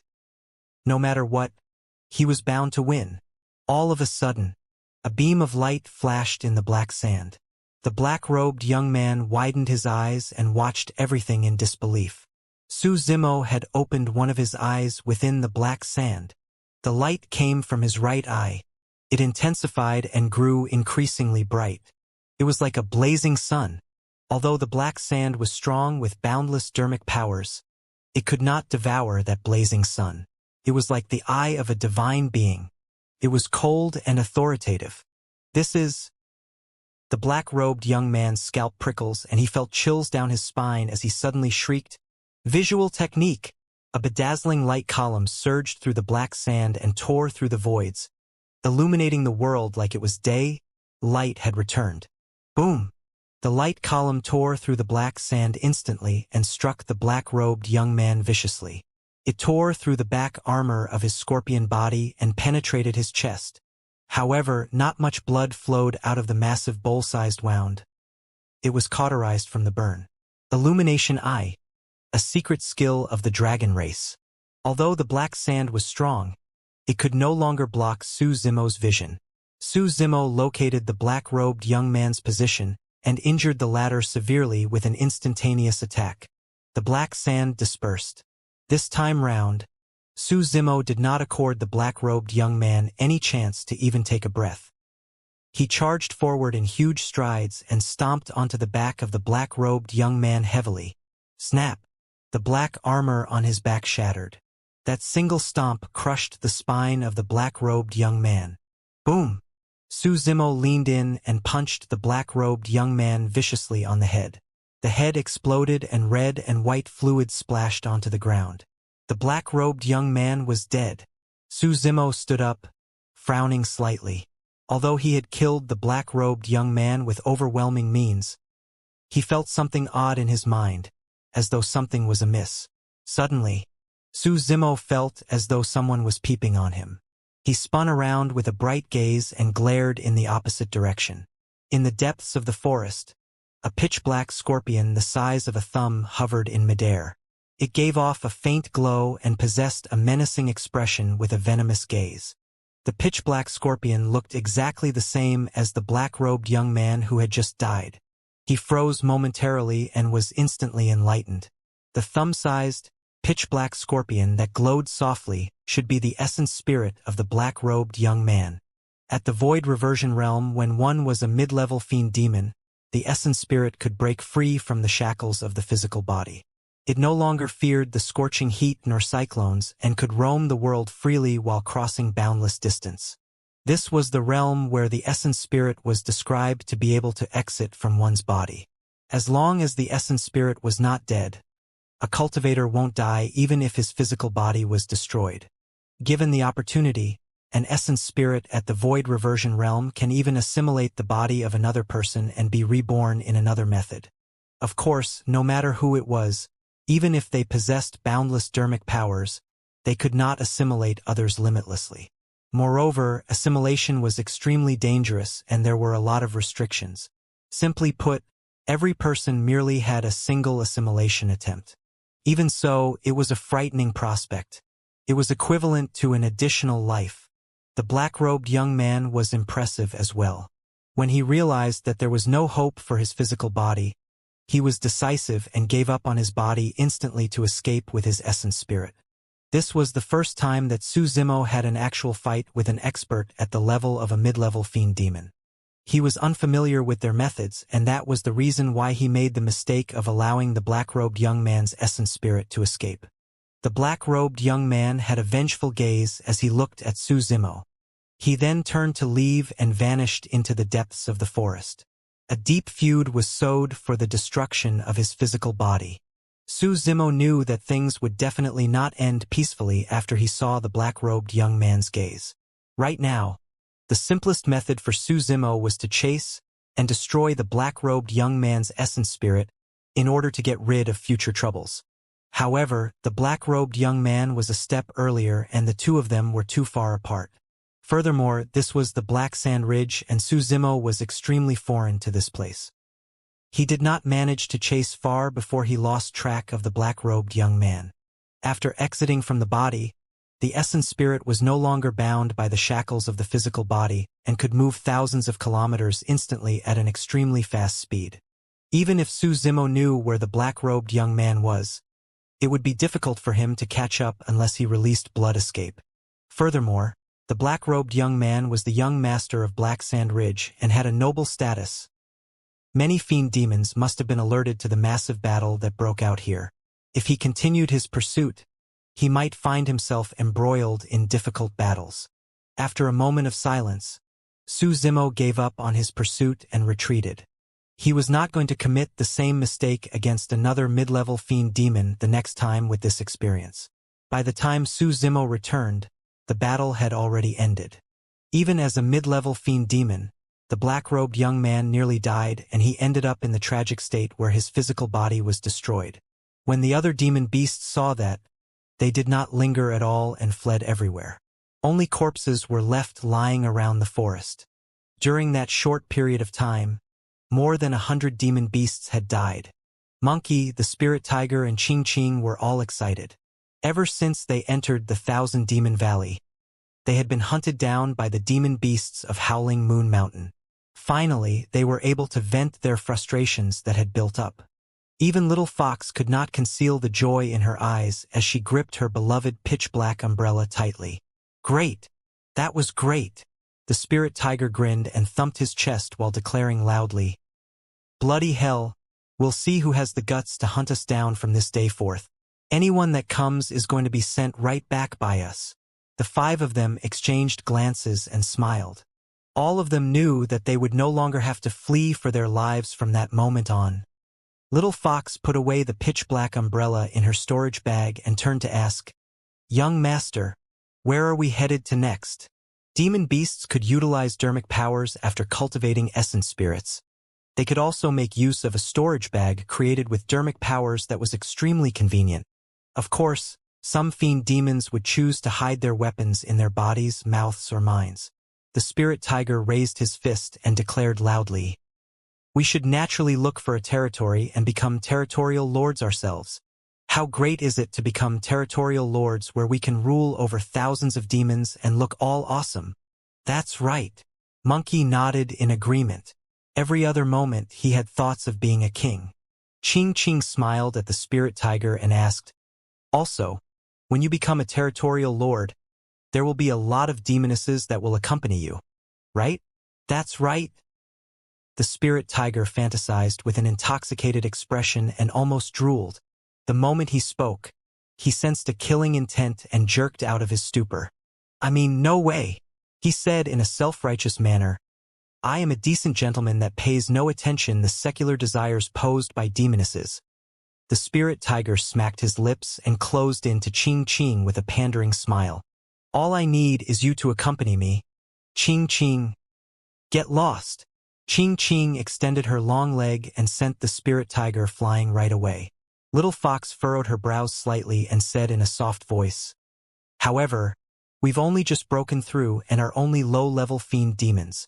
We have to be at least mid-level fiend demons in order to be territorial lords." "That means nothing." The spirit tiger scurried back from a distance and said, "That black scorpion was a mid-level fiend demon as well, but he got his ass handed to him by first. He even had to leave his body behind and escape with his essence spirit." Ching Ching nodded as well. First should definitely be able to become a territorial lord in terms of strength. Even if he can't match the stronger territorial lords, he is on par with the weaker ones. However, where are we going to find a spare territory? Little Fox shook her head. "This is the Thousand Demon Valley, and all territories, large or small, must have been occupied by demons a long time ago. It's simple." A blood glint flashed through Monkey's eyes as he smacked his lips. "We'll find a territory and the five of us will attack together to suppress the territorial lord. Once that is done, which of the remaining demons will dare to go against us?" Monkey loved to fight and was always restless. Even if nobody provoked him, he would ponder about where he could head to for a fight. "Isn't it bad if we snatch the territory of others?" Little Fox blinked and asked weakly. "Foxy, you haven't lived in the world of demons before." The spirit tiger waved it off. "Over here, it's survival of the fittest and there's no morals involved. The stronger party will always live on and have a good life." Little Fox seemed to be in deep thoughts. They had not provoked anyone intentionally ever since they entered the Thousand Demon Valley. However, they were bullied twice in succession by others, all because they were too weak. Monkey added, "There's no use enduring and living an ignoble existence if you want to survive among demons. Everything here has to be fought for with your fists." Little Fox nodded. "All right, I'll listen to you guys." Su Zimo's mind was decided, although he made no comments the entire time. Be it him, Monkey, or the spirit tiger, they were not going to bow down to others. They definitely had to occupy a territory of their own. Ching Ching mulled. "We're not familiar with this place since we're new to the Thousand Demon Valley. Which territory should we occupy?" It was an important question to consider. If they made the wrong choice and met with a wall, the five of them might pay with their lives even before they oust the current territorial lord. Everyone turned to Su Zimo. Slowly, he said, "Let's go to Howling Moon Mountain." The eyes of Monkey and the spirit tiger lit up. That's right. The spirit tiger slapped his head. I almost forgot about that place. Those bunch of asses from Howling Moon Mountain chased us through mountains, ridges, hills and rivers for dozens of days. We've got to make them pay for that. Su Zimo took out the map. The rat passed them. The area occupied by Howling Moon Mountain is the smallest in the vicinity. According to logic, it should mean that the territorial lord is the weakest. This is it, Monkey agreed as well. The spirit tiger was excited and made a fuss. Let's go right now. Su Zimo said deeply, don't rush it. We'll infiltrate Howling Moon Mountain and continue to cultivate there for a period of time to stabilize our cultivation realms. It would be best if we can find out more about the situation of Howling Moon Mountain before making further plans. Su Zimo knew that it was not going to be simple to take down a territory. There were only 5 of them. They would face immense difficulties if they tried to do it forcefully. Furthermore, Monkey and the others had already refined their destiny dermic weapons. However, he had not had time to refine his creation Green Lotus. Once his cultivation realm was stable, his essence spirit, body and bloodline received a complete boost through dermic powers and he refined the creation Green Lotus. His strength would definitely grow to the next level. That way, they would stand a much higher chance of taking down Howling Moon Mountain. Go, let's leave this place first. Su Zimo pondered for a moment before waving. This was the territory of Black Sand Ridge, and the young master had just received serious injuries and even nearly died. It won't be long before experts came knocking. There was almost no peace in Howling Moon Mountain for the past month. The death of several hundred spirit demons and 2 of the 7 protectors was a major event. It was said that the demons that died were killed by demons that came from the ancient battlefield. Furthermore, there were only 5 of them and they were all spirit demons. During this period of time, every single demon in Howling Moon Mountain searched for the 5 of them and almost turned the entire place over, but to no avail. The demons realized that the 5 of them should have already escaped. Even if they were hiding in Howling Moon Mountain previously, they must have escaped from fear after they were hunted down on such a massive scale. Nobody noticed that this day, 5 fiend demons in human form had swaggered their way into the territory of Howling Moon Mountain. These 5 fiend demons were none other than Su Zimos who were being targeted right now. Heh! Puny demons of Howling Moon Mountain. Hubatian is back. The spirit tiger grinned. Ching Ching said, I'm sure the demons of Howling Moon Mountain will never expect us to dare to return. Su Zimo smiled. It doesn't matter even if they've expected us to. They can't recognize us. A few spirit demons appeared in the vicinity. However, none of them acted unusually when they saw Su Zimo's group. Instead, they avoided the group with respectful expressions. As the 5 of them passed through the forest, the sound of crickets echoed. However, all of them looked composed. Previously, they had nowhere to run because of those seemingly unassuming crickets. Now, none of those crickets posed any threat to them.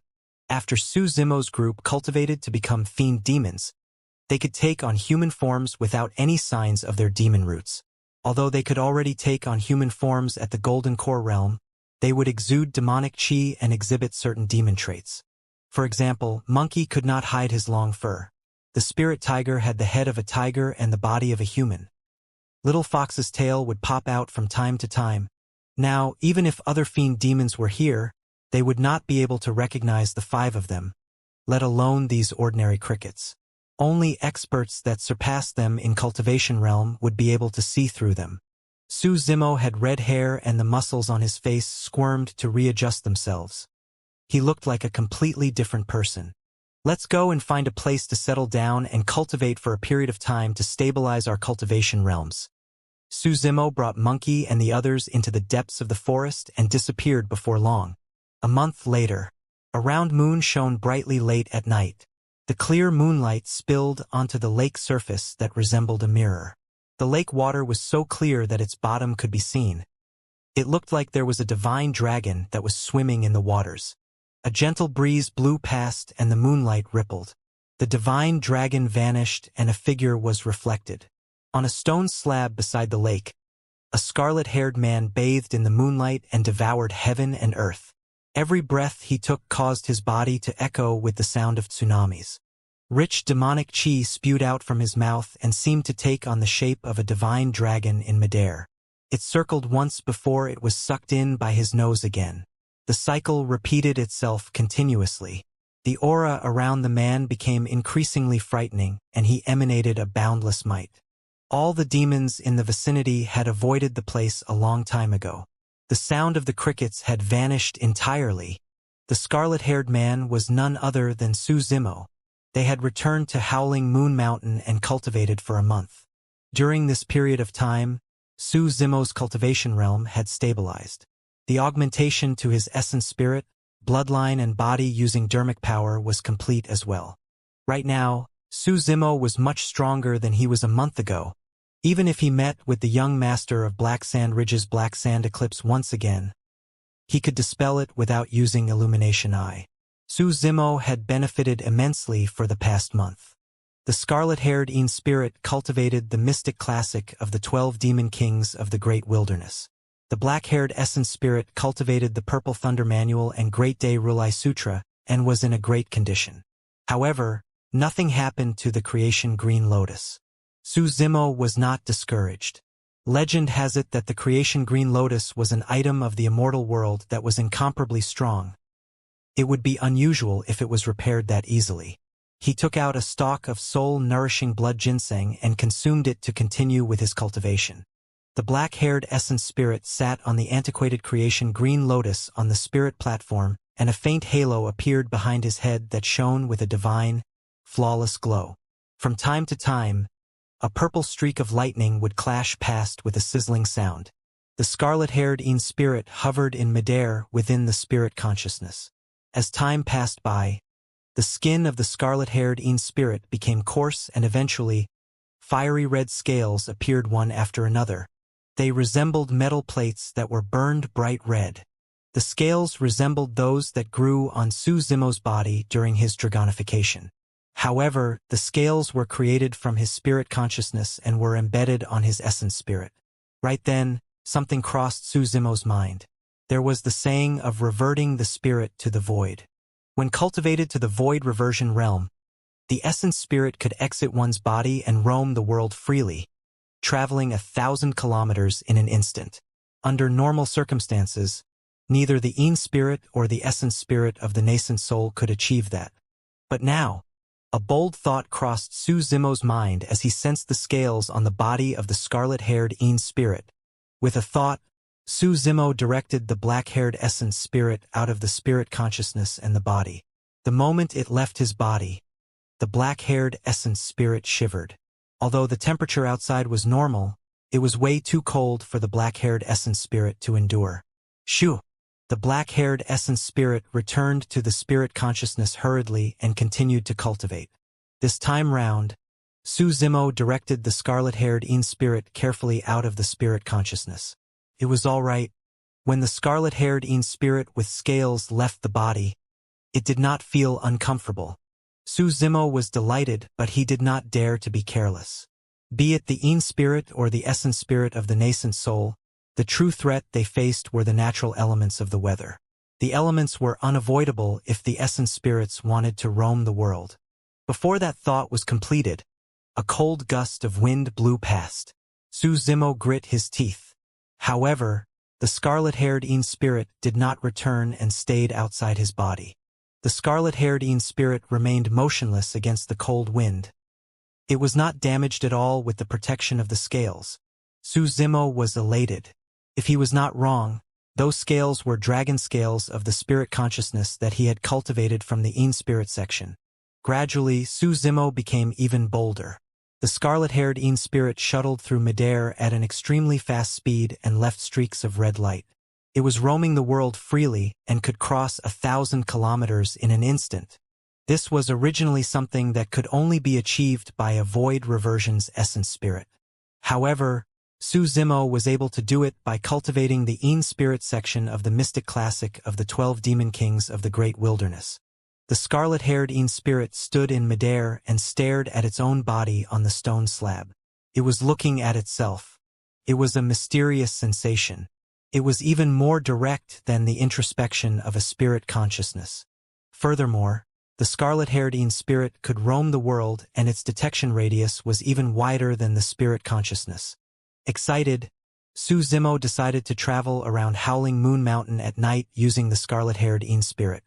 When an essence spirit leaves the body, the spirit consciousness would be left empty. This would mean that the body would become an empty shell without soul or consciousness. Even if the physical body met with danger, it would not know how to defend or dodge. Therefore, before leaving with one's essence spirit, cultivators would ensure that their bodies were hidden in secluded locations so that their foes could not find them. However, this was something Su Zimo wasn't worried about. Even with the departure of his scarlet-haired spirit, there was another essence spirit in his spirit consciousness. The scarlet-haired spirit hovered in midair without any weight. Su Zimo leaped down from the stone slab and walked towards a cave not far away. The black-haired essence spirit controlled his body and hid in the cave temporarily. That could potentially save him from some trouble. The black-haired essence spirit continued to cultivate while the scarlet-haired spirit vanished in a flash, headed towards the depths of Howling Moon Mountain. Without the shackles of the physical body, the essence spirit was closer connected to heaven and earth. It faced significantly less resistance traveling through the air and was extremely fast, moving 1,000 kilometers instantly. In reality, if Su Zimo wanted to explore the territory of Howling Moon Mountain himself, he would require at least 3 days and nights. However, with the speed of the scarlet-haired spirit, he could check out Howling Moon Mountain entirely with a single night. Shadows of trees passed by him in a fleeting manner. With the protection of the dragon scales, the scarlet-haired spirit shuttled through the forest freely and roamed the world with an indescribable freedom. Su Zimo followed the map in his hands and gradually closed in to the center of Howling Moon Mountain. That was the resting ground of the Howling Moon Mountain Territorial Lord. Under normal circumstances, be it the spirit or a nascent soul realm essence spirit, neither were strong enough to carry physical objects. The spirit could not even lift something as light as a goose feather, let alone this map. However, with the dragon scales, the scarlet-haired spirit could lift light objects such as the map of Howling Moon Mountain. Su Zimo was shocked. The mystic classic of the 12 demon kings of the great wilderness was truly strong. Although the black-haired essence spirit cultivated the Purple Thunder Manual and Great Day Rulai Sutra, 2 top-tier cultivation techniques of the Immortal and Buddhist Taoists, it could not roam the world, let alone lift physical objects. However, the spirit section from the mystic classic of the 12 demon kings of the great wilderness alone could achieve it. The spirit section came from the Ocean Dragon King. In other words, even the dragon race of Tianhuang mainland might not be able to surpass Su Zimo's in terms of their spirit refinement legacy. 2 hours later, Su Zimo was close to the core of Howling Moon Mountain. In order to avoid detection, the speed of the scarlet-haired spirit gradually slowed down. There were evidently more fiend demons around the vicinity. However, none of the fiend demons noticed Su Zimo's presence. Firstly, most of them were cultivating and were hardly distracted. Secondly, the scarlet-haired spirit was merely the size of a thumb and was extremely fast. Even if somebody caught a momentary glimpse of it, they would have thought that they were seeing things and thought nothing of it. Thirdly, although Su Zimo had just advanced to the nascent soul realm, his scarlet-haired spirit was already much stronger than the essence spirits of other fiend demons, since it could roam the world. With that, it was even more difficult for those fiend demons to notice Su Zimo. That was also why it was so powerful for the essence spirit to be able to leave one's body. Low-level fiend demons would hardly realize that they were being spied on at the side. Su Zimo continued advancing and his speed slowed down. He could clearly feel that there were 2 fiend demons cultivating at the front not far away. The dermic power fluctuation around them was extremely strong and surpassed the other fiend demons. There were 2 mid-level fiend demons. Su Zimo paused in his tracks and hid himself without advancing. If he was not wrong, the 2 mid-level fiend demons should be the Howling Moon Territorial Lord, Black Wolf, and his deputy Chan Rui. The 2 of them were mid-level fiend demons and could use their essence spirits to roam. Su Zimo hid himself carefully far away, not wanting to alarm the 2 of them. All of a sudden, Black Wolf stood up with an imposing aura. He hollered with a fervent gaze. "Who is there? How dare you spy on Howling Moon Mountain? Not good. I've been discovered." Su Zimo was alarmed. There's no wonder why he's the Howling Moon Territorial Lord. Indeed, he's capable. To think that he can even sense me despite how far I'm hiding here. Su Zimo was prepared to flee the moment the thought crossed his mind. Since he was exposed, it was useless for him to linger any longer. Instead, he would be in danger and it would be difficult for him to get away. Right then, a gentle breeze blew and 3 faint, glowing essence spirits flew into the air from the forest not far away. Initially, Su Zimo wanted to leave. However, he paused in his tracks when he saw that. To think that there were other essence spirits spying in the darkness. The 3 essence spirits were in the shape of bats. The fact that they could roam to the spot meant that they were void reversion essence spirits. One of the essence spirits said in an odd manner, "Howling Moon Mountain. You've got some capabilities indeed. To think that you were able to spot us. Humph. We'll pay you a visit another day." Before that sentence was completed, the 3 essence spirits sped into the distance and tried to escape in time. "Where can you run to?"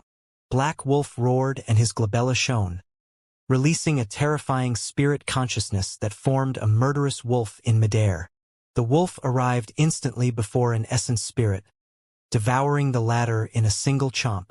"Black Wolf, you..." "Ah!" The essence spirit could not dodge in time and shrieked before he could complete his sentence. Su Zimo was secretly alarmed and his heart skipped a beat. Black Wolf's attack was a killing move targeted at essence spirits. It was even stronger and frightening than a spirit consciousness attack.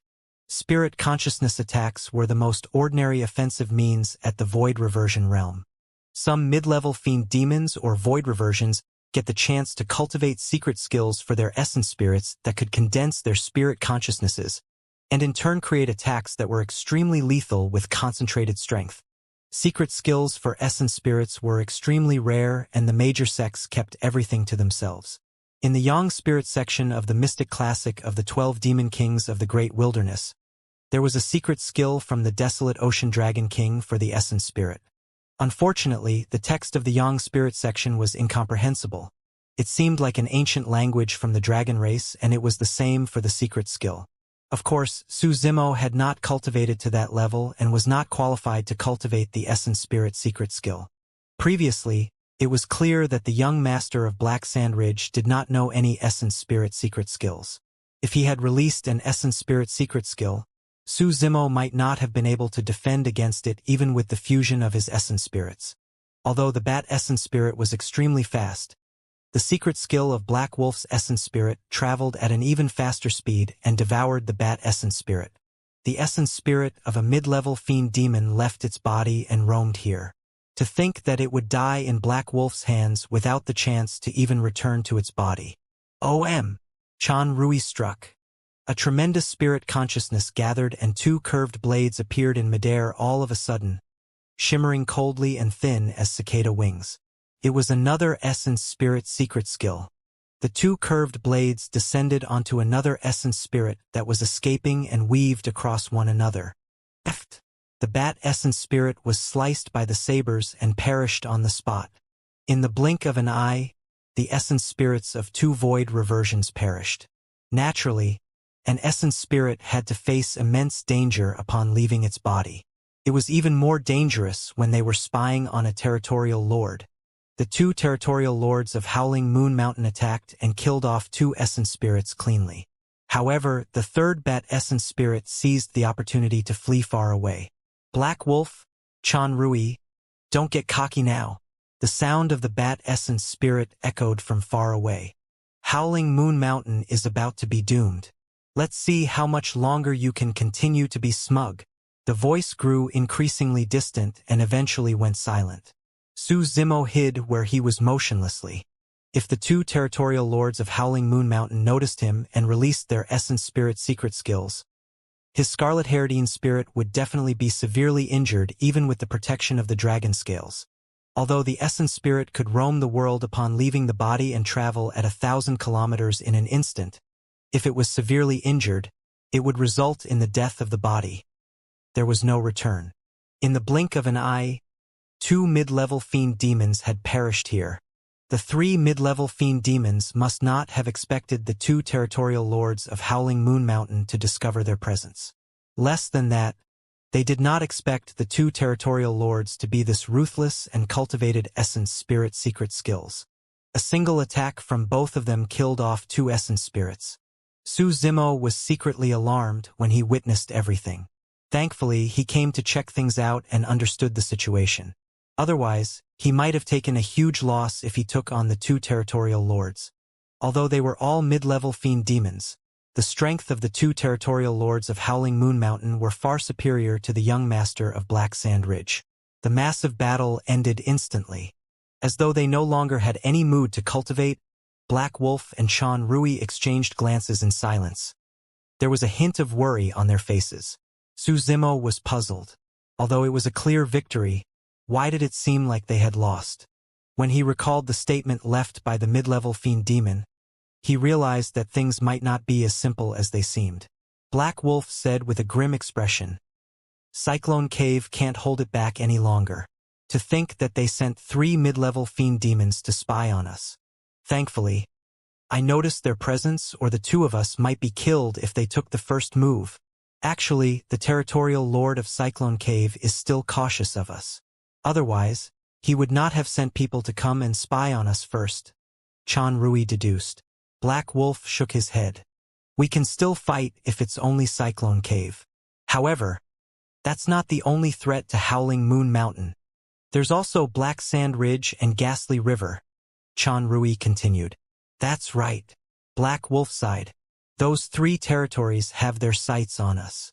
I'm afraid Howling Moon Mountain won't be able to get through this ordeal. What I'm most afraid of is if they form an alliance."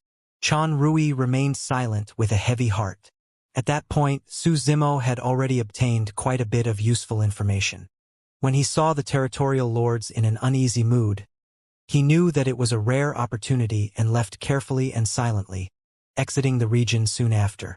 Not long after Su Zimo left, Black Wolf suddenly frowned and said in a deep voice, "Earlier on, apart from the 3 of them from Cyclone Cave, there seemed to be someone else was spying on us." "Ah?" Chan Rui froze for a moment. Black Wolf continued, "It was an intermittent feeling and I'm not entirely sure either. Was it from Black Sand Ridge?" Chan Rui asked. "Not likely." Black Wolf shook his head. "In this period of time, the fiend demons of Black Sand Ridge are searching for a group of mysterious strangers. There's no reason for them to head here. I heard about that incident as well. The young master of Black Sand Ridge's physical body was ruined and he almost died." Chan Rui chuckled. "However, if they're not from Black Sand Ridge, who were they? Could it be?" Suddenly, Chan Rui froze and looked at Black Wolf instinctively. Their gazes met in midair and Chan Rui's heart skipped a beat. "That person from Ghastly River? It should be," Black Wolf nodded. "He's most likely the only one that can sneak beside us stealthily and leave without a trace. That's going to be troublesome." Chan Rui sighed. Su Zimo was already gone and naturally did not know that the 2 territorial lords of Howling Moon Mountain thought of him as somebody else. At that moment, Su Zimo was in the skies soaring through the clouds as he looked down on the territory of Howling Moon Mountain to survey its terrain and listen in to the surroundings. All of a sudden, he froze and slanted his head in midair to listen carefully for a brief moment. Thereafter, his lips curled with a fake smile and a strange look flashed through his eyes.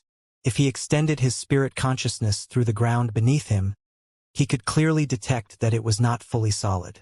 It was interconnected with multiple tunnels to form caves one after another. Demonic chi was rich and everything eventually converged towards a massive palace. The palace was made of gold and shone brightly with an earthly aura. There were countless rats scurrying around the palace in a joyful manner. Some of the rats huffed as they carried wine. Some of the rats were off killing chicken and cows. For ordinary wild beasts such as chicken and cow, they were naturally helpless against rat demons with sentience. It was even more lively in the palace. Some of the rats turned into women that shuttled through the feast to set up fruits and delicacies. At the front of the palace, A rotund man sat high and above with a sparkling, golden crown on his head. Although he did not exude any demonic chi, he had shifty eyes and looked extremely sleazy. Two cute women were on both sides of the rat, and they were thumping his back and kneading his thighs. He was thoroughly enjoying life. "Congratulations, Your Majesty!" A rat demon at the bottom raised a glass for a toast. The rat demon was in human form and could stand with both legs. Although he wore human attire as well, there was a long tail behind him. It was a golden core realm spirit demon. This rat demon said loudly, "Your Majesty, you are the first to cultivate to become a fiend demon among the rat race of Howling Moon Mountain. Our race will definitely flourish in the future." "That's right, Your Majesty has an exceptional talent and managed to cultivate into a fiend demon in less than a month upon returning from the ancient battlefield." "Amazing!" Some other rat demons chimed in at the sides. "Ha ha ha ha!" The rat at the front of the palace beamed widely such that his eyes could barely be seen. He raised his glass heartily and declared, "Everyone, drink up! Drink to your heart's fill." Pft! Pft! "Rat King, you sure are amazing." Suddenly, he heard a mocking voice echo within his ears. Its tone was neither heavy nor light, and the fatty with ratty eyes was the only one that heard the voice in the noisy palace. "MMM? Who's there?" The fatty with ratty eyes was shocked. Somebody managed to close into him without him realizing it? The fatty with ratty eyes was expressionless, and his glabella shone as he released his spirit consciousness to survey the direction of the voice. His spirit consciousness surged over, and he discovered a figure the size of a thumb in a corner behind him. It had shoulder-length scarlet hair, was lined with scales throughout its body, and its appearance could not be seen clearly. "Pest!" The Rat King gasped and was shocked. Instantly, he broke out in cold sweat, and his wrist trembled so badly that he spilled more than half of the wine in his cup. Although he did not know who this intruder was, he knew that only a mid-level fiend demon could send an essence spirit out of their body. "Follow me. Don't make a fuss." The scarlet-haired essence spirit's voice was cold and emotionless. In a flash, it vanished into the darkness.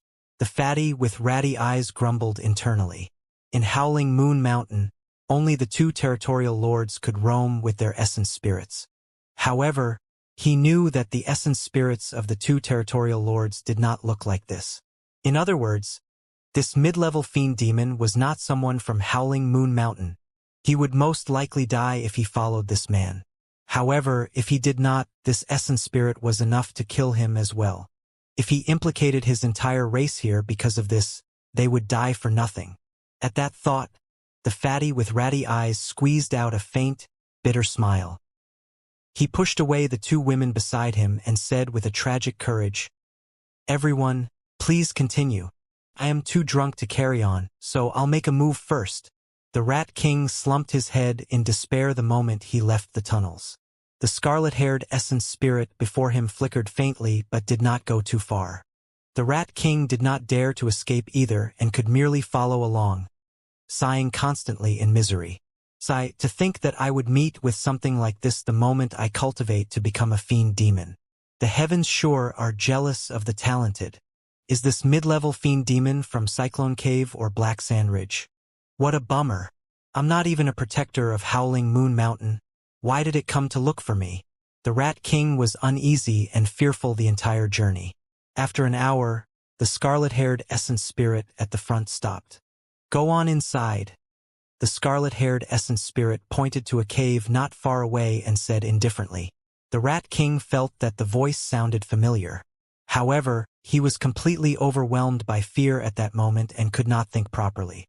The cave before him seemed like the gigantic mouth of a desolate, gargantuan beast, and he was sending himself into death's gates. "Heis!" The Rat King sighed again and grit his teeth, entering the cave reluctantly. The cave was not big and could be seen in its entirety with a mere glance. Although the light within was dim, the Rat King that was now a fiend demon was almost unaffected. There were 5 people in the cave. They dressed like human cultivators. However, with his sharp senses, the Rat King could vaguely guess that the 5 of them were fiend demons in human forms. Among the 5 of them, Some laid down on the ground with one leg crossed against the other lazily. Some sat properly while some stood in silence. For some unknown reason, all of them looked at him with odd gazes. The Rat King felt his scalp prickle from their gazes and did not know what to do. Right at the front, a scarlet-haired cultivator sat in a lotus position with his eyes closed. Suddenly, the muscles on the face of the cultivator twitched and his appearance changed significantly. Why you? The Rat King's eyes widened as he looked at everything in disbelief. The face of the scarlet-haired man was exactly the same as the green-robed man who created a ruckus in Howling Moon Mountain more than a month ago. The five of them were naturally Su Zimo's group. Why you guys? The Rat King recognized Su Zimo's group and instantly hopped as he exclaimed, "Are you guys insane? To think you would dare to return. Why wouldn't we?" Monkey sneered. "If the five of us are together, we have no fear even if we are barging into a dragon's pool or tiger's lair. Howling Moon Mountain is nothing. That's not the case." The Rat King waved it off and explained, sweating profusely, "Don't assume that you can come back and seek revenge now that you've broken through and become fiend demons. You have to understand that even among fiend demons, there are different levels. Only mid-level fiend demons can become territorial lords. Their essence spirits can roam into the world and travel 1,000 kilometers in an instant." Suddenly, the Rat King's voice froze. He witnessed something. The scarlet-haired essence spirit that entered with him transformed into a scarlet streak of light in a flash and flew into Su Zimo's glabella. Su Zimo stood up with a humoring smile. The Rat King's mouth was agape and his eyeballs popped out. How is this possible? Aren't you? The Rat King wanted to ask how Su Zimo's essence spirit could roam when he was a low-level fiend demon. However, his mind was in a mess at the moment and he could not speak coherently. "Don't be nervous." Su Zimo walked over and patted the Rat King on the shoulder with a gentle smile. "I don't have any ill intentions inviting you here. The conflict that happened in Howling Moon Mountain earlier on was not your fault either. Furthermore, it was all thanks to your map that we were able to leave Howling Moon Mountain later on." The Rat King heaved a long sigh of relief upon hearing that and plopped down onto the ground. Unknowingly, he was already drenched in sweat. There were many things he did not know about this person before him. However, he knew that this was somebody who placed a clear distinction between gratitude and hatred. That statement already guaranteed that the Rat King's life would not be harmed. "Brothers, why have you looked for me?" When the Rat King composed himself a while later, he took the initiative to ask. Su Zimo said, "I want to find out about some things from you." Suddenly, the Rat King revealed a cautious expression as his eyes roved around Su Zimo's group. After a lengthy consideration, he said, "Pardon me for being straightforward, brothers, but the reason why I saved you guys earlier on was out of guilt. However, if you wish to make use of me to harm Howling Moon Mountain, I cannot agree to it." Su Zimo replied indifferently, "Howling Moon Mountain is facing threats from everywhere and is about to fall. There's no need for us to make a move." "What do you mean by that?" The Rat King blinked. "Black Sand Ridge, Cyclone Cave, Ghastly River." Slowly, Su Zimo gave the three names. The three names belonged to the three territories around Howling Moon Mountain. The Rat King remained silent, but his expression shifted slightly. Su Zimo said, "You are updated with the news, and I'm sure you must already know of the motives those three territories have towards Howling Moon Mountain. If they form an alliance, Howling Moon Mountain will cease to exist." Su Zimo obtained most of the information eavesdropping earlier on and was able to come to this conclusion with some slight deduction. The Rat King sighed gently and gave a bitter smile. Even without an alliance, if one of those territories attacked, Howling Moon Mountain won't be able to withstand it. "Tell me, what do you know about the three territories?" Su Zimo asked. The Rat King replied, "Actually, just by looking at the map, you can tell that the three territories are stronger than Howling Moon Mountain." He was not wrong. On the map, the area occupied by Howling Moon Mountain was the smallest and was in between the three territories. The Rat King continued, "There are only two mid-level fiend demons in Howling Moon Mountain, the two territorial lords. However, from what I know, There are at least 5 mid-level fiend demons in Cyclone Cave and Black Sand Ridge. Ghastly River is the most mysterious and nobody knows how many mid-level fiend demons there are. However, it is widely acknowledged that they are the strongest. That's because the territorial lord of Ghastly River is a WRM. At that point, the Rat King turned towards Su Zimo's group instinctively. Unlike what he expected, none of them seemed shocked or taken aback. Su Zimo and the other 4 were way too calm, as though they had just heard something extremely ordinary. Are the 5 of them having a delayed reaction? The Rat King thought to himself and cleared his throat before elaborating with emphasis. The WRM is a pure-blooded ferocious beast that carries a remnant bloodline from the dragon race within its body. Although slim, it has a chance of cultivating into a true dragon. Oh! The group of 5 replied expressionlessly. To begin with, Su Zimo was now half a dragon and would naturally not bother about an existence like the WIRM. Monkey and the others had fought against the Rakshasa race of the primordial 9 races. As such, their perspective on things was not something ordinary demon beasts could compare to. The Rat King widened his eyes and puffed his cheeks, feeling an inexplicable sense of frustration. Little Fox was the first to react as she clapped her hands and exclaimed, "Wow! A pure-blooded, ferocious beast. Amazing! That's way too fake." The Rat King's mouth cramped up and he could not help but roll his eyes. Actually, when the previous territorial lord of Howling Moon Territorial Lord was around, he could suppress Black Sand Ridge, Cyclone Cave and Ghastly River with his strength. The Rat King continued. However, during an expedition outside, he met with a strong foe and was severely injured. His physical body was destroyed and he managed to return with his essence spirit, but he did not live for long thereafter. The current Howling Moon Territorial Lord is the remaining bloodline of the previous Territorial Lord. Throughout these years, the reason why Howling Moon Mountain was not overtaken was because Black Sand Ridge, Cyclone Cave and Ghastly River were wary of one another and had their own plans respectively. Su Zimo nodded. The 3 territories were also worried that they might lose out if they were embroiled in battle with Howling Moon Mountain. That was why they had not attacked. However, if they 3 territories came to a common understanding, Howling Moon Mountain would be on the brink of destruction. "Brothers, why have you guys returned?" The Rat King's eyes darted around as he probed. The Spirit Tiger raised his chin and declared proudly, "We've naturally returned to take over the place and replace the current territorial lords." Bullshit. The Rat King pouted his lips slightly and sneered in his mind. In his opinion, the Spirit Tiger was definitely spouting nonsense. They must be dreaming if they thought that a few low-level fiend demons could take over an entire territory. "You don't believe us?" Monkey walked over and lifted the Rat King up by the shoulders, smirking. I do." The Rat King shuddered and replied hurriedly with a smile. Monkey smirked even deeper. "Since you do, help us then. We're lacking in manpower and you do seem like someone who knows what's good for you." The Rat King lamented internally but could only force himself to reply, "Well, I'm indebted to the previous territorial lord and the current territorial lord is nice to me as well. Suddenly, a thought crossed the Rat King's mind. "Brothers, you are actually not at fault for everything that happened previously. I can clarify the matter in front of the territorial lord. Now that you guys are already fiend demons, given your capabilities, there's definitely a chance for you guys to become protectors of Howling Moon Mountain." "All right."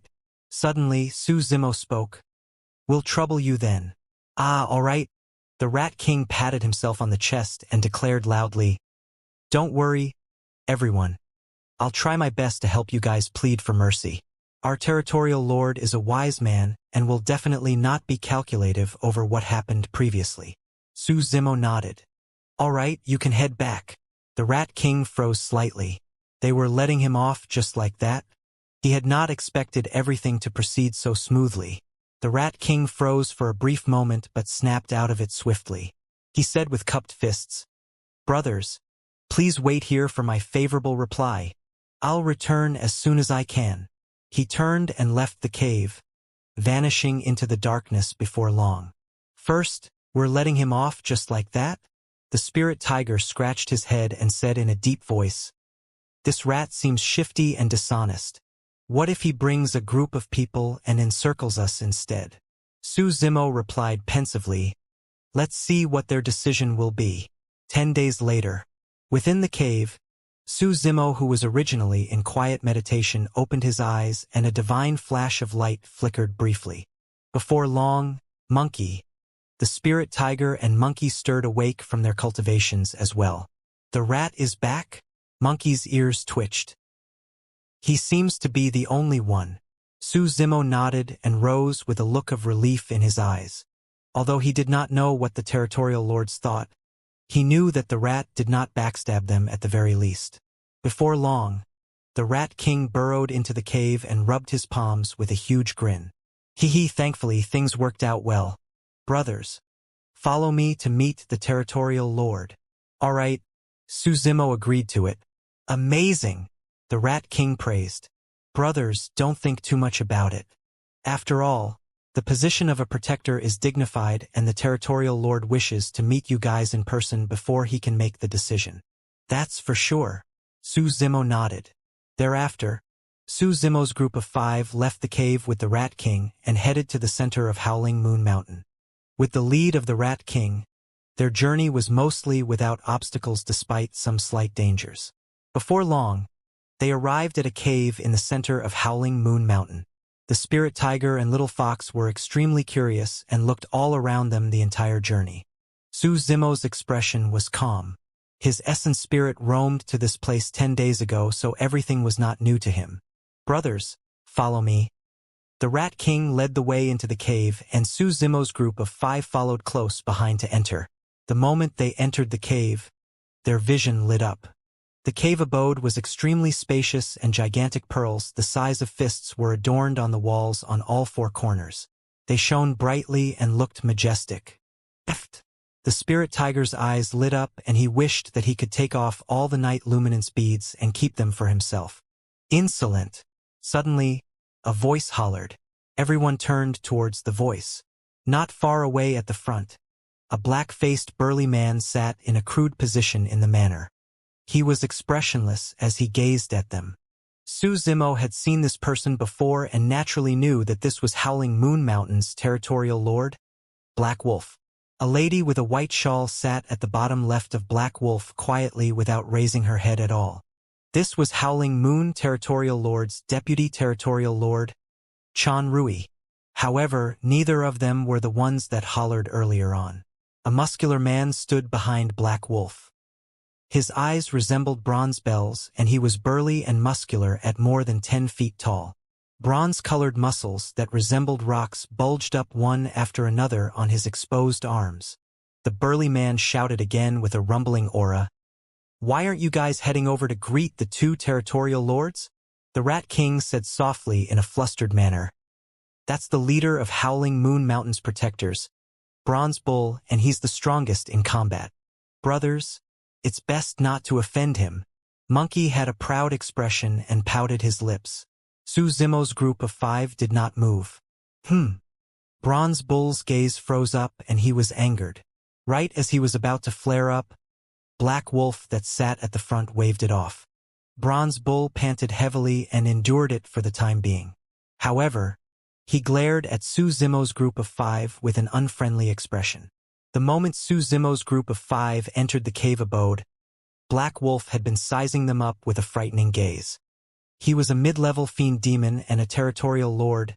The aura and might of his presence was so powerful that ordinary demon beasts wouldn't be able to withstand it.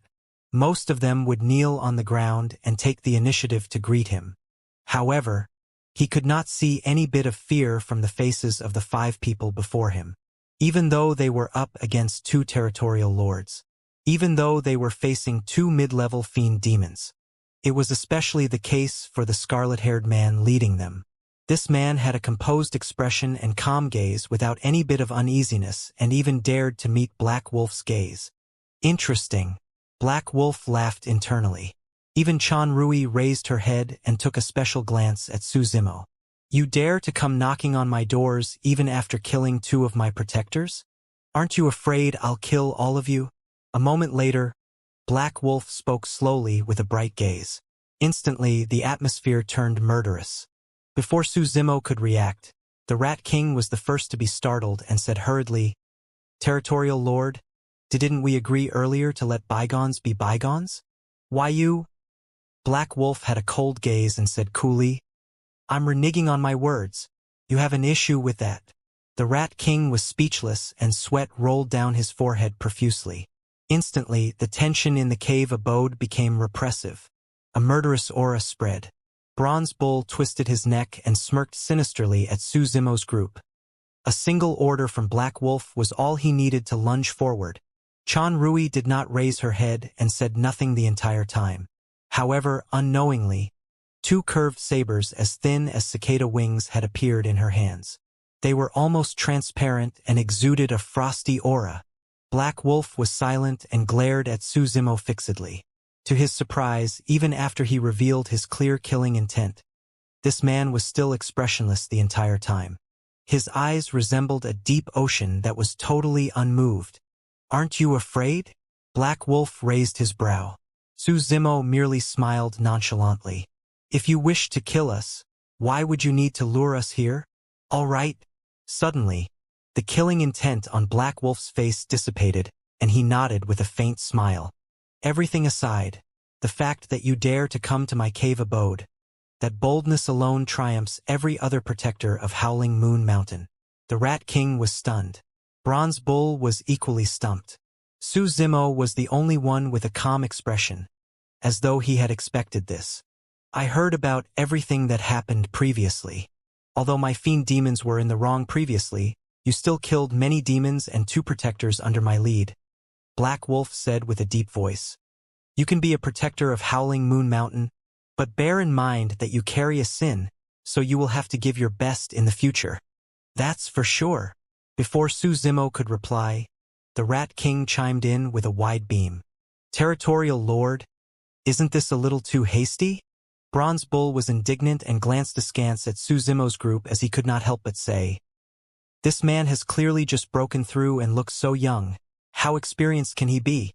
The status of a protector is extraordinary. No matter what, you've got to test out his skills first. Shall I play with you?" The moment there was the possibility of a fight, Monkey's eyes lit with a scarlet glint as he hopped out right away. He had only fought the fiend demons of Black Sand Ridge ever since he became a fiend demon. Unsatisfied, there was naturally no way he would let this rare opportunity slip. "Just a wild monkey like you?" Bronze Bull laughed wildly. "All of you can come at me together." Suddenly, Su Zimo spoke. "Actually, I'm not here to become a protector." "Huh?" Black Wolf raised his brow slightly and asked, "What do you want to be?" Su Zimo's gaze shone brightly as he said in a slow manner, "What I want to be is Howling Moon Mountain's territorial lord." The moment he said that, the cave abode went completely silent. The Rat King's eyes widened with a stricken expression. Goodness, has he gone mad? A low-level fiend demon actually wants to challenge a territorial lord? It's over, it's over. I'm going to die because of you." Chan Rui raised her head and looked at Su Zimo seriously for the first time, as though she wanted to see through him. Black Wolf narrowed his eyes and they shone violently. Although he remained motionless, a dangerous aura exuded from him that was way more frightening than the one earlier on. This time round, his killing intent was truly triggered. Brazen! Bronze Bull's eyes widened as he leaped and charged towards Su Zimo with a holler. "How dare you act like a punk before me? Die!" Su Zimo was motionless against the incoming Bronze Bull. A shadow darted out from beside him. Monkey had already leaped forward. He raised his fist and his flesh expanded. As though it formed a gigantic seal in midair, he punched towards Bronze Bull's fist violently. Boom! There was a deafening sound. Bronze Bull gave a deep grunt and was actually sent flying. Monkey staggered a few steps back and shrugged his arm as he reared his head in laughter. What a great feeling! Once more. The Rat King's eyes widened and he nearly bit his tongue. Bronze Bull was the leader of Howling Moon Mountain's protectors and had the greatest strength. No fiend demon could match him head-on. To think that this monkey that had just cultivated to a fiend demon was able to take Bronze Bull head-on without being disadvantaged. Furthermore, the Rat King knew Monkey was not the strongest in combat within the group. It was the scarlet-haired man. Could that man really be able to? A thought crossed the Rat King's mind that startled him. Immediately after, he denied it himself and lamented internally, "Impossible! Absolutely impossible. No matter how strong he is in combat, there's no way he can threaten the territorial lord." Black Wolf did not move and merely watched Suzimo. In reality, his spirit consciousness was already spread and was surveying the activity in the radius of 5 kilometers. In his opinion, it was impossible for the 5 low-level fiend demons before him to attempt to overthrow his position as a territorial lord. It was a complete joke. However, there was nothing unusual in the vicinity. There wasn't even any slight activity. With a darkened face, Black Wolf asked deeply, "Speak! Who sent you?" In his opinion, Suzimo's composure was definitely because he had backing that most likely came from Black Sand Ridge, Cyclone Cave, or Ghastly River. "Black Wolf, you're thinking too much."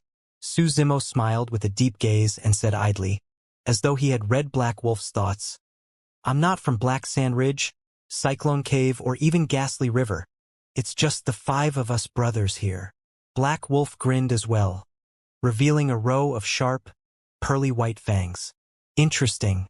The 5 of you think that you're enough to overthrow me." Suzimo replied, "Actually, there's no need for you to be hostile towards me." Ha ha ha ha. As though he had heard the greatest joke in the world, Black Wolf released a thunderous laugh.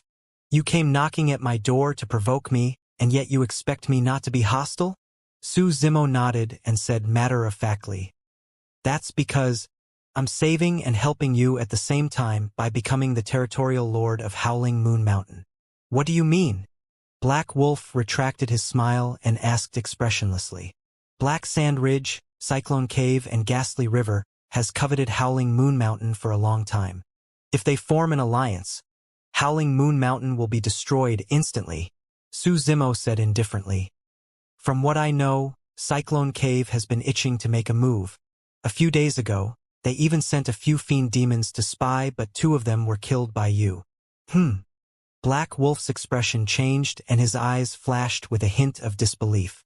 Most of the fiend demons of Howling Moon Mountain knew about the matter involving Black Sand Ridge, Cyclone Cave, and Ghastly River. However, he and Chanrui were the only ones who knew about what happened that night. How did this man find out? Instinctively, Black Wolf turned to Chanrui. In fact, faint suspicions towards Chanrui even surfaced. Chanrui had a clear gaze and looked back at Black Wolf without avoiding before shaking her head. Instantly, the doubts in Black Wolf's heart vanished. After a moment of silence, he said, "The 3 territories are forming an alliance to overthrow me, and you're the same. What's the difference between you guys? Saving me? Helping me? What a joke." "Of course it will be different," Suzimo said. "First, I won't take your life if I become the territorial lord of Howling Moon Mountain. Second, Howling Moon Mountain will survive." Black Wolf remained silent. Those 2 points were indeed important. He had a deep grudge with the 3 territories, and he would definitely die if they were to form an alliance. Howling Moon Mountain would cease to exist as well, split up by the 3 territories. As for how I'm going to save and help you, that's even easier to explain, Suzimo smiled. "I'll become the territorial lord of Howling Moon Mountain and will naturally take over the matter of defending against the 3 territories. All you have to do is assist me." "All right, everything is clear. Right now, there's only a single question left." Slowly, Black Wolf rose with a torrential ferocity as he glared at Suzimo and sneered, "What rights do you have?" Boom! Victory was already decided on the other side of the battlefield, accompanied by a loud boom. Although Bronze Bull had reverted to his true form, Monkey pinned him fiercely into the ground by grabbing his horns, creating a huge pit. Bronze Bull's face was filled with blood and was smashed into a complete mess, almost fainting. Monkey had a frightening bloodline, and his combat strength was only inferior to Suzimo and Night Spirit within the 7 sworn siblings. In his berserk state, Monkey was even able to take on the Rakshasa race. He had only just cultivated his essence spirit and was at early-stage nascent soul realm. Although Bronze Bull was a late-stage nascent soul, a major cultivation realm above Monkey, He was not a match for the latter and was defeated in less than a dozen breaths. Monkey did not kill Bronze Bull and leaped back the moment he secured victory. Bronze Bull struggled to stand up with a twisted expression as he panted. Demonic chi surged around him and he growled deeply. He was almost out of his mind and wanted to charge forward once more. Back down! Black Wolf's voice sounded with a cold authority. Aren't you done with making a fool of yourself? Bronze Bull shuddered as though he had just been drenched with a bucket of ice water. Gradually, he sobered up and backed off to the side despite his indignance. Black Wolf's gaze was fixed on Su Zimo the entire time as he said slowly with a cold expression. Tell me, what rights do you have? The 5 of you alone aren't qualified to take on my position. We're enough, Su Zimo smiled. The moment he said that, Su Zimo's figure flashed and he struck the territorial lord of Howling Moon Mountain all of a sudden. Moreover, he took on 2 people with his attack and engulfed Black Wolf and Chan Rui within. Such guts! Black Wolf was enraged and felt his vision blur the moment he said those 2 words. A torrential might gushed towards him in a deafening manner. The pressure was suffocating. Although he was a mid-level fiend demon, the envelopment of the power felt slightly unbearable still. It was too fast. The 2 of them were not too far apart to begin with, and Su Zimo had already closed in instantly.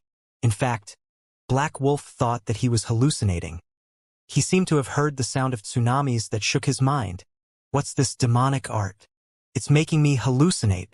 He turned his gaze and saw Su Zimo circled by blood chi with rumbling demonic chi. However, there were no traces of dermic power. Wait, it's not a hallucination. The sound of tsunami is real.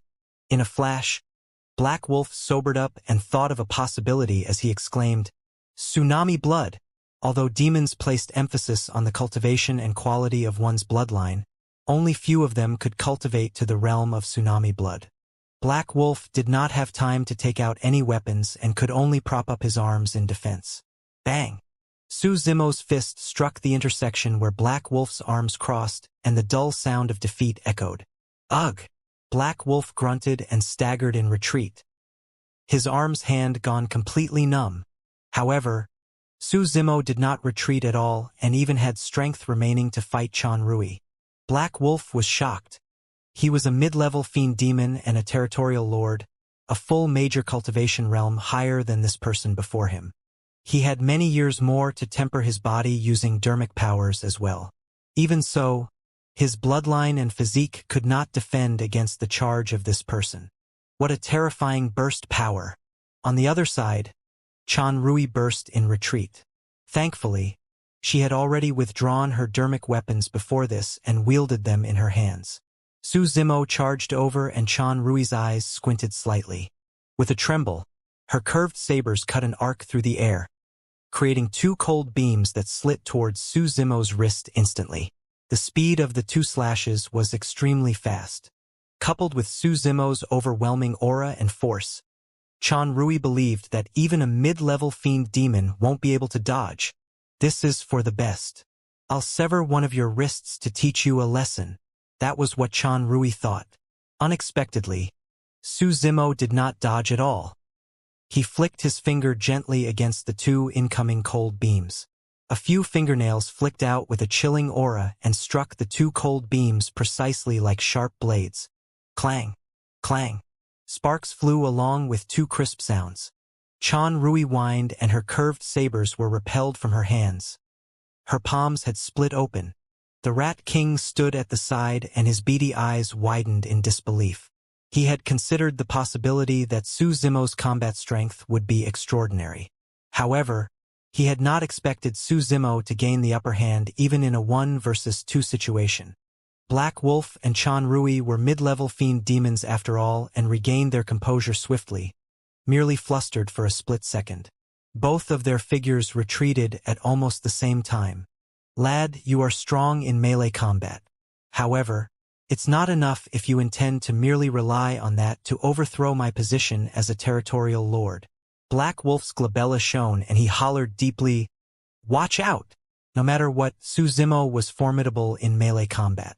Because of that, Black Wolf regarded him as a talent and gave a warning out of goodwill. not wanting to kill Suzimo. Swoosh! Two powerful spirit consciousnesses engulfed the entire place with a boundless might. Only void reversions and mid-level fiend demons could release spirit consciousness attacks. If it was any other low-level fiend demon, their essence spirit would have been repressed completely in fright against the pressure of the spirit consciousness such that they would not even be able to release their dermic powers. However, scarlet scales appeared one after another on the body of the scarlet-haired spirit within Suzimo's spirit consciousness.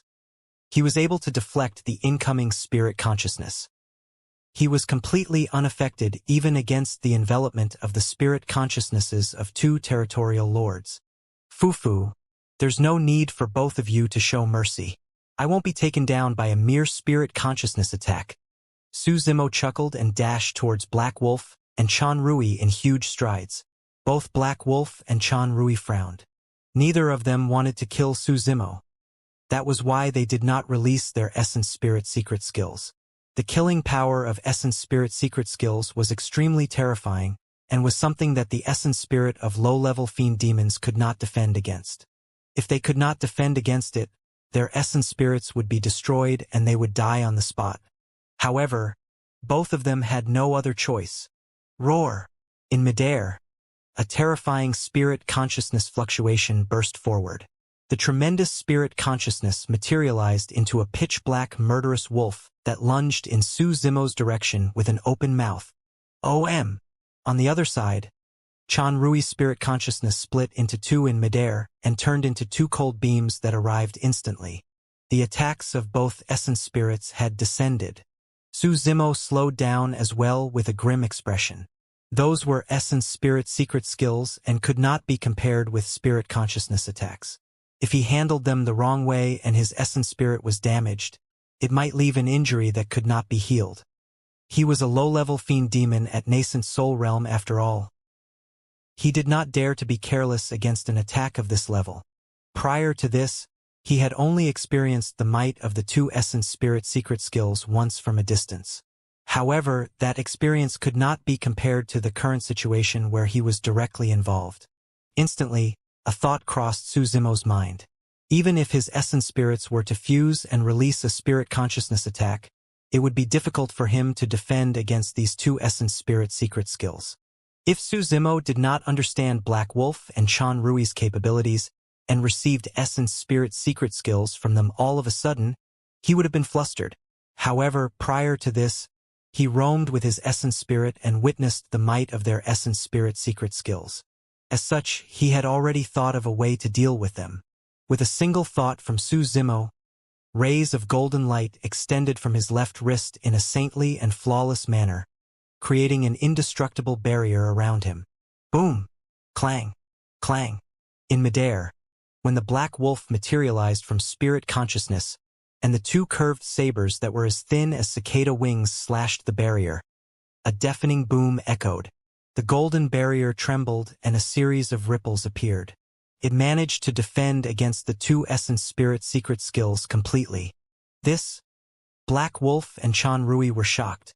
Ordinary dermic weapons could defend against dermic arts, normal weapons, and the burst of various different powers. However, they could not defend against the power of an essence spirit. If one wanted to defend against an essence spirit secret skill, they would have to either go head-on with the power of their own essence spirit or utilize special essence spirit dermic weapons. However, essence spirit dermic weapons were way too rare and difficult to refine. Even among the cultivation world, there were few of them and they were even rarer than connate dermic weapons, let alone in the world of demons. Right now, the golden barrier managed to block both essence spirit secret skills completely. This meant that their enemy was in possession of an essence spirit dermic weapon. Furthermore, the essence spirit dermic weapon was extremely powerful. Although he was only at nascent soul realm, he was able to use that essence spirit dermic weapon to defend against their combined attacks. Both Black Wolf and Chanrui were at a loss. Indeed, Suzimo was in possession of an essence spirit dermic weapon. This dermic weapon was given to him by the old monk at the bottom of the Dragon Burial Valley. It was one of the treasures that held up the Daming Monastery in the past, the Mingwang prayer beads. Initially, There were 6 beads for the Mingwang prayer beads, and they were carried around by the titular disciple of Daming Monastery at the time, Monk Daming.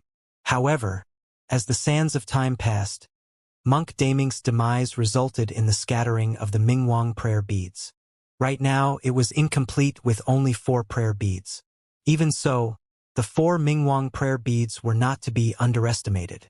At the Golden Core realm, it was difficult for Su Zimo to control the Mingwang prayer beads. He could only wear it on his wrist and use it to block the detection of spirit consciousnesses. It was only after he cultivated his essence spirit that he was able to make use of some of the Mingwang prayer beads' power. Of course, the true power of the Mingwang prayer beads would only be unleashed after he advanced to the void reversion realm and achieved higher attainments in his cultivation. Right now, the Mingwang prayer beads could only be used by him to defend against essence spirits. However, that was more than enough. It was sufficient to defend against the essence spirit secret skills of the 2 territorial lords. Instantly, things changed on the battlefield.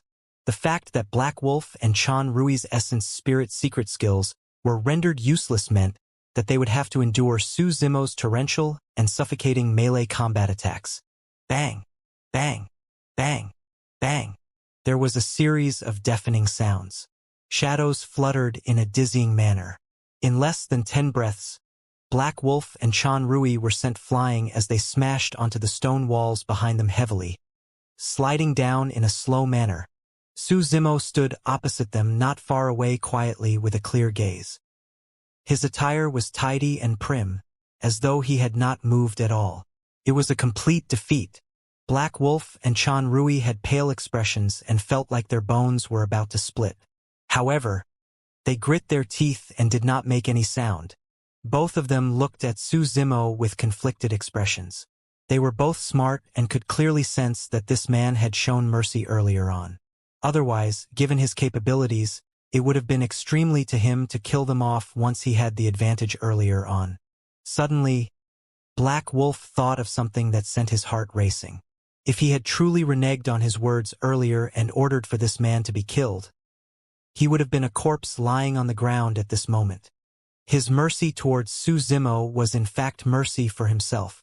In truth, Black Wolf was not far off the mark. Indeed, those were Su Zimo's intentions when he headed here. They wanted to take over as kings, but they did not have much helpers under their liege. It would naturally be for the best if they could recruit Black Wolf and Chan Rui without bloodshed. Bronze Bull's eyes widened and his jaws nearly fell onto the ground. He had truly not expected this outcome for the battle. 2 territorial lords had actually lost to a low-level fiend demon that had just broken through. He would not have believed this if he had not seen it personally. Territorial lords, are you guys fine? Bronze Bull asked warily. Black Wolf waved it off and stood up. He glared at Su Zimo and said slowly, I've lost. Indeed, you are qualified to be the territorial lord of Howling Moon Mountain. However, I'm only acknowledging your potential. Black Wolf emphasized as he continued. Given your potential, nobody around here should be able to threaten you if you continue cultivating and advance to become a mid-level fiend demon. But the you right now, he did not continue. Chan Rui said as well, it's not enough if you think that you can resolve the crisis of Howling Moon Mountain using the capabilities and essence spirit dermic weapon you revealed earlier. I've got my own plans on how to resolve the crisis of Howling Moon Mountain. Su Zimo replied nonchalantly. All you need to tell me is whether you will submit to me. The cave abode went silent. Black Wolf was undecided and had a hesitant expression. Anybody that could become territorial lords were capable characters. Now that he was suddenly asked to relinquish his position as a territorial lord and submit to others, it was definitely a truth he was struggling to accept. However, Black Wolf knew that he would be in an even worse state if the 3 territories were to come for them. Not only would he die, Howling Moon Mountain would cease to exist as well. That was something he could not accept at all. At that thought, Black Wolf gripped his fists gently and said in a deep voice, Since I've lost, I've got no objections. I'm willing to relinquish my position as a territorial lord. However, I hope that you will be able to protect Howling Moon Mountain and treat every single demon here well. Territorial Lord, Bronze Bull yelled. Black Wolf waved it off. I've already decided. There's no need to say more. All right. Su Zimo nodded and declared. From this day forth, there will be another deputy territorial lord in Howling Moon Mountain, Black Wolf. Chan Rui will still be the deputy territorial lord and maintain her original status. Monkey and the others were excited. This meant that from this moment forth, the 5 of them sworn siblings had a territory of their own. Black Wolf pondered for a moment and asked with cupped fists, I've yet to know your name, territorial lord. Also, what is your true form? To be fair, although he had already relinquished his position as a territorial lord, Black Wolf still had a tinge of indignance in his heart towards this young man. However, he felt that he could not read this person either. Even after their fight, he could not figure out what the true form of this person was. It was the same for Chan Rui. Su Zimo thought for a moment and said, You guys can call me Mo from this day forth. Mo? Black Wolf and Chan Rui murmured softly.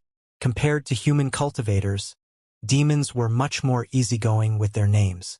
It was extremely common for single-character names as well. There were even many demon beasts such as Monkey who could not even be bothered to give themselves a name. Both of them exchanged glances and could see the confusion in the other's eyes. Although Su Zimo only replied to one of the questions, Black Wolf and Chan Rui were tactful and did not push further.